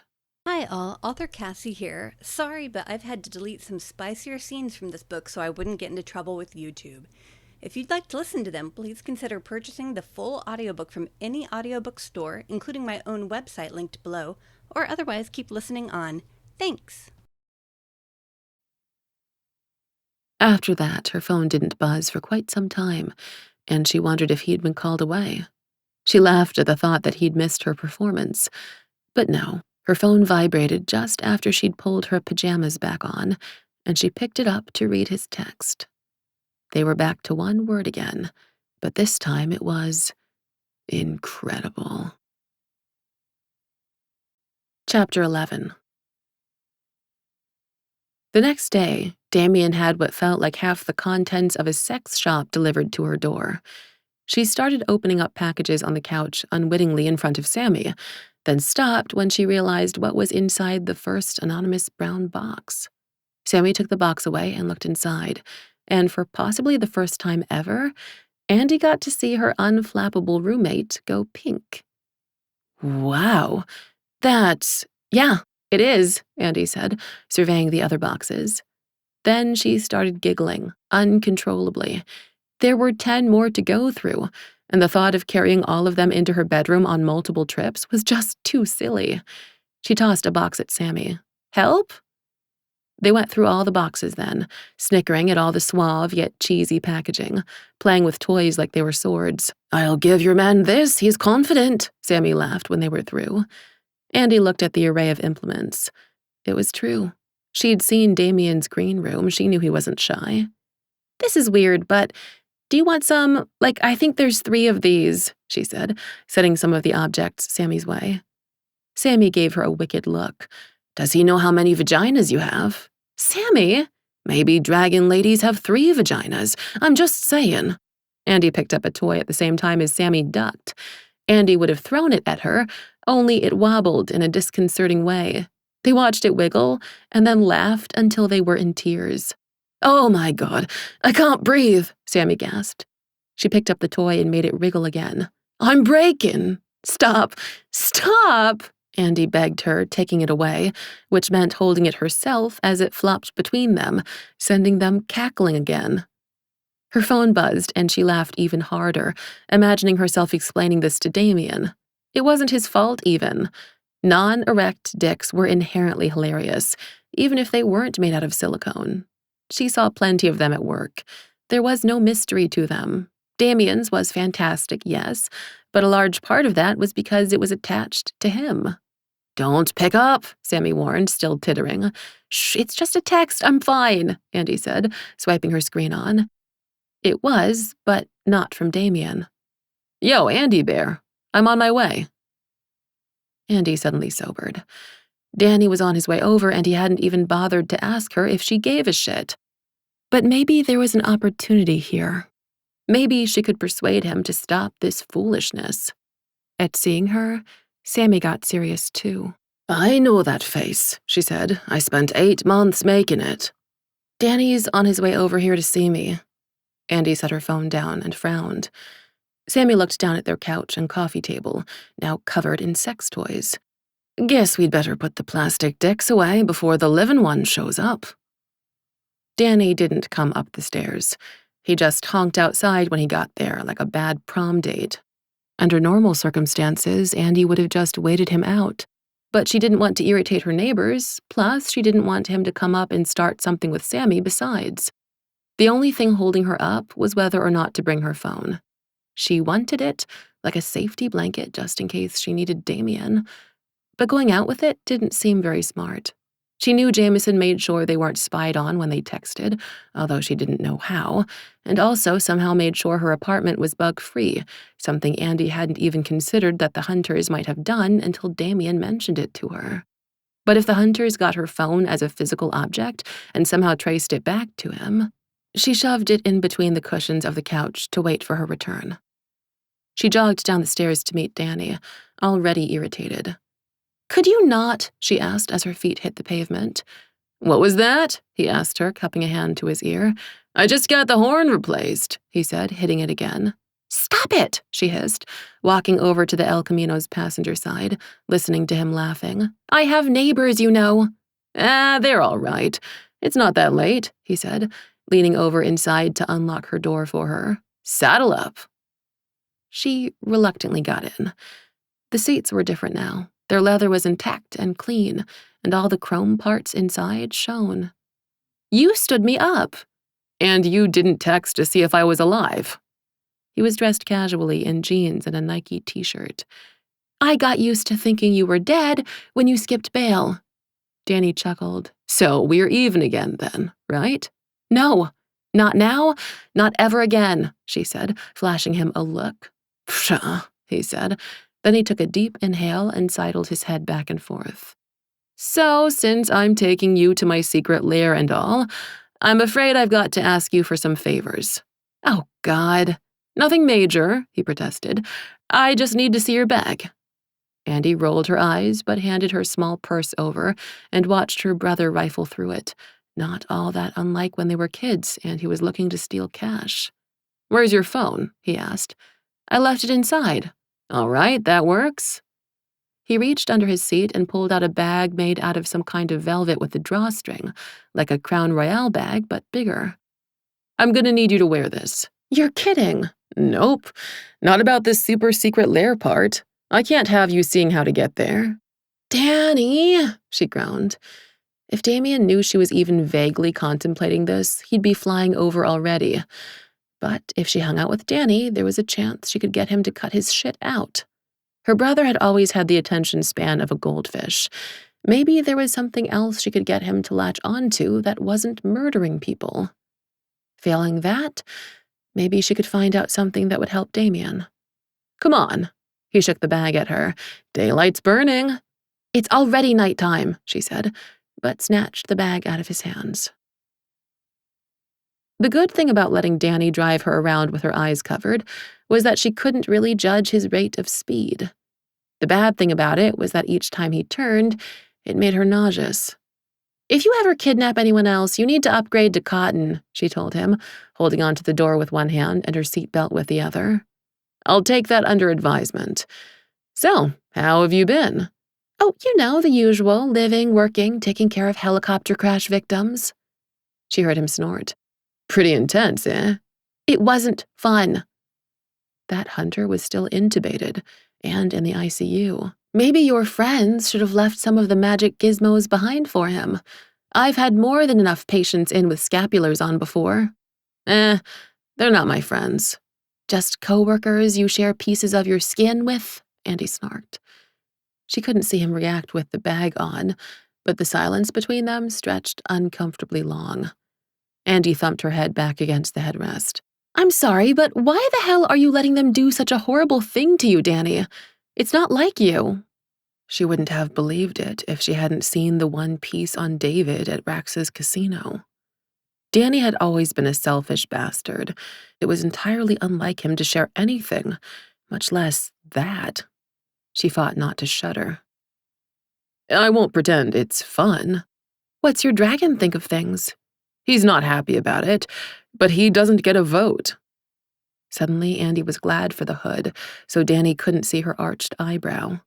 It didn't sound like Danny's dragon got an opinion, whereas Damian's very much did. "It's just, never mind. How did you even meet a dragon anyhow?" he asked, taking them through a tight right-hand turn. "Had to be at work." "Why?" "Because you never go out otherwise." "I'm very popular," Andi said lightly, defending herself. "Yeah, with librarians," she snorted. "Does it matter? I met one." "And?" he prompted. The bag was even better now. It hid her furious blushing. "And nothing. I'm not going to tell you a thing. I'm just here to see Mom's English notes." "Uh-huh," he said. "How many times have you seen it?" She put a hand to her mouth and pressed the velour to her lips. Was it safe to answer? "Twice." "What was it like?" "You know," she said. "No, I don't get to see mine on the outside, remember?" Andi wove her head. "Awe-inspiring and scary, even though I know they wouldn't hurt me." She caught herself before she gave Damian's pronouns away. "It's just not a thing you expect to see in everyday life, so it's always a surprise." Danny made a thoughtful sound. "What's it like for them?" She remembered telling her story to Damian's dragon on the helipad, how intelligently the creature had listened, and how focused it had been on her, then the thrill of their subsequent flight. "Are we there yet?" she asked Danny, trying to change the subject. "Almost," he promised. "Come on." "I don't know." She kicked off her shoes. "I don't ask too many questions." "Andi, you are such a fucking liar," he said with a laugh. She groaned inside the blindfold and licked her lips. "If you stopped this shit, you could meet them and ask them yourself." Danny laughed. "It's not that easy. And how do you know you can trust them besides?" "Because I don't have bad taste in friends like you do." Her brother snorted derisively to let her know what he thought of that. "Oh, yeah? Then why did I have to come and save you at Rax's? Where were they?" Andi caught herself before she gasped. She'd forgotten that Damian and Danny had ever overlapped, but they had. Did Danny really not remember? He'd been in such a state that night, so intent on taking vengeance out on David. "The only reason I was there was because of you. Rax said he had information, so technically that night, you were the one who put me in danger in the first place. You and Uncle. What even happened that night? What were you doing?" She wished she could look at him. "How did all of this happen to you?" "Some combination of Mom and Uncle." Andi felt the car decelerating, taking a sharp turn, and then bump over a low curb into a parking lot. Moments later, they parked. "Hang on," he told her, and she undid her seatbelt while waiting for him to come to the passenger side. She heard her door swing out and felt a gust of fresh air as he put his hand on her arm and helped pull her up, putting a protective hand above her head so she wouldn't hit it getting out. "Thanks," she said, standing. "Now?" She reached for the hood. "Once we're inside," he said, taking her arm and pulling her forward. "I don't like this game," she muttered, but went with him regardless. They padded across a parking lot. Danny warned her to step up onto a sidewalk and then continued. "Mom started working on me when I was 12, because by then, Dad was pretty much out of the picture. Stand here." She stood where he told her to, listened to something beep, and then heard the opening of a sliding door. And one night, around the time I turned 14, she took me out with her. Andy frowned. There had been a period one summer after Dad had left when their mom had cleaned nights. She remembered struggling to be the woman of the house during the day when her mom slept, and Danny apparently fucked off, trying to hold things together, answering the phone, the door, going to the Asian market around the corner so their mom could cook when she got up. How had she never known? He pulled her forward again, and now she was on carpeting, and she heard his voice echo like they were in a hall. "We went out, she introduced me to some others, and we thought this thing. I didn't even have words for it at the time. I couldn't have explained it to you if I'd been allowed. It had wings and teeth, and seemed like it was half made out of slime." He paused them again, another beep, another door. "It was insane, and you should have seen Mom. You know how we watched all those kung fu movies as kids? All of a sudden, it was like she could have been in one of them, but better. She was stronger and faster than she had any right to be. It was like she was an entirely different person." A person Andy had never met. She bit her lips beneath the hood. "We're here," Danny announced. "You can take that off now." Andy reached for the hood, pulling it up, and feeling her hair static along with it. They were underneath fluorescent lights in a cavernous room that held a cage the size of a basketball court. "Danny," Andy whispered, knowing immediately what it had been for. It was dragon-sized, after all. Yeah, I know. It's dangerous, though, Andy. You wouldn't understand." "How does your dragon stand it?" she asked, stepping up to the bars. Strange objects had been strung from the struts above, things that looked like jeweled skulls or artifacts from other times and other countries. A carved horse covered in beaten gold, a silver spoon holding a dollop of stone, a tiny pot that had a tiny plant growing in it, and more. The whole roof of the cage looked like it was a nursery mobile made by an inpatient committee at a sanatorium. "The objects of power help," Danny said, jerking his chin at the weird art installation. "And I tell myself to be cool about it as best I can. Come on," he said, leading her to the next room. This one was just as large as the first, but the cages lining one half of the room were more numerous and normal, complete with cots and toilets. Countertops holding scientific instruments with cabinets above them occupied the room's other side, making the space look half prison and half Stanford, with a side of IKEA, and inside the cages were people. "Elsa?" Andy asked, naming her uncle's secretary. She recognized the woman's blonde hair, even though her back was to her, lying on a cot. "What?" Elsa snapped, turning around. "Oh, it's you," she said flatly. They had the attention of all the people inside the cages now. Many of them had come to stand against their bars to see their visitors. "Danny, what's going on?" she asked, shrinking back. "I remember how I was back then. Mom had no business letting me be outside. This way's safer for them." He waved his hand at the people. "This is my sister, everyone. Uncle Lee wants her here. It's all right." Several of the people grumbled and wandered off, picking up the books or tablets they discarded to come see, while others kept staring disconcertingly.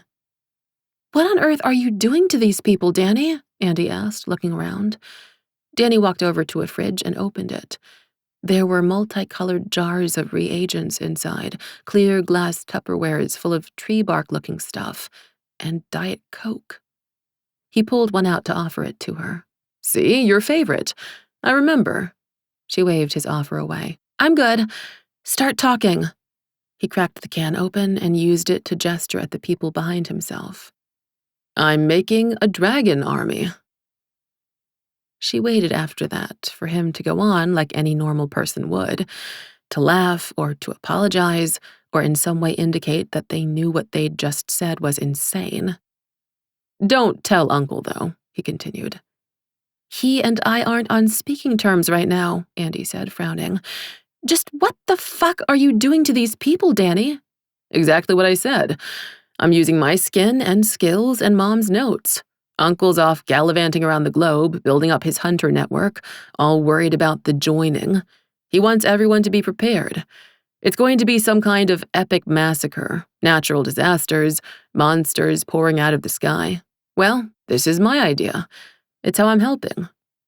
He downed half the can of soda in a gulp, and he burped just like they were at the high school cafeteria again. I mean, if dragons come through, I'm going to need more help to fight them, right? Andi put her head in her hands. Again, you do realize that some of those monsters are people? Just like you're a person? Danny said, tilting his palm between them in midair and rocking it. So it's okay for you to make a dragon army, but not okay for there to be people out there who are born part dragon? Or part wolf? Or part whatever? Yup, because when you start off human, you already know what side you're on. Her lips curled in distaste. You kinda sound like all the racist kids we knew growing up. Danny rolled his eyes and huffed. There's a difference between stupid human categories and fucking creatures from other worlds, Andi. Andi felt the eyes of all the people in cages on her and knew if she glanced over, she could see them. The whole scene here was giving her major zombie movie vibes and raising her hackles. Whatever, just show me her notes already, all right? Sure, he said, pulling her back into the hall. She felt immensely safer once the door was closed behind her, and more so when she heard it lock. You've got to put the hood back on. She double-blinked. What? Not with a horde of pissed-off half-dragon hunters at her back, she wasn't. Danny waved her down. I'm going to take you to where the notes are. It's a different location. You think I keep them in here with all those fools? Danny, she exhaled in a rush. No. You'll be safe, he said, and laughed. I mean, come on, being by my side is like the second safest place in the city for you. What's the first? She challenged him, before she thought it through. Danny chuckled. You tell me, he taunted, and she pulled the hood back on before he could see her flush. She was quiet all the way back to the car. She hadn't even made a dent in his self-righteousness. If anything, she'd pissed him off and made him double down.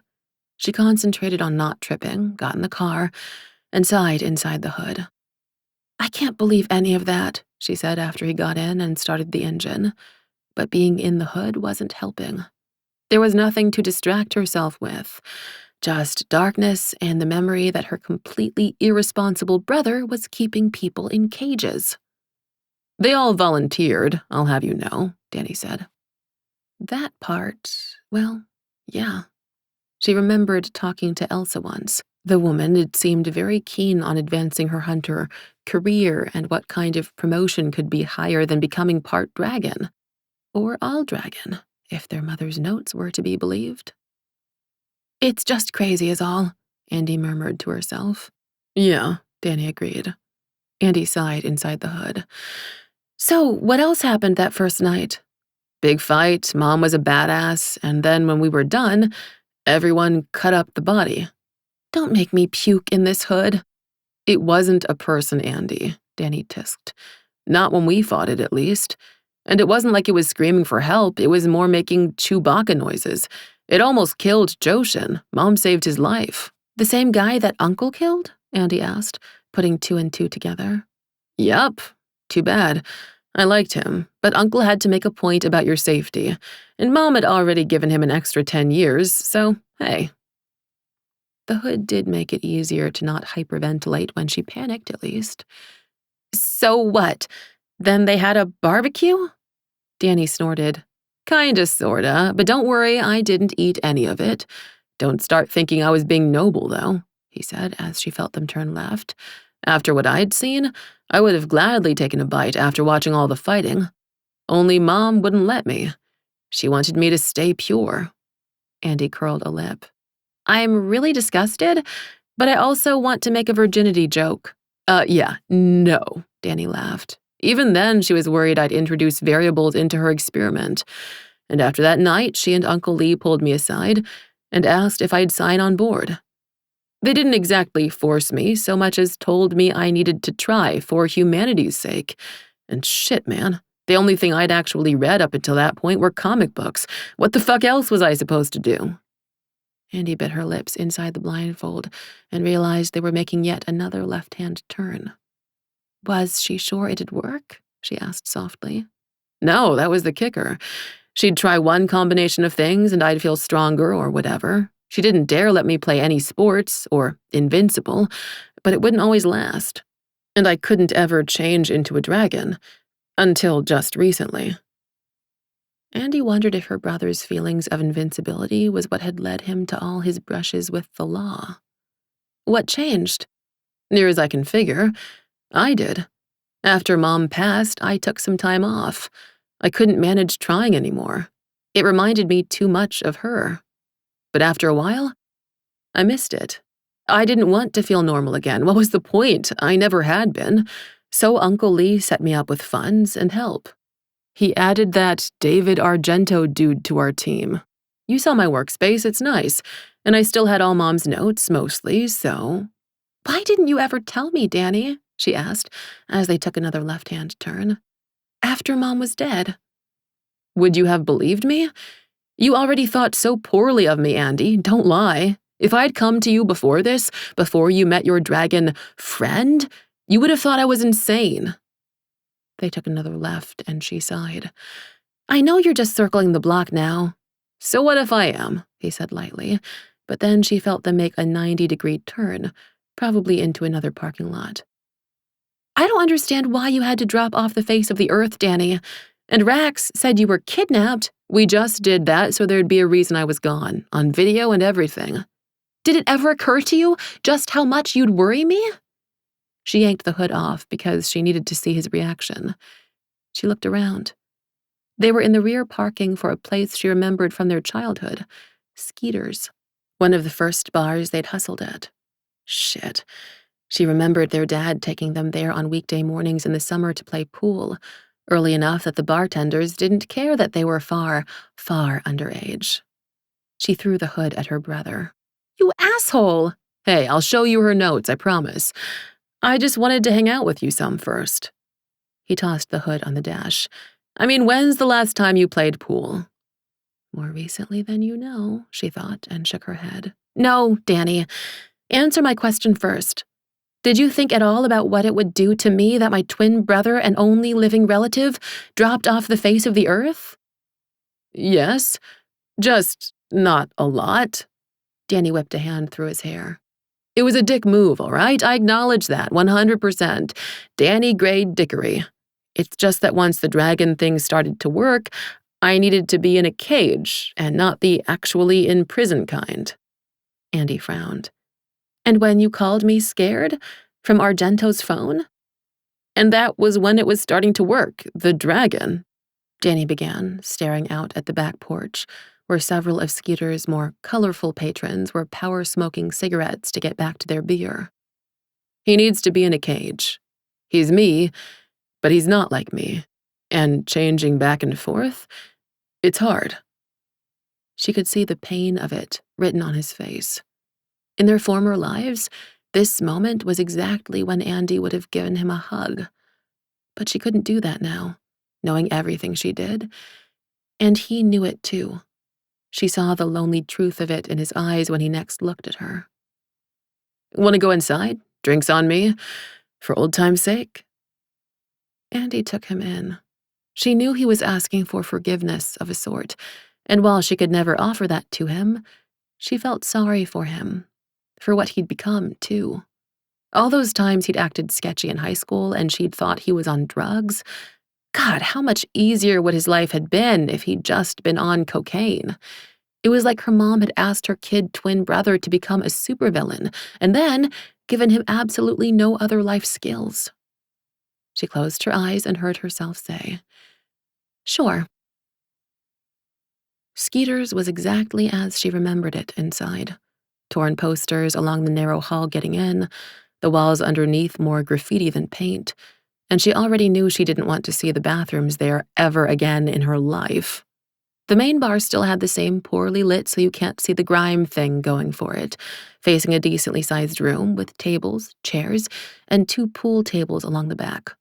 Honky Tonk was playing overhead, but Andi knew that might change at any moment, depending on the bartender's whim, and blessedly, no one was on the small stage. No one was here for the music on a no-live band night. Tonight, it was only a bar for serious drinking. Andi let Danny lead her over to one of the pool tables. "I'll be right back with beers. I'll rack. Don't cheat," he said and grinned at her before departing. She watched him as she placed the pool balls into the triangle, and from his attitude and body language, she could tell he was shamelessly flirting with the bartender, who was old enough to be their grandmother. Well, maybe not their actual grandmother. "Gross," she said when he came back. "Whatever," he laughed. "It doesn't hurt me to make an old lady's day." "Don't let me hear you say that." Andi set her coat down on a nearby chair and tucked her purse underneath it, then chalked her cue, all business, and Danny eyed her. "What? You think you're gonna speed round me and get out of this?" "I'd like to, yes."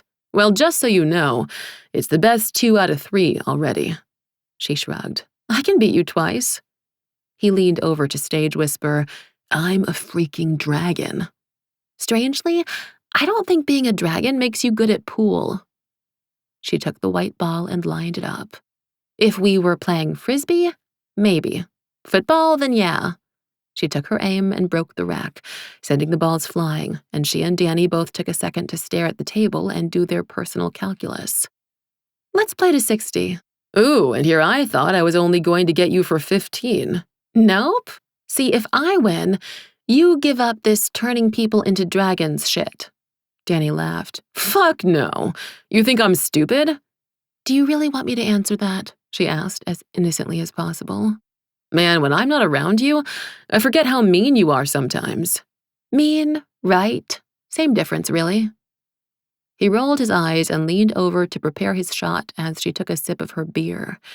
They were just going to get 1 point per ball in and not bother with the solids or stripes until the first one of them hit 60, less than half the length of a tournament game. "So, what's your dragon friend like anyhow?" Andi wiped the foam off of her lip. "Aha! The real reason we're here arrives. Get me competitive, liquor me up, and hope that I'll talk. We both know that just 1 beer is not going to get you drunk. Asian red, maybe, and I'm not above us using that to help us hustle, but we'll both know the truth." He shot her one of his charismatic smiles. "Just answer the question." His eyes stayed on her as he made his shot, and the ball sliced away.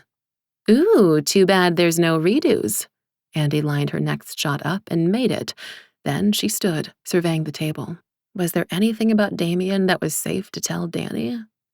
Without thinking, her hand went for her necklace. She'd taken to rubbing her thumb across its stone in thought at work and glancing at the light inside it all the time. Then she saw Danny's eyes following her gesture. She dropped her hand and straightened. "They're a good person." "Even though they kill hunters?" "Don't start. They don't go out of their way to kill you like you do them."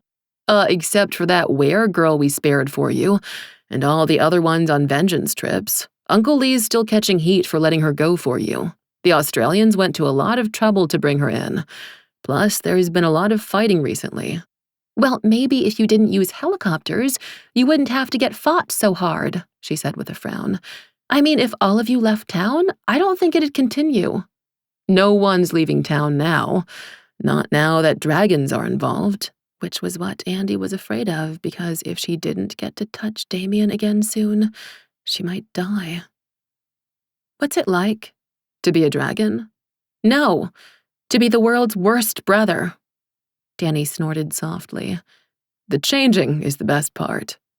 He lined up a shot, took it, and missed, and it occurred to Andi that he was missing so many shots so that their game would last even longer. "You'd think it would hurt, right?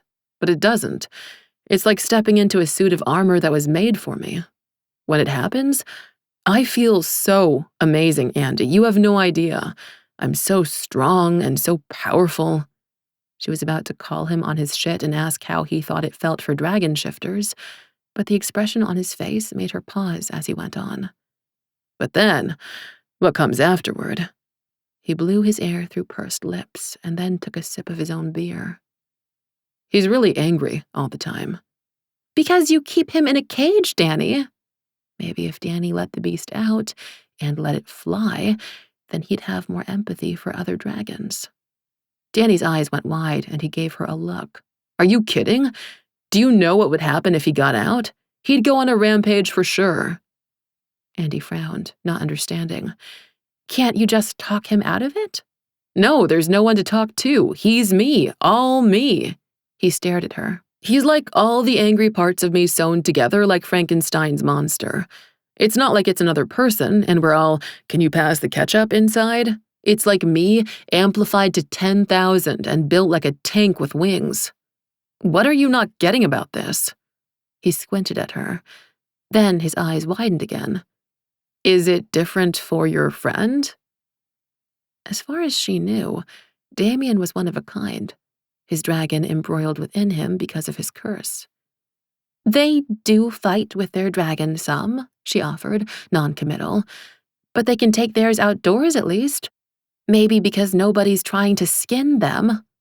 Andi had never wished more than now that all that twin connection bullshit she'd heard about as a kid was real.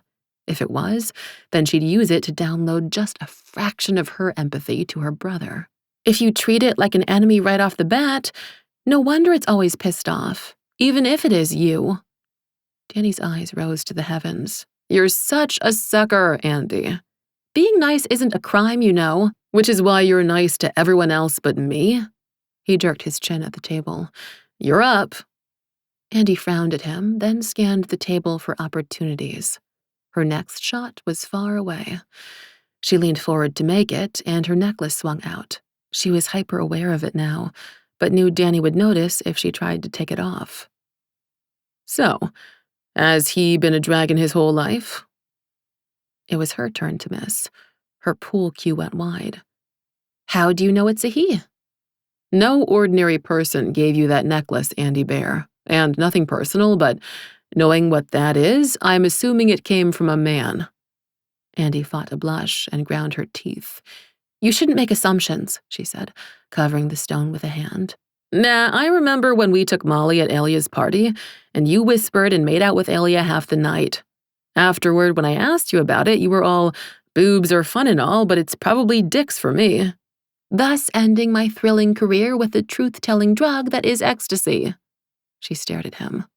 It was unfair that they'd been so close, at least she'd thought, for half their lives. Danny still knew more about her than anyone else, more even than Damian did. She and Damian were working on that, finally, but it would just take time. I love you, but also sometimes I fucking hate you, she said, and it was true.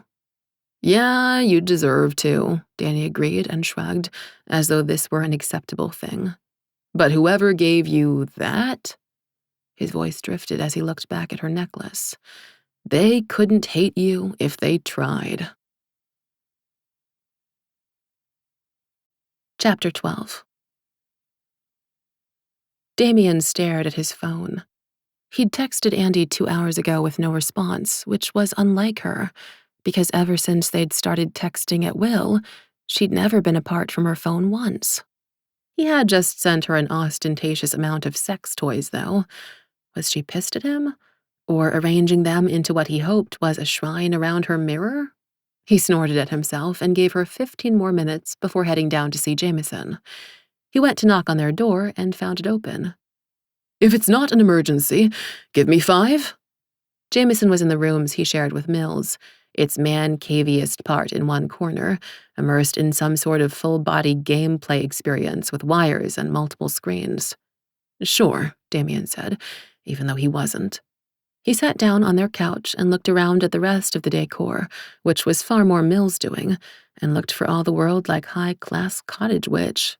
Intricately patterned rugs were on the walls and floor, bunches of drying herbs hung from the ceiling, and almost everything was made of wood or stone, but nothing looked old or was dusty. Even the things Damian knew were old, like the broom on the wall gifted to Mills from her great-grandmother, were shiningly oiled and clean. Damian waited a patient 3 minutes and 30-some-odd seconds before clearing his throat. Jameson laughed. Okay. Sorry, I just had to save. Jameson unplugged himself, and his seat swiveled around. I'm not sure how much more relationship advice I have, man, although I'm honored you'd ask twice. Damian would have gotten angry on that point, but he could sense that Jameson really meant it, whereas if he'd had the same conversation with Austin, in every subsequent one, the wolf would insert a tease. Thank you, but no. I need to know where Andy's phone is. The obvious reason she hadn't responded was because she'd broken it somehow and lost his number. Why? Jameson asked, rather than do as he was told. I sent her a message, asking what she was eating for dinner. He was hopeless, and he knew it. Still, she hasn't responded. Is she busy? It's been 2 hours, and I know she's not at work tonight. If Jameson couldn't find her phone, maybe he'd have him hack the hospital. So, to be clear, we're stalking your girlfriend, Jameson said, in a tone that let Damian know what he thought of it. No, what is happening right now is that you're stalking her with my permission. This way I don't have to cheat and use a mirror. But it had now been 2 hours, 7 minutes, and 30 seconds with no return text. Tomato, Jameson said with a frown. Normally I'd fight you harder, but given the circumstances, that I'm a dragon with a temper. Damian gave him a meaningful look. No, that even more hunters are in town. Never mind. Jameson closed his eyes and pulled one of the screens he'd been playing his game on over. It floated out on a metal boom and then showed a map of their city from far overhead before zooming in to one red dot. There, her phone's at her house. Damian squinted at the dot. It wasn't as satisfying to see as he had hoped. But, Jameson went on, slowly, it hasn't moved in 2 hours. I don't know what that means. Grim, Damian called out. His cat appeared immediately. I need a mirror large enough to step through. Damian, Mills called his name cheerfully as she walked in. What's going on? Damian ignored her as Grimalkin did his bidding, creating a mirror to hover in the middle of the couple's living room. Show Andy to me. He waved his hand and demanded. It was only afterwards he realized that if she had created some sort of shrine with all the sex toys, immediately showing her to everyone else in the room would be awkward. But the mirror he'd summoned fogged and then resolved into a blurry image. Whatever he was seeing Andy's reflection in was quite dusty, but it was clear she was not at home. She was with another man. Oh dear, Mills said, sitting on the couch beside him. More mirrors now, Grim, Damian demanded with a snap. The cat did his bidding, and a panoply of mirrors appeared. Damian sent his magic out in a wave, and now everything even vaguely reflective near Andy was reporting in. They saw pieces of her from glasses, lampshades, the shine on some kind of ball, and from piecing together all the images, it seemed she was out at a bar. Where is she? Working on it. Not sure of the ethics of this whole situation, though, Jameson said, giving Mills a panicked look. Mills went to stand in front of the biggest mirror, blocking Damian's view, considering. She looks happy, the witch announced, and Damian started a low growl. Then someone took pity on him and set something decently reflective nearby, an empty beer glass, and he could see it too. Andy laughing. Without him, she had a pool cue in her hand. He watched her bend over the table beside the strange man, and he about flew through the ceiling, especially when the man leaned over and said something to her, jostling her as she took her shot. She swatted at him with what looked like affection, and Damian felt his dragon rising as quickly as his temper, ready to cut its way free, when she and the man both stood as one to look over at something.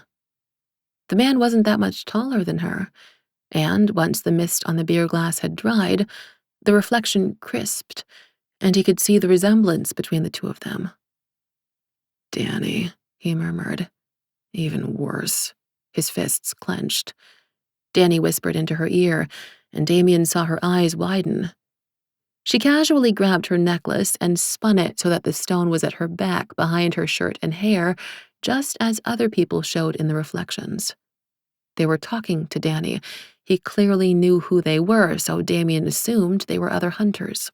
Damian channeled more of his energies into the mirrors, and more points of reflection reported in, a veritable kaleidoscope of images, showing even fractional views of Andi. You use much more power, Damian, and they'll know, Mills warned. Jameson? Damian asked through gritted teeth. Got it. Scooters. Dive bar downtown. Want me to get the SUV? Yes, Damian hissed. He stood. He needed to go there now and rescue Andi, but he was also transfixed. And just what will we be doing there? Mills asked them both. Saving her, he answered. Why? Mills pointed to the largest mirror. She's already with another dragon. The other men, wearing polo shirts and khakis, were talking with Dani and at her. He saw one of her shoulders drop and knew she was rolling her eyes. Then her brother went to rack up a game. Damian slowly sank back down as they began to play. Can we not just go kill him? His dragon asked, watching the mirrors as intently as he was. In front of her, he felt his dragon thinking, is behind her back any better? He made a sound of discontent as the men surrounding the pool table watched Andi play. It was unfair that they were near her, breathing her scent, within arm's reach of her waist, and he was forced to watch her from afar. She cleared the table against them, much as she had the night at Rax's, and Damian watched Dani tell the other men to pay up. It was clear that they were pissed. They hadn't even gotten in a shot, and one of them got into Andi's face, probably to accuse her of cheating, but Dani talked them down and Damian snorted as they handed over money. New terms were arranged, and this time Andi's turn was last. She waited nearby, leaning on her cue, watching the table intently, and then, as she bent over to line up her shot, the hand of one of the men in khakis reached to goose her ass. Damian growled as Dani saw the motion, and the other dragon clocked the man's jaw without hesitation, hitting him before his fingertips managed to touch her. The struck man spun back half a turn to collapse artfully among the nearby chairs, hitting several on the way down. The other three men rushed at Dani. Damian felt his dragon in him straining. If he changed here and flew there, he might still reach her in time. But Andi's brother had the situation under control. He pummeled each of them in turn, while holding some of his strength back so he didn't kill them. Damian recognized the technique. Andi had jumped to the side with her back to the wall, and she looked scared, and why didn't she have her phone on her? But she wasn't running away, and she could have. Once all the other men were on the ground, Dani stood straight, offering her his hand, and she took it to gently step over one of the hunters' bodies before they walked for the door. Mirrors went black as she walked out of range, and Damian fractionally relaxed. He supposed the second safest place in the city right now was at her brother's side, even if the man had shit choice in company. Surely she was going home now, and surely she'd be messaging him shortly. His teeth ground against each other, though. The mirrors caught up again when she and her brother were sitting down, having a spirited conversation inside of a vehicle. It looked like she was yelling at Dani. Damian, Mills said, putting a hand on his knee. I think you've seen enough. Bah, Damian said, but waved his hand, turning all of the mirrors off. Jameson cleared his throat. I don't know if this is a good or bad thing, but I've finally got his car. The screen he'd shown her phone's location on earlier flashed an image from a security camera of a dark green El Camino pulling out of a parking lot. Let me know when he's alone. Damian stood up, staring at the screen. And just so there's no confusion, yes, I'm stalking him now. Andi followed Dani as they quickly made their way to the back porch and his car. Just like old times, he crowed. Yeah, just what I'd been missing in my life. Bar brawls, Andi said, keeping a protective hand over her face in case anyone else was watching. Luckily, Skeeter's didn't seem like the type of place to draw hospital administration. Dani whooped, throwing himself into his car with a thump. I wouldn't have had to kick his ass if you just played along. You're supposed to let them think they're going to win a few times first, remember? You could have gotten them for so much more. You wouldn't have had to kick his ass if he hadn't been about to touch mine. Don't think that I didn't know it. Girls have a radar. She'd been thinking about sliding her cue back to knock the guy in the balls if he'd followed through, but Danny had beat her to it. Doesn't anyone teach hunters manners? Jack's crew has some top-down issues. He keeps his team all men, feels challenged by strong women. Well, speaking of, I'm not wearing that mask again. I don't trust you not to take me to an entirely different pool hall. She crossed her arms. Danny laughed and then gave her a meaningful look. I just wanted one more normal night with you before I gave you these. This has been a normal night? She asked, rolling her eyes, as he leaned over her lap and hit the button for the glove box. The thing sprang open, revealing what looked like all 60 years of car registrations tucked inside. Normal enough. He yanked the papers out and handed them over. I've got my own copies transcribed, don't worry, but I thought you might like to see the originals. It took her a moment to switch gears and realize what she was holding.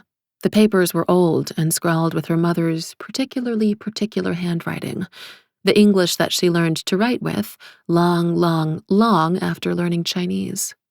Danny started the car. The interior light went out, and he drove away from the streetlight they were under before she could protest. Danny! It's okay. They're yours, he said, pulling onto the highway. Andy's fingers reflexively tightened as he went on. I know you don't have much of her stuff. It's hard to get attached to stuff from Walmart, Danny snorted. Mom never did like spending money.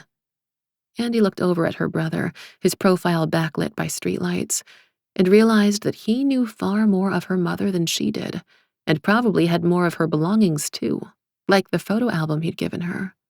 Her uncle had managed to accrue all sorts of belongings throughout the centuries, so surely her mother had had her own talismans to give Danny, if nothing else, and the thought made her slightly jealous. It wasn't that Andy wanted pieces of old bone. She just wanted the chance to not want them, even if it didn't make any sense. Danny glanced over at her. Just promise me you'll check them out, Andy. It's okay if we still disagree afterward. I mean, we've been disagreeing on things our entire lives, he said and shrugged. I think when you read her notes, you'll know. Also, there's a big one at the end that says I'm always right about everything. Just a heads up. Andy's hand reached for the stone around her neck and threaded it back forward again. Even if there was, and I know there's not, I don't think it's going to be that easy, Danny. Nah, it will be. He gave her a familiar wicked grin, then twisted his attention back to the road. Damian had an earpiece in and a balaclava in his pocket and was driving his Pagani at absurdly high rates of speed into town. Jameson wanted to send a crew with him, as did Mills, but he was worried about losing the element of surprise with too many people, and certain things you just had to do alone, like murdering your mate's twin brother. Damian, I still think you should wait, Mills said in his ear. She'd wanted to give Danny a day to see where he went, if they could find out more about his people and his habits. But Damian was fresh out of patience. He'd used it all up on Andy, and now there was no more. Danny and his so-called destiny were the only thing standing between him and his dragon's future happiness. He and Andy were fated. All he had to do was sweep Danny off the board, and then surely Andy would forgive him. She'd have to, wouldn't she? Yes, we are meant to be, his dragon hissed, as his hands wrung the steering wheel. His phone beeped. He picked it up, reading a text from Andy.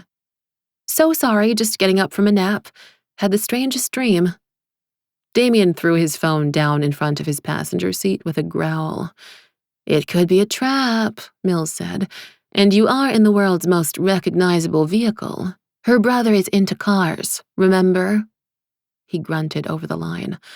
According to Jameson, they'd driven back to Andy's, and now Danny was off driving someplace else, presumably to his own place. Damian followed a few blocks behind him, well out of sight, until Danny started twirling up into a parking garage and parked. Damian followed, parking on a lower level, trusting in Jameson to wipe the tapes. "Damian, whatever you're about to do," Mills began in warning. "I'll do alone," he told her, taking the earpiece out and setting it on his dash. He spared a glance for his phone where messages from Andi were still coming in, wondering where he was, no doubt. He pulled his mask on, got out, and slammed the gull-wing door shut behind him. The garage's concrete structure was too dense to see heat through, and the open walls meant that wind washed away any scent, so Damian was on high alert, especially after he spotted the empty El Camino 2 flights up near the stairs. He looked up the empty staircase and had a feeling, running up the next 8 floors until he was on the garage's roof. There were only 2 cars up there, and Danny was leaning against one of them. Actually, Damian saw, he was looking inside of it, probably figuring out if there was anything inside to steal. "Close, so close," his dragon hummed, and urged him to clear the distance between them and pounce. 1,000,001 ways he could finish Danny unfolded in his mind's eye. He could grab the back of his head and whap him into the side of the car he was by, crushing his face before breaking his neck. He could tear him in 2 and throw the pieces over the side of the garage. He could eviscerate him by hand and strew his innards out over the gritty asphalt like unwound yarn. His childhood in the realms had prepared him to consider every death imaginable, and he would give all of them to Danny if it meant finally having Andi at his side. "I know what you're thinking," Danny said, standing up. He turned and looked at Damian. "You're thinking, what's the fastest way to kill this asshole?" Danny gave Damian a "so come here" gesture with his fingers. "Hurry up." Damian paused. Mills' warning that it might be a trap echoed in his mind. "What's the matter?" Danny taunted. "Dragon got your tongue?" Damian raced up on Danny, and the other dragon didn't twitch. He engulfed the smaller man's throat with one hand and sent him reeling back into the car behind him, setting off its alarm and leaving a Danny-sized dent in its door and roof. Danny didn't even raise his arms to defend himself, and Damian stopped, panting, not with effort, but with emotion. "What are you waiting for?" his dragon snarled. "We are of the realms." Damian uppercut Danny, same as Danny had the hunter earlier in the night. Danny's head snapped back, his entire body rising up into the air with the force of the blow. When he landed, his torso dropped. He grabbed hold of his knees, catching himself, but he didn't raise his hands. Damian held his fist in midair as Danny slowly stood. The other dragon rubbed his chin and spit out a wad of green blood. "Fuck, man! You're real!" Damian didn't respond. "Kill him, now," his dragon howled. His blood rushed like static in his ears. He wanted to. He wanted to see this small human's blood spattered over the next 3 parking spots as he wiped Danny's smile out on the cement wall behind him. But at the thought of actually doing those things, all he could see was Andi's tearful face. "You know you can't kill me," Danny went on. "That's a lie," Damian snarled. Danny chuckled nastily. "You're pretty strong, so yeah, maybe you could. But you won't. Not tonight." "And why is that?" Damian asked, voice low. "Because Andi and I haven't had our destiny yet," he said.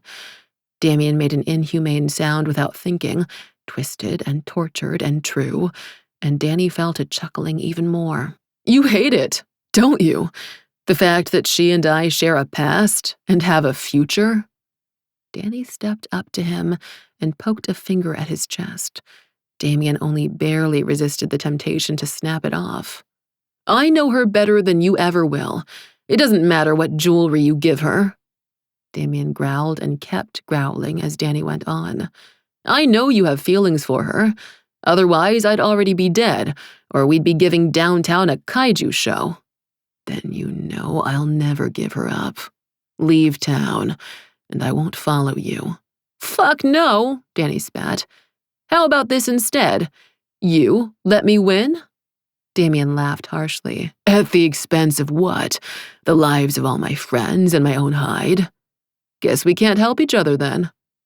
Danny shrugged and shook himself like a dancer about to go on stage, like he was finally fully inhabiting his body. It's my job to save the world, asshole, and I'm not going to let you or my sister get in the way of that. You can take a few more shots if you want, but it's not going to change anything. You don't have the balls to kill me, and Andi and I are bound by fate. Damian took a menacing step forward, his dragon trying to take control of him, burning in every single cell of his body. All he'd have to do was lose control. His dragon was waiting right there, singing a song of violence to him, coiling around his bones, spewing venom into his blood. He and Andi had their own fate. Their future was guaranteed, and fuck this smug punk sideways. Damian brought his fist back and shifted his weight, preparing to punch Danny into next week.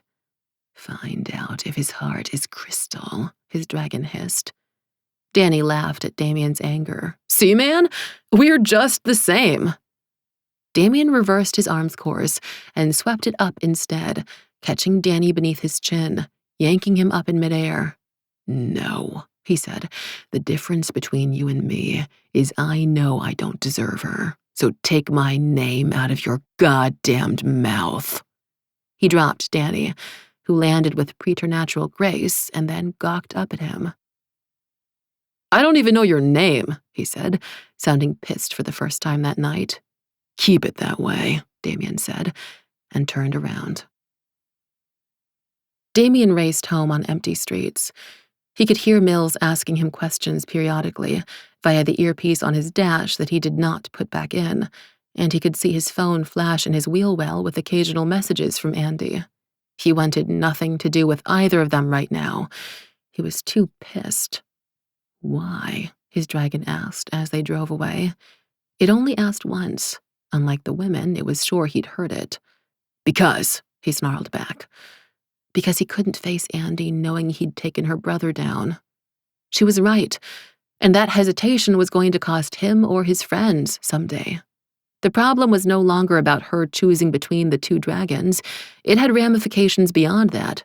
If something happened to him, what would become of Rihanna? If the hunters murdered one of his crew, what would that do to their group? Michael's death had been hard enough, but at least his dying at the hands of an unearthly that had come through a rift felt like an act of God, horrific but plausible, not like losing someone because their boyfriend couldn't bring himself to act quickly enough. And there was no way he could get Danny to stand down. He'd sounded like a true believer. Who the hell tells their child they're going to grow up to save the world? Ruling the world like he himself was raised, that's one thing. It's a doable task, given the right firepower and magic. But saving it? That had spiritual connotations. They were vastly different situations. Right? Damian pulled in through his gates and parked the Pagani in his garage. He knew Jameson would have been tracking the car even without the earpiece in, so now everyone inside knew he was back. But what they didn't know was how impotent he'd been. He'd been right there. His dragon had wanted it. He'd wanted it. No, he wanted Andi, and fuck, he shouted, pounding his fists against the steering wheel the way he hadn't on Danny earlier. He was tempted to just leave his phone behind in the car and let Andi helplessly message him all evening.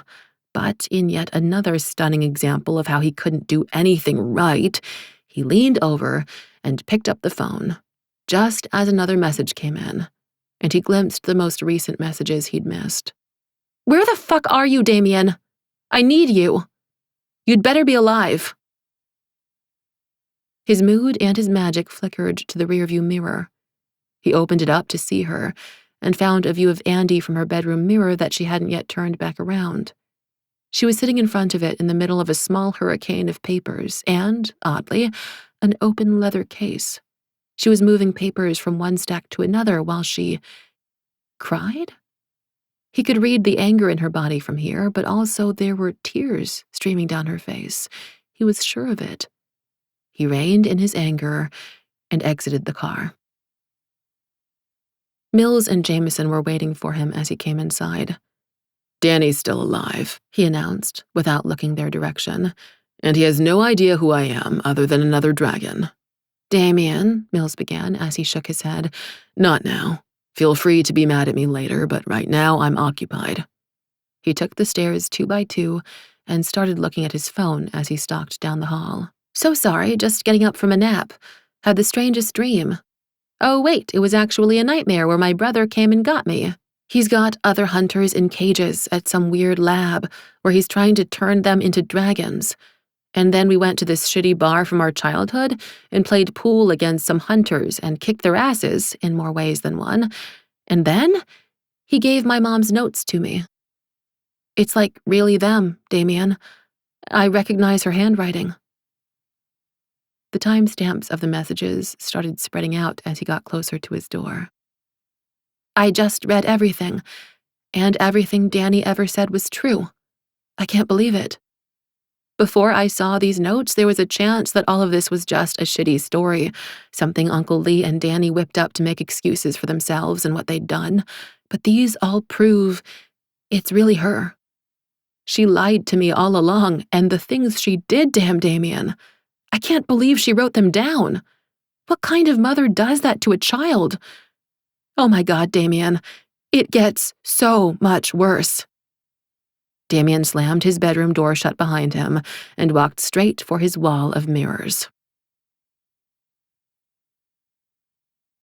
Chapter 13. Andi couldn't believe that she'd asked Damian for help. But then maybe she was fated to? Why the hell not? Everything in her life had apparently always been a lie. She'd never had a choice, right down to her relationship with Damian. After Danny dropped her off, she'd come upstairs to read her mother's notes, sitting on the couch after she tossed her keys on the kitchen counter. It wasn't until the first few pages were done that she realized she was sitting like she did when she and Sammy watched something particularly awful on TV. She was curled up in a defensive ball, her hands tight on the papers, her eyes squinting as if not seeing well could somehow help the horror. First off, her mother was completely unapologetic. She knew exactly what she'd done and was proud of it even. There were formulas of medication in there, things that Andi knew were poisonous, lists of applications, injections, bitter things Danny'd had to hold for hours underneath his tongue before spitting out, stinging insects that her mother had left cupped against him. Her mother wrote down what didn't work, striking them through with a precise line, and then underlined the things that seemed to have, treating Danny like he was a test subject the whole time. He was never Danny in her notes. He was hardly even there, just a series of dates, trials, outcomes. Was she trying to avoid judgment by not calling her brother the child or even the patient? Trying to divorce herself of the familiarity of their bond? Or trying to deny that bond entirely? Because what kind of mother would boil up homemade medicines and inject them between her child's toes where authorities would never see, or confess to tying him down to put eye drops in his eyes, cupping scorpions against his skin, cutting him afterward to see how fast he would heal, or if he'd suddenly somehow gained scales underneath to protect him? As he grew, her notes got stranger and more urgent, and Danny finally became the boy. The boy is moody. Yeah, no shit, Mom, you're torturing him. The boy fought again and won. The scorpions are working. The boy tried to start a fire at school, but does he have the fire we need inside? And then the notes reached the point where Danny broke off to do his own thing when their mom's cancer hit her, and Andi knew she started in on chemo. Her handwriting got a little more loopy. Her thoughts were more scattered, and she turned her eye on her legacy, and the notes became more like her diary. Have I done enough to prepare him? Where is the dragon hiding? Some days I swear I can sense it, just underneath. And then there was a longer gap, during which Andi knew the cancer had been winning. Close to the end now. My flesh is winding down. There's no point in fighting. The doctors won't even use Huang Qin Tang, although if they did, Andi would throw herself in front of me. She has such faith in the medicine she uses. Little does she know what she could do if she knew more.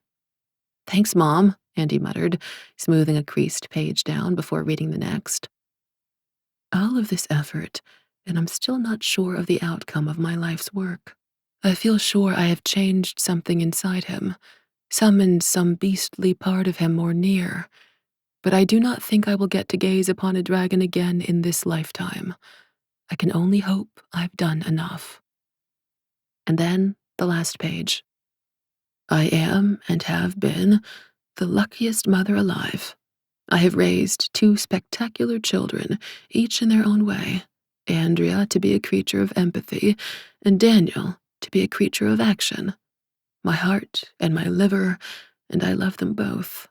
I have the same dream every night now as the end grows near, and I have dealt in magics long enough to know it means something. It is a vision of the future, of Danny and Andi fighting together, protecting one another.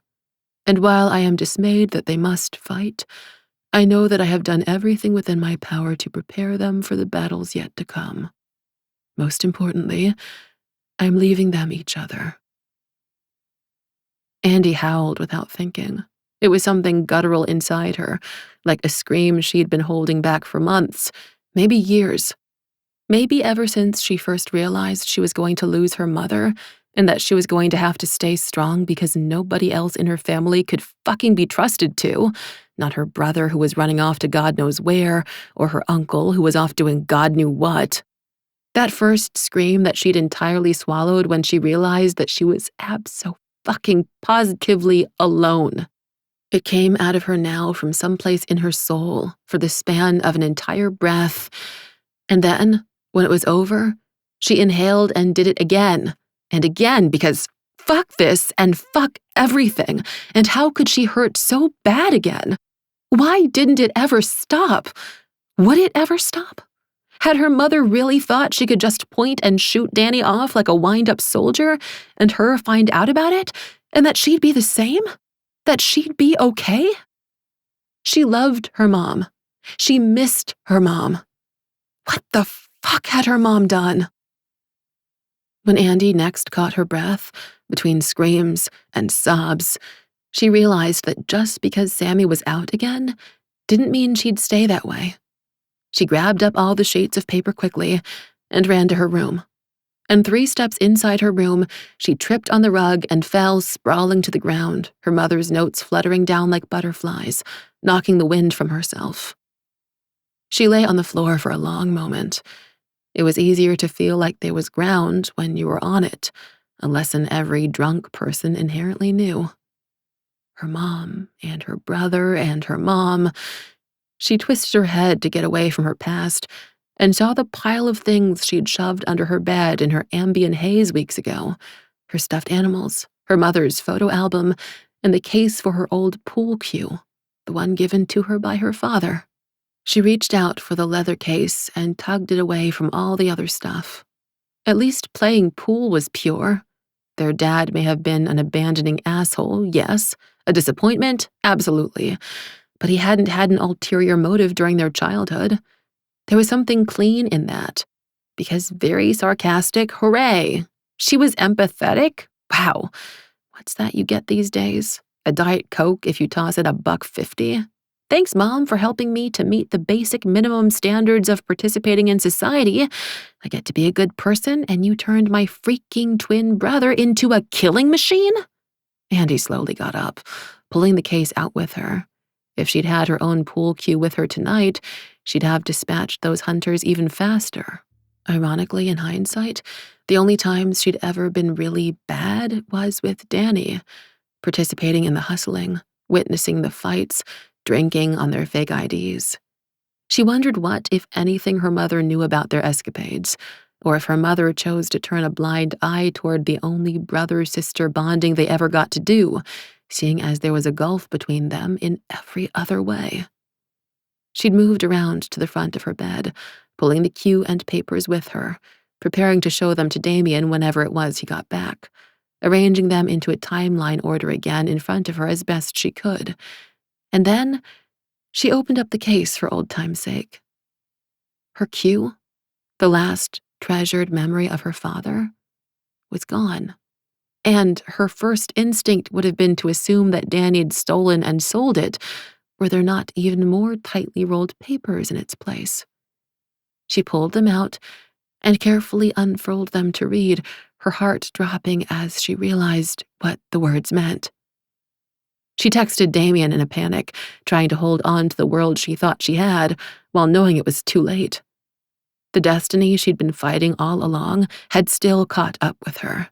And no wonder Damian had fallen for her and she for him. She'd been a fool to think she'd ever had a choice. Andi? She heard a rustling from her bathroom just as Damian emerged. By then, she'd picked up all the notes and had them in order again, and she knew she'd done the wrong thing. "Go back," she said, running for him, pushing him back into the bathroom. "None of this is real, Damian. Just go back." He stood firm, looking down at her with stern concern. What happened? "It's not safe." I'm not leaving you, he growled. Andi stopped shoving him. "No, of course you're not." She gave a bitter laugh. "Princess," he began. "You want to check me for strings, Damian?" She spun around in front of him. "Or maybe you can insert a rail somewhere to whip me off of, like those little race cars Danny used to have. Just shoot me off at a preordained target like a fucking missile." "You're not making sense." "It doesn't matter if I make sense. In fact, nothing fucking matters at all." Andi ran her fingers through her hair, sitting in front of her bed by the piles of notes as Damian looked worriedly down at her. "Did they poison you at that bar?" He put a hand on her forehead, and she slapped it back. "No, that was the best part of the night.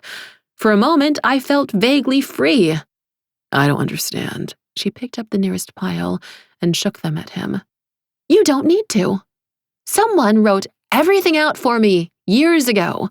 You ever wanted an Andrea Nga instruction manual? Well, here it is." It was one thing to be trapped, and another yet to know it. Why wouldn't the room stop spinning? Her whole life had been leading up to now. Damian slowly sat down beside her. "I saw your texts, Andi," he said, his voice a bass rumble. "I'm sorry your mother is not who you thought she was. I understand that that's traumatic."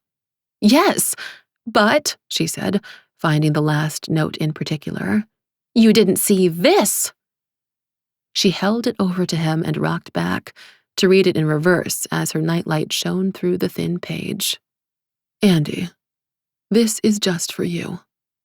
I know you will find it when the time is right. So much in this world is predestined, whether we know enough to understand it or not. And if it is your destiny to throw this case away without opening it, I am willing to take that chance. I am sure I succeeded where your brother is concerned. It's only a matter of time now. I know he will continue, although I no longer have any time left. I know you will feel betrayed reading this without me, knowing what you likely do now about me and my people. I just wanted you to have a choice, my sweetheart. I have protected you all this time. I just wanted to give you a chance to live your life, to see where it would take you. But if you have opened this case now, and you are reading this with full knowledge of what I mean, then it is time to choose. You and your brother are one of a kind, born of a woman who ingested dragon magic for centuries. The circumstances surrounding your birth are utterly irreplicable. There is no point in trying.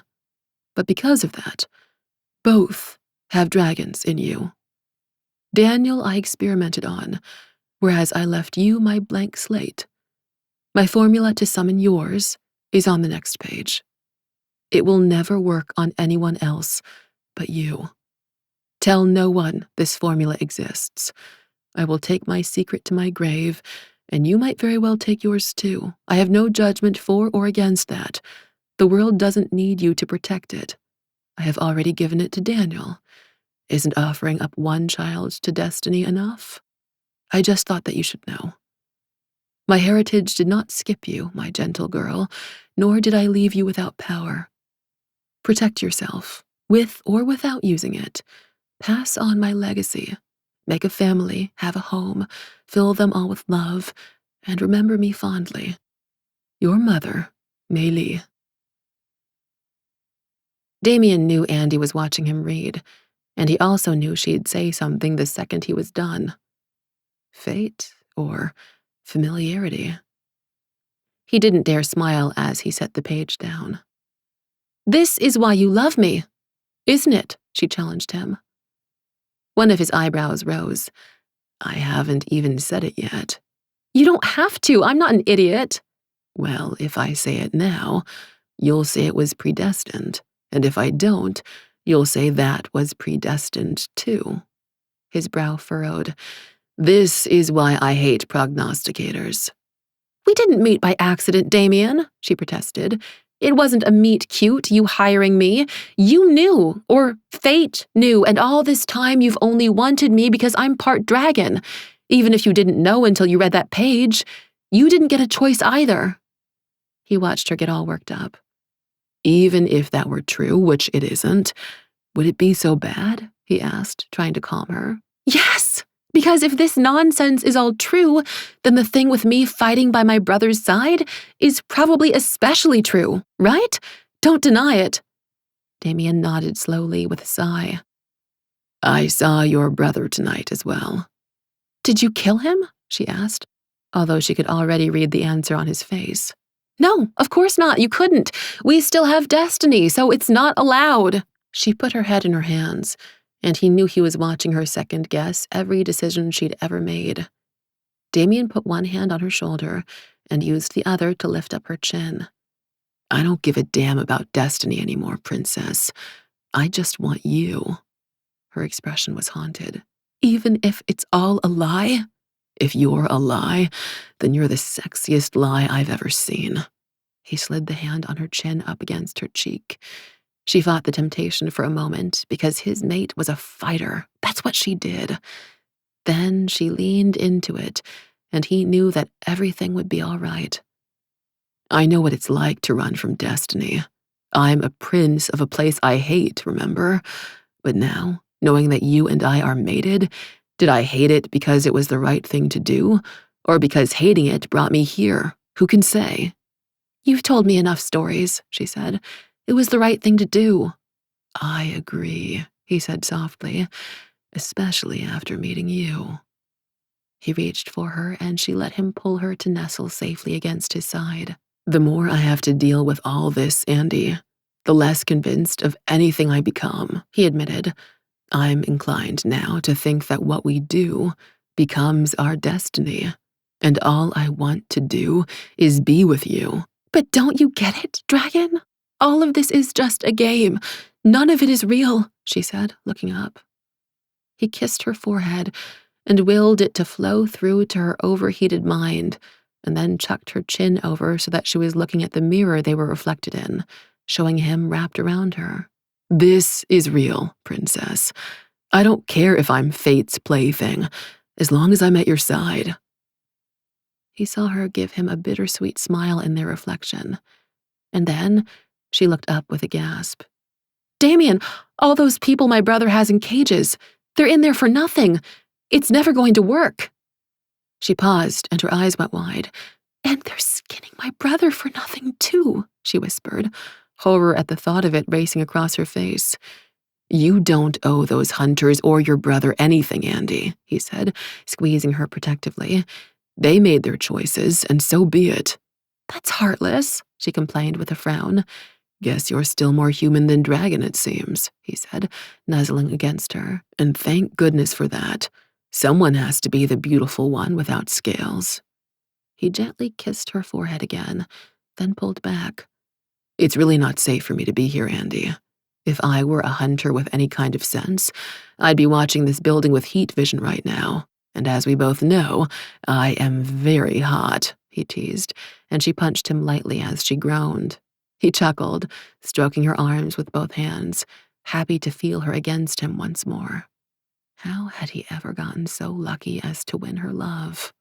"Really, Princess, are you going to be all right?" he asked.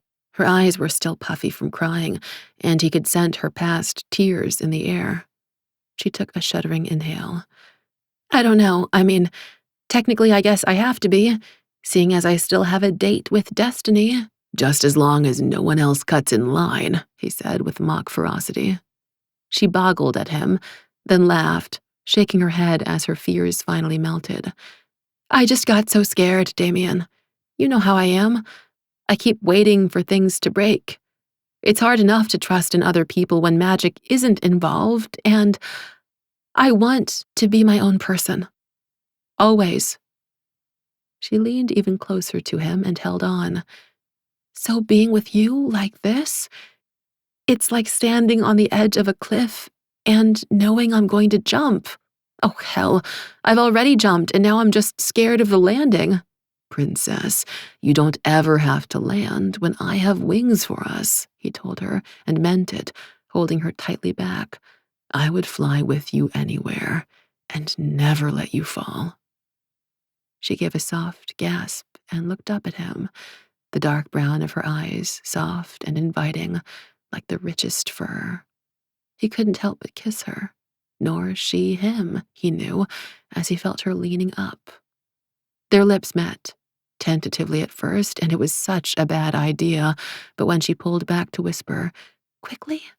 how could he not respond? Hi all, author Cassie here. Sorry, but I've had to delete some spicier scenes from this book so I wouldn't get into trouble with YouTube. If you'd like to listen to them, please consider purchasing the full audiobook from any audiobook store, including my own website linked below, or otherwise keep listening on. Thanks. "God damn it, Princess," he whispered. "Every fucking thing about you turns me on." "It should," she said with a pretend pout, "being that it's destiny and all." "Now you believe," he said with a snort, before pulling his jeans up. Then he paused to look down at her disarray. "I feel like an asshole leaving you like this without making you come." "You can make it up to me later, as long as you stay alive." Andi rolled up onto her knees and kissed his jaw. "Besides, someone got me all sorts of playthings to spend time with while they're away." Yes, as long as you use some of them in front of your mirror." He reached behind her for his shirt. "No, leave it here." She grabbed it on her side and tugged. "I want something that smells like you." He beamed at her then. It didn't matter what kind of filthy things he did with her. Her heart was always pure. "Andi, he started, but then they both heard it, the sound of someone rushing up the stairs outside. "Go!" she shouted, shoving him in the direction of her bathroom. He hesitated, wanting to protect her. She knew it too. "I'll be fine, as long as you are," she said, shoving him again. He placed his hands beneath her chin and brought her up on her tiptoes to him, kissing her one more time, before releasing her and running backward, diving through her bathroom's mirror glass. Damian came through his mirror, shirtless and still high from the contact with Andi, and into his bedroom, where Mills, Jameson, and Rihanna were waiting. Mills took a quick step up and slapped him across the face. "Are you done being an idiot who works on his own?" Damian cupped his cheek as Jameson gawked at the witch. Rihanna looked between the two of them, vaguely horrified that someone had had the gall to put a hand on Realm's royalty, and then her eyes narrowed and she asked Mills, "Should I hit him too?" "Is everyone against me?" he asked, running a hand through his hair. He still smelled like Andi. He should have taken something of hers in return, or just her entirely, bringing her over here against her will. "No," Mills snapped. "We're all with you. We've been with you this entire time, but you keep running over all our very reasonable boundaries. And for what?" "I need her, Mills. You wouldn't understand." Mills rose up to her full height in front of him, and her braids began to ominously unwind. "You were there when Jameson and I got together, when I had to stand up against my entire coven. So try me." "All right, maybe you do. Stand down." Damian glowered at her. The illicit thrill of being with Andi was fading under the witch's judgment. "I feel like all I do these days is apologize," he complained. "Well, maybe if you acted in a more team-oriented fashion, you wouldn't have to apologize so frequently," Mills said, and Jameson wisely coughed instead of laughing. Damian attempted to stare her down, but she didn't retreat. As he was still in a good mood, he had to smile. "Fine. Is there a reason all three of you are standing in my bedroom?"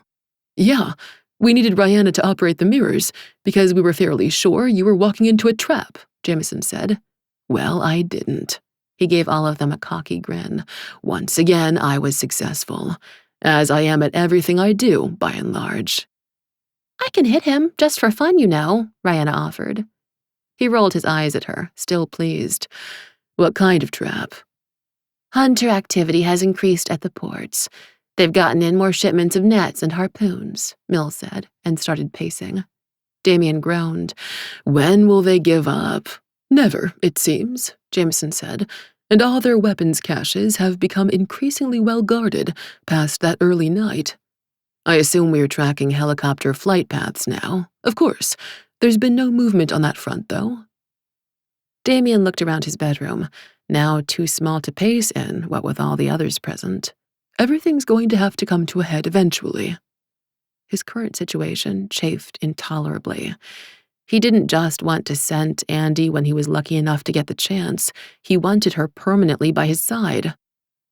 What if I lured them out, exposing myself, and then we handle them once and for all? Mills shook her head. I'm tracking 200 separate hunters right now, Damian. That's a lot, even for you. He suddenly understood why she'd been so stressed. Time to call in reinforcements. Other wardens owe us favors. This is true. I just hesitate, because what if the conjunction happens while they're here, and they've left their home territories undefended?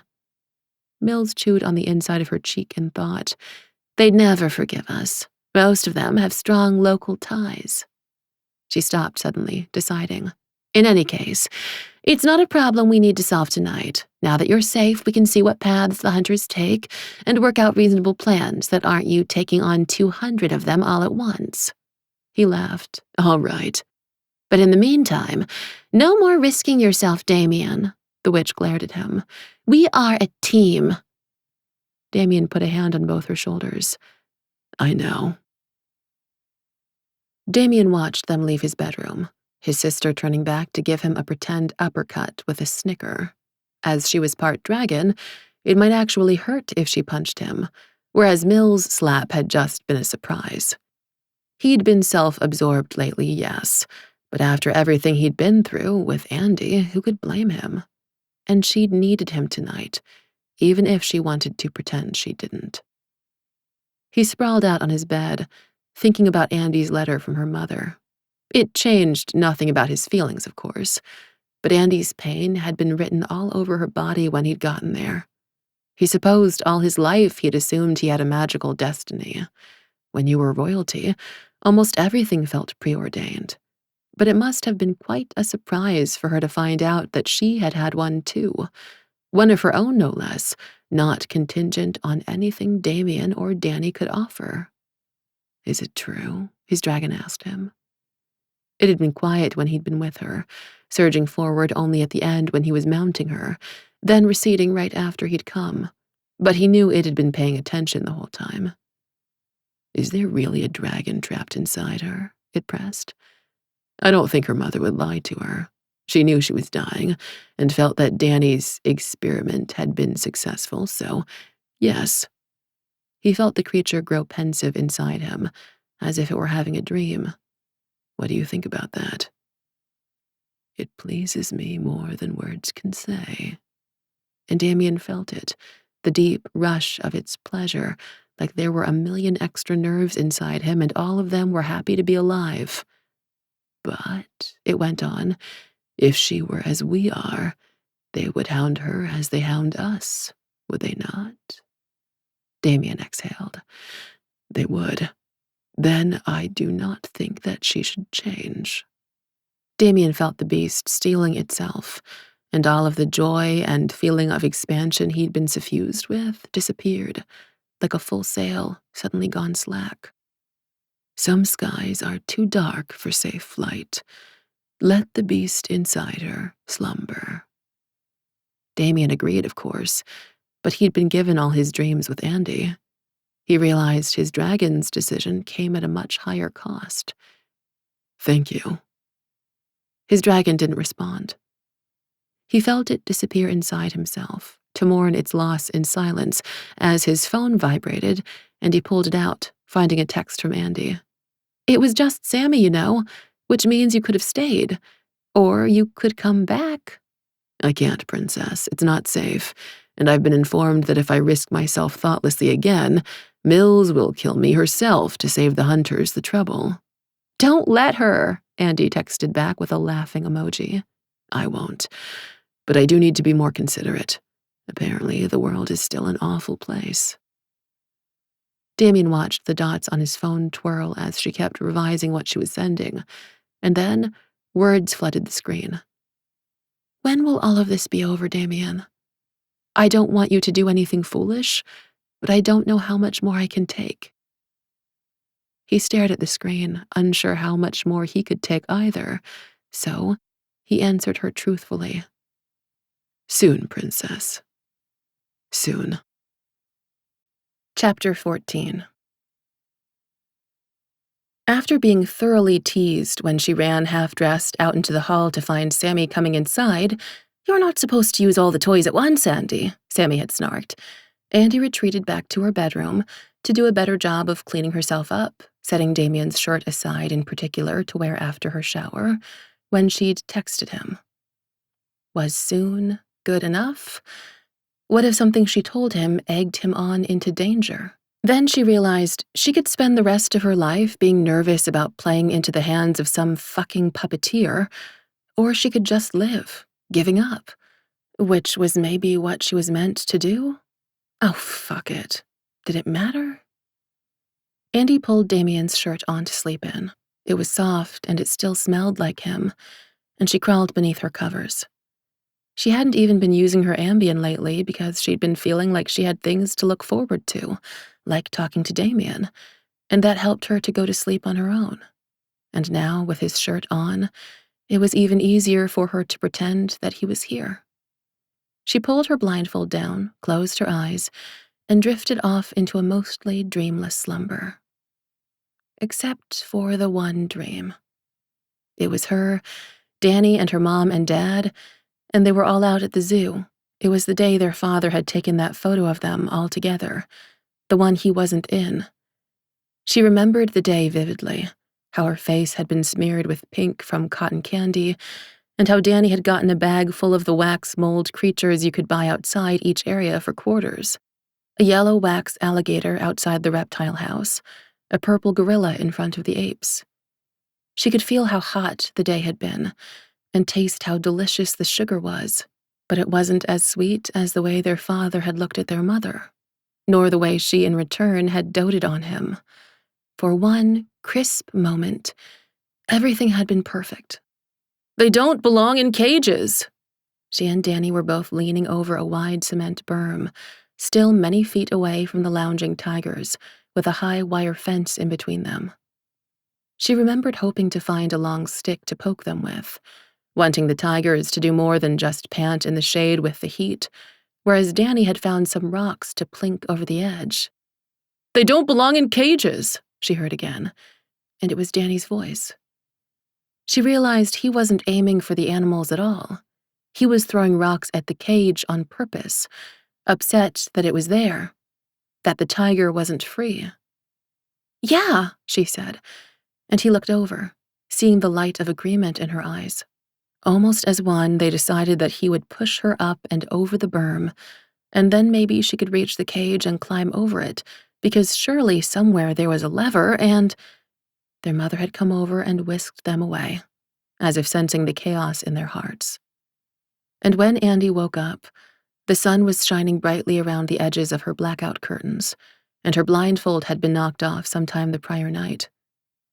She reached for her phone out of habit, and also to figure out what time it was. 3:30. She'd slept way in for her, or not quite late enough if she was working tonight, but she was off, right? She sat up in bed, confused about the time and date in the way that only night work made you, when you didn't know if you were coming or going, and the days threatened to become a gray slide, except there was a text from Damian. She swiped her screen on. "Princess, are you there? I just wanted to check on you." Andi smiled at her phone and texted back, "Sorry, I was sleeping." His reply was almost instantaneous. "I know." "You looked?" She gave herself a brief glance in the mirror and saw the kind of bedhead that came from sleeping on wet hair. Yes, briefly. Andi groaned. Damian, I expect to have some privacy. I've seen you sleep before. Nice shirt, by the way. Shut up, mister, she typed with a grin. She cast her phone aside and went to her desk to fish the photo of her family out. Her dream had felt so real, her emotions so genuine and warm. She wished she could rewind everything and get back to that point with Danny, back when they plotted with one another instead of against, before their mother had pinballed them off in different directions. I had the nicest dream, she texted, returning to her bed with the photo. Was I in it? Don't take it personally, but no. It was about this trip we took to the zoo as kids. Danny and I hatched this scheme to release the tigers. We were convinced they wanted to go into the air-conditioned reptile house with us. It was a hot day, you had to be there, and it'd help if you were 12. That sounds charming. It was. Andi gave both her phone and the photo a soft smile. Sometimes when I remember the good stuff, it's hard to remember the bad, Damian.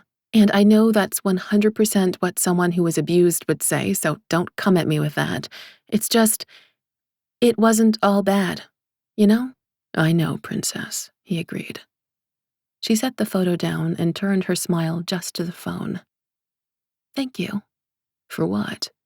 For not being mad at me. For not expecting me to just cut him out of my life completely.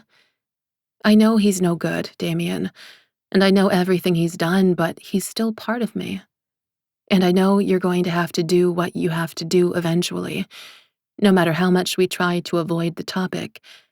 And I'll still love you, even after that, I'm sure, but it's going to hurt me. Oh, Princess, I am so, so sorry. Andi hugged a pillow to her chest. It's okay, it's not even your fault. I mean, they're not going to stop until you do, so I wish I were there with you right now. Me too. She stared at the phone disconsolately, willing Damian to say the right thing, even though she had no idea what that might be. Princess, I apologize deeply, but I have to go. Mills is calling a meeting. The thought of that snapped her to attention. She knew Damian's group always had meetings before going out. Be safe? For you, always. Andi reluctantly set the phone down and picked the photo up.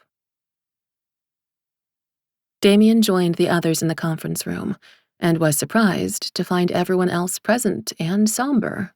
It was clear Mills had sent Grimalkin to call him last. Max was wearing all black and leaning forward with his head in his hands, and Rihanna had her wings hidden and a deep frown. Zach was in one of his tailored suits, and his arms were crossed, while Austin looked rumpled in jeans and a flannel and had that look in his eye that said he'd rather be anywhere else but here. Stella was the only one who seemed as clueless as he was, again in her motorcycle leathers and with her helmet sitting in front of her. He guessed she'd just arrived. Everyone here appears to be alive, yes? He said, making his way to his familiar seat at the table's head. For now, Mills said with a frown. She was in jeans and a tight death metal t-shirt, like she'd been thinking too hard to get dressed for the current occasion, whatever it was. She gave Jameson a meaningful glance.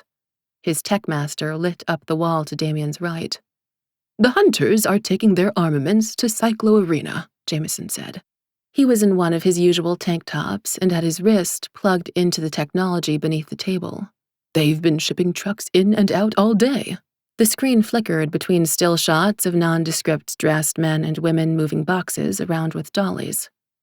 Well then, I'll make it a point not to go there, Damian shrugged. Mills nodded. That's well and good, but there's a car show starting there this evening. Damian smirked. Did someone enter my Pagani without me? No, it's a vintage thing. And there's one Daniel Nga and his fully restored 1970 El Camino registered to attend, Jameson said. The car show opens tonight at 7, but earlier for participants. Damian rocked back as realization washed over him. The closest the hunters had gotten to hurting him was the night with the helicopter, a trick they hadn't tried again, so it seemed in their frustration, that they'd adjusted their scope, because if you couldn't kill one dragon, perhaps another would do. "Let him die, Damian," Rihanna said, the quickest to speak. "In this case, the enemy of my enemy is indeed our friend, and if they take him off the board, then your hands are clean. It's perfect." "I agree with Rihanna," Max said. "This is a hunter problem. Let hunters deal with it." Damian looked to Mills. "How sure are you?" "It's the only thing that makes sense," Mills said. "Although he has his own people to protect him, surely, and they're fools to think they won't come after him." "Not if all of his people are currently in cages at an undisclosed location, trying to become dragon soldiers." Damian spoke through gritted teeth. "What?" Stella said, snapping her head to look at him. "Danny took Andi out last night and showed her his lair. It includes people in cages, apparently waiting to become draconic. He thinks he needs an army against the conjunction." "Well, poor planning on his part, then," Mills murmured. Damian looked to the other wolves. Zach shook his head. "I'm out on this one. I have opinions, but I don't think you want to hear them." "I always want to know what you think, Zach." "Then in that case, I'm aligned with Rihanna and Max. My heart says you should intervene, but the man who wears this suit," Zach said, tugging at his cuffs, "says fuck him." Damian grunted. The man who wore Zach's suit frequently looked like his father, and that was indeed something his father would say. "And you, Austin?" Austin leaned forward with a heavy sigh. "You're boned, Dee. You can swear all of us to secrecy and we'll give it, but if Andi finds out you just let him die?" Austin's voice drifted as he shook his head. "Is there a way to help him that isn't a suicide mission?" Stella asked, looking round the table in hope. "There is one way," Jameson began. "I've gotten Danny's phone number from Andi's phone. He doesn't leave it on too often, though, which makes it shit for tracking, but there's a number he contacts regularly. It's not programmed in, he has it memorized, and if I were a betting man, I'd guess it was his uncle." "So you're going to call a leader of the hunters and ask him for his help?" Zach's tone conveyed just what he thought of that idea. Damian considered his options quickly. "I can't call Danny. He wouldn't believe me. I know that from last night. And telling Andi to tell him would only put her in danger, I know, and he probably still wouldn't listen besides. So, yes, I'll try calling Lee and ask him to rein in the others. It's the least bad idea in the bad idea barrel." "Grim?" Damian called, and the cat appeared. "I need a balaclava and a burner phone." The cat sat down just out of reach on the table, blinked, and both items fell from the ceiling. "I'll never get used to that," Stella murmured as Damian pulled his mask on. "What's the number?" he asked Jameson, who projected it on the wall behind himself. Damian backed up so that no one else would be visible and called on video. Jameson projected that so the others could see too, although Lee would only see Damian's masked face on his screen. Lee was a slightly past his prime Asian gentleman with a tidily trimmed beard, and Damian could see the slight resemblance between him and Andi in the bright intelligence of their eyes, which narrowed on the screen. "Interesting," he said at seeing Damian. "Speak, or I'll hang up." "I'm calling on behalf of the Nga twins." Lee made a thoughtful sound. "I'm listening. Be quick." Daniel, is in danger." Lee sounded amused. "Is that so? You left town, left him on his own, and left other hunters hungry. They're planning an attack on him tonight." Lee's eyes narrowed. "You presume to know much, stranger." "I know that other hunters are planning to murder Danny." Lee laughed once, harshly. "My people will protect him, as if he were me. Your nephew, in his infinite wisdom, decided to turn your people into a dragon army. They're all currently in cages," Damian informed him. He could sense the far older man's reluctance to believe. "Find out for yourself," he said, hanging up. He set down the phone and pushed the mask off his face. I like how he doesn't disagree that his people are capable of killing his nephew, so much as he thinks they'd be too scared to, Zach said, one eyebrow high. He knows who they are, Damian muttered, then looked around. Max, start adding fuel to the forgetting fire. If we're going to do something this public, we're going to need a fucking river of it to cover up the damages. It sounds like you've made up your mind regardless, Damian, Mills said. Have you? If he'd left off with meeting Andy's brother in person last night, maybe things could have gone a different way. But after being with her last night and texting with her earlier, while someone else might get frustrated with her for not choosing, he understood. He knew it took a big heart to love himself, flaws and all, as he knew he had a lot of them. He was temperamental, he could be cruel, cold, imperious, demanding, and there was every bit as much blood on his hands as there was on Danny's, even if he liked to think it more cleanly earned. If Andy was able to still love him, in spite of himself and his problems, and even with his curse, then it was no wonder some small part of her still loved her brother, too. And knowing that her brother had been murdered in cold blood by his friends to be eaten for his magical properties was not something his gentle mate could so easily return from. So, we've decided then, his dragon asked him, to help this other dragon. For Andy's sake, do you agree? He felt his dragon thinking free of him. There will be a lot of carnage. As many hunters as there are drops of rain, sounds like. Then I go where you lead. The beast flexed inside of him, as long as we always lead to Andy. Damian looked around the table at each of his friends, and none of them looked away. I realize I can't ask you all to come with me. If Mills is right, which we all know she is, then we'll be walking into a firefight with several hundred well-armed hunters, all of whom would like to see our blood. Yours in particular, Rihanna reminded him. Her frown was unchanged. I know, he said, and the phone rang. Everyone present looked at it, and then looked to Damian. He pulled his mask back down and answered it, Jameson projecting Lee's image on the wall again. There appears to be truth to your words. Can you help him? Damian asked. No, Lee's jaw tightened. And you must have known that when you called. Lee's expression became more menacing as he leaned closer to his phone. So, who are you? Someone willing to try to save him. Lee looked puzzled. Daniel cannot possibly mean that much to you. What is it you want? Damian stared down into the phone and let the impassive wall he used to keep his dragon at bay overtake him. I want carte blanche, he said coolly. I want permission to murder every hunter we find there, without retribution later. Very well, Lee promised. Do not let a single traitor live. Damian heard his sister snort as Lee went on. But what on earth could possibly cause you to risk your life for Daniel? I'm not doing it for Danny, Hunter.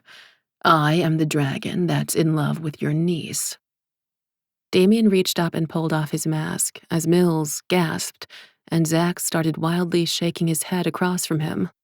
I'm not saving Danny for you or for him, but for Andy, I would do anything, and finding out that men like you slaughtered her brother will break her. He threw the mask on the table. For the first time, a genuine emotion, amazement, penetrated Lee's stern facade. A dragon, in love with Mei-Li's girl. He stroked his beard as he mused. Truly, fate is unpredictable. Damian gave Lee a withering look and let some of his magic echo out in his voice while allowing his dragon to ride just beneath his skin. This would be as much its fight as it was his. You wanted to know what ties would bind me to Earth, human, he said, his voice like gravel. Andy has chained my heart. Lee took a sharp inhale and licked his lips. Go then, Andrea's dragon. Win, he said, and Damian hung up the phone. Andi had just eaten lunch, if you went by the time of day, or breakfast, in that it was her first meal of the day, and that it also had been cereal, when her phone buzzed again. "Hey, you know how sweet my car is, right?" She would have known who was texting her without seeing the name. "Debatably, yes." Her brother sent her an eye-rolling emoji. "Well, I've got it entered at this car show. They've got free early entry for participants. Want to come check it out with me?" She squinted at her phone. Her life felt like it was getting more complicated, which, at this point, was entirely unfair. But she did have to tell Danny to let those people out somehow, without letting on how she knew that his experiments would never work on them. "I'll buy you cotton candy," he went on, and she smiled at her phone. "Diabetes on a stick? You'd do that for me?" "Yeah, I think there's probably 75 cents still stuck inside my car somewhere." "That car's so old, it's probably $750 now with inflation." Another laughing emoji. "Actually, the Elky's already at the show. I dropped it off yesterday. Can you bus in or Uber to Cyclo, and I meet you at the doors at 5:15 to get you in?" Her eyebrows rose in bemusement. At least if she took the bus in, she wouldn't be treated to Danny's driving, and there was no way she could accidentally wind up at a pool hall. "Sure." "Sweet. See you soon." Andi went through the rest of her morning while Sammy was still at work. She combed out her hair, hit it with a flat iron just because it had been ages since she'd gone out, and put makeup on for the same reason, too. She and Sammy had redone the blue streak not that long ago, back when Damian had been in his alive phase, so she was particularly pleased with the color and planned her entire outfit around showing it off. Dark blue jeans, low gray ankle boots, and a tight white t-shirt that made her hair and features pop. Then she took the shirt off and replaced it with Damian's because she wanted to, and she could. His shirt was more appropriately a night shirt on her, like she'd worn it the prior night to be, but F that. She tied the excess fabric in an off-center knot at her waist, cropping it up. She was going to a car show. She could show a little skin. And then at 4:30, she caught the appropriate crosstown bus to Cyclo, getting off it at precisely 5:15. She hadn't figured out what or how to tell Danny in the meantime, but she knew she'd think of something. "You made it," Danny announced, seeing her walk up. "I'm the on-time one, remember?" Andi told him. "See also, judgmental and one most likely to drink haterade." "But also most beautiful and smart," she corrected. "The haterade makes my skin glow." Danny laughed. "Come on in," he said, gesturing her over with a ticket. "So, you're going to explain what we are looking at to me?" she said as they queued in line for wristbands. It was a hot day. She'd been wise to leave her coat and purse at home and just load up her pockets. "All our childhood, all those cars, and none of them stuck?" he asked, reaching over to tap her head as she ducked. "No, nursing school pushed all non-essential information out of my head. What's your name again?" "Oh, that's low," he said, grabbing his chest and looking pained before rebounding and giving her a look. "So what, like, now that I know about your man, you're just flaunting him at me now?" His eyes indicated her shirt. Andi inhaled sharply. "Would you believe that nursing school also pushed out the fact that dragons can smell other dragons?" "Sure," Danny said with a shrug, shaking his head before giving her a lopsided grin, half poisonous, half pure. "Why not?" Once outside, the arena opened up, and the entire floor of it was parked full of all sorts of vintage cars. There weren't too many people yet, and she guessed most of the owners gravitated toward their own cars for quick inspections. She followed Danny's lead, and he took her over to a neon green car, which had a square of paper underneath a windshield wiper, announcing it was a 1970 Plymouth Duster. Andi looked at the car. It was a car, just like any other car, only greener, and then looked at her brother, who ditched her to peer in the windows and make out the smaller writing on the tag. She pulled her phone out of a pocket and turned around to snap a desultory selfie with the car over her shoulder and started texting Damian. Danny was back at her side in an instant. "Who are you texting?" You know very well who I'm texting. Should I be in the photo? Probably not. Besides, he'll see the cars and know I'm out with you. What does he think about that? Danny asked, frowning, as she finished typing the words to go along with the photo. Just gotta tell him about the cages is all. Wish me luck, and hit send. I don't know. It doesn't make him happy, but he's also not a controlling jerk, so, she said with a shrug, and they walked to the next car. He cares about me. So do I, Danny said. She raised her hand between them just like he had his the prior night, rocked it, and said, Look, I don't have to be around you all the time. Not when we have history. Well, that part's true. She made a show of looking in the windows of the car they were beside, even though she didn't know what she should be looking for. I was just remembering that one day at the zoo with the tigers, when you were so pissed off they were in cages. Danny laughed. I about had you over that guardrail. If Mom hadn't come by when she did, oh my God, that shit would have made the evening news for sure. And do you remember after that? All our plots? Oh my gosh, Andi said, putting her hand to her mouth. I'd forgotten. They'd spent the rest of that summer formulating plans to get the tigers out. They were going to smuggle in ropes, and they stripped an umbrella of its fabric and struts so that they just had the extendable pole to help them reach the buttons.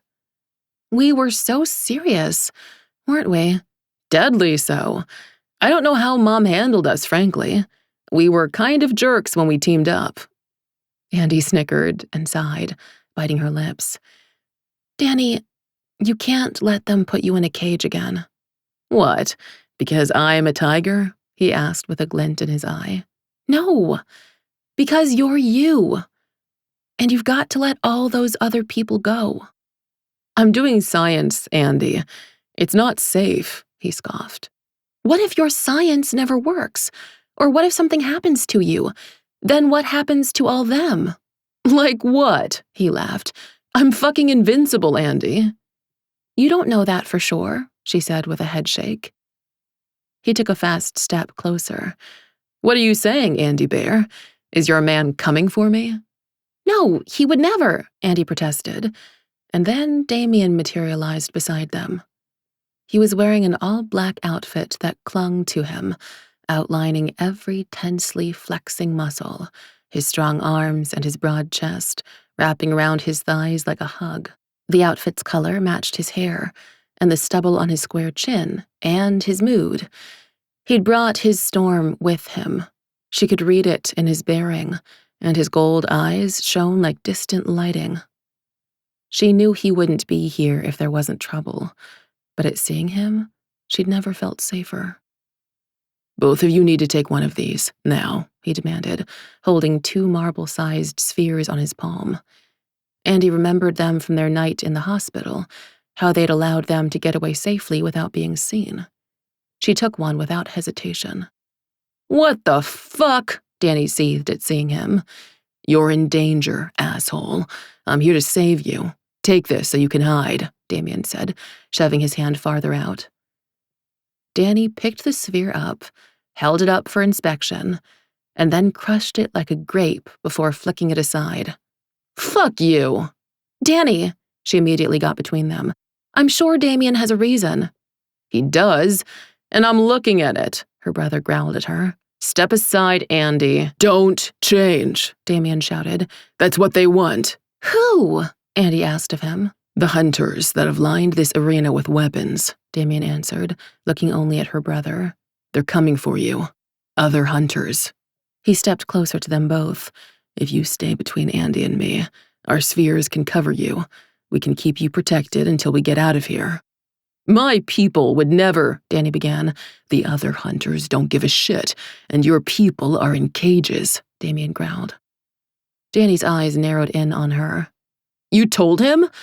Is that why you wanted to free them? You felt guilty for playing along with his trap? Andi gasped. Danny, no, there's no trap here. Damian would never lie. She reached for him as he stepped back into a clearing. She heard the sharp report of a distant gunshot, followed by a scream. Damian intuited what Danny was planning before she did, and started talking fast. My people are up there. taking out hunters, risking their lives for you because I asked them to. Don't do this, Danny. Don't waste their efforts, and don't put her in danger. Damian placed himself in front of her. I am begging you, as a dragon and a man, do not do this, please. Danny shrugged and shook his head. Nah, this is all your fault. Although I suppose we both knew it would come to this, didn't we? And then he spread his arms wide, threw his head back, and Andi didn't see what came next because Damian picked her up and ran. Andi yelped in surprise and struggled against Damian, not to fight him, but because she had to see. She pulled herself up to peek over his shoulder and saw that Danny wasn't Danny anymore. He was a dragon now, slightly smaller than Damian's, 4 legs and 2 wings, and beautifully, dangerously sinuous. Instead of gold, he was a deep army green, almost the color of his Elkie. Screams started up behind them on all sides. "Oh God, Damian!" She didn't bother to ask if his story was true. Of course it was. "How many hunters are there?" He set her down inside one of the cement alcoves that led to the arena floor. "A lot." He looked over his shoulder at Danny, then gave her a haunted look. "Andi, I don't want to fight him. You have to believe me." "I do," she said, and meant it. He stood up straight and became invisible because she wasn't inside a sphere anymore. "Shit!" she cursed. "I dropped mine!" It had gotten jostled from her hand when he'd grabbed her. "Take mine," Damian said, planting his into her hand. "No!" She shook her head quickly, trying to give it back. "The hunters! They know who I am. They know not to shoot me. My uncle would—" "I don't think we can risk your life on them being afraid of him right now." A herd of people were running down the hall behind them, none of them sparing them a glance inside their bubble of magic, although Damian was having to shout to be heard above their screams. "I need you to be safe, Andi. I can survive anything, as long as I know that you're all right," he told her. And she realized he was leaving. She stood straighter and slammed both her fists against his chest, finding it rock hard, like his dragon was waiting, just underneath. "You have to come back to me." Everything about him softened, just for a moment, and he leaned into her hands. "Of course, Princess. It's fate," he said, then pulled away and ran into the crowd behind them, going against the flow. Despite the fact that all his dragon wanted to do was change and wrestle Danny, Damian knew that wasn't very smart. His crew kept reporting in via earpieces. No casualties so far, but the tide of hunters hadn't slowed, and a few of the hunters had talismans that let them see through the sphere's magics, so clearing them out wasn't going as fast as they had hoped. He ran back into the arena and up a set of stairs, knowing that Danny could likely smell him, but he needed to make it to the 2nd level quickly because Jameson was in his ear, shouting out the location of the nearest harpoon. "2nd floor, section C, behind the sound station." "I see it," Damian grunted, running flat out. "It would be faster if we flew," his dragon complained, likely because he himself wanted to change. "And give them 2 targets. They are mere humans," his dragon sniffed. "Who still managed to orchestrate all this." Damian was nearing the hunters now.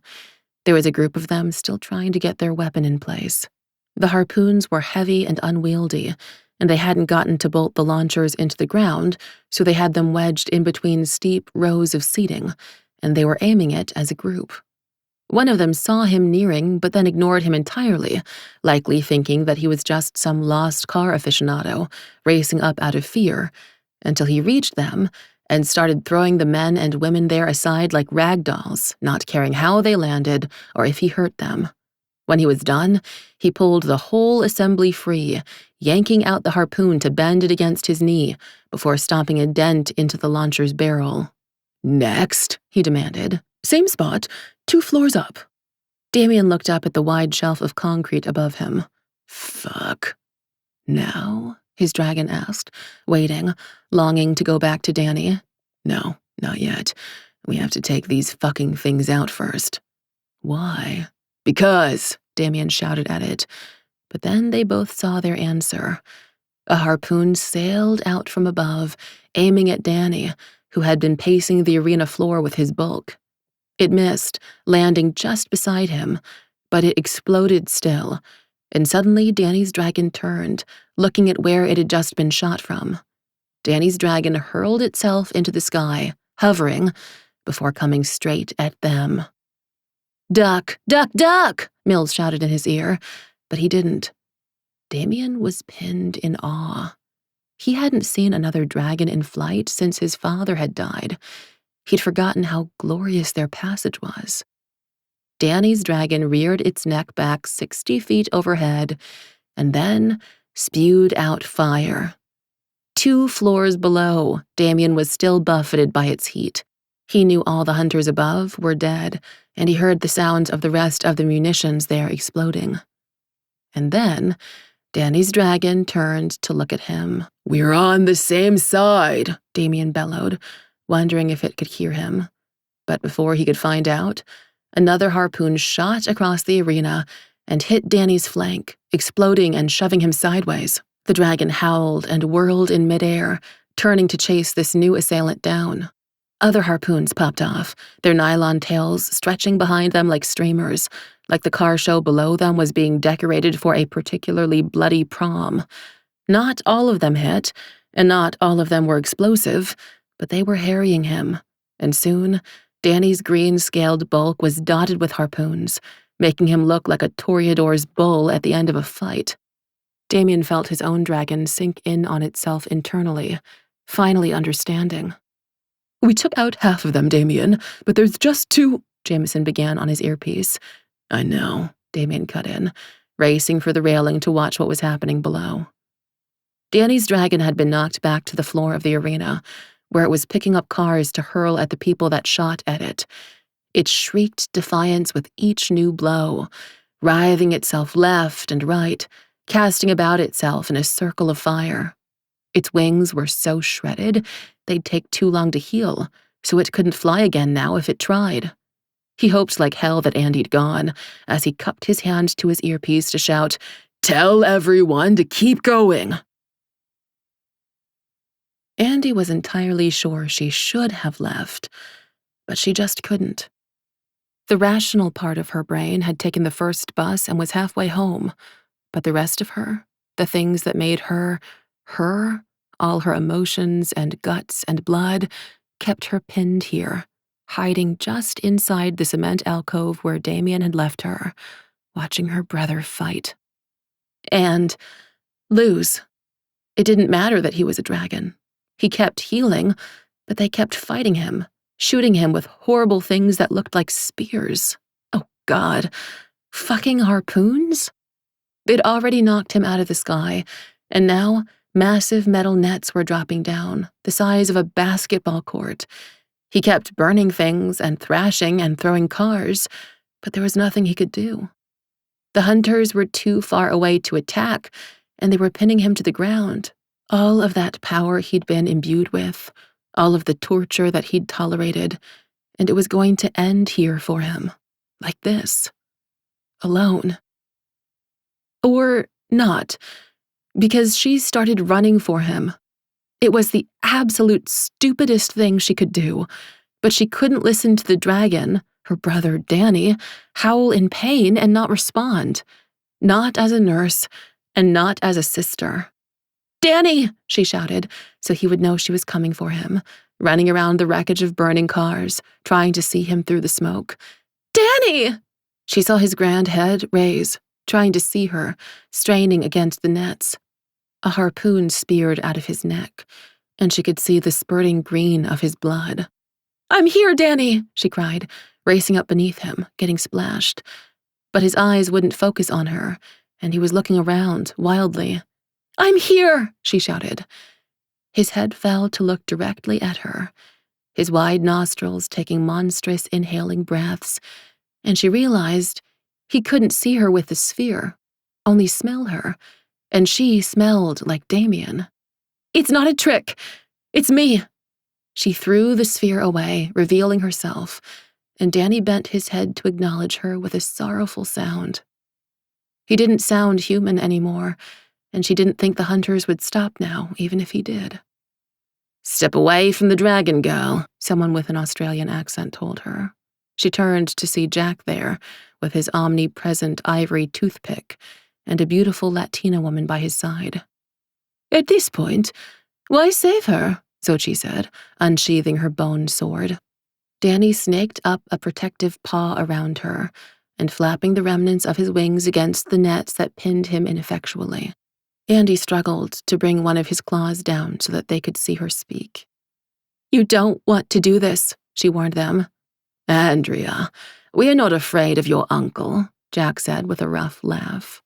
Andi stepped onto Danny's lowest claw to gain more height and shook her head. "That's not who's coming."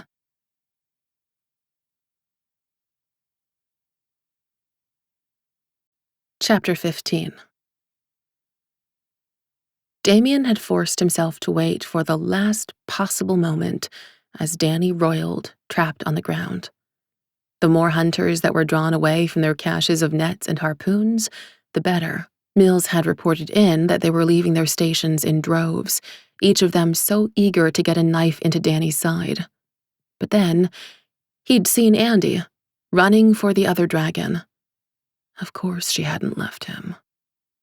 He should have known there'd be no way. The second Danny was injured, her path had been set. By fate or destiny, take your pick, she was going to fight by his full side, just as he was destined to do anything to protect her. "I know what you're thinking, brother," Rihanna said, panting from exertion over their intercom. The only reason he'd let her come on this mission was because if things went south, there'd be no one left at his castle to protect her. "Don't!" A wave of hunters reached the arena floor and were racing for Danny as one. Damian leapt up to the cement railing in front of him. "Rihanna, if you're lucky, someday you'll also be mated, and you'll know I never had a choice." He pulled out his earpiece and let himself go. His dragon rose up and overtook him, and for a brief moment, they were one and the same. He felt the expansion of its wings, felt the glory of its strength, and heard himself trumpet a challenge with its throat until it was compressed back inside to the place he stayed when it ran wild. It launched itself off of the railing, soared briefly overhead, and then landed purposefully in the midst of the hunters running in, roiling its tail to swipe whole herds of hunters sideways, flapping its wings to knock down more and building up fire in its throat. Damian didn't need his dragon to tell him that it was happy as it shoved at the nearest burning car with its paw, sending the hot metal skidding back into another row of fighters. It was in its element, using all its senses, tracking and triangulating as it waded through the attacking hunters. Bone swords chipped at its scales, and talismaned daggers pricked, but he was a dragon, a mighty beast, and there was nothing that any human could do to stop it. He roared flames at them, catching even more cars on fire, and he would kill and keep killing until Andi was safe. "No!" he heard her shout, and then she wailed. His dragon snapped its head in her direction and ran forward on all fours. A woman with a bone sword was there, plunging it into Danny's side, and Andi was trying to get free of her brother's claws to fight her. "Stop!" Andi shrieked. And Damian would never fully know what happened next, only that he was not himself. He blew out gouts of flame, instantly vaporizing the hunters on both of Danny's sides, and then raced up on the hobbled dragon, whipping the woman away from Danny with his muzzle, getting a close-up look at her unlined face and the rime of green around her mouth from Danny's blood as he tossed her back 30 feet. Andi didn't stop howling. She was free of Danny's claws now, and she ran for his side where the sword was still embedded, jumping up to grab hold of it and pull it out. "Danny!" she screamed, and he could scent the salt of her tears as she threw the sword away behind her and sobbed against Danny's scales, ineffectually trying to wrap her brother in a hug as the dark green dragon's body went slack. Damian was conscious of the fight still continuing around him, his people fighting hunters, hunters trying and failing to fight him. But everything narrowed down to this one moment, witnessing the thing he'd been trying to stop from happening this entire time. Danny was dead. Andi stumbled back from her brother's side, holding herself deep in pain, moaning, taking gasps of air in like she might never breathe again. His dragon shoved him forward in an instant, knowing that she needed him on a human scale, to be touched by human hands. The men who had been fighting against him lurched forward as their opponent disappeared, and he ignored them, running through piles of smoking debris to get to her side. "Princess!" he called for her the second he was near. She stumbled back to standing and ran for him, falling against him, sobbing. "Dragon," she whispered. "You were too late." She shuddered with tears. "He's gone." "Oh, my princess," he said, soothing her, stroking her back and hair, feeling her wet tears fall against his naked chest. And beyond all the chaos, the sounds of things catching fire and exploding, and the ever-diminishing screams, Damian heard a familiar sound, the crackling of forgetting fire. The battle was through. Mills must have called it, and now it was Max's turn, and before they'd left his castle, they'd upgraded the bear shifter from lantern to a flamethrower. He saw gusts of bright orange flame past Danny's body, returning the arena to what it once was prior to all their magical damage, and the confused look of any remaining hunters trapped in its path, who just had all their knowledge of what had happened taken from them. "He's gone, Damian. And now it's just me." She looked up at him with an expression of pure sorrow, and it was like he could feel the very breaking of her heart. It made his break for her. "Andi," he whispered, holding her tight. He could feel the heat of the forgetting fire at his back, and turned them so that it was at hers instead, bowing his head to touch hers, saying words only she could hear. "It's not too late to fight your destiny, princess, and I can take away your pain." She blinked up at him, eyes red with tears, eyeliner smudged. "How?" "The same as I first offered you in the pond. If you turn around and stare into the forgetting fire, it will be as if none of this ever happened. You can forget the nature of your brother's death, your uncle, and me. All of this will go away. It will not bring him back, but at least you won't carry the burden of these memories. And I'll understand if that's your wish, although it will destroy me." Damian felt her gasp as he continued. "But if you can manage it, princess, then you should know that I will be at your side forever, and you will grieve, yes, but I will make sure that you are happy too." She stared up at him and ran her hands into his hair, trapping his face to hers. "Do you really think that I could ever choose to forget you, no matter how bad things got?" "No," he said, giving her a soft, sad smile. "But I didn't want to just trust in fate, Andi. I wanted to have faith in you. I love you with all my heart." His hand rose up to dry her tears, and she kissed his palm as it neared. Then she closed her eyes, ducking her head against him as he lifted her up, cradling her in his arms to walk her away from the worst of it, while casting his gaze around. "Is everyone safe?" he called. Rihanna piped up first. "I saved his life." She leapt on top of one of the magically restored vehicles, and Damian could see several tears in her wings as she pointed wildly at Austin. "Just the once," the werewolf grumbled, stepping out between other cars. "Stella, stop!" they heard Zach shout, and everyone turned. The weregirl had her gun trained on a kneeling man. He had khakis on and a mint green polo smeared with ash. A toothpick jutted out between his lips. "I know him," Stella shouted back as Zach strode up to press her gun down. "But he doesn't know you," he growled at her, pointing at the pool of urine growing by the hunter's knees. "Not anymore. They've all forgotten." "I don't care. He killed my brother," Stella said, her voice like ice. "I didn't. I swear," the hunter pleaded, his toothpick falling to the ground. "Shut up," Zach and Stella both told him at once. and then glared at one another. "He is not innocent, and I will never forgive him," she swore. "I'm not asking you to. I'm just saying, don't murder him in cold blood." "You're not in charge of me," she growled, but Zach stood his ground. She reholstered her weapon and pulled out her earpiece to throw at his feet. She then stalked for the nearest exit, abandoning their team.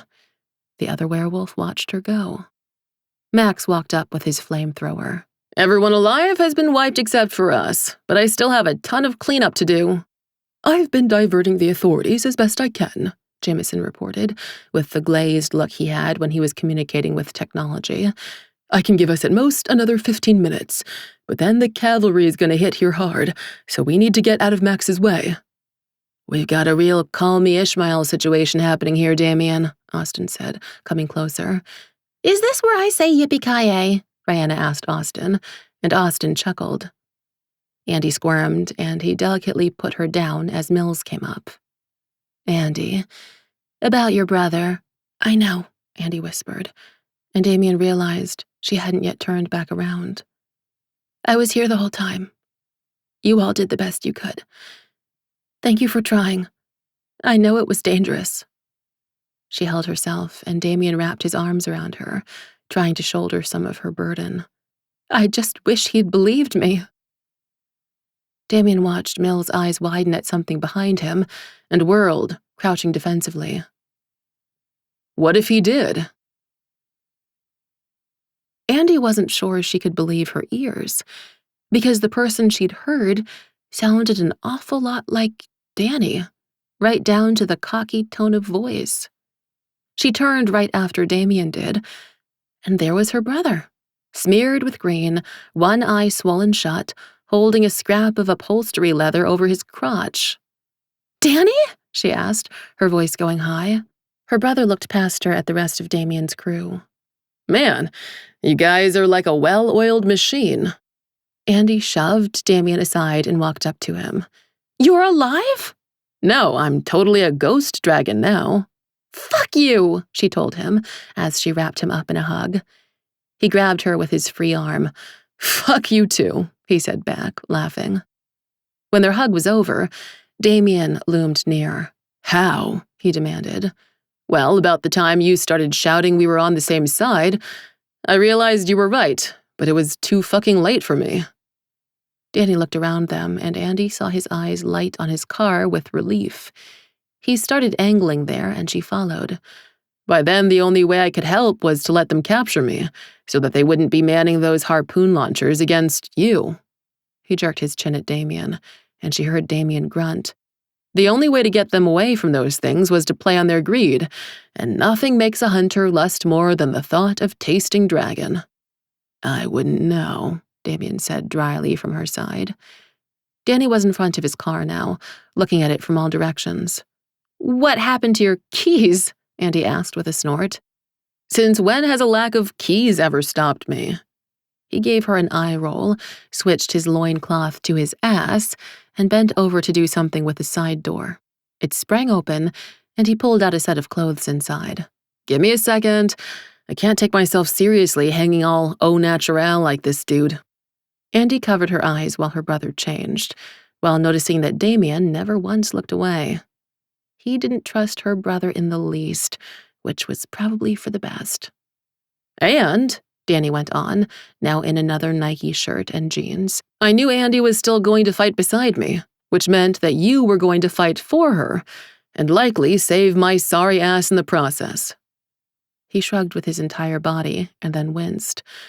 "I trusted in fate and pretended to be struggling more than I was for a little bit, distracting many of the hunters from you, by the way, and you're welcome, and now I'm fine." "I saw her stab you, Danny," Andi said. "But was it a dragon bone sword?" "No," he shook his head.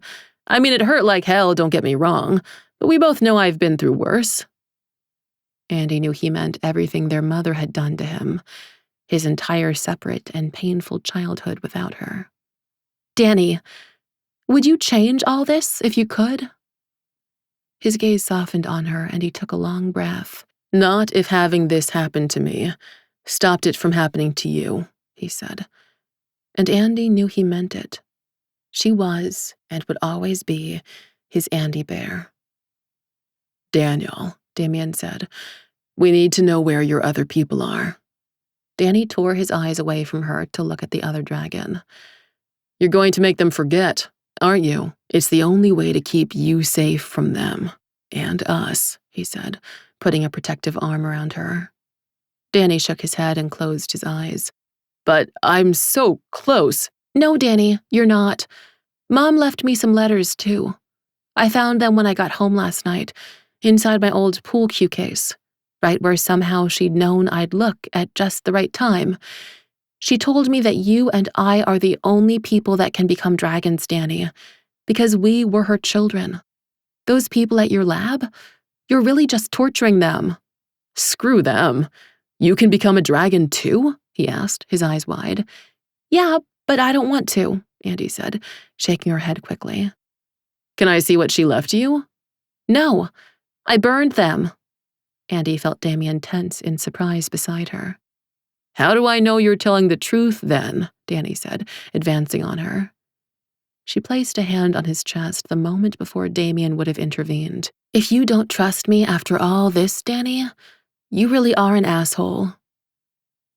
Danny stared her down for half a second more, and then laughed. All right, fine. You win. Here's where the lab is, he said, rattling off an address. Wipe them clean, and I'll start over someplace else. With Uncle Lee? She asked. Most likely. His gaze lifted up to Damian's. But I know I owe you, and I want my sister happy. You disappoint her, though, he said, looking back at her, and I'm always just a phone call away. I will do my best to keep her happy for the rest of her life, Damian promised. Danny inhaled, giving a still-naked Damian a look up and down, and Andi started blushing furiously. Yeah, 'cause you're like the whole package, huh? Emphasis on package? Oh, God, Danny. I love you. Be safe, but just go away. Andi grabbed Damian's hand and started pulling him back as Danny laughed. I love you too, Andi Bear, Danny called after her. Make sure he wears a condom.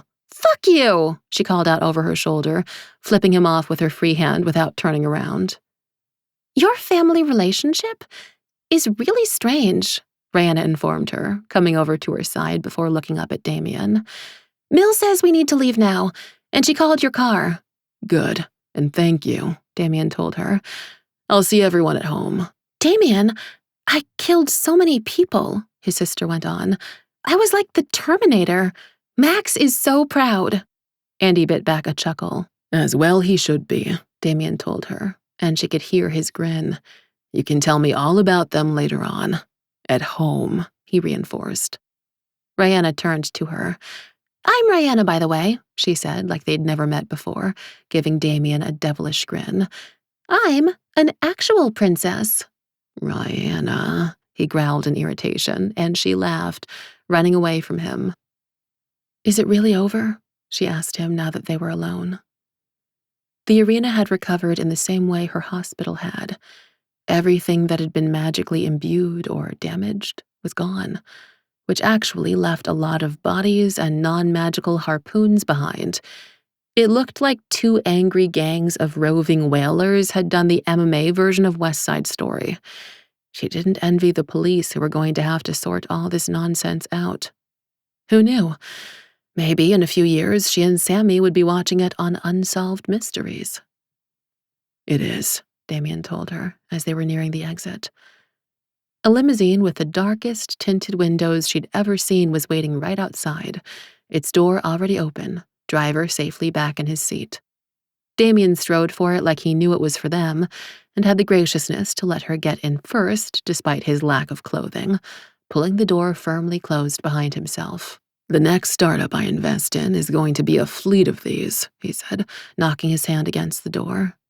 Pay enough money, and you can order up a no-questions-asked limousine with a no-questions-asked driver. They won't mind bloodstains, sewer smells, or casual nudity. Her eyebrows rose. Wouldn't it just be easier to just avoid all those things? Damian gave her a baffled expression. On purpose, she could tell. What would be the fun in that?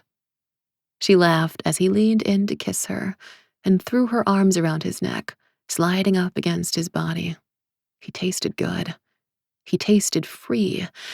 And Andi was going to spend the rest of her life making out with him and other things. "I bet I can make you come 3 times before I get you home," he murmured the next time she came up for air. His hands were at her waist, and she was already straddling him, albeit with her jeans still on. "We are downtown, and it is rush." She cocked one hip and an eyebrow. Then 5, he promised, twisting her down against the limo's wide seat. "Aren't you going to bet against me?" "Why the hell would I?" she laughed. The limo stopped, and Damian pulled himself on top of her. "Princess," he began. "Dragon," she teased, pushing his dark hair back. "I want you to hear me say it, free and clear." Andi smiled up at him, winding her legs around his waist, pulling him to her. "Okay," she told him. "I love you," he said, the corners of his lips curling into a smile. "I've loved you since I saw you at that bus stop the night I hired you. I wouldn't have been able to admit it, but I saw you, and I knew my life was changed." She brought her fingers down to trace the edges of his lips. "You do realize the only reason I needed that money was because of Danny, right?" He nipped at her fingers lightly. "So what if we are bound? Just because we are fated doesn't mean it's bad. But I have given you all the freedom that I can stand, Andi. From here on out, I need you near." The part of her that was always afraid people were going to run away thrilled to hear it and even dared believe. "I need you near too, Damian," she whispered. He made a satisfied sound above her, and then animalistically licked up her jaw before bending back and lowering his hands to her waistband. Hi all, author Cassie here. Sorry, but I've had to delete some spicier scenes from this book so I wouldn't get into trouble with YouTube. If you'd like to listen to them, please consider purchasing the full audiobook from any audiobook store, including my own website linked below, or otherwise keep listening on. Thanks. She was his, and he was hers, for as long as they had. He kissed her neck and slowly pushed himself up. She let him go until she could see his eyes again. Damian often looked open after sex, but now his expression was boundless, pleased, satisfied, and hopeful. It made her hopeful too. She bit her lips to stop from smiling. "I don't know if we're going to make it, Damian," she told him in a serious tone. He blinked, focusing immediately. "How so?" "If we keep making love instead of fucking, there's no way there's going to be time for 3 more orgasms before we get back to your place," Andi said, and giggled as she blushed. Damian laughed aloud. "That's rich, princess, but you assume I didn't think of that." He jerked his chin over his shoulder. "I'm paying this man an ungodly amount of money to circle downtown until I tell him not to." "Cheater," Andi gasped. "Please, princess," Damian said, sounding affronted before laughing again and beaming down. "You know when it comes to you, I'll never play fair." Epilogue. Damian was at the end of an exceptionally long hallway where all the doors looked the same and were evenly spaced, and Damian knew he'd never seen a single one of them before. "It's no fair if you collude with the cat," he shouted, loud enough for her to hear. Grim appeared out of nowhere to sit beside his feet. "Why not? I like this game." "I do too," his dragon told him. "Both of you shush," Damian said aloud. Grim sniffed and disappeared again, likely to do more of Andi's bidding. She'd moved in not that long ago, and while there were some adjustments to be made, things were going well so far, he thought. She seemed happy, and the others liked her, and she liked all of them too.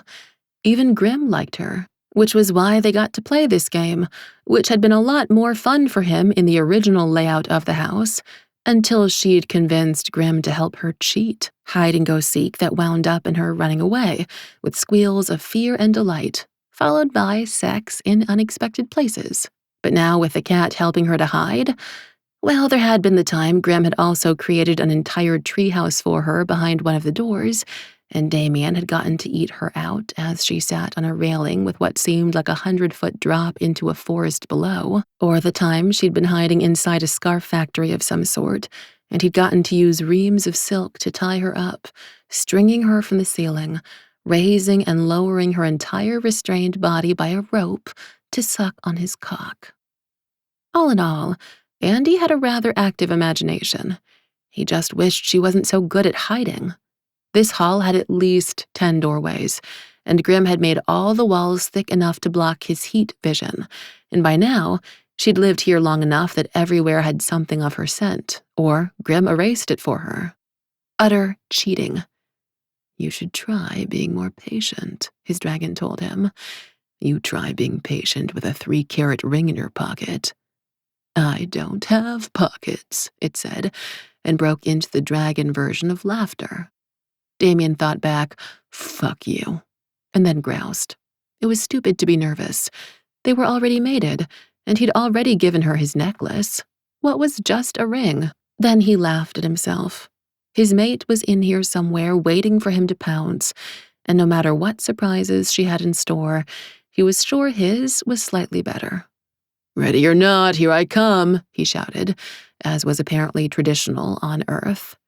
He stormed into the first room and found it empty except for Andi, dressed simply in jeans and a t-shirt, and sitting cross-legged on the ground behind a candle. "There's not a trap door between you and me, is there?" he asked from the doorway.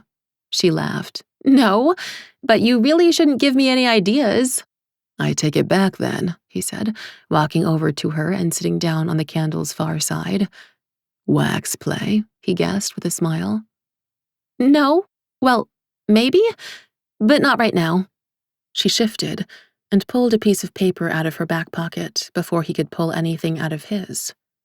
"You know what this is, right?" she asked, showing it to him. He recognized it, of course. Her mother's letter from that troubling night. "I do." "You haven't mentioned it again," she said, holding it in her lap. "Because it's not mine to mention."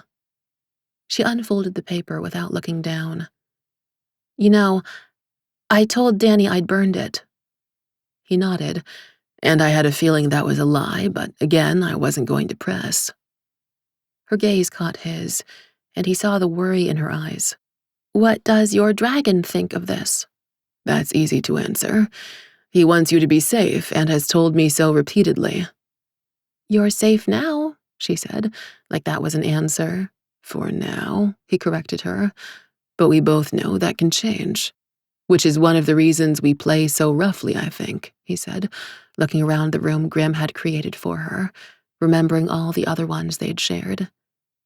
"How do you feel about that, princess?" he asked, gesturing to what she held. "I think I like who I am, just the way I am now," she told him. "I just hope that that's not disappointing." Knowing what he'd picked tonight here to do, to propose to her, wholeheartedly, "No, princess.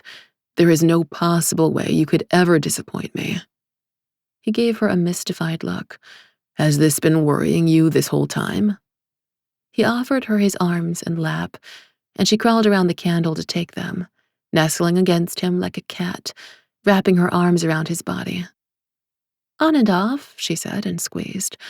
"I just don't want you to be hoping I'll turn into something more." "I don't think I could handle any more of you, honestly," he said, rubbing his face in her hair. Getting to scent her all the time was maybe the best part of her living with him now, apart from all the sex. "So you're okay if I burn it?" "Of course." She looked up at him. "And your dragon won't be mad?"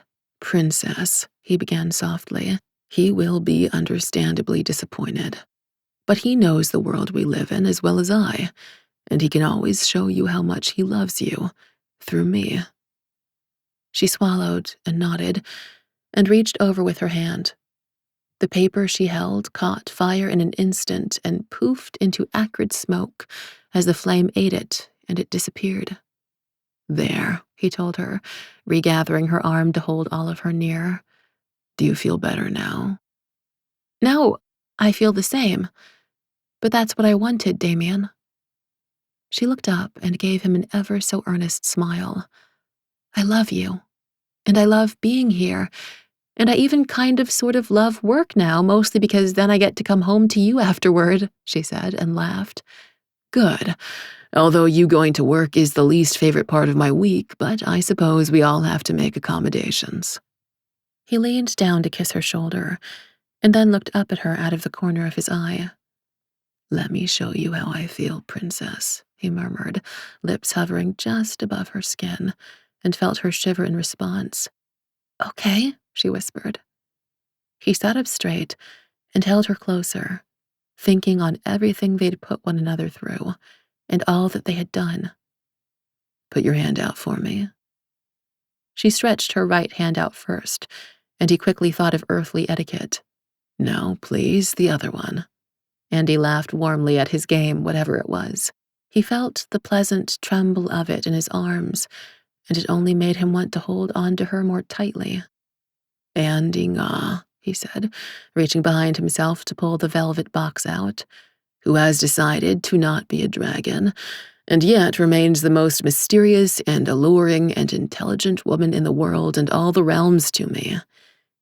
Can we get married? Damian opened the box, revealing the oval diamond ring, and he heard her gasp. Damian! Oh my God, you shouldn't have! He tensed. Why not? She took the ring and held it in both her hands, eyes wide. Because there's no way this will ever fit underneath my gloves at work. Does that mean we can't get married? He asked her, genuinely. No, she protested. I mean, yes. Of course, yes, she said, twirling in his arms to face him. Put it on, he urged, because he wanted to see her wear it.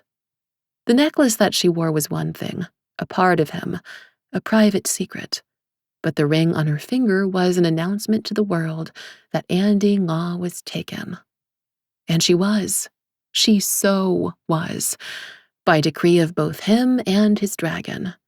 Neither one of them would ever let anything separate them from her. Not ever again. He watched her slide it onto her finger and hold her hand out to the candle, where the facets on the stone reflected and refracted the light into 100 different beams, just like the brightness from her soul. His fierce and courageous princess, the woman who'd warmed his ice and tamed his dragon, who'd fought her destiny and won his heart. Andi, his inevitable and irrevocable mate. Yes, she repeated, beaming at him. He kissed her and then took her to the ground. This has been Dragon Mated, Sexy Urban Fantasy Romance, a slow burn sexy paranormal romance, Book 4, written by Cara Lockhart and Cassie Alexander, narrated by Victoria May. Copyright 2021 by Cascara Press. Production copyright by Cascara Press.